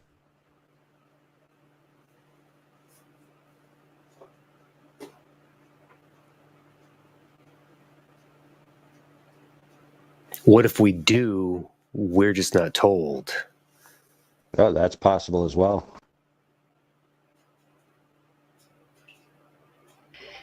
AI. Do you have any interest in talking to Skygazer instead of me? AI. Skygazer's DMing me nonstop about this issue. Well, he can write me an explanation of why he was acting so weird and rationalize it and give me the reason why he should be forgiven. Okay, so you want him to send that to you in the messaging? I'll tell him. I've tried to explain to him that to go to the Cogdis channel, and he thought I was accusing him of having Cogdis, and then now we're just off on a tangent. Imagine that. So I'll tell him that. Marymon didn't want to talk to him, and now she's stuck with him in the DMs.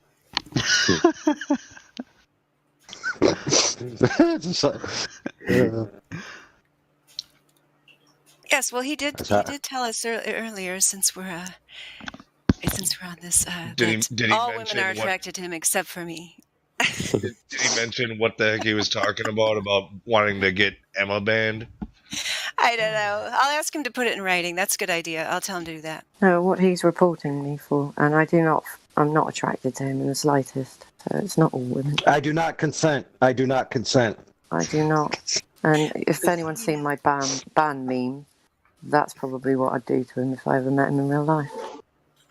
Is this like a Fraud 2.0, except this guy's got 11 girlfriends, not 10? Nah, I remember that fucking night. Jesus, that was fun. Oh, God, fraud. Yeah. I think that was just all talk, though.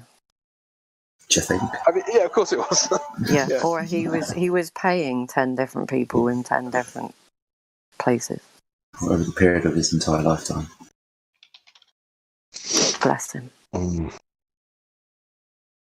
The funny thing I think about a lot of guys who like brag about, oh yeah, I've got all these women. It's like, you always know that the guy who's bragging actually doesn't have that success. It's the guy who doesn't talk about it you want to worry about. Because that person's off doing whatever he's doing. Crypto doesn't talk about it. Yeah, he who smell it, they'll eat Crypto. No, I'm definitely not.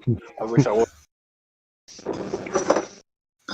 But you know what I'm trying to say? Like, you get these guys and they give it all this bravado, and it's just like, mate, everyone sees through that shit. It's like, the In-Betweeners when Jay's always going, oh yeah, I banged this girl in Wales, and it's like, you didn't even go to Wales, mate. The guy who's doing the big dick jokes always has the smallest one. Yeah. Yeah, Same you guys thing. have got issues, no offence. Of course we have. We've got problems. Speaking of sticks and balls. Speaking of sticks and balls. Oh, please, no. That Aristophanes guy supposedly proved them balls with sticks in the ground. No, he didn't. Supposedly. No, he didn't. Look, he sounds like bullshit to me. I reckon he was drunk. They all had a party and they were doing some weird party game. He's always drunk. Like spinning around in circles with their head placed upon a stick after drinking and then running off. Exactly, yeah. And then one of them fell down a hole and they thought they'd use it. Yeah, fell down a well and blamed it on the earth being a ball. Gotcha. Or mentally challenged. Wait a minute. So you're saying that when he was in the well and he saw the light, it was just seeing stars because he was drunk and knocked in the head?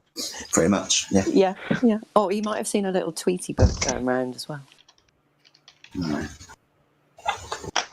All right. Earlier, was about the whole entire getting it on topic. My brother and my father, this was like 2010, 2009. I'm the young one. I'm 44 now. And he says, Max, try to have all the sex you can before marriage. I'm like, why before marriage? Because after, it dries up. So, question for everyone here, for those who are married, does it really dry up when we get married?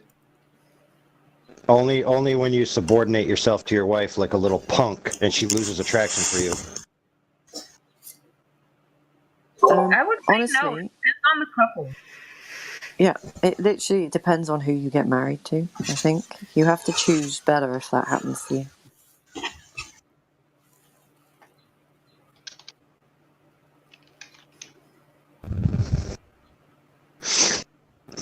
Now, I'm going to be talking about this probably from a place of pure ignorance, but to me it seems like a question of simple motivation. If you marry someone who you find sexually attractive and then they change somehow, and now you're not sexually attracted to them, like that's as much their fault as it is yours. And I think, possibly, I mean, obviously there's more to it, but I think if you're just talking about the physical attraction side of things, if your wife doesn't fancy you anymore, it's because you're not exhibiting those traits anymore. And if your husband doesn't fancy you anymore, then again, you're not exhibiting the traits that he found attractive in the first place. Exactly. So I think there's a bit of introspection to be done there. Why was the bride smiling on her wedding day? She knew she had given her last blowjob. No, nobody? I don't know, dude. This isn't after dark yet. This isn't FE After Dark just yet. It's dark somewhere, mate. So it's dark here. You're all right. I figured that one was, just barely able to get in there. I thought about it. If you go into the relationship and get married because of looks, you're really taking it from the wrong approach. Because everybody gets kind of past their prime and then a little old, so that means thinking about. Why don't you just marry your best mate then instead? If looks has got nothing to do with it, you might as well just marry your friend. Yeah, that would be weird. I mean, I would think that if you want to be with someone, you want to keep the bloodline going. You want to have a family and have a commitment to have children, and that's something good. And you don't have to be thinking about who's good looking and who's not. But children will make. Well, I mean, if done correctly, children can keep the relationship going for a long time. Well, it's like this. This very attractive, beautiful woman marries this very successful, rich guy. Then after they're married, the woman lets herself go and gets fat, and the guy quits his job. Think about it.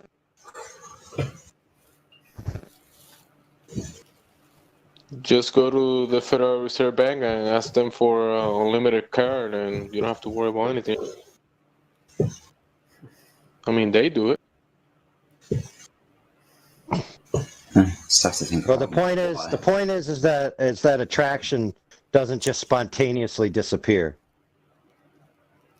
Both parties have to work at it, and part of that working at it isn't just being available; it's actually being attractive, especially to the person that you chose to marry. So obviously, you understand the things in which you did to, cause them to choose to marry you in the first place, and the way in which you were when that occurred. And you kind of have a responsibility to each other to maintain that. And when you start to fail, you have the responsibility to help the other to get back to it. But if one of the partners is going to refuse, then obviously over time you're going to lose interest in them. As sad as that may be, that's simply the truth of the human nature. But in another sense, that's earned, because if they don't care enough about the relationship to do the right things to keep the relationship, then that's actually on them. It's not on you. If I marry and it's a signal. It's a signal to you as well, isn't it? Yeah, it's like she doesn't care enough about me to do the things that I like anymore. So, whose fault is that? It's not mine. Don't marry her. I mean, if she doesn't care about the things you care about, I mean, don't marry her. Don't have children with her. Come on. I mean, isn't that why you go through a trial period with them? You try them out. I mean, you doesn't take very long to figure out if someone's compatible. So I didn't like this one. I'm going to return it to the store. Is this try before you buy? I like. Is that what bog off means? Well, buy one, get one free. More of a Mormon conception, I think, mate.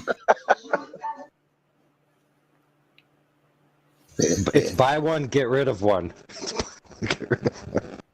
Can I read something out to you guys? I don't know. Can I get my last joke in about part exchange? There you go. For it. Go on. No, it's a thing I posted in the chat, and it just says, "It's beautiful when you find someone that is in love with your mind, someone that wants to undress your conscience and make love to your thoughts, someone that wants to watch you slowly take down all the walls you've built up around your mind and let them inside." That's what I was thinking, going inside. Oh my goodness. I tried to, give us women a little bit of, Inside her mind. If that's the case, marry your best friend, because that's probably the best case scenario. That's what I was saying. Why would you bother dating a bunch of people? Just marry your best friend and then it's all good. But no one does that, do they? Also, I don't fancy women. I married my best friend. People say, they hate to see people kissing and hugging and all the time around each other. It's been that way since day one. Like, even when we're by ourselves, like two little kids, like, so I don't know. I think you do have to marry your best friend, but marriage is 50-50. You have to give and take, and vice versa, and it's like a little bit of work. But when you love each other, it's not really work. There will be times where you have to work at it, because it's not going to be perfect, a bed of roses all the time. You're going to get sick of him. You're going to get sick of her, and there's an ebb and flow, and it's not all peaches and cream all the time. Something that you have to work at if you want it. I agree. And it's a teamwork, and it's also growing, because you don't know, most people don't know what they're getting into, especially when you have your first children and everything, and it's a learning, growing experience. So if you want to make it work, both people, you have to work with it and make it work. That's how it is. Like, figure things out together. I don't think any of this is in opposition to what we've been talking about, mate. What? Of course, you've got to make things work. I mean, everyone has to make things work. Like your job, if you love your job, that doesn't necessarily, you have good days and bad days. Everything in life is up and down. I don't see why marriage would be any different in that regard. But I think what we're saying is you can't just marry someone based purely on a mental connection. There has to be some sort of attraction there as well. Sure.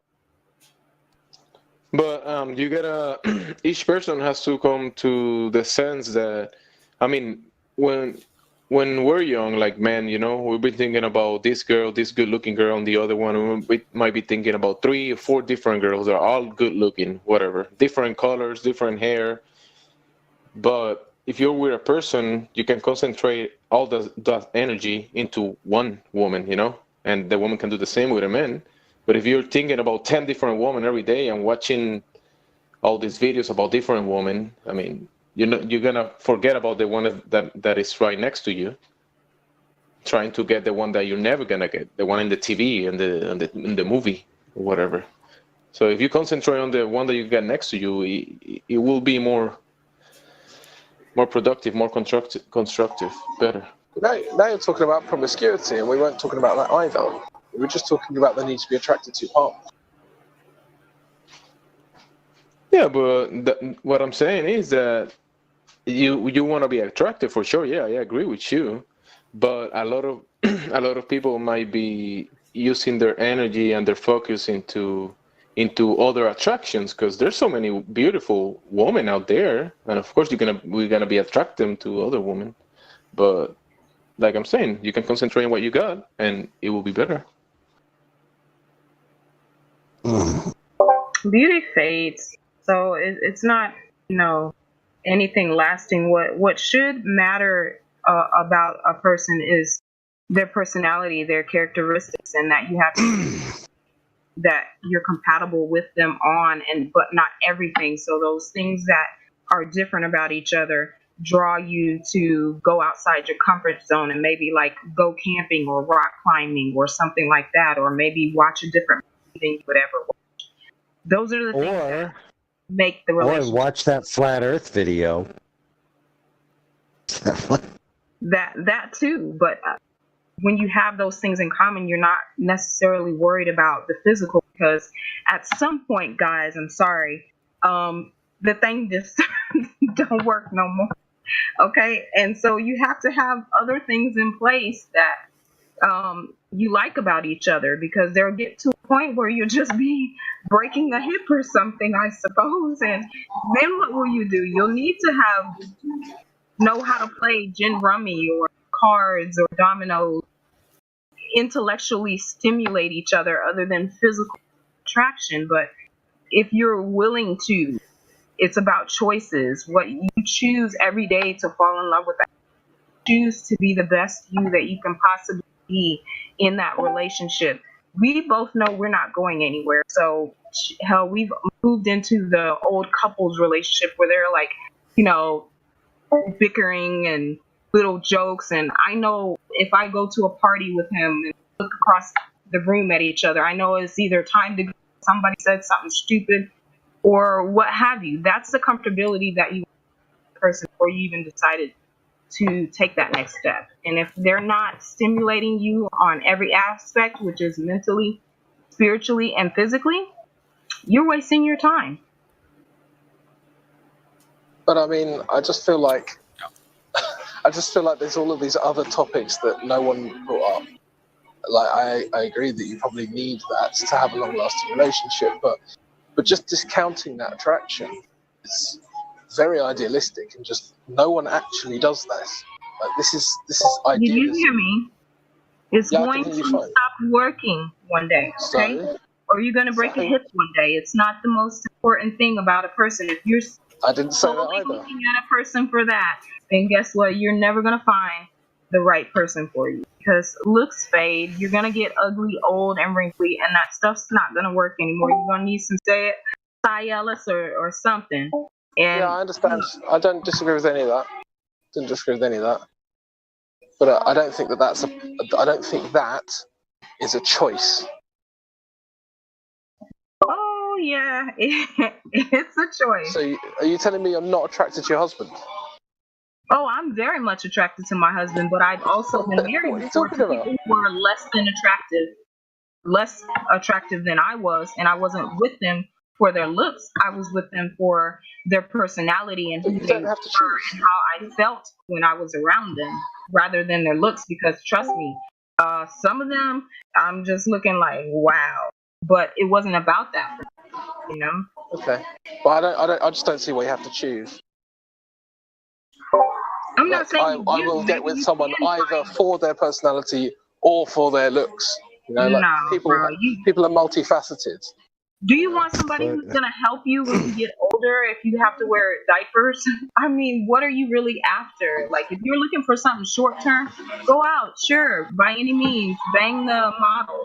But if you really want somebody who's going to be there through thick and thin, sickness and in health, you better be looking for those type of credentials in that person, that they're supportive of those things now. Because when you get old, you're going to wind up by yourself. You're going to be changing somebody in a nursing home is going to be changing your diapers for you.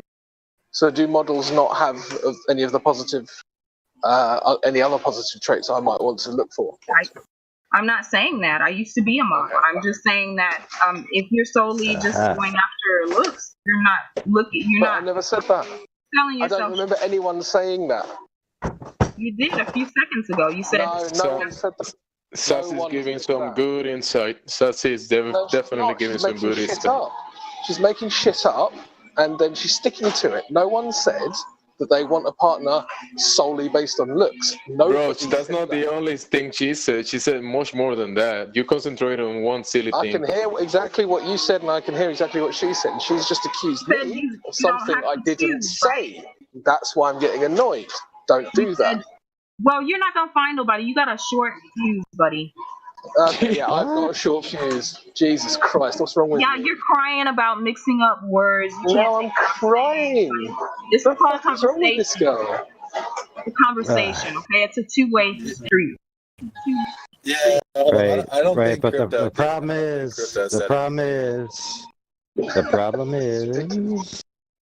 the problem is that this is a typical straw man that's brought up in these type of arguments, that there are people that look for this type of thing, and then it's when someone starts talking about attraction and looks, they're characterized as one of those people that's looking for that type of thing.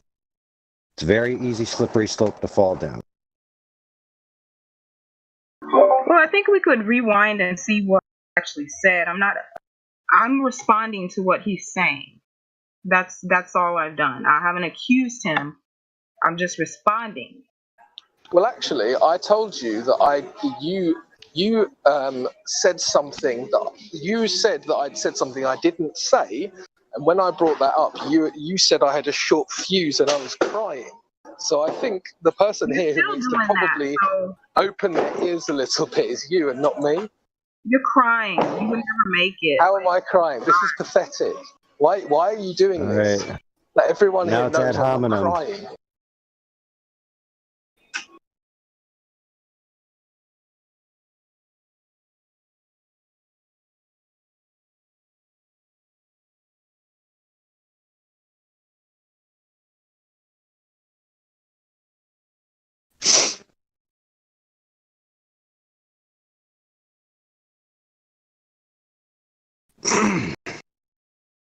Sorry about that.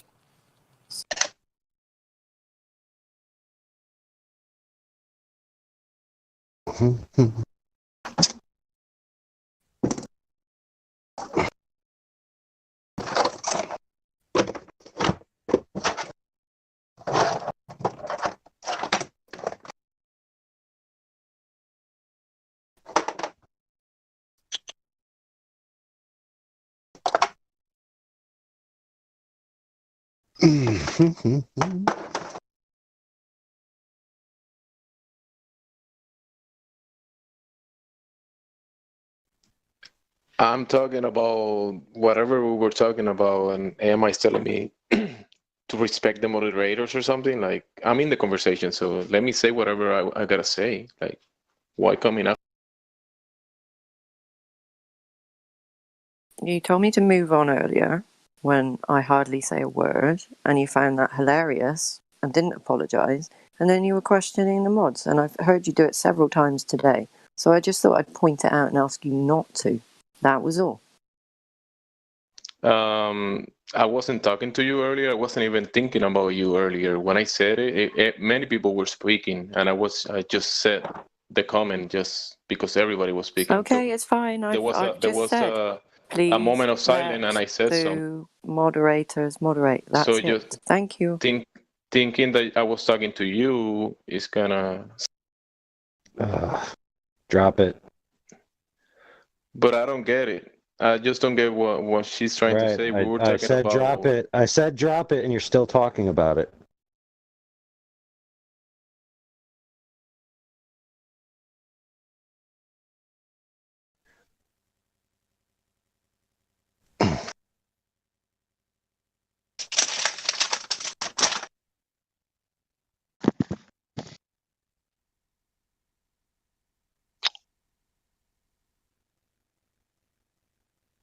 So MJ, what's that? I don't really get it.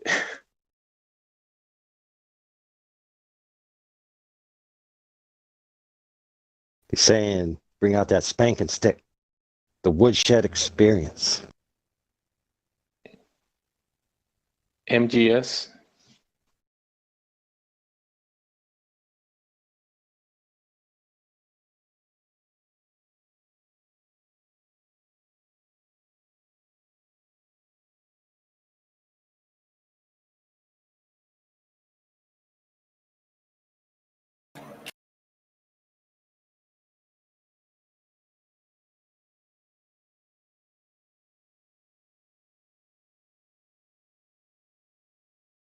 Man, why did that blockhead guy have to go and get so rumptious? We could have been talking to him.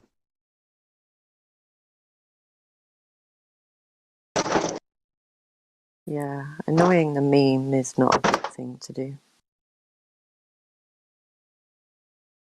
Man, that rat ate my printer cable. Oops. Oh man, had a rat. Finally caught him, and I guess one of his final acts of defiance was to chew my printer cable. He knew he was going to be caught. Was it a shock? Sorry. No, it's all right. Was it a shocking experience? I know the one end isn't plugged in, but it must have been in his way. He's like, trying to walk back through here, and he's like, "Who put this cable here? I'm gonna chew the crap out of this."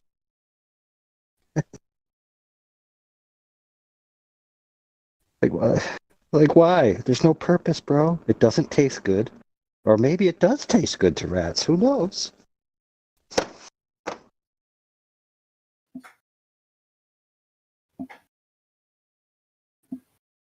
Hmm.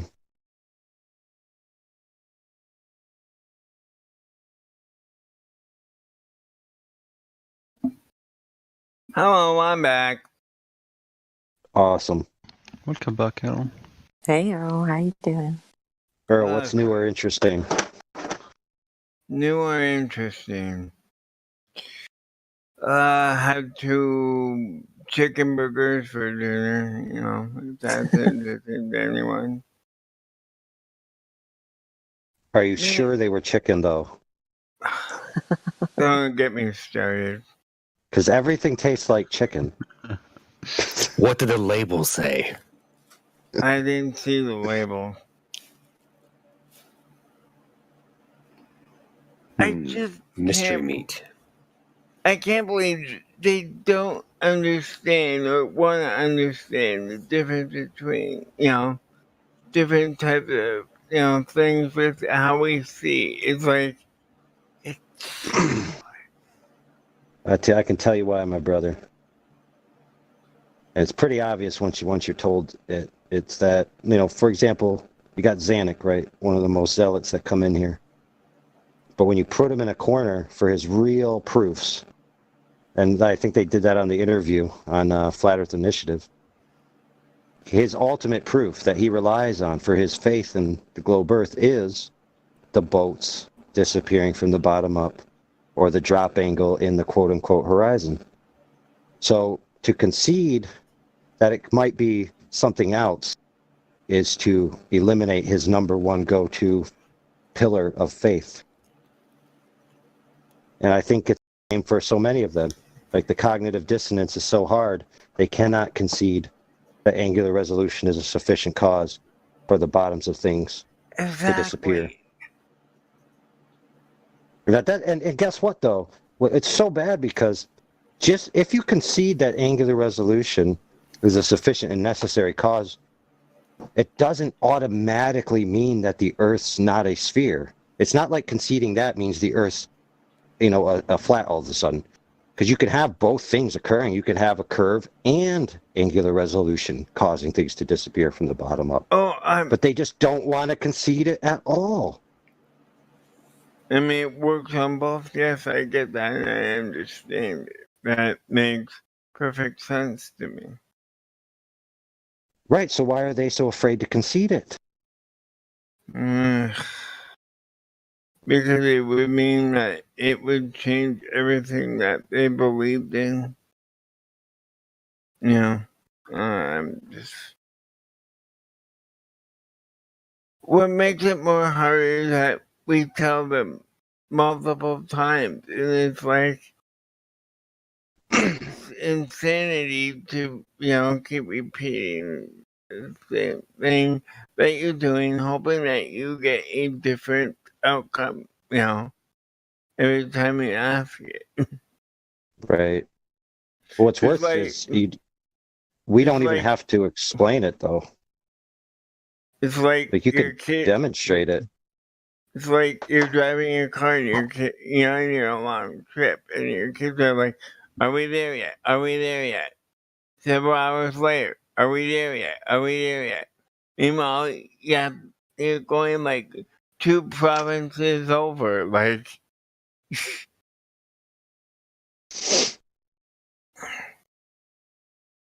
What's amazing to me, though, is that you could show them a video of something happening at a short range, a very short range over a flat surface, what will demonstrate the bottoms of things disappearing.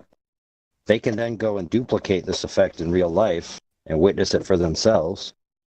So it's 100% demonstrable and repeatable. At first, I wasn't sure if he was talking about 50 feet in height or 50 feet ahead at first. Because I'm like, well, the person can see further from you if, you know, he's 50 feet ahead of you. Like, but when he said 50 feet higher, I'm like, yeah, you can see further. Hey, Belmont, you got your ears on?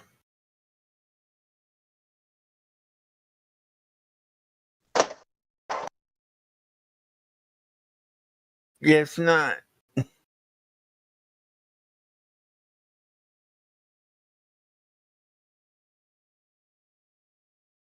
Hey, Becky.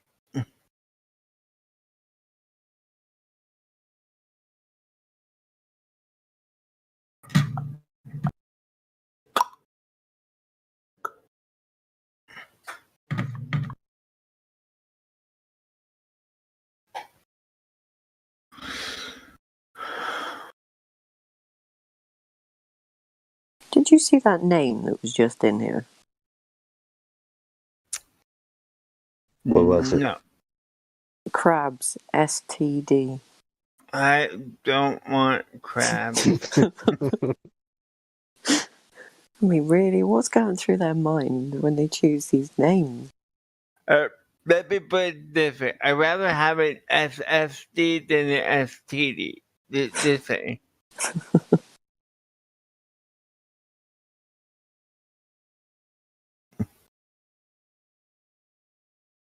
Everyone's very quiet this evening. How about a spherical terrestrial delusion? There we go. Yeah. That's actually quite good.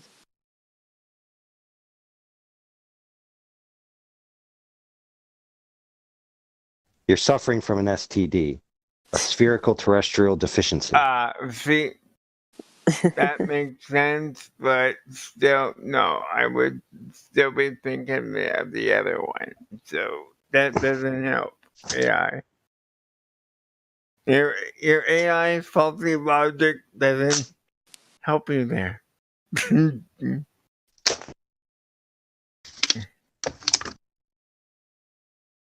Bev, you got anything exciting that you can fill us in on? Or maybe some Any globers more being from silly? Wipe the Flat Earth? Did he send any more weird text to you or what? Like, Yeah, I was just falling asleep there. Oh, sorry, Bev. sorry, It's all right. sorry, Bev. It's all right. It was nice listening to you. Yeah. Dude, falling asleep to 24/7 is not a good methodology. Yeah.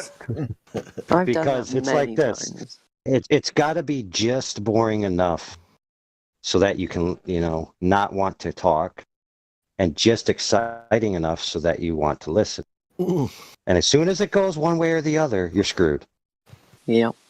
There's several people that come in here that I can't fall asleep to. Dave. Oh, bless him. Yeah. If I can't fall asleep, I put on a guy that goes Bigfoot hunting, and it's just him walking around woods, and I just fall asleep to that. Funny enough, he never finds Bigfoot.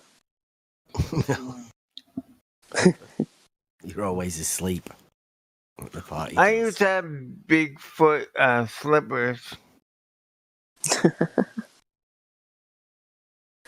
Oh, there. Come on, there must be some good stuff on Twitter, Bev. No, they've left me alone, you know. Oh, that's all the globers have retreated. Yeah, What's they going have. on? Yeah, they don't like this level.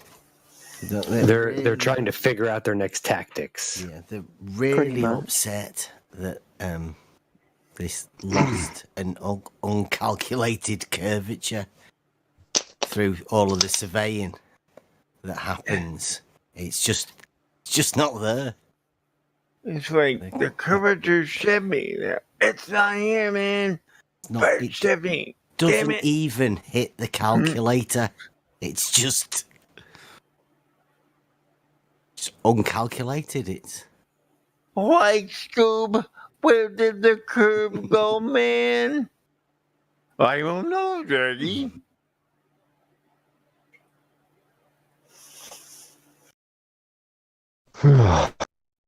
See, that one was actually quite good as well, though. like It's funny that bro, even though you can easily point that out to people, it's not enough for people. For me, that's where the whole thing unraveled. Was the 100 square miles, 8-inch curvature, and that being Okay, who's got a hot mic? your own. Hi, this is Guru.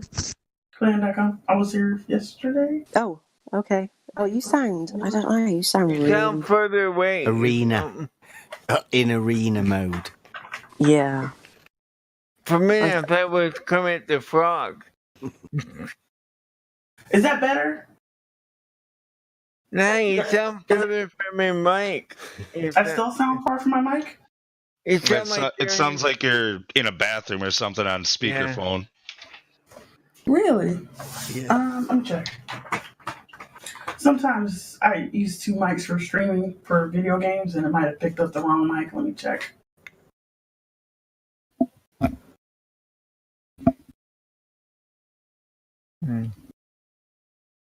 Stadium mode. See, I was gonna say something, but I was like, nope, I'll shut my mouth on that one. Do I still sound weird? Yeah, it sound the same to me.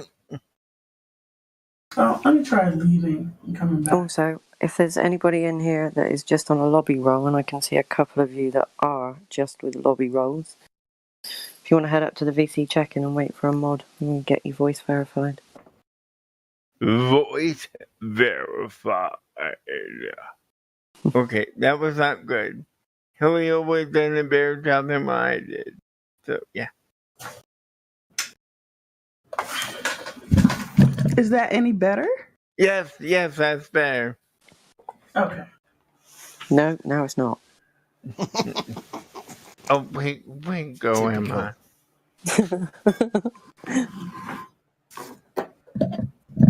Remember the old Discord when the only thing you could ever hear anybody say was, "Can you hear me?" Well, I'll move the mic closer. Is that better? Yeah.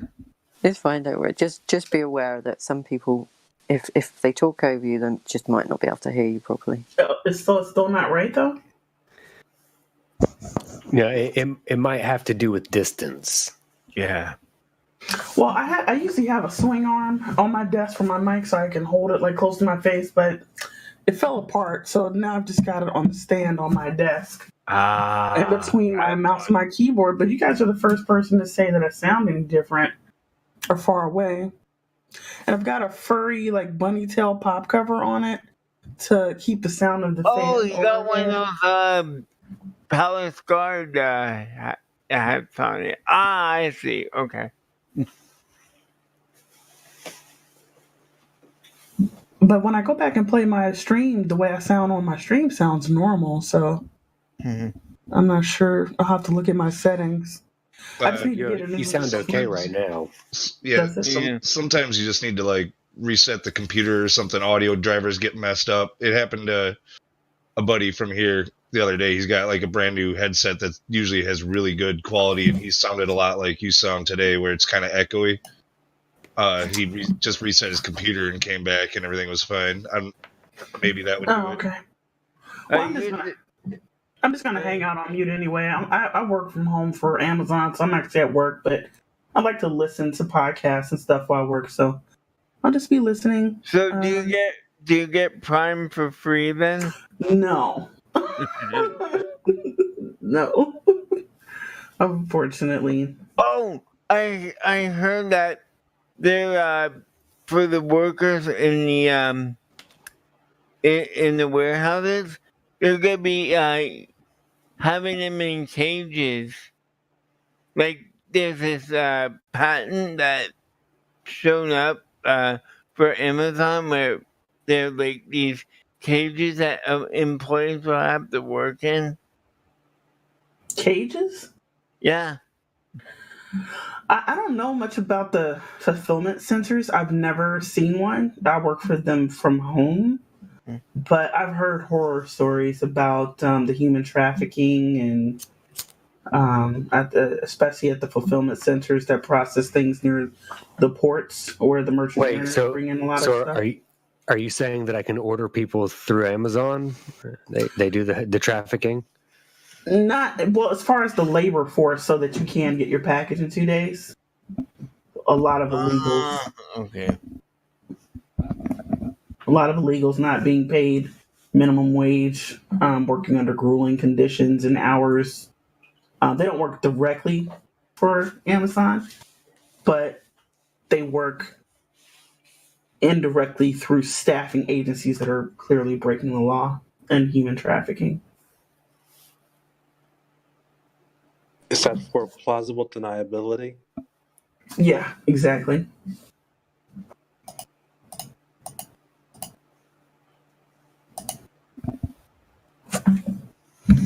So before we got carried on about your headset, I mean, you are audible. We can hear you. What was it that you were saying about the thing that got you, the 8 inches per mile squared and all that.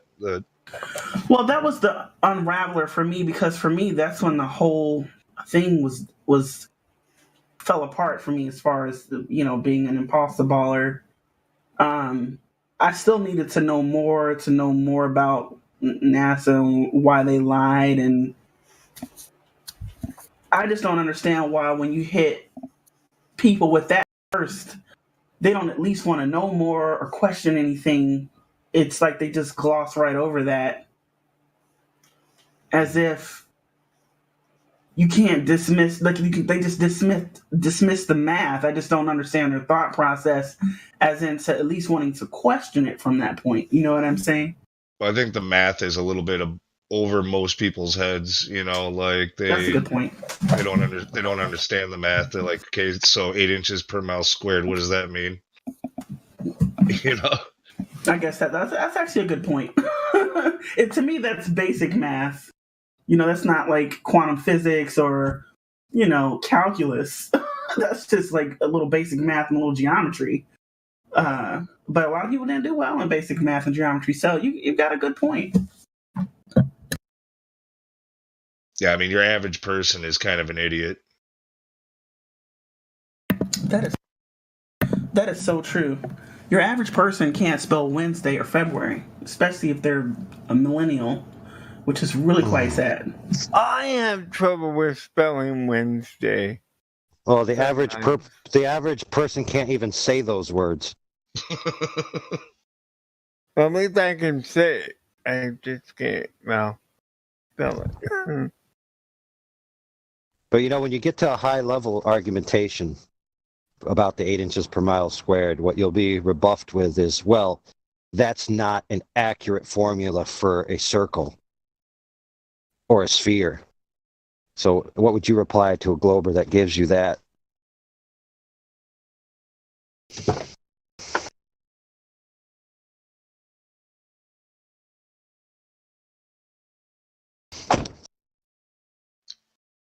Most simply, it's accurate for at least 250 miles. That's what I'd say.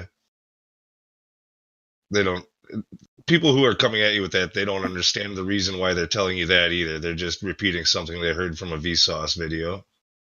I mean, my challenge would be, well, then what is the accurate formula we should use? To which they almost never have a reply, or they give like the certain mathematical concepts for it to get proper arcs or whatever. And to which the next reply is, okay, now take that thing that you think is accurate and match it up with the 8 inches per mile squared and tell me how much variance there is. To which, of course, there isn't much out to hundreds and hundreds of miles, which is all we could observe anyway.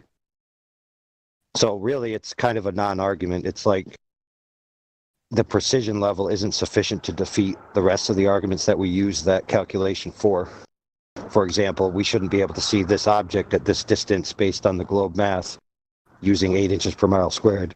And so then their rebuttal will be, well, you're using the wrong math, even though their rebuttal doesn't carry to the conclusion that they want, which is that there's an excuse for why I should not, should or should not see this object.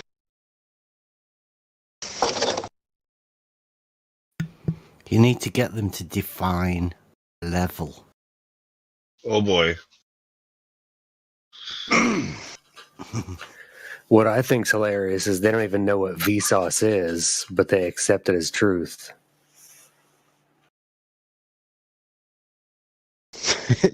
Yeah, I mean, they don't even tell you what they are. They just start their videos with, hey, Vsauce. What does that even mean? Well, that's the thing. They know what it means, right? So the guy making the video knows what he's doing, right? So you know what Vsauce is, right? I never thought to question it, but now I'm getting all kinds of wacky ideas. Oh my man! So let's think about it. You're in for it, bro. You're in for it. Yeah, think about this. Vsauce. Yeah. No, is it dirty? Am I in the right neighborhood? Well, kinda. I mean, yeah, it has to do with sex. Vsauce, and the guy pops up, right? And the first thing he says is, hey, it's Vsauce, right? And then he gives you all this shit, right, all over your face. And people take it for face value. See, that's the joke. Right.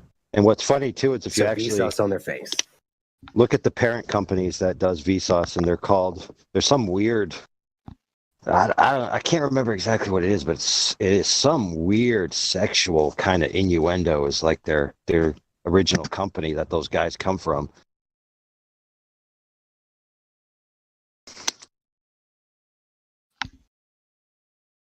You know, it might be something like Boy Love Music or something. You know, Incorporated. That's their parent company.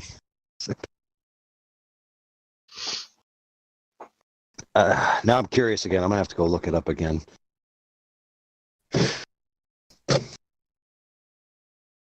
Hey, Vsauce, did you know that if you create a straw man of a floating disc in space, that gravity of a spinning ball in space doesn't work?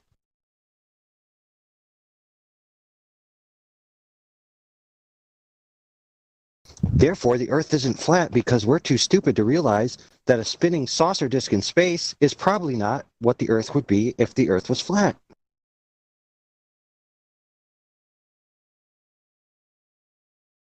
But we know that gravity pulls everything to the center of mass. So on a flat Earth, everything would have to be going sideways.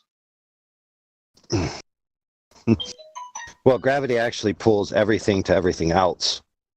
So this idea of radial spokes coming out of the center of a planet pulling everything towards the center is false. The spokes actually would be at every point on the planet pulling. Now, if you take that mass attracts mass assumption and you put in the flat Earth as an assumption and you do the math out, you can end up with various configurations where the surface topology is still flat. So this concept that mass attracts mass equals spheres is just false. It's patently false. It's mathematically false. It's merely a presupposition or an assumption at best.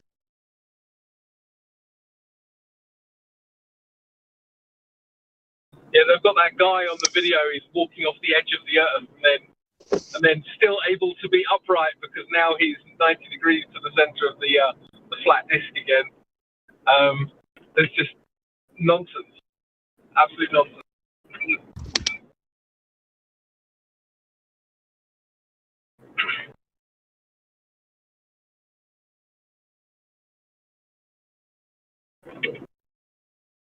Yeah, not to mention that there's so many suppositions and biases going into any of those types of critiques. Like, for example, you could have a floating disk world in space with a large body of mass or a very dense body of mass at a certain distance below it on the z-axis, and you would still have the same gravitational effects that they claim.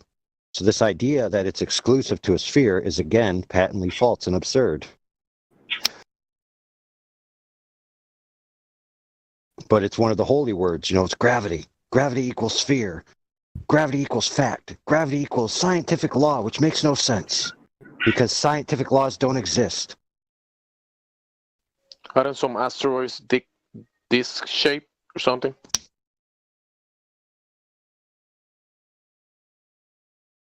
Yeah, sure, why not?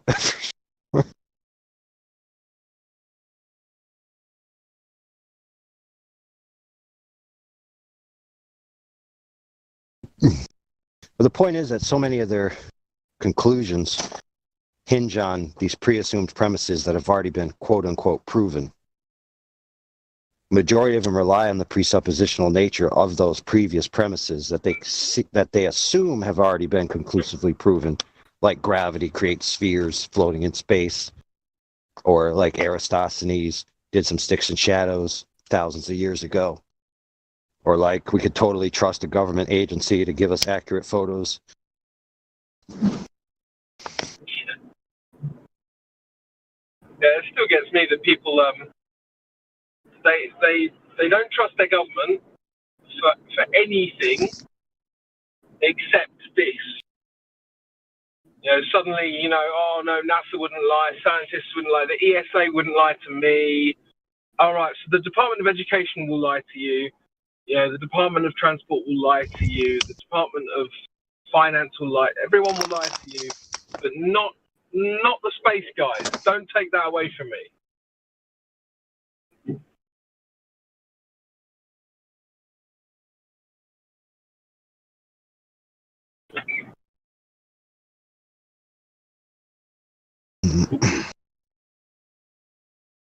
Yeah, I mean, like, imagine if someone said, "Oh yeah, Donald Trump lied about something," and then your immediate response was, "Why would he lie?"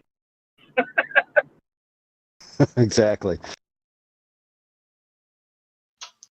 Donald Trump doesn't lie. He's not like other politicians. He's got my back. Yeah. Come on. I did not. I listen to me, you right there. You look at me and listen and read my lips.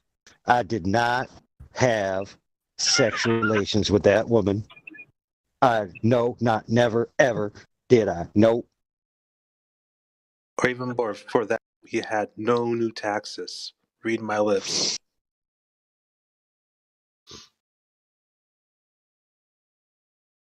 How about this one? Obama ran on removing all troops from the Middle East within his first year of being. How about this one, guy? Won the true. Nobel Prize based off of that. Yeah, doing nothing. Oh, he didn't do nothing. He bombed loads of people. It bombed more people than any other president before him. Yeah, but I mean nothing peaceful. Yeah. Yeah. But here's another one. So we're what are we doing? We're going through quotes of politicians and people in power that turned out to be lies. So what's another one? Let's see. Oh, I got one for you. I'm stepping down. I could feel the surface. It's a little squishy. It's like oh man, I'm stepping on the moon. Look at me. Here I am.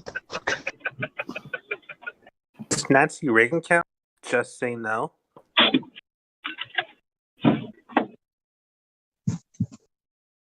That's a classic phrase.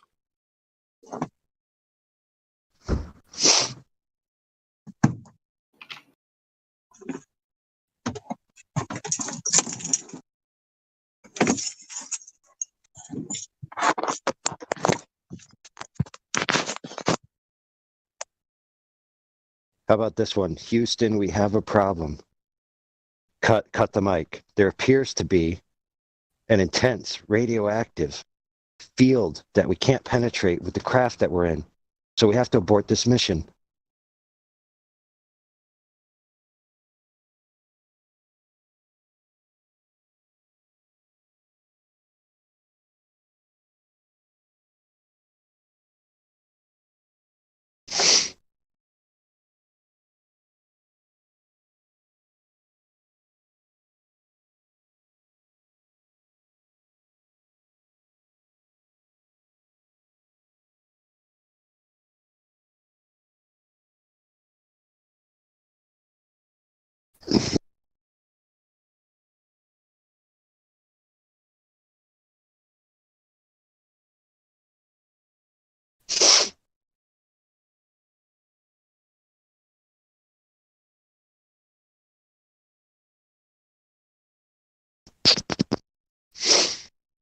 Yeah.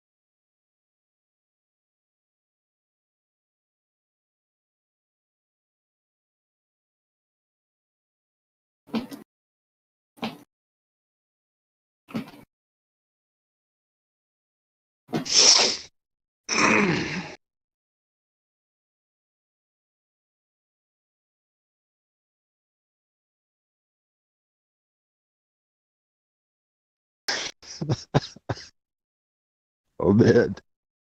Man, there's a nice helioskeptic meme in the chat. Sorry, all you listeners, you're just gonna have to miss out. You're gonna have to join the server and join the chat and look at the meme. It's just too funny.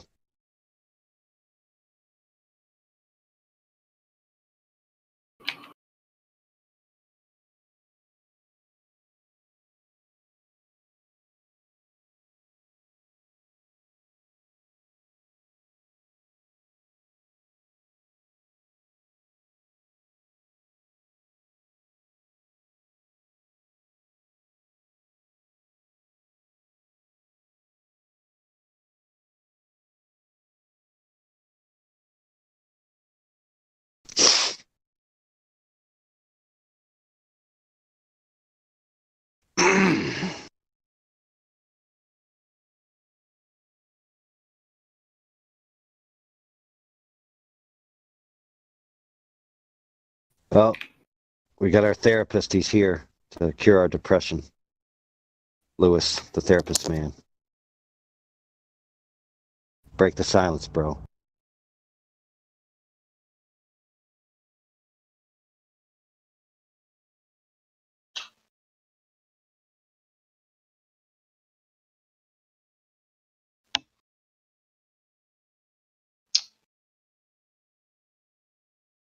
Yeah, it's just a meme.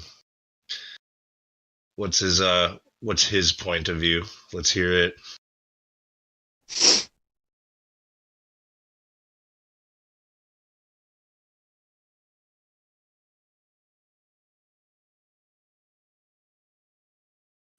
Did anyone hear how Dragon came back from the ISS today? Whether it Did it bring the rat?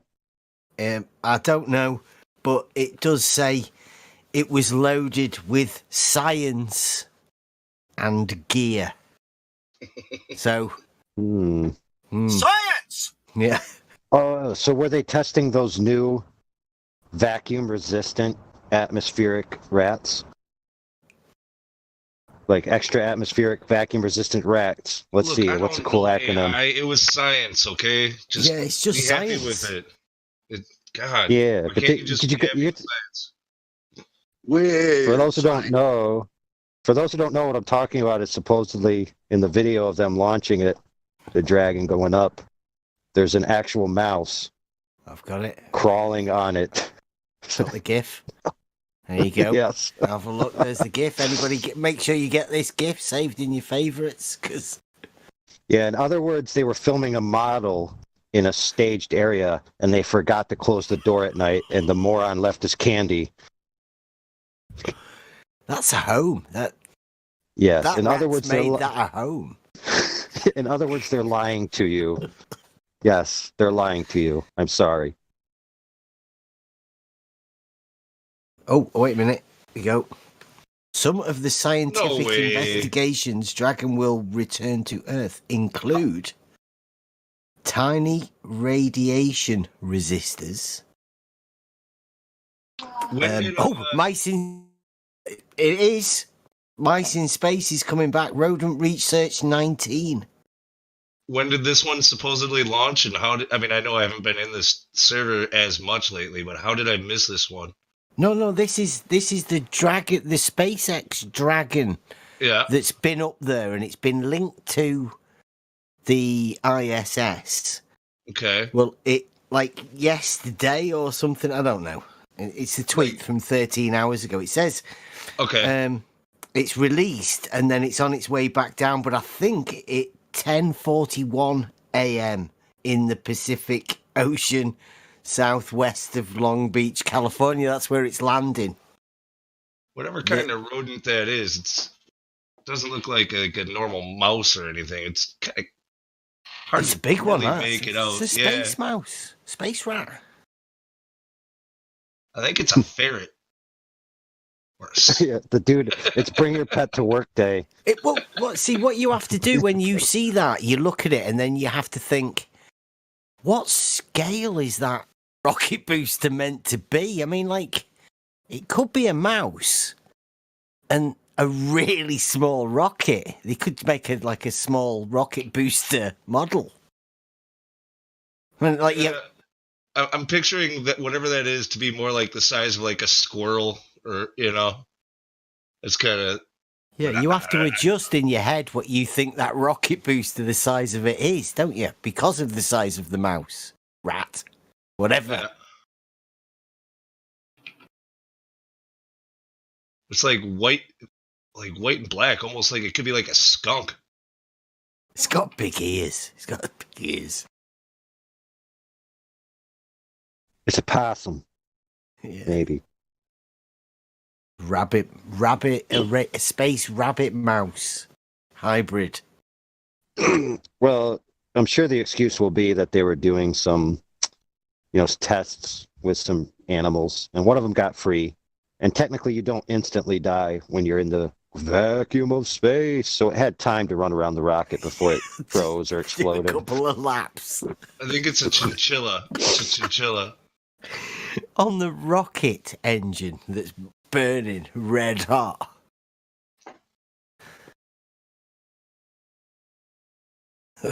Oh, but remember, the thermosphere is hot. Yeah, I know, yeah. However, it'll be freezing. It's also cold. Because of the lack of pressure. Yeah, of course it would be cold. It'd be No, cold. Helioskeptic solved it, dude. It's an evolved tardigrade.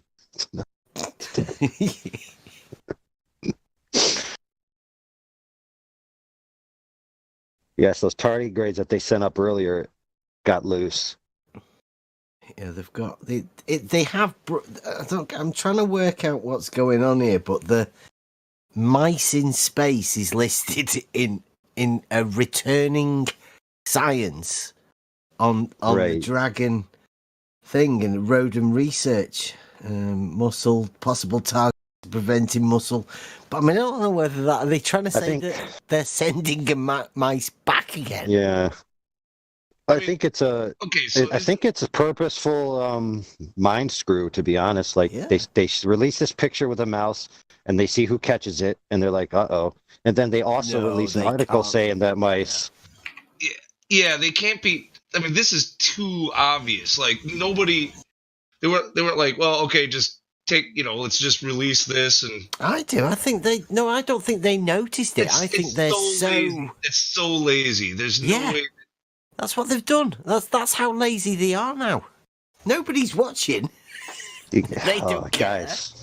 Guys, you missed it. You missed it, guys. I can't believe you missed how obvious this is. We're being invaded by a race that had a divergent evolutionary track from mammal apes to mammal and rodent. Kind of like in V, where they came down and they were clothed in human skin, but they were really reptiles. So now we're being invaded by rodents from space. So you got to start clawing at people's faces to see if there's a rodent underneath. All right, I want the original of this. Where's anyone got a link for that? Oh, we had it the other day.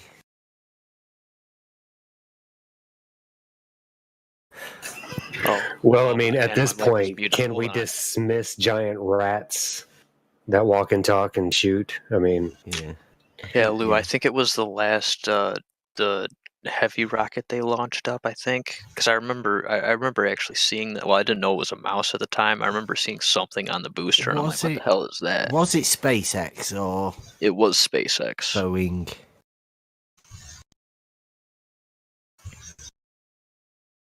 If my memory serves me right. Yeah, I can't remember what, because they didn't.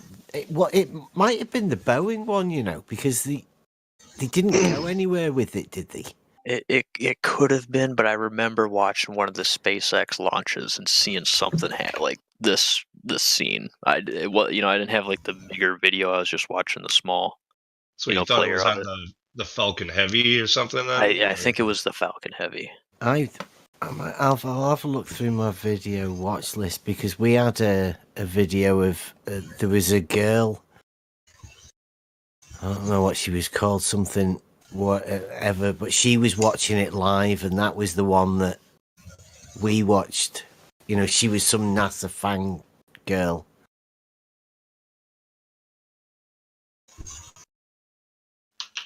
I think she was watching it live, and she was just commented, is that a rat?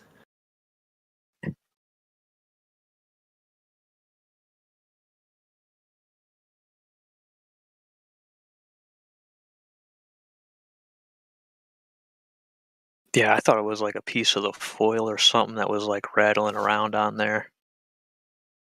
Because you could like, I remember on the live stream, man, I saw something going on with it. And I was like, what in the hell, man? Like, why can't they ever have just like a clean stream, man? Not one. It's because they're not really there. It's all made up.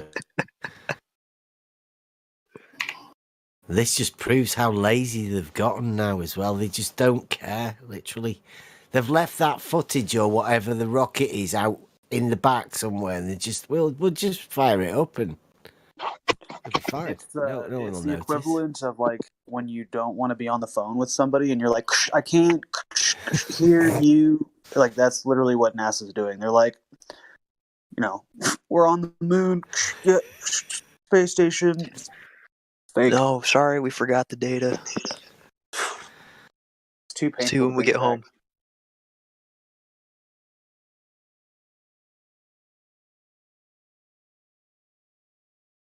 All that money, and they can't even act. So that money's definitely not going wherever it should be doing.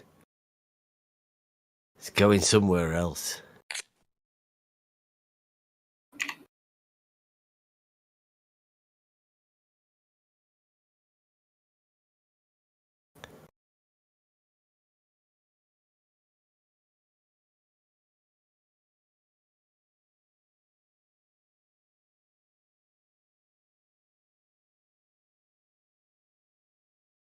Has anyone been keeping an eye on Mr. Cheswick and his rockumentary Think Freud?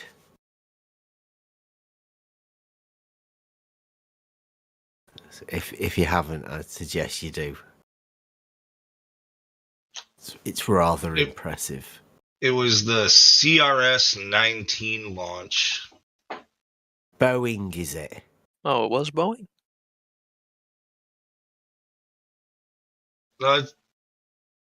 It's SpaceX, but that's just the title of this video where they're going over. It says during the recent CRS-19 launch, something that really looks like a mouse walked along the Merlin 1D engine in space. Did that prove SpaceX launches are fake? Let's have a closer look and figure out what's going on in space.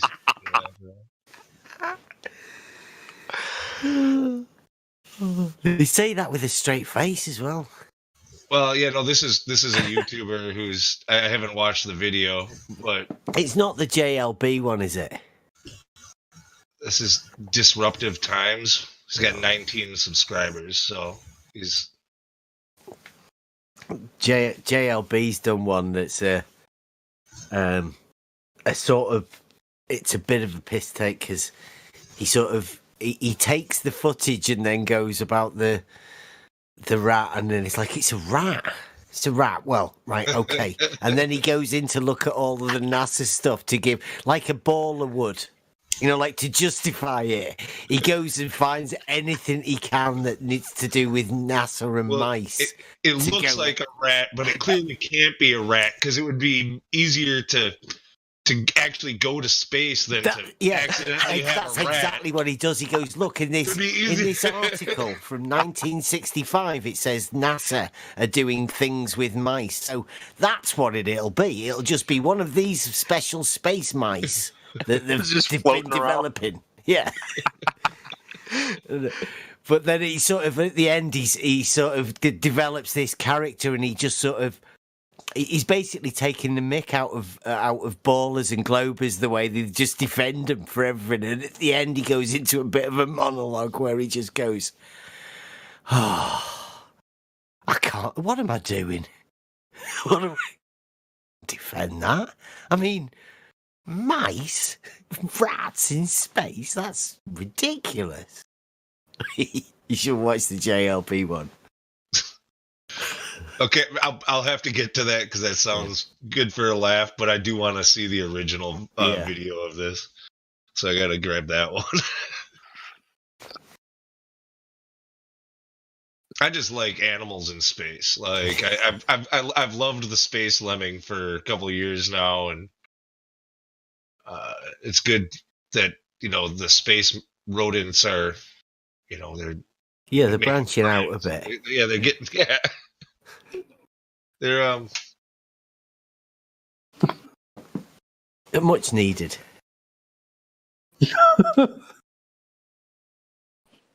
That's Mickey Armstrong. Anybody looking at the news? Did we what?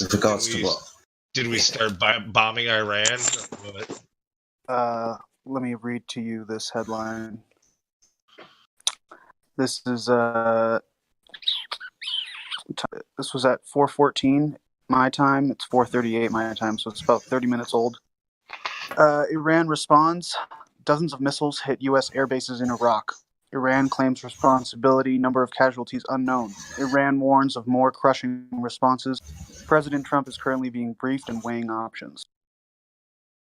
No question about it. This is going to be Trump's war.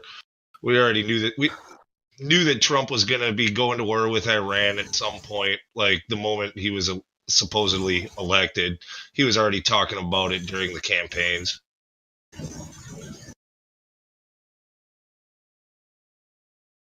Yeah, the footage is disturbing.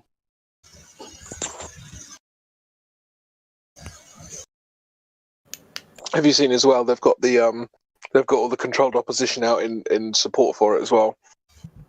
Paul Joseph Watson's released a video recently saying, "Yeah, like you shouldn't feel sympathy for this guy because he was a terrorist and all this stuff."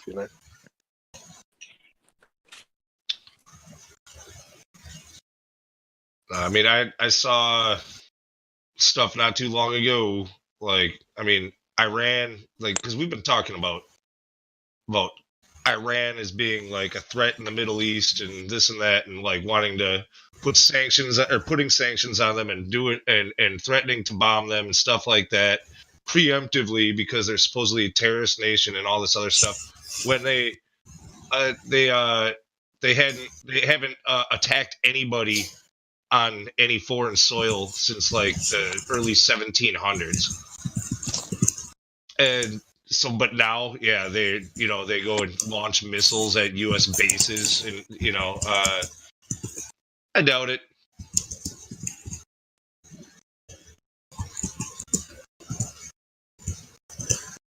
It's all been set up. I mean, there was the whole thing a few months back with that empty friggin' was it a tanker or something like that was parked off the shore of Iran, and supposedly they came up in like a freaking like a canoe practically and put a bomb on the side of it. And like that whole thing was bullshit too. Like that there's no way that they did that. Like it's all just been set up a little bit at a time. Hey guys, I found it. It's that video I just posted. It's at like 2023, something like that. That's where it is. Hey, Helio. What's up, guys? Yeah, I found that where they got that from. Yeah, it's about 20. Well, you can start it at 20 minutes, 20 seconds in that video, and just watch it a second and you'll see it.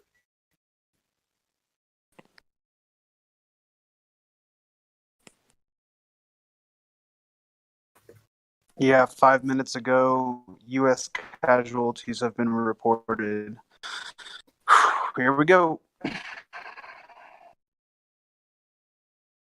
Well, yeah, the last thing was, I mean, I haven't been following the news all that much because I know it's all bullshit, but you still hear little things. Like the last thing I heard this morning, I think, on the local news was we obviously did something Trump was talking about hitting like cultural sites and shit like that, and then also said that,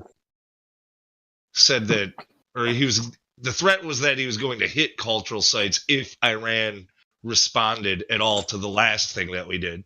So we just keep on pushing them and say, now if you do anything about this, it's going to have consequences. It's not going to be just your lunch money next time.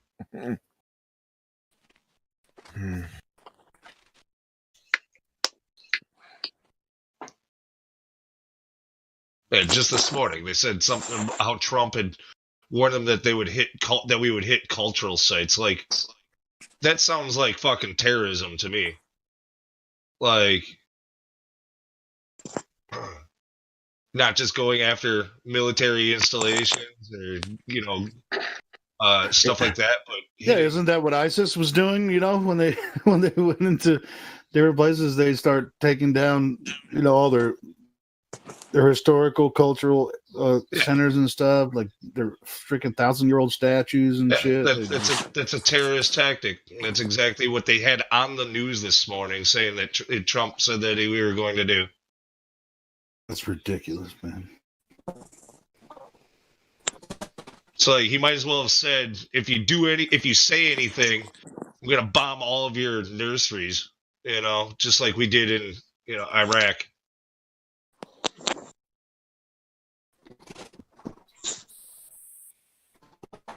I mean, realistically, what can Iran even do here, though? Nothing. They've got nothing. They throw sand. It was the same thing with Iraq. There was no reason to go into Iraq either. They were no threat to America. Well, it was weapons of mass destruction. Don't you remember? Well, Yeah, funny I know enough, that. though, I saw a meme today on Facebook. It was like some soldiers sitting on piles of gold and said the real weapons of mass destruction. It was just they were sitting on piles of gold that they got in Iraq. But anyway. Well, you have to ask yourself who considers both Iran and Iraq to be an ancient enemy. And happens Israel. to be in the region. Yep. Dun, dun. And what's the most powerful lobby in American politics? Look at the Rothschilds, all right? Look at back in the early days in the early 1900s with the Russian Tsar over there and how they had him assassinated with the Bolsheviks for going against what he wanted, and literally had the whole entire family assassinated, assassination style, on their knees, shot in the head, literally. In New York, there was there was a threat of an attack on on a Jewish, I don't know, whatever it was, some kind of Jewish center. Synagogue. I don't know if it was on a synagogue though. It was just there was a threat to attack some Jews, basically. And then there was one guy in a separate instance that was like stabbed, and I don't even think it was fatal. And now New York is having a huge parade, a rally against anti-Semitism, and they're making it an act of terror to do anything anti-Semitic. Well, look, and if you go back and you look also, too, because I want to finish up one point here, too. When you go and you look, like I said, you got the Rothschilds there. You know what I'm saying? And what they did to that czar, they took everything he had. They took his family's bank accounts. They took every possession he had. That family took everything that they had. So exactly what happened in Iraq happened in the early 1900s to the Russian Tsar. It's no different. They went in and took everything from him. He had all that gold. He had all those resources, and they went and stole it from him. And they killed him to get it. Yeah, I mean, didn't it? It seems like they threw out the Geneva Convention a long freaking time ago, didn't they? I mean, you're not supposed to be able to assassinate, people. Since when countries and stuff. It's just crazy. Since when do bankers ever abide by any of that stuff, man? Yeah, I know. Oh, it's not an assassination. If you just call a person a terrorist, then it's not an assassination. They're terrorists. You're just fighting a war of terror. Didn't Rothschild say, "I don't care who makes the laws," or something like that? Yeah, I don't give me control of the currency of a nation, and I care not who makes its laws. Right. Yes.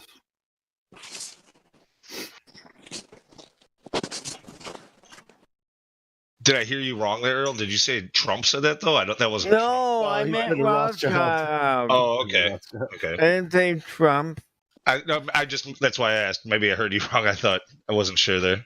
All right. Well, Trump would have said It's going to be a great, huge, beautiful bombing. It's going to be immaculate. It's going to be tremendous. Tremendous. It's gonna be bombs bursting in air. It's gonna be huge.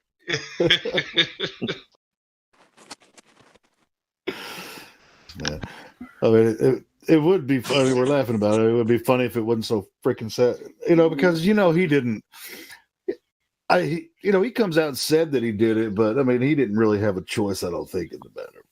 But so after we start our bombing raids tonight, is he going to tweet about it in the morning and say just that same impression? The bombs were huge. They were tremendous. It was a spectacle. Like, I have a feeling the tweets are going to be something like that. It was a huge success. Yeah, I'm not on Twitter, but I'm on Facebook a lot, and there's a lot of people that's just like, oh yeah, it's like they're ready to go back to war again. It's just like, are you fucking stupid? The thing is, too, is they'll just bomb the shit out of them one night and then call it a mission accomplished, and that'll be a way for Trump to pat himself on the back about how he won the war in freaking 2 hours or some shit like that.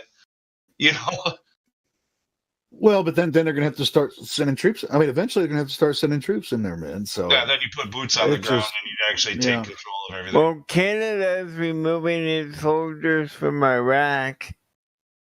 I don't blame them. This show on Netflix, this new show called Messiah. You guys, anybody seen that show yet? Yeah. No. It's tripped out. It's like this.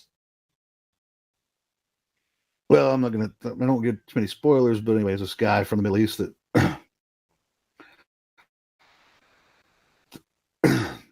starts. He appears to perform a couple of miracles, and then he does it over there, and then he comes to America and does some shit or whatever, and then he eventually gets face to face with the president, and he tells him to withdraw all the troops from the Middle East, like from all the military bases, bring them back to America and stuff. And it's a pretty tripped out show. But he goes on to well, I'm not gonna spoil it. You guys should watch it. It's trippy, man. But it's like it comes out. I mean, he's from Iran. He's from Iran, though, in the show. And but anyway, so it just comes out right when this happens. What a coincidence. Mm-hmm.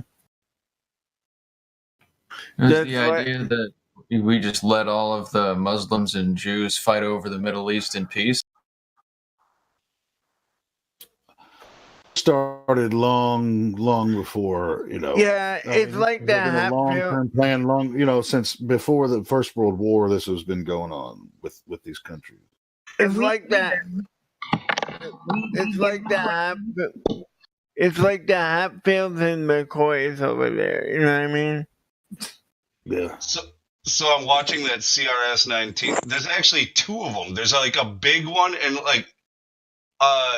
there's like a mama and a baby. If you watch that, did you see that? Okay, well the timestamp I put, it was like, I didn't see the second one, but I thought that's one because that GIF was zoomed in. I thought that was that one. The big one. There's the big one that was in the GIF, right? And then they switch over to the other rock, and then they switch back, and you can still see the big rodent sitting at the bottom there, and then like another small one kind of comes down and follows. Here, let me check the time. Well, while I was trying to find it, there's just looking at that wrapping around like above the engine, just the way it moves. Yeah. That shit looks fake as hell too. So at 20:05, that's when the big one comes out. Then at 20:06, they switch to the other rocket. Then at 2017. You can still see the big rodent down there at the bottom where it had stopped. And then you see a small one come and follow exactly where the mama went. I guess I missed the first one.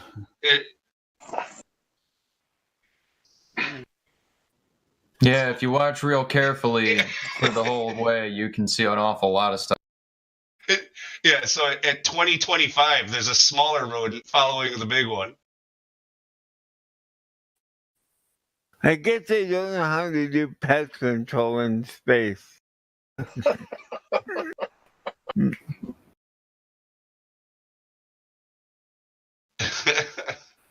Classic. It's just some weird stuff. I mean, they're probably just attributed to like some cameras, but like I said, I mean, if you look at that wrapping around, right above that engine or whatever, it's They used the there's some classic weird stuff going on there classic too. tinfoil and garbage bag duct tape. Yeah, they should put the trash in space if it were. Trash it in space. It would obviously be easier than putting it in the dump because we don't have the technology to keep up with that. Well, I mean, there's a somewhat of a problem with that too, though. Like, if anything that we consider garbage is something still that came from the Earth. So even if, let's say, space existed, if you sent stuff out to get rid of it, then you're depleting the Earth of, what it Send once it into had. the sun, man. Send it to the sun. Just add the energy. There's an Like, episode.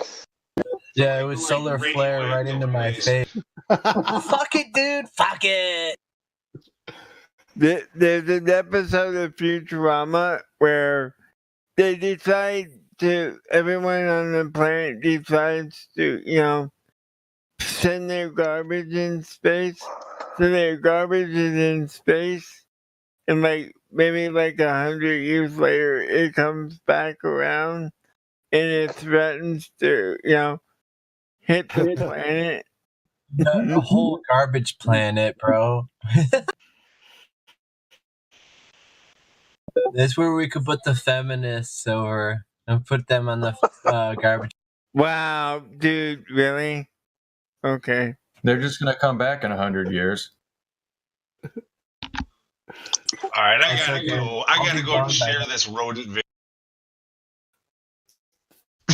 Later, guys. I got other people to post this to. I can't watch any more of this cartoon. Yeah, if you watch the whole I need thing, to watch some more Netflix. That's more real life than SpaceX.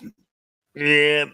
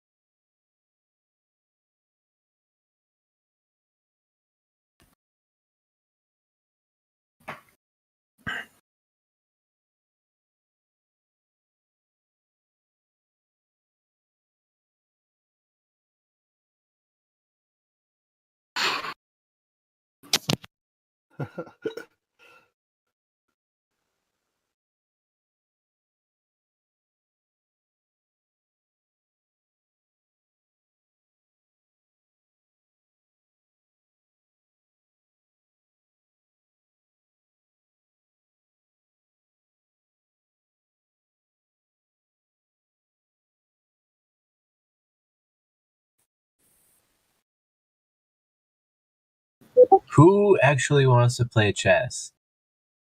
Not me.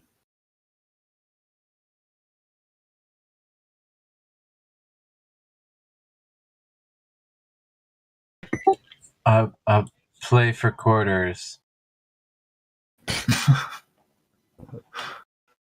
I've never knew anyone played chess for money like that. Yeah, That's how I do, bro. I used to play chess.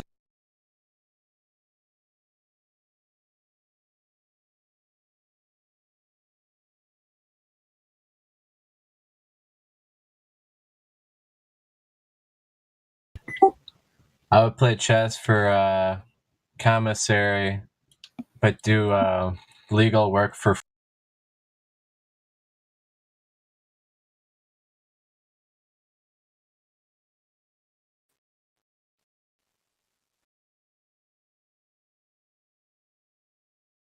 Are you on push to talk or something? You might be letting go on your button too soon. You're cutting off.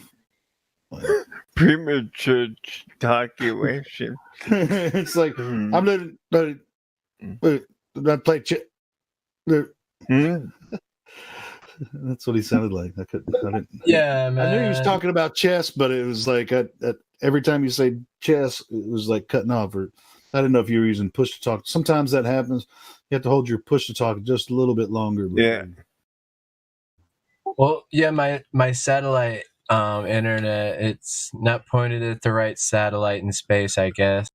Well, then you'll be happy when Starlink gets fully deployed. Then you'll have really good internet, Yeah, they should just put up a 5G satellite. Just 4 of them will be good. Yeah, 4 satellites is actually gonna be good enough for the whole internet of the world. I don't think so. Well, 5G is a shortwave. Yo. Word. It's okay because according to the globe model, they can transmit no matter how far. Oh yeah, no shit, man. I mean, the satellites that are receiving all that high def TV to all these people around the world, they're 20,000 miles away, I think, or something like that. And they transfer just multiple terabytes of information per second, and they do that no problem over 20,000 miles.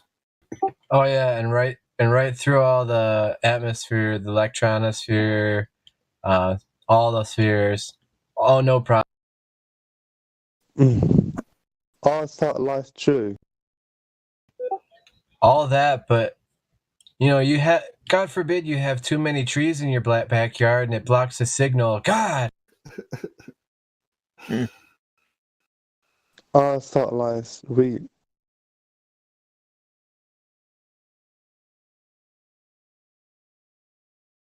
So,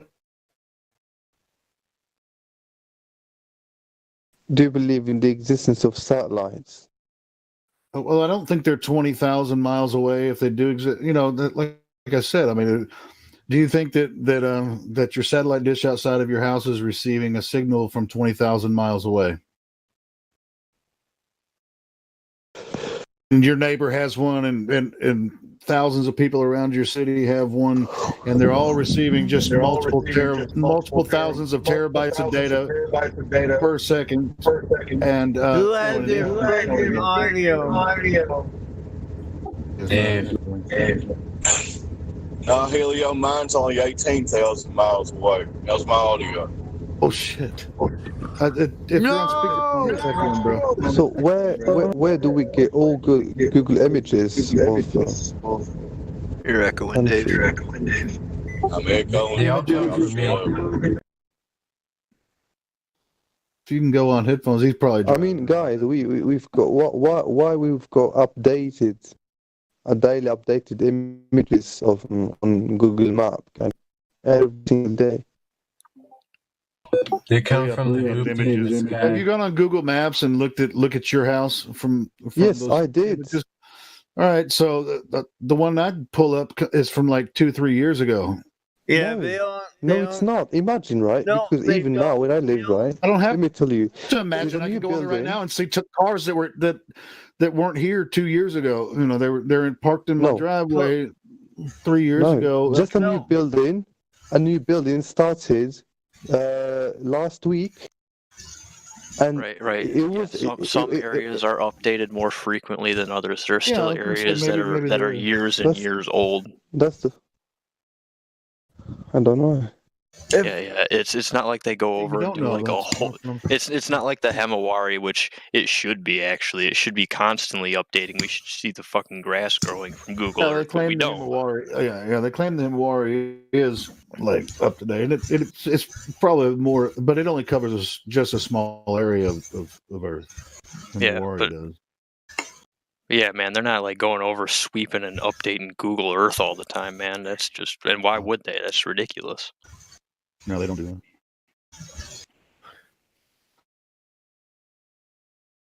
No, because But my if city gets updated frequently. I don't know why.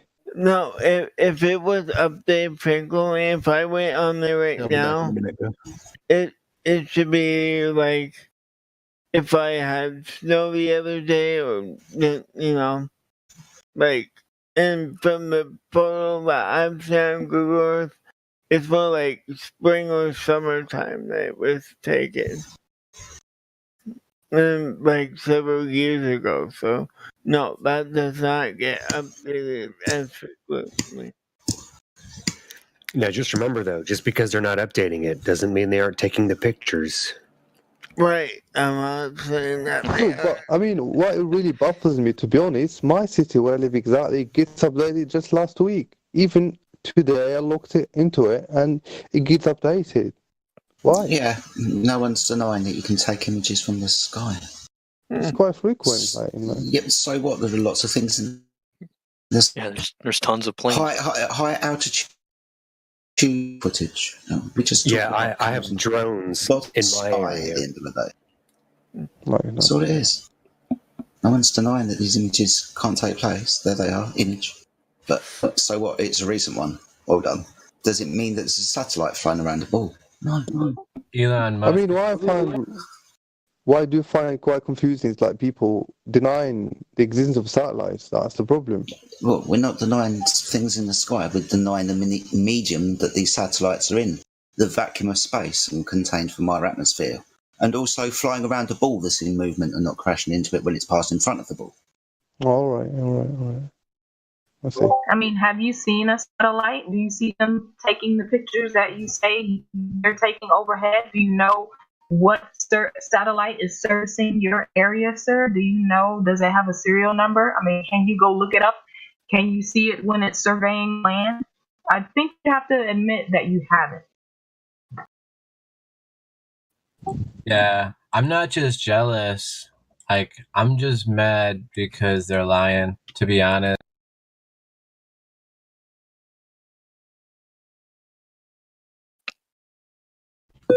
Ticks me off. I mean, it's simple to throw lies and they lie, and I mean that's fucking confusing. I mean, I agree. Of course, there's a high percentage of lies, but why images got updated?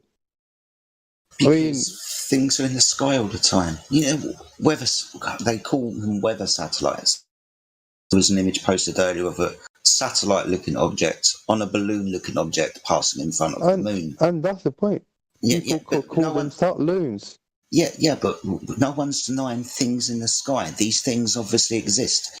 Aeroplanes exist. High-altitude aeroplanes, spy aeroplanes exist. Drones exist and balloons exist. These things exist. So this is how you get images and weather reports about the floor when they look down upon it from a great height. It doesn't necessitate a satellite flying around the ball in space.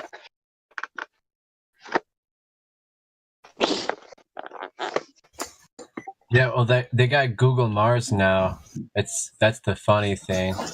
Oh yeah. So do they have satellites around Mars? Like, I haven't gotten that update, to be honest.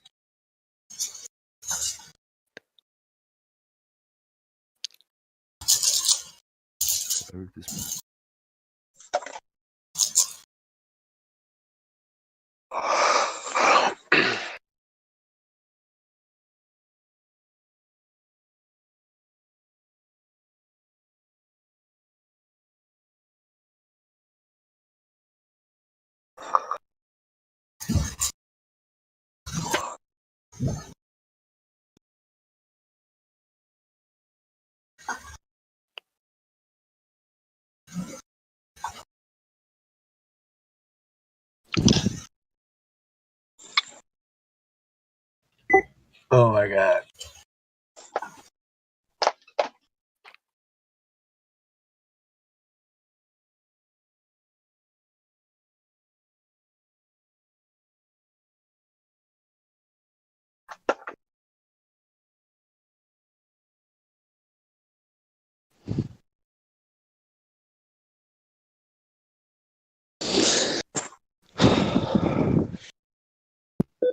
My name is Witchcraft, and I deny space exploration. Good on you. What is this, like AA? Shit. Hi, my name's Effie Jedi, and I've been off the ball for the first 5. You're welcome. We are welcoming you with open arms. You're such a funny guy. My name's Crypto, and I realised 2 years ago that the floor isn't trying to fuck off.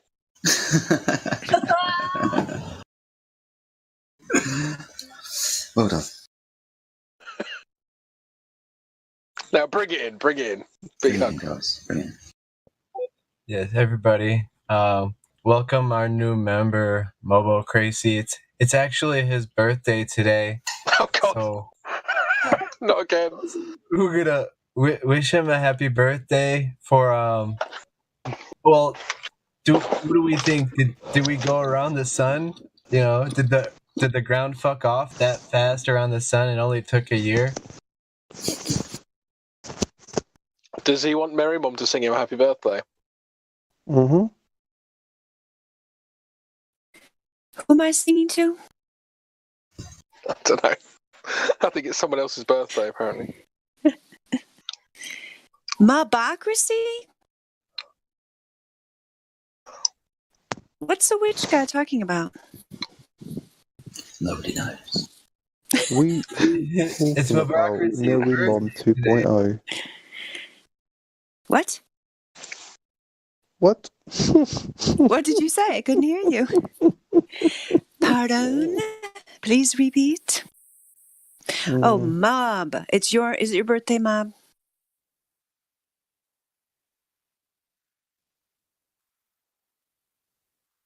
Oh.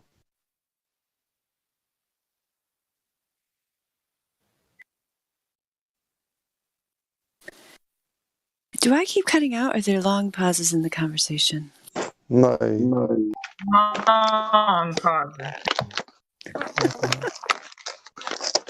Mobo, we need to buy him a microphone.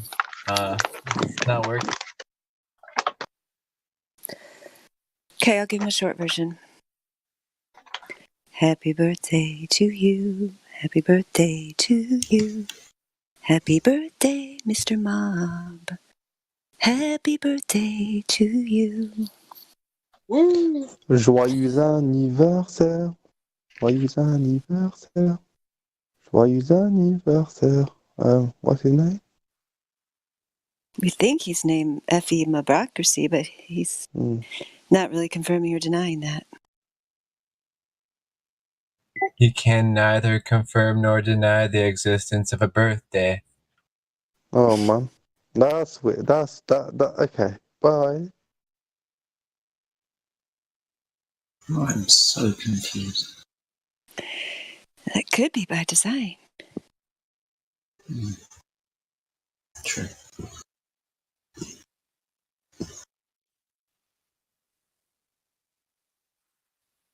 So, did anyone prove the curvature today? I don't. It's going to hold my breath. If I say yes but provide no evidence, will that be good enough? No. What the hell? Sorry, yeah. In their world, it is, huh?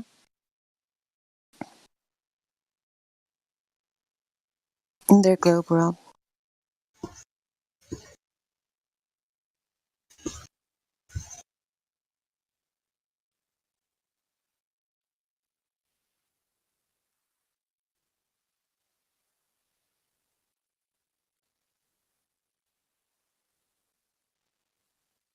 Oh no! Oh my gosh! AI.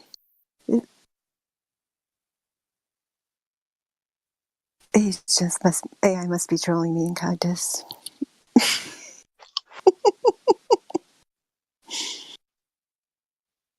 He's telling me that Skygazer needs an invite link.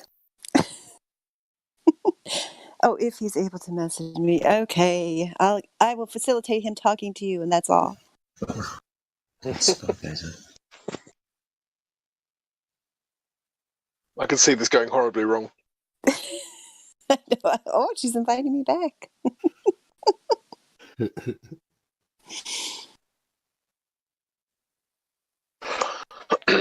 Run while you still can. Oh, but well, since we're here and you guys have nothing to do, yeah, these I mean, like maybe 50 DMs, but one of them was almost poetic. Would you like to hear it? From Skygazer? I will burn away. Okay. I will burn away from this godforsaken channel like a panda in the wind as you laugh. While you're That's only I'm sorry. That's only the first line. I could think of Elton John, Panda in the Wind. It's Panda in the Wind. Pulitzer Prize. Is he doing the Elton John thing? This is great literature. Because like he pulls you in for a second, like he almost has you. This is a masterpiece. What the hell?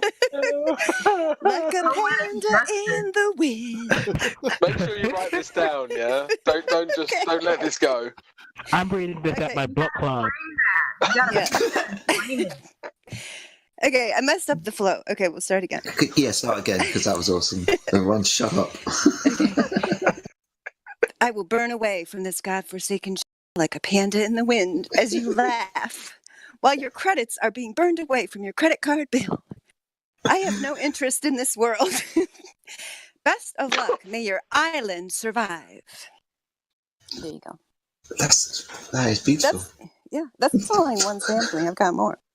May your island survive. Where's Yeah, my that's what it says. Island is in all caps. This island is in all caps. What island is he talking about? The Flat Earth Discord Island, I think, don't you? That's how I interpreted it. That's what I got from it, yeah. Obviously, on a much deeper level than the one that you're thinking. Yeah, absolutely. He's talking about the Discord server as an island. Man, that Cogdis must be really nice.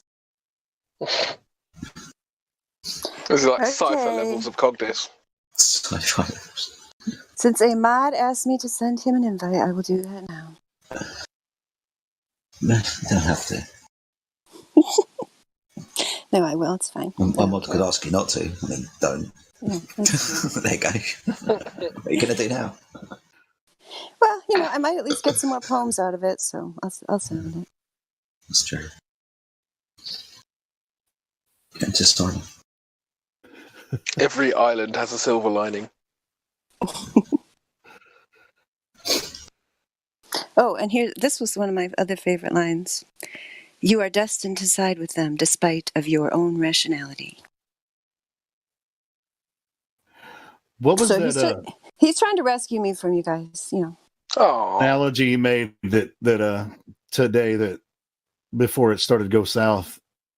When we're talking to him today, Mary Mom, I can't remember exactly. There was some analogy he made that was pretty decent, and I can't remember what. Oh, yes, this is where all this stems from. I think that's the problem. That's why he thinks I'm his best friend, is because I complimented him one time, and I insulted him. I've insulted him 99 times or more. Gosh, that's what I get for giving you one compliment. I know. I remember I was listening, and I was like, hey, and I liked it too. I was like, hey, that's a pretty good analogy, but I can't remember exactly what the. No, I remember exactly what it was, because we were talking about the Matrix, which is how Agent Crypto became Agent Crypto, because they Crypto. fought. Oh, sorry, Mary Mom, carry on. Sorry, I just had a brainwave. Oh, no, go ahead. You can have your brainwave. Crypto, can you change Skygazer's name to Sky Panda? That'd be awesome. Sky Panda. Yeah. I'm on my phone. I can't at the moment. I will as soon as I can. All right, as soon as I say it. Sorry, Mary Mom, carry on. And anyway, so yeah, Claw was telling me that Agent Smith is really the one, that Neo's not the one.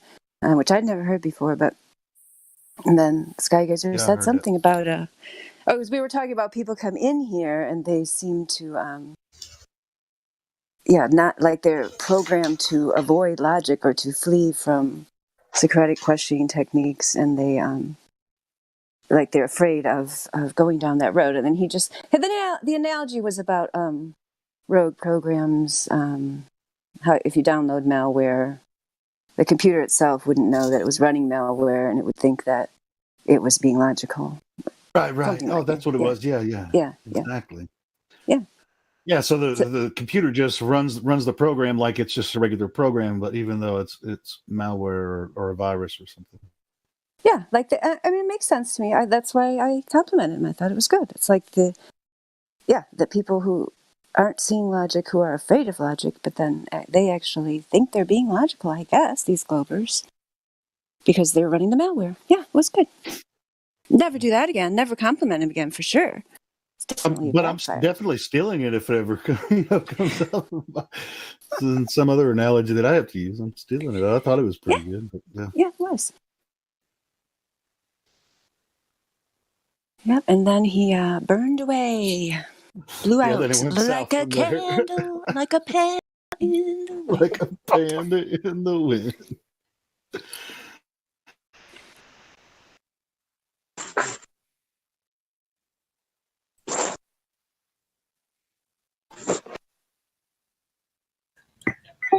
Well, that's crazy. Now it sounds depressing if you think about it, because pandas just can't get it. Pandas can't do what? Pandas aren't reproducing these days.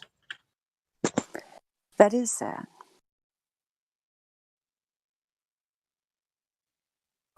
Is there something wrong with the eucalyptus?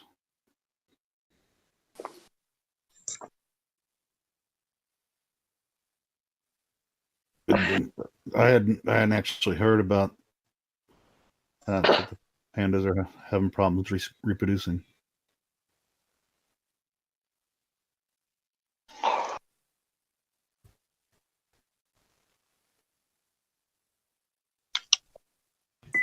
Yeah, it's all making sense now.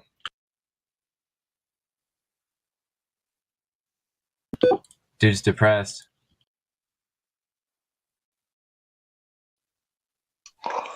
Everybody's just posting songs in the chat now because we're not talking about it. It's not.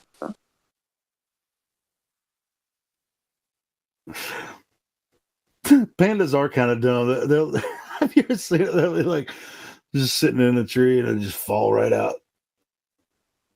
Get up and shake their head around, climb back up the tree.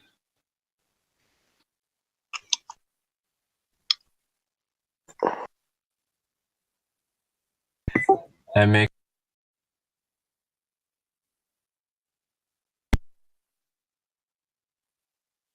Never knowing who to cling to when the rain set in. Song in my head now. Oh, you know more words than I do. I only know 4 words to that song. I'd like to love you, but I was just a kid. The candle burned out long before the legend ever did. It's about Marilyn Monroe? Is it? Is that what it's about? I don't know. I could be wrong. That just came up in my head. I could be wrong. Not sure. Yeah, it's definitely the weakest kind of bear. Yeah, I was just wondering if they ever like are violent or if they're just. I mean, the big pandas I wouldn't want to get in a tussle with, but I've never seen like a panda. Everything I've seen about a panda is it's always just them sitting eating eucalyptus and falling out of trees.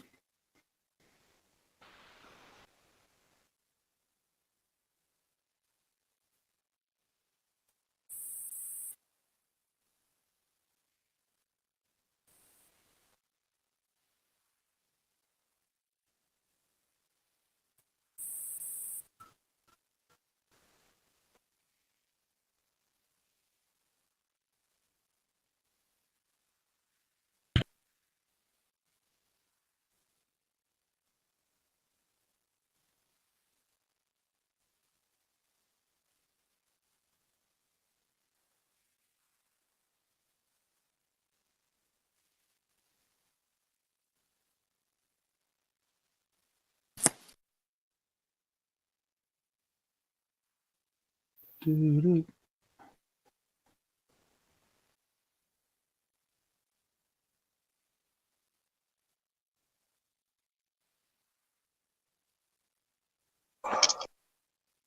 you guys hearing anything?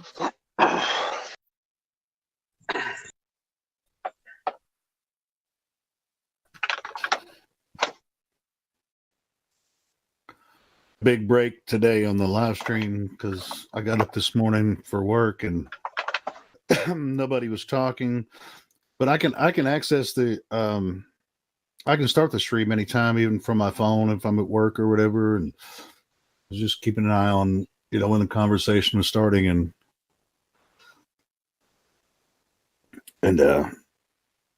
people jumping in, and I started it, I guess, right after noon here where I'm at in Central Time. Oh yeah, but sometimes even if it's dead air, there'll be like 15 to 20 people in there just chatting in the chat room. So I don't know if you guys want me to just have dead air and you want to just go in the chat room. Yo, I've got a question. Just let me know. I just don't like to have a lot of dead air. Yeah, it makes sense. All right, I'm talking to some globe people elsewhere, and they're telling me that you can bounce like radio waves off the moon and shit. And I know I've heard like the lasers on that, or whatever. What should I tell them? I don't really understand it. Okay, well, the radio. Well, I can address the laser thing. All you have to do is go to the Wikipedia article about bouncing lasers. Because they say that the that the guys that went to the moon, they put reflectors on the moon. Yes. What about the article? And but they shoot from Earth. By the time it reaches the moon at 240,000 miles away, the beam is like 6 kilometers wide. They're hoping to get 1 or 2 photons back. Sometimes it works, Okay. Sometimes it doesn't work. 1 or 2 photons, right? Okay, all right. So what about the radio waves? Yeah, they've been doing it before we even went to the moon. Yeah, they And with were with the radio waves, they don't even have to bounce it like necessarily off the moon. Like the old ham radios, they had this thing called a skip, and Right. it's like theorized. Like I don't know for sure, but the theory is that it bounces off of like the ionosphere. Yeah, but they're need saying to go that to the they can. moon. But they're saying that they can send it and they can calculate how long it takes, and then it comes back and it's. Right, Yeah, yeah. So they take their model and then they get the numbers that they get, and then they want to cram those numbers into the preconceived model already. So Yeah, they're Well, apparently there is some type of anomaly because what I've heard from them is that you can shoot it on one side of the moon and not get anything. Shoot it on the other side of the moon, not get anything. Then shoot it directly at the moon. The radio waves, not the laser. And so I haven't seen any evidence for that. I mean, so you can do it yourself. Well, I don't have a freaking ham radio, and I'm not gonna toot myself. Can I interrupt here for just a minute? So the skunk SpaceX skunk or whatever the fuck that thing was. I showed that to some people over in the gaming server that Miguel built for Warframe. We got some guys in there that they're not flat earthers or anything. They know we are. But I showed that, made them look at the time-stamped part there, and I was like, "What do you see there?" And he was like, "I see what you mean, that thing crawling along the edge there." And I'm like, "Yeah, what, that little rodent that's crawling on the rocket?" And he's like, "Well, I don't think that's a rodent." I'm like, "Well, what do you think it is then?" He's like, "Well, I think it's probably something that they turn on the rocket to like turn it off or something, or like." I'm like, dude, it's got a tail and a face.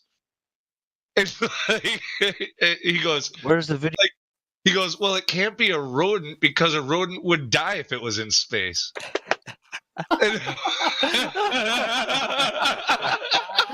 Oh, I love it. See the little space suit that he was wearing? I'll get it real quick. The lunar laser ranging experiment in that Wikipedia article I'm talking about, that tell you exactly, what type of laser they're using, where they're pointing it, and what they're supposed to receive back from it. It's in the article on Wikipedia.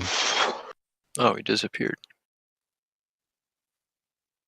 Yeah, just scroll up a little bit. It's right there. It's just a lunar laser ranging experiment. That's a Wikipedia article. You read down a couple of paragraphs and it tells you that the beam divergence by the time it reaches the moon is like 6 kilometers wide, and they're hoping to get a couple of photons back. Experiment, which is not. Oh shit! I thought I still had the time-stamped one of that. Get rid of this one. Yeah, of course you'd have with it too.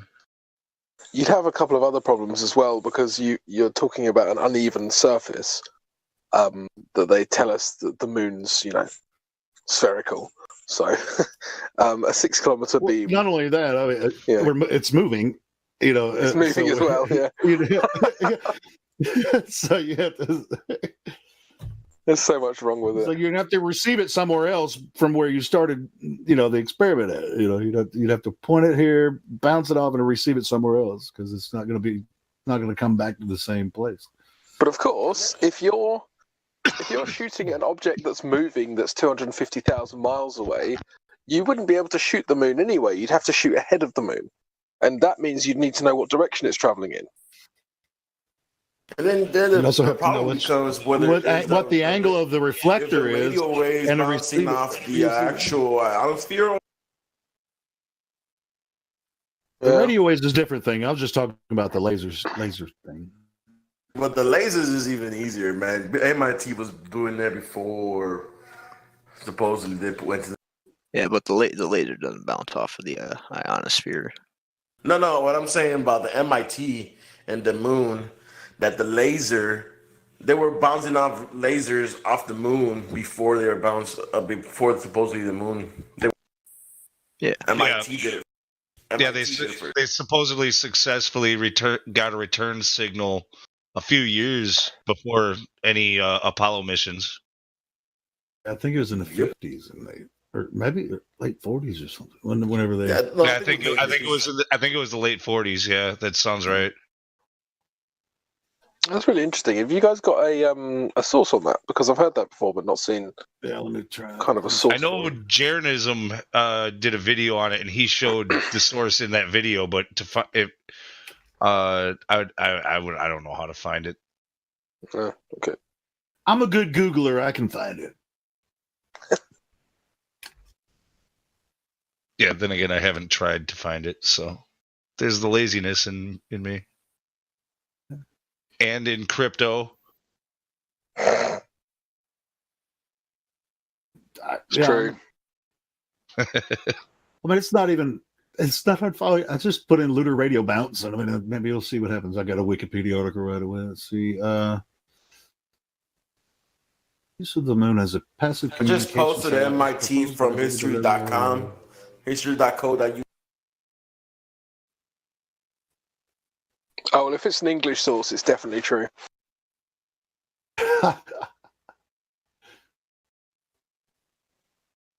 As long as it's got an authoritative accent, I'm in. Dude, I love the first sentence of this. Maybe Stanley Kubrick faked this as well. Come on now. Maybe he did. Who knows?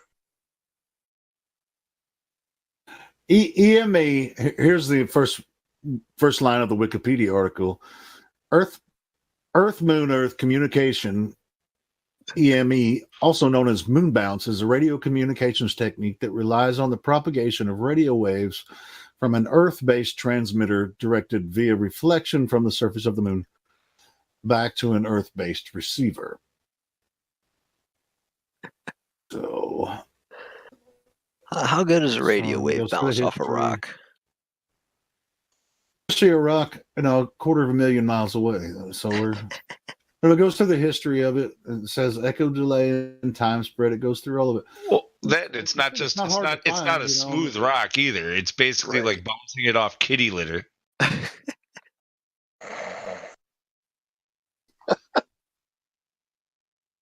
Yeah, there's just so many problems with it as well, just as a concept. It says the moon is nearly spherical and its radius corresponds to about 5.8 milliseconds of wave travel time, which I think it would be much slower than that.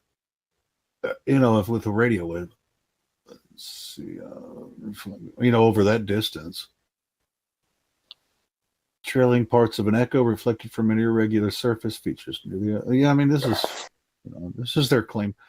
I just don't buy it.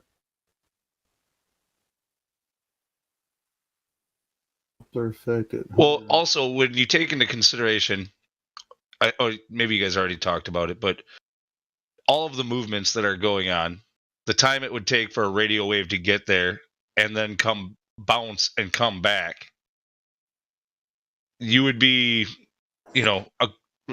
thousands and thousands, if not maybe millions of miles away from where it should be. It's not like if nothing was moving, then maybe, but everything is moving in all these different directions and stuff like that, and vast speeds, and radio waves aren't exactly, they're not all that fast, so like there's no way you could get a return bounce off of the moon with a radio wave.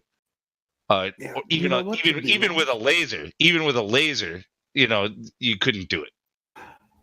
Well, and that's why I was saying, they mentioned in the article they're only just hoping to get 1 or 2 photons, back with that laser.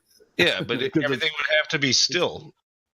I mean, yeah, I know, but yeah, it's insane.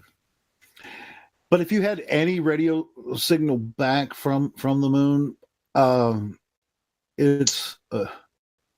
it could be deflected, and you might receive something back just by energy coming from the moon. Like I was saying, what they told me is the reason they think it's coming from the moon is because they've tried it on one side of the moon and the other side of the moon, and then directly at the moon, and they're getting a signal back. It could be just bouncing off of energy waves because the moon is producing, some sort of energy and light or something, but that. And then they can tell the distance because of all, you guys.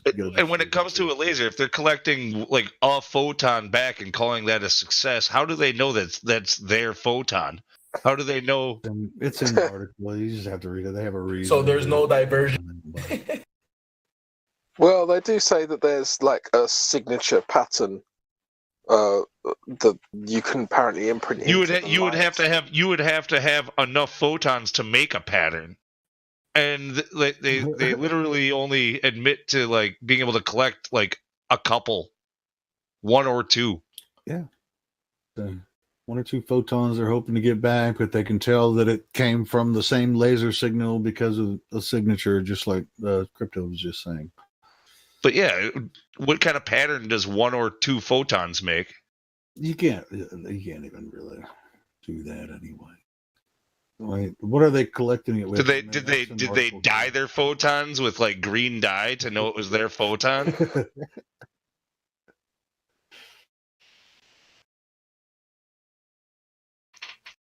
Don't give them any ideas. Science just came up with a new way to bounce photons off of the moon. It might not look like a dye, but it is. Believe us.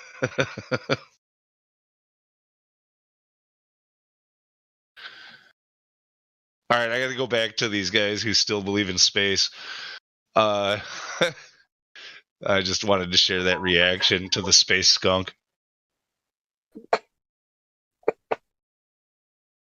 And it stinks like shit.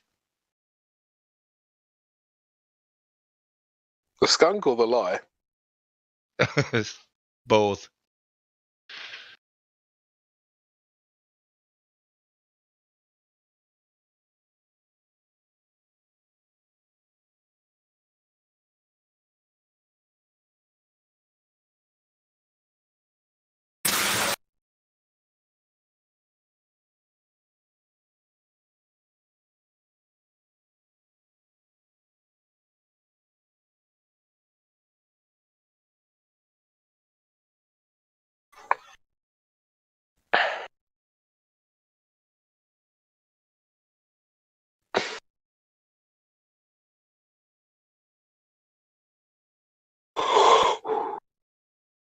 Chill. Everybody, shut up.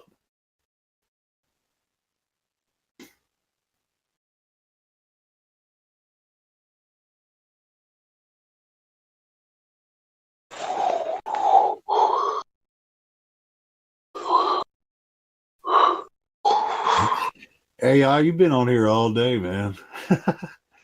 or at least since we started, like that's like 8 hours. Putting that time in. Oh, now he just left. Looks like.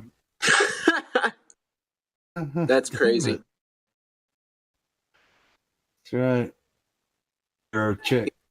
He did it on purpose, man. He a fool. He playing with you. You can get his full 8-hour check, man. I'm docking him.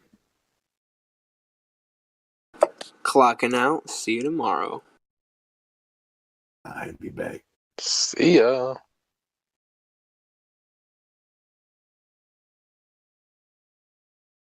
All right, overtime. Let's go. Hello? You're getting paid extra now. So now you got to bring up a topic, man. We're gonna. That's time and a half, man. That's an extra $0 per hour on here. Hello, can you guys hear me? Hello? I hear you are when they're playing some old recording or something, but yeah, we're live now. What's up? All right. Yeah, I just wanted to object to the conception of a photon. Go ahead and object to a photon in. It's all you. All right. Yeah, the only reason the what's the word again? The convention of the photon has been established is because of the limitation of matter and its limited size before it isn't the same anymore to register, basically to interact with the light in order to attempt to achieve, to figure out what is the specific size of it, right? So it's basically light charging a molecule or an atom, and then at some point it's going to reach a critical mass. That's when it starts to eject its electron, that's registered, and then, oh, look, a photon. But it's basically based on the matter that interacts with the light, not the actual light quanta. That's my conception. Okay, I guess that sounds logical. I don't know anything about it, but is there experiments that back up what you're saying or not? Not yet, but I have devised already different types of tests that could be done in order to figure out whether there is any legitimacy to it, right? So there Fair enough. are things, apparatus, devices like photon ejectors that basically shoot a photon's worth of energy in that direction towards a photosensitive plate. Well, what if you attune those machines to eject a level of energy that would be quantified as half a photon worth of light ejection, right? Well, then a separate ejector wouldn't register. But if you aim two of those that both transmit a half a worth or a 1.5 worth together, right, of energy towards the exact same spot on the photosensitive plate, and it registers, well, there you go. There's the evidence. Right? Light is not a photon minimum unit. It's not like a molecule. Once again, that sounds logical. I've got limited knowledge as far as light. Of course, anytime you're messing with light, you're trying to exclude all the variables or the things that might mess up your interpretation of what's going on. But that sounded logical, what you said. I don't know. It's based on experimental thought, right? On actual experimentation. How was all this data established? Based on theories, based on experimentation in the field with light. Well, I think there are some experiments that have basically been overlooked for one reason or another. And I think that there's more room to explore. What is the nature of light? I personally think that light is an infinitely divisible beam, and it can split up infinitely, right? It kind of defies the simple nature of matter, because matter does have a limited size. And if you try to split up matter after a certain limitation, it's no longer matter. It disintegrates. It becomes something else. Well, I don't think that light is abided by that same standard. I think it can, do incredible things. That's also just why, even when I thought about it, that's why things like optics exist. Because seeing is like really, when you think about it, it's pretty much unfathomable for the brain as to what is actually transpiring. If you start to assume that things are photons, it just can't work. There's too many complications. It becomes so insanely complicated mathematically, even that, no. But if you just realize, no, it can be split up infinitely, then suddenly the incredible sights and ranges of light makes a lot more sense to me. It's an intuitive thing. That's how I came up with it, a very young age.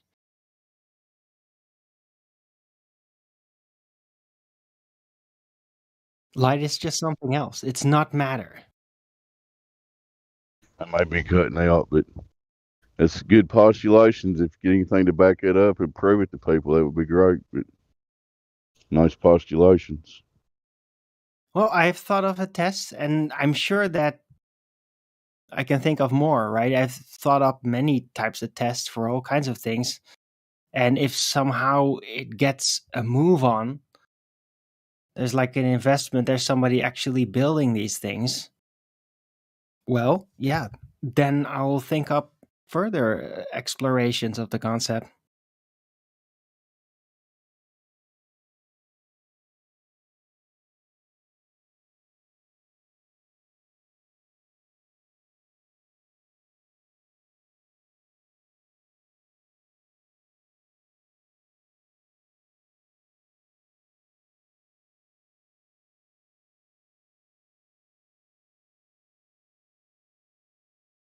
Right, I just came in to say that.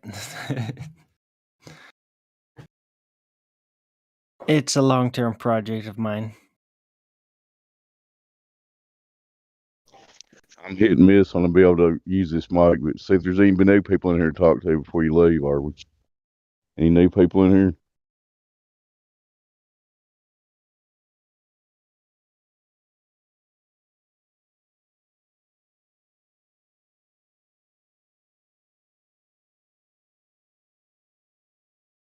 I can pretend to be new.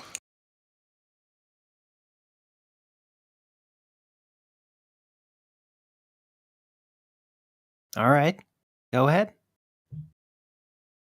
Any questions? What's up, flatties? So why do you guys think it's flat? Because it is. What do you mean is? How'd you figure that out?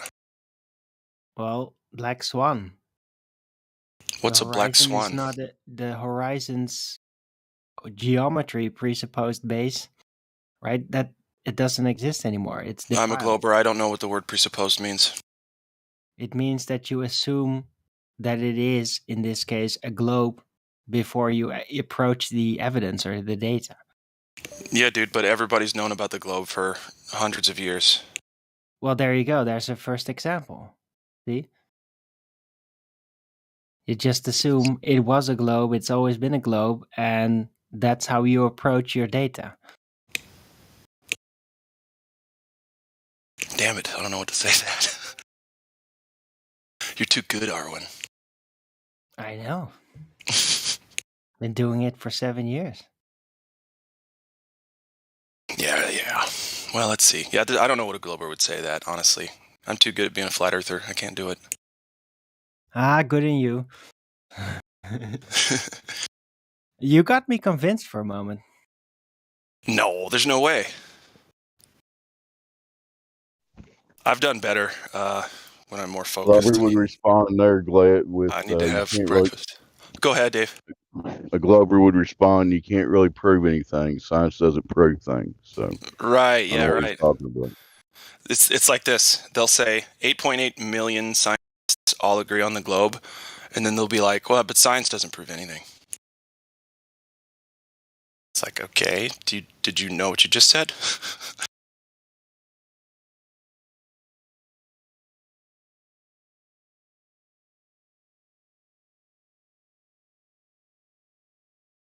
Wait, are you addressing me? No. All right. No, I was not. It's good to see you in here, Arwen. Yeah, I'd like to unexpectedly drop by.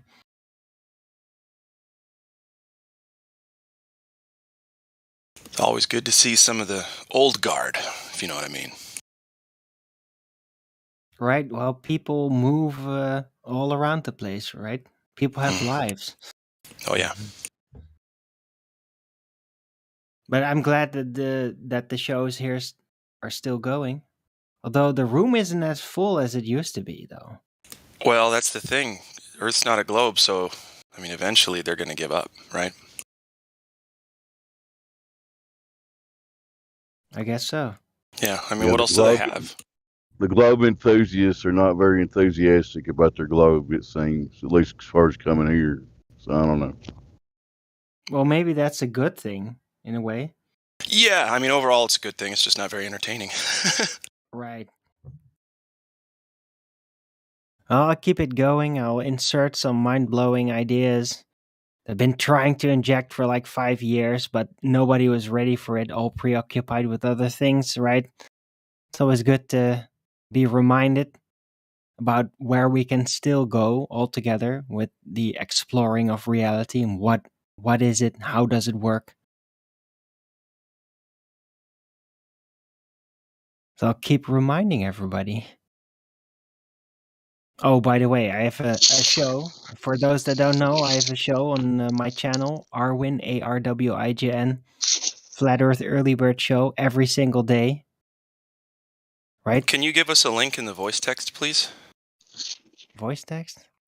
Yeah, you know what that is? Discord or YouTube? Discord, live Alright. stream voice text. Yeah, please.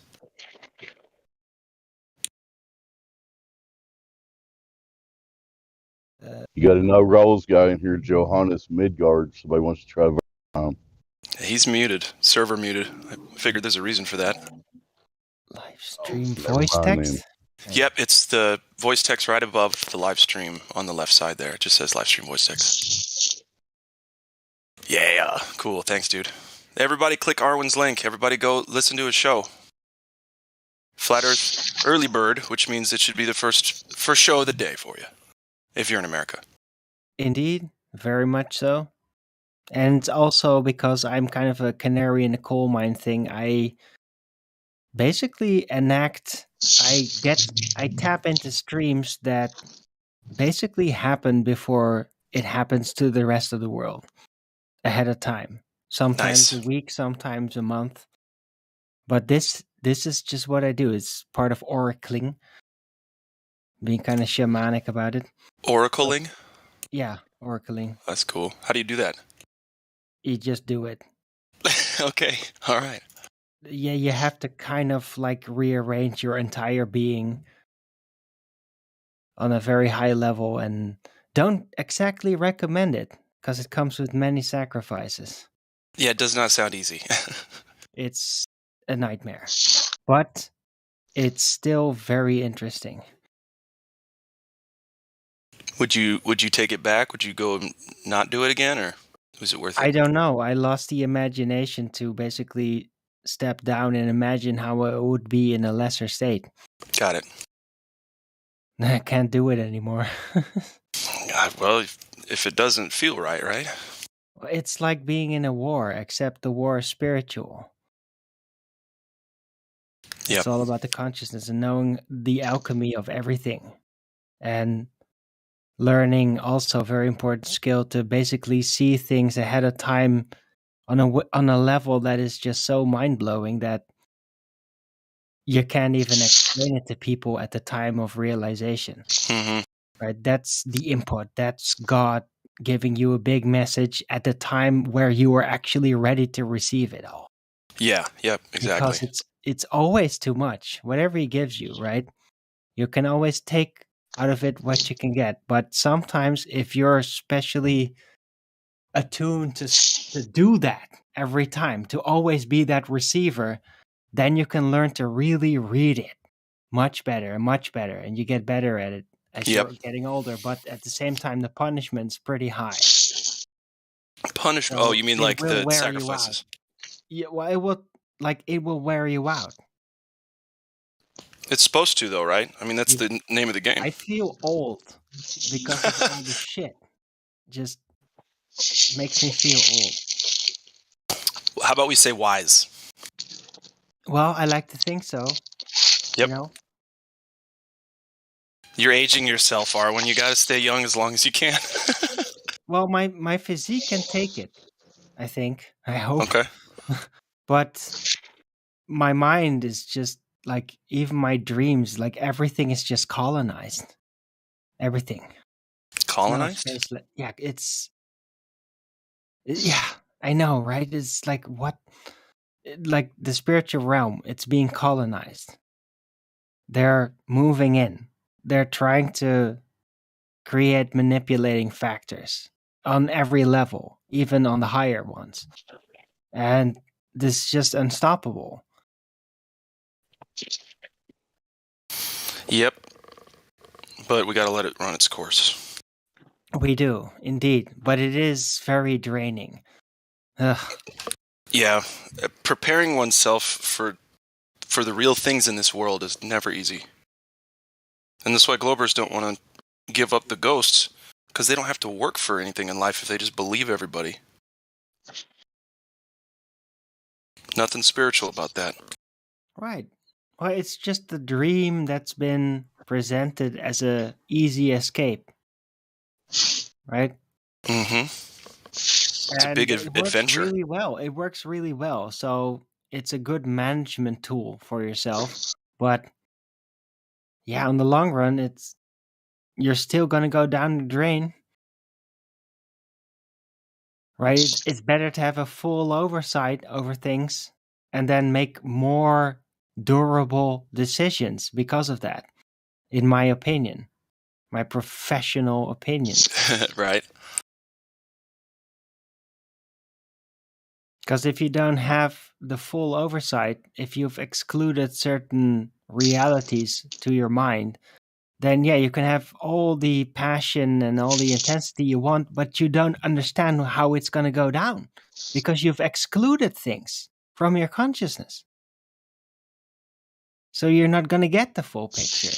And you should realize that you're never going to get the full picture unless you overcome those last few obstacles with your consciousness, which are massive because you've already postponed them. And the more you postpone, the heavier it's going to get. But if you don't, then you're never going to basically attain that control that you've really tried to do it all for.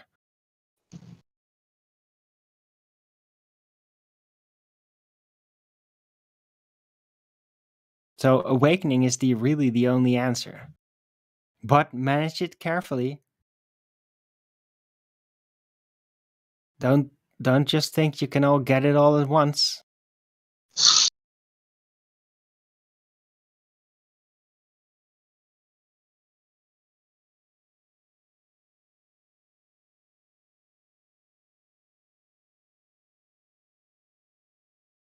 Anyway, I'm done here.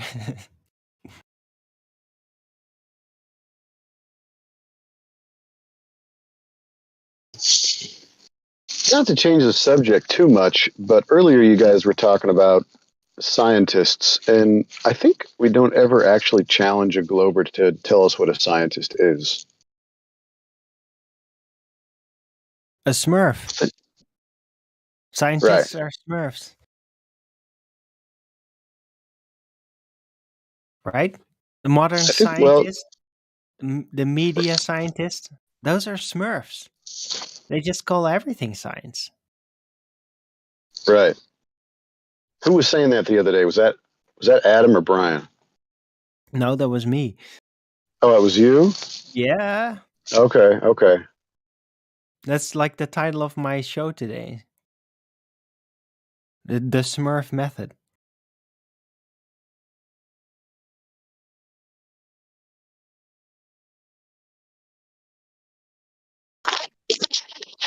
In the global region, scientists are those that can speak the language of the globe and give you explanations about the cartoons and the ideas of the globe, but it's just a story. Well, I'm not trying to divine their thoughts, but I think in their minds, a scientist is someone who has been indoctrinated in a university of some kind, right? They've gone through the process and they're employed as a quote unquote scientist, but really they're philosophers, right? I think people miss that particular little caveat that if you're a PhD, right, you're a philosopher. Yeah, they can speak Everything the boils language. down to that. Right.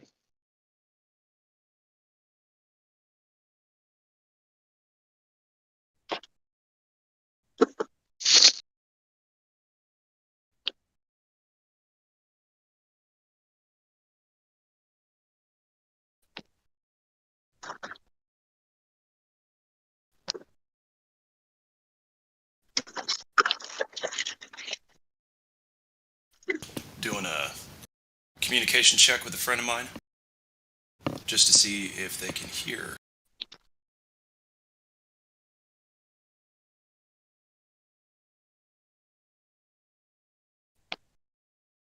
To explain the cartoon, someone has to know the language of the cartoon. All these made-up terms, like the warping and bending of space-time, black holes, exoplanets. The smurfing of space-time. Yeah, of course. And smurf holes.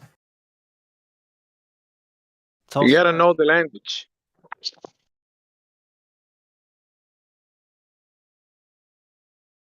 You just gotta smurf it. And everything will be all smurf. It is a Smurf language because it's not based in reality. It's just a fantasy story. So it is a Yep. Smurf Exactly. language.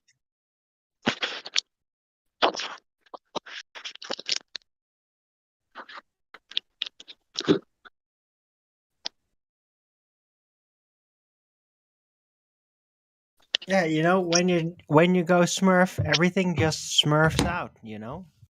Everything will be all smurf.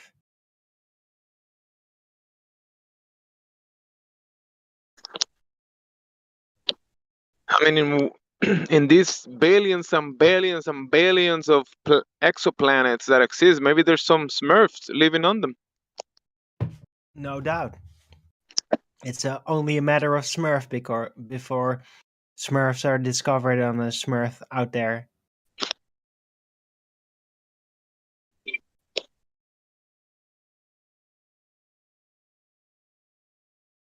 Maybe I'm getting a bit over the smurf here.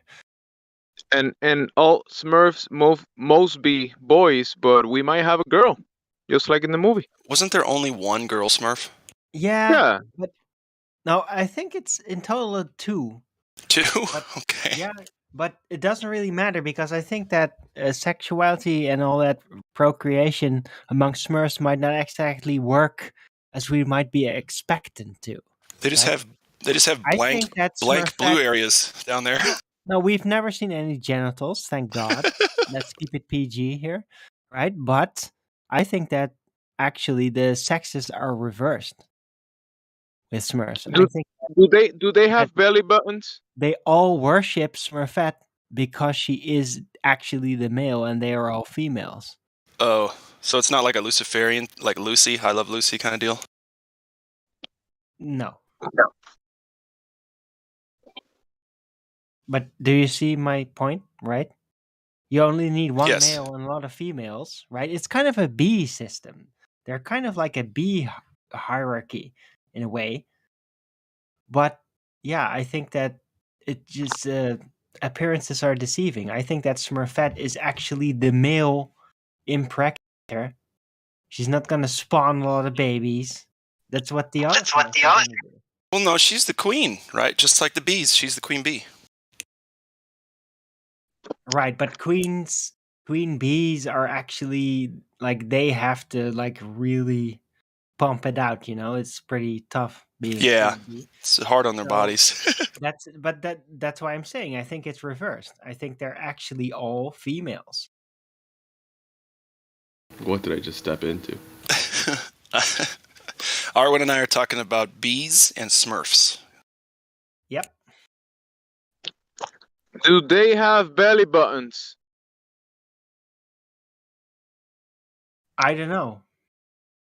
Maybe. I don't know if they're like born even like mammals. I don't know.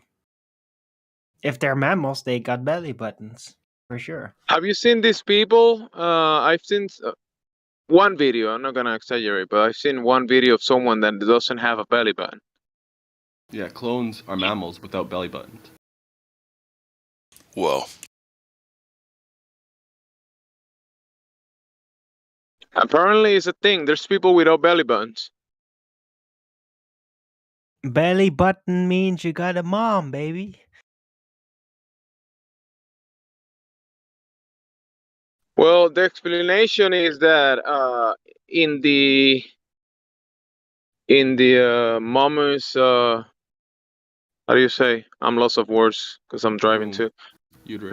When the mammy's when the baby's being developed inside the mammy's cavity, right? The womb or the uterus?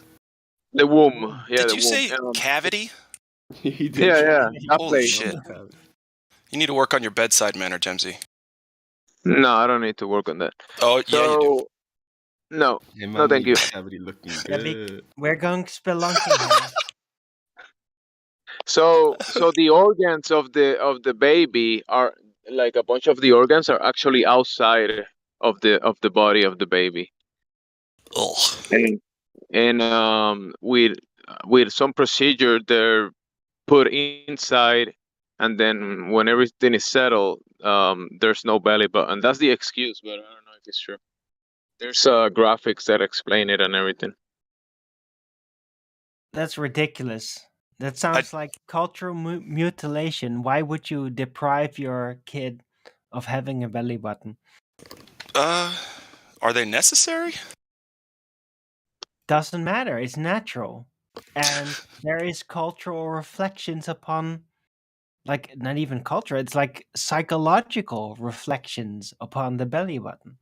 Yeah. It has a name, the condition or something, but I have to look it up again. So did Adam have a belly button? Uh-oh. Nah, that's a tough question. There's no way to know that. Who? Adam? Well, I would say yes. What was Adam's last name? The problem. Nobody ever talks about that. The first man. Yeah, I think it'd be like a... That is his middle name. Rodriguez. Adam First Man Smith. Got it. Just think of the most cliche last names. Anderson, Johnson.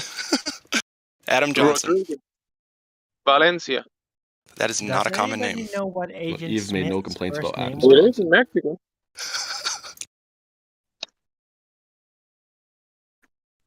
Did As far as Agent I know, Smith Agent. even have a first name? As far as I know, Agent Smith did not have a first name. I've never heard it. Right. I could be Agent was wrong. his first name.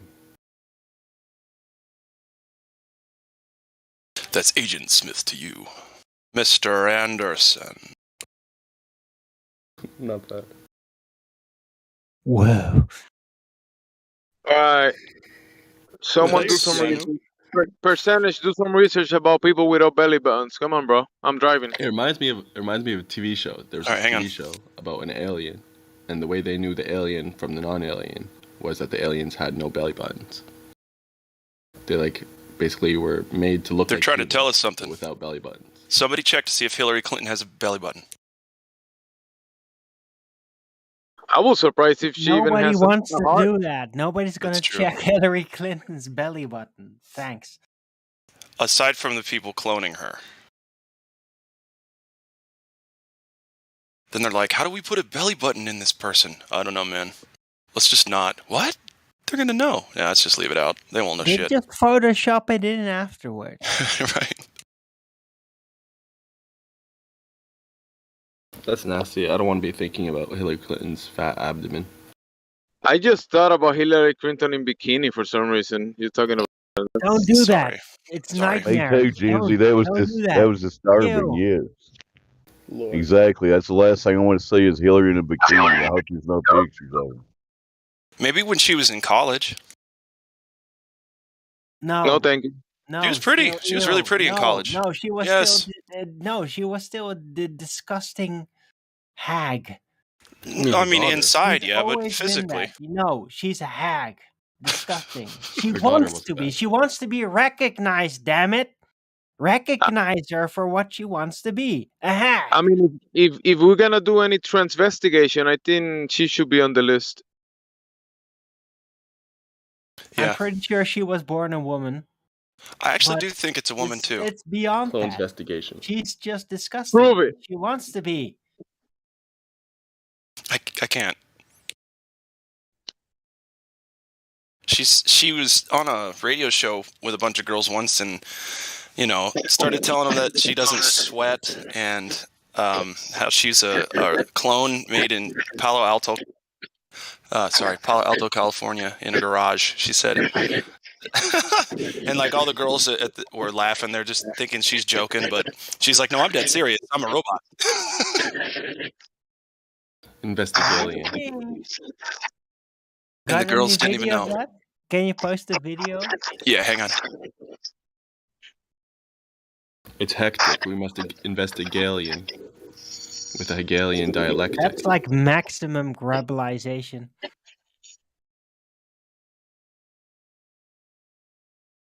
That must be it. She's casting a spell. Must be.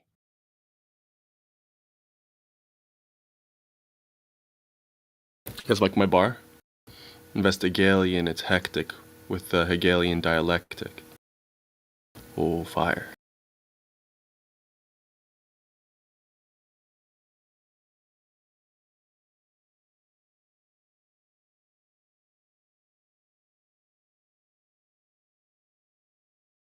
Of course, I had to type in Hillary Clinton admits she's a clone, and then nothing comes up, so hang on. Right. So when did you first see that video? Sometime this year. This year? Last year, sorry. Ooh. Last year. Last year? Wow. Uh-huh. Yeah, good luck. Oh, it's I'm probably not going to find I it. disregard pretty much everything that came out in the last 2 years. Yeah. Because people do really deep fake shit. Right? And they don't know, they're just guided by their own impulses, and they don't even know what they're like wielding at this point. So but I'd love to see that video. No, I'm looking for it, man. It's like in the middle of one of those conspiracy videos that conspiratard websites, promote, like, oh, the world's ending tomorrow. I mean, the day after tomorrow. Those kinds of people. So it's hard to remember where the interview was, but I will find it today. Like in one of those cute-hearted videos? Yeah. Well, it's like one of those exposing the cabal kind of videos, which has a lot of truth in it. I'm not going to be down on that, but It's there's just so much. Well, there's just so much alarmism. Yeah, but it's structural insight, but at the same time, they're super distracted by paranoia. The paranoia hypes them up to sharpen their insight, but at the same time, they lose oversight and don't even realize that sometimes things are actually kind of simple and peaceful. They don't understand the hierarchy, right? That's the problem with Q-tards. They just get addicted to all the hype, and they think it's always peak war, right? That's their problem.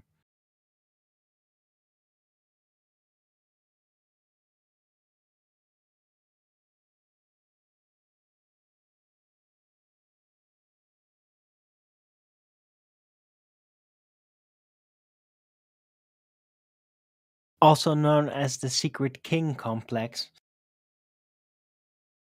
Hey, I have that. Savonier syndrome.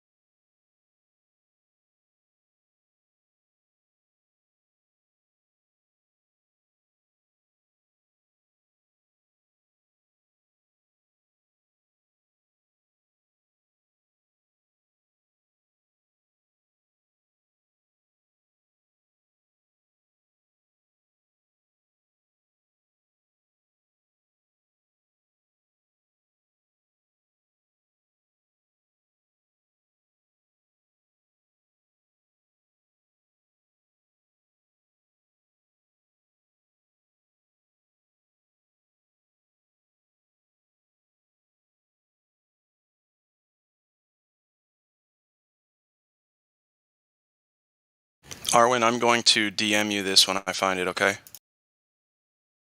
Oh, can't you just post in the live stream? I will, but I mean, I don't know if you're going to be here all day. That's what I'm saying, so I'll DM it to you.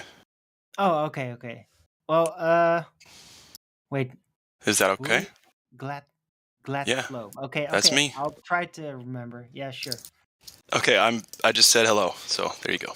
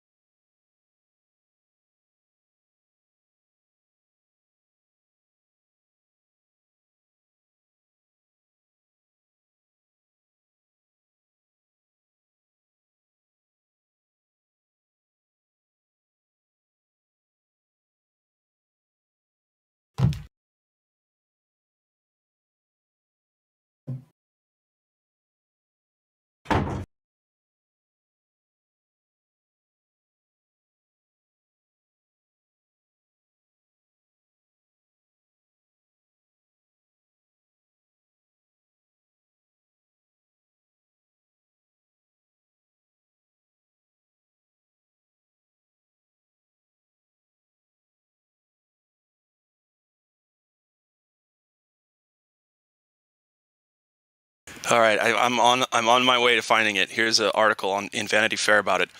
Hillary Clinton declared in a new interview that she is a robot, implying that humanity should despair and bend to her superior AI will by voting for her in the 2016 election. So this was before Trump. Now, a quote is, "I don't mean sweat." She doesn't sweat. She goes, "I don't mean sweat because you're nervous. I just mean physically. I'm generally curious what your deodorant is." Oh, so Tracy, she was asking Hillary, what's your deodorant? Because she doesn't sweat. That's what she says. Anyway, the weirdest thing about me is that I don't sweat. That's a quote. And then she says, "You guys are the first to realize that I'm really not even a human being. I was constructed in a garage in Palo Alto a very long time ago. People think that, Bill Gates and Steve Jobs, they created it. Oh, no. I mean, a man whose name shall remain nameless created me in his garage." But they won't tell me how to find it.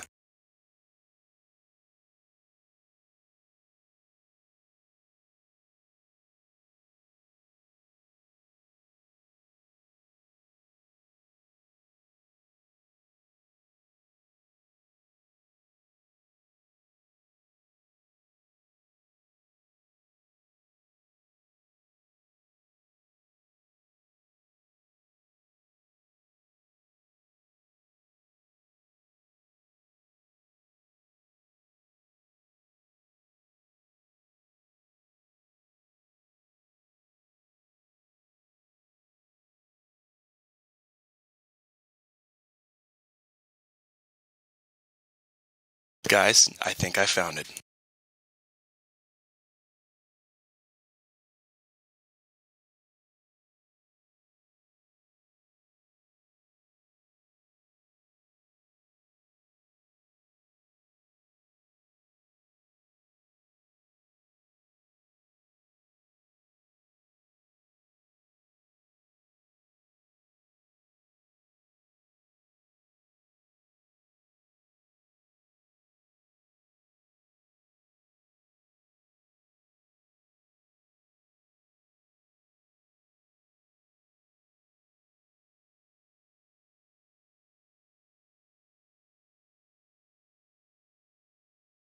Okay, the audio is in the Livestream voice text. All right, so I found the audio for it.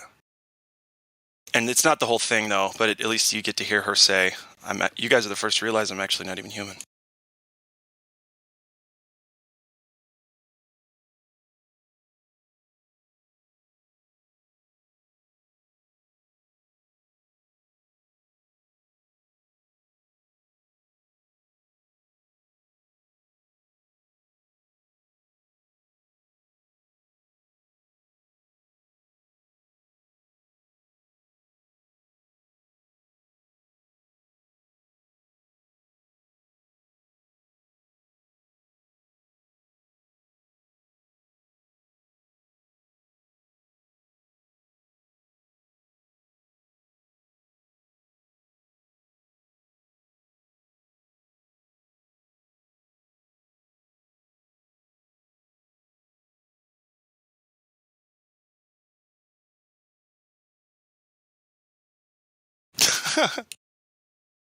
All right, I posted another one. It's a cartoon made out of the situation, but I can't find the physical video. There's a video of her saying it.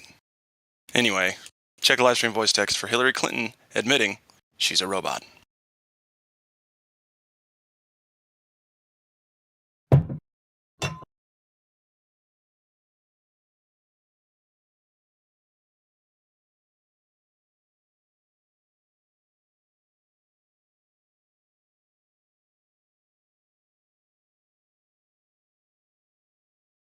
Yo, what's up with the silence? Did you hear what I said? Sorry, no, I was in the kitchen. Oh, check the voice text. I posted 2 audio clips. The second one's better with the cartoon. She's saying she's a robot. Check it out.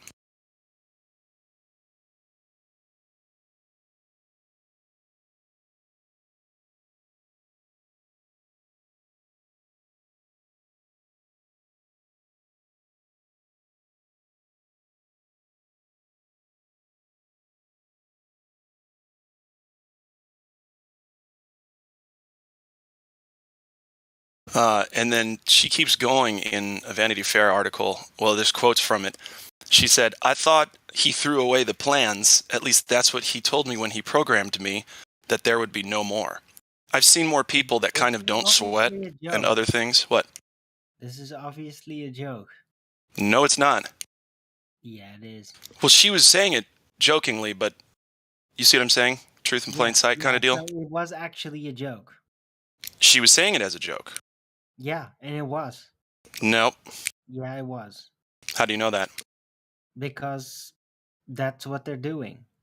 They're trying to make it sound funny, even though it's true. No, this is all born from total paranoia. This is a joke. Of course, I don't think so. It is a joke. I think she was just rubbing it in our faces. Right, yeah. So where's the physical evidence? This is a plan. Oh, I don't know. I'm just saying, listen, it's from the horse's mouth. Do you want me to find it, dude? Right. She's planting something to fuck with you. That's you right. That's wanted me to find it. What it is. From the you wanted mouth. me to find it. I'm not, dude. This is not like my bread and butter. I just mentioned it. Yeah, this being autistic. I'm not saying I buy anything. I'm just saying she said she's a robot. Isn't that funny? Yeah. That was a joke. She's all right. Fucking with you. Totally.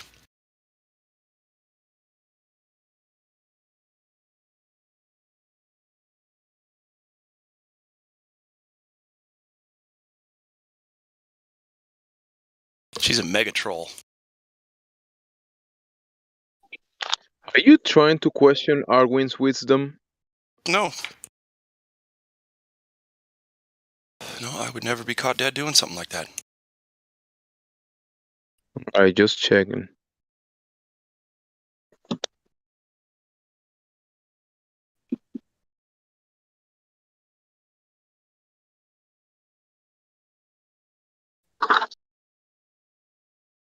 You wouldn't dare.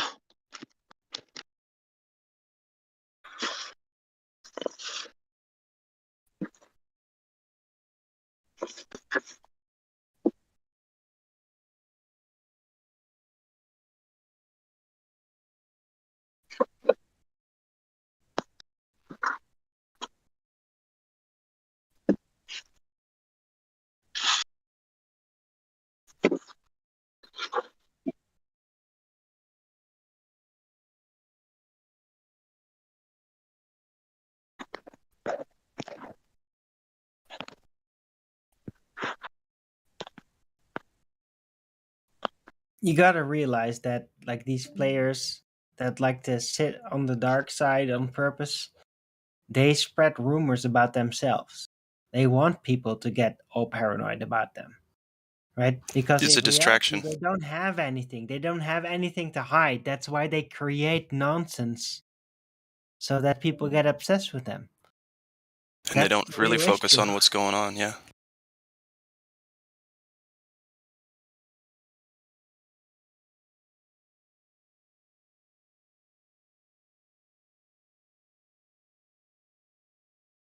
And I'm pretty sure that Hillary Clinton has done some really fucked up things, or at least been present in Right. really fucked up things. But yeah, she's not as strong as everybody likes to think she is. She's just trying to find her way through all this shit like everybody else, but with a lot of baggage, a lot of garbage. And she's basically chosen insane principles for herself. That's going to cause a lot of damage, going to cause a lot of cognitive dissonance.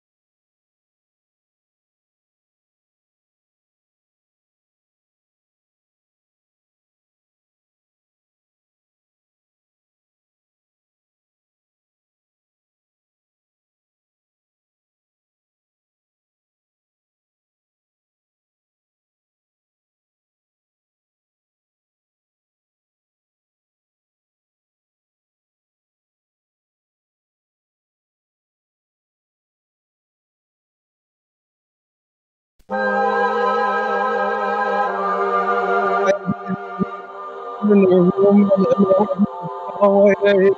yo, I only know what I see. I seen enough to know what it means to me. Learn from red dirt and I got degrees. Bit off left turns wild out east and we're poor and rich and hold all that. Still wanna know when he signs, still wanna know where you are. Mind made up already, we're not here to watch. We just still wanna fall off the edge and into the dark. So we clench our fists, clutch our pearls to anybody critical about view of the world. Tongue like a slammed door, I keep closed just to beat those doubters of these blindfolded free throws. And the channels love a G-up, shoot the heat up, we'll beat up and eat up, and I don't wanna have to read up. Just drop a grenade and put my feet up. I don't wanna fall off the edge of the earth. Don't wanna hear nothing. How is it real if it's not what I felt? Does it filter it out? Don't tell me what to believe or accept what I cannot see. Fuck you and your facts, I'm free. If you don't like it, leave. I didn't even wanna walk in your shoes. What about me? Flutter, flutter.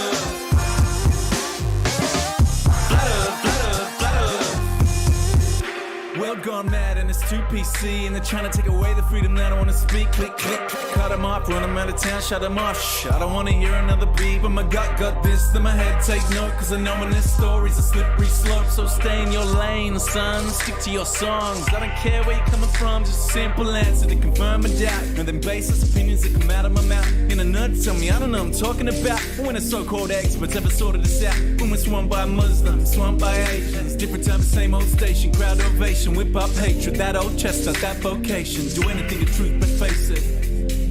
I don't wanna fall off the edge of the earth. Don't wanna hear nothing. How is it real if it's not what I felt? Does it filter it out? Don't tell me what to believe. Fuck you and your facts, I'm free. Don't tell me what to believe. Fuck you and your facts, I'm free. Don't tell me what to believe or accept what I cannot see. Fuck you and your facts, I'm free. If you don't like it, leave. I didn't even want to walk in your shoes. What about me? Flutter, flutter. Flutter, flutter, flutter. Don't tell me what to believe or accept what I cannot see. Fuck you and your facts, I'm free. If you don't like it, leave. I didn't even want to walk in your shoes. What about me? Flutter, flutter. Flutter, flutter, flutter.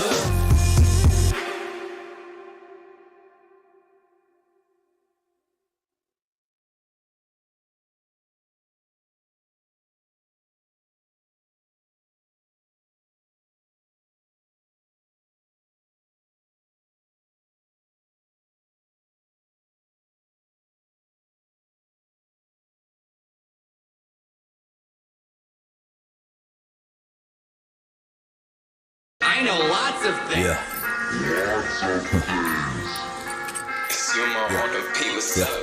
I do not care about your raps, I do not care about this track, I do not care, I guess I am rare, yes, I hear the trash, take it out back, oh you can't hear it, you must have your ear to the cash, I'm itching a spaz, I do not hack, but yes, I'm still with the mask, snatch a beat right out the mainstream real quick, fuck around, yeah, we gon' remix it, we got you spinning, and now you dizzy, you looking like Disney, seeing sixes, all these agendas, and all these false flags, how many times till it gets familiar, they've multiplied so many times, they form in the line to normalize the pedophilia, half these rappers, yeah, this shit getting handled. They're gone with one snap of my finger. Yeah, Thanos.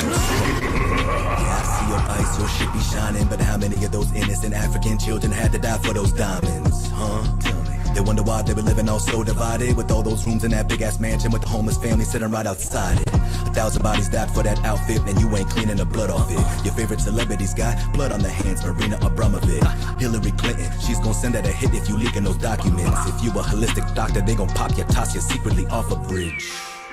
Exposing them, smash the internet, cause we don't fuck with no fake shit. Nah, NASA images, yeah, thanking your highnesses, for paying the scientists. Yeah, you kneel for the anthem, huh? But you still play for the Zionists. Damn, Yeah, they trying us. They splash subliminals. The Super Bowl, the halftime show. No, that's a ritual. Global warming, climate change. Next year will be a new name with a new tax and a new op and a new fear for a flu strain. Oxa text the new Dr. Moreau and they teamed up with the synagogue of Satan. Yeah, I see what you be doing, Q, but I still don't trust the administration. Nope. They drinking adrenochrome straight from a child's throat. You sitting down with that vegan meal, but you still drinking a diet woke. Lady Liberty screaming, covered up in that black burqa. They looking at me like I'm the devil, but I don't see him though. Matt Murdock, all these dark occultists and globalists, the ones causing a mass murder. They try to swerve at me, throw the curve at me. So I had to flat earth them. Listen, boy, I don't care what you say and all the bullshit that he said, she said. All I care is about you waking up. If you don't, you gon' get hurt, him, you need that. Let the 5G spread, and you gon' see there's a bunch of pissed off and stressed Americans. Say hi to my friends, they're all domestic terrorists.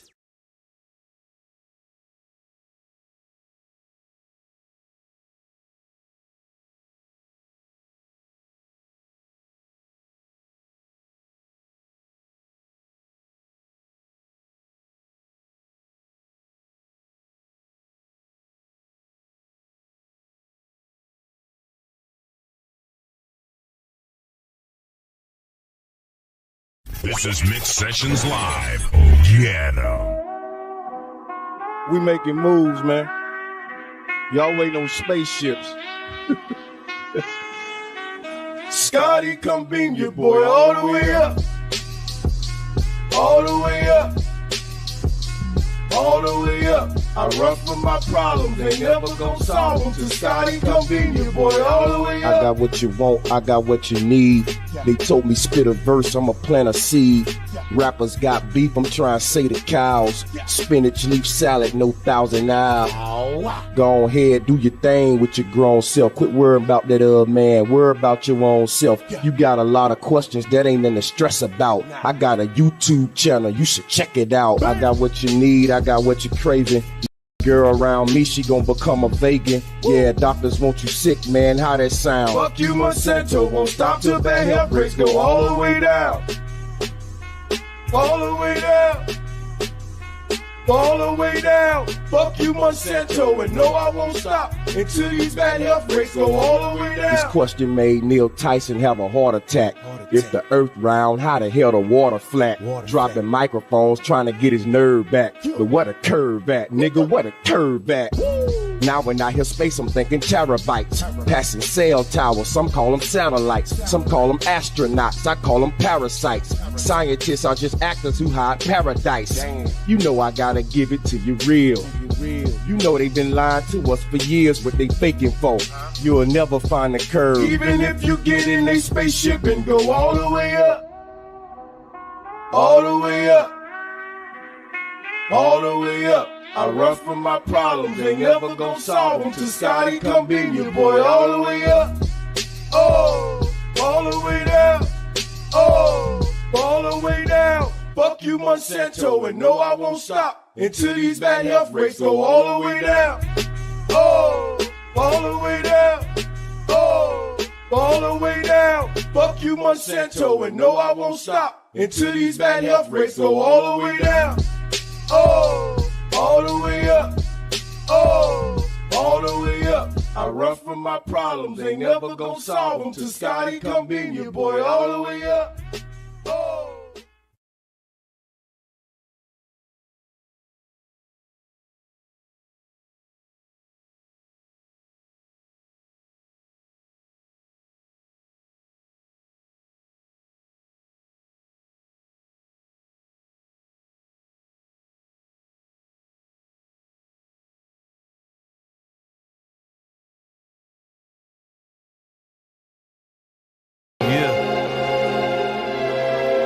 Yeah. You're not gonna like this one. Nah, not at first. You're gonna learn to though. You're gonna learn a lot. Check it. If you believe we put a man on the moon, you probably believe we're gonna go to Mars too. Well, I hate to be the bearer of bad news, but that's just something now we can't do. try and leave low Earth orbit, see what happens to you as you turn into soup in your spaceman suit. What? Did you forget about the Van Allen bell? And that is filled with radiation. Yo, does that ring a bell? 4,000 degrees, that sounds hotter than hell. Man, you think if people went through there, they just melt. But NASA's already been through it. There's a lot to tell that we believe in for so long, so we might as well keep up the charade instead of breaking these chains, and let the ones on top continue to control our brains. Yo, let them do what they want with the harder money. $19 billion for cartoons, that's kinda funny. Yeah, that's just common sense to me. $19 billion on some cartoons, on some CGI bullshit. That's just me though. Look into it a little bit, you'd be surprised if that's the right word for it. Yeah.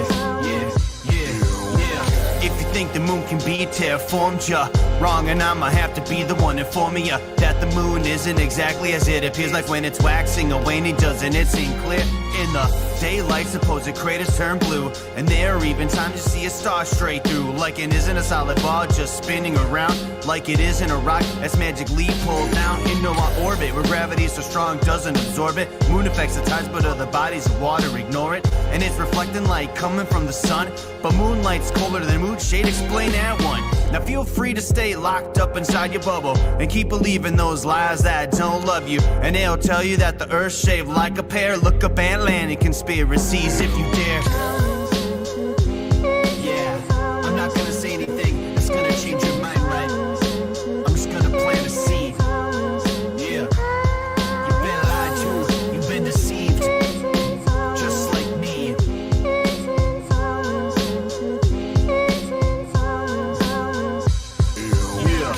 I'd go to the moon in a nanosecond. The problem is we don't have the technology to do that anymore. We used to, but we destroyed that technology, and it's a painful process to build it back again.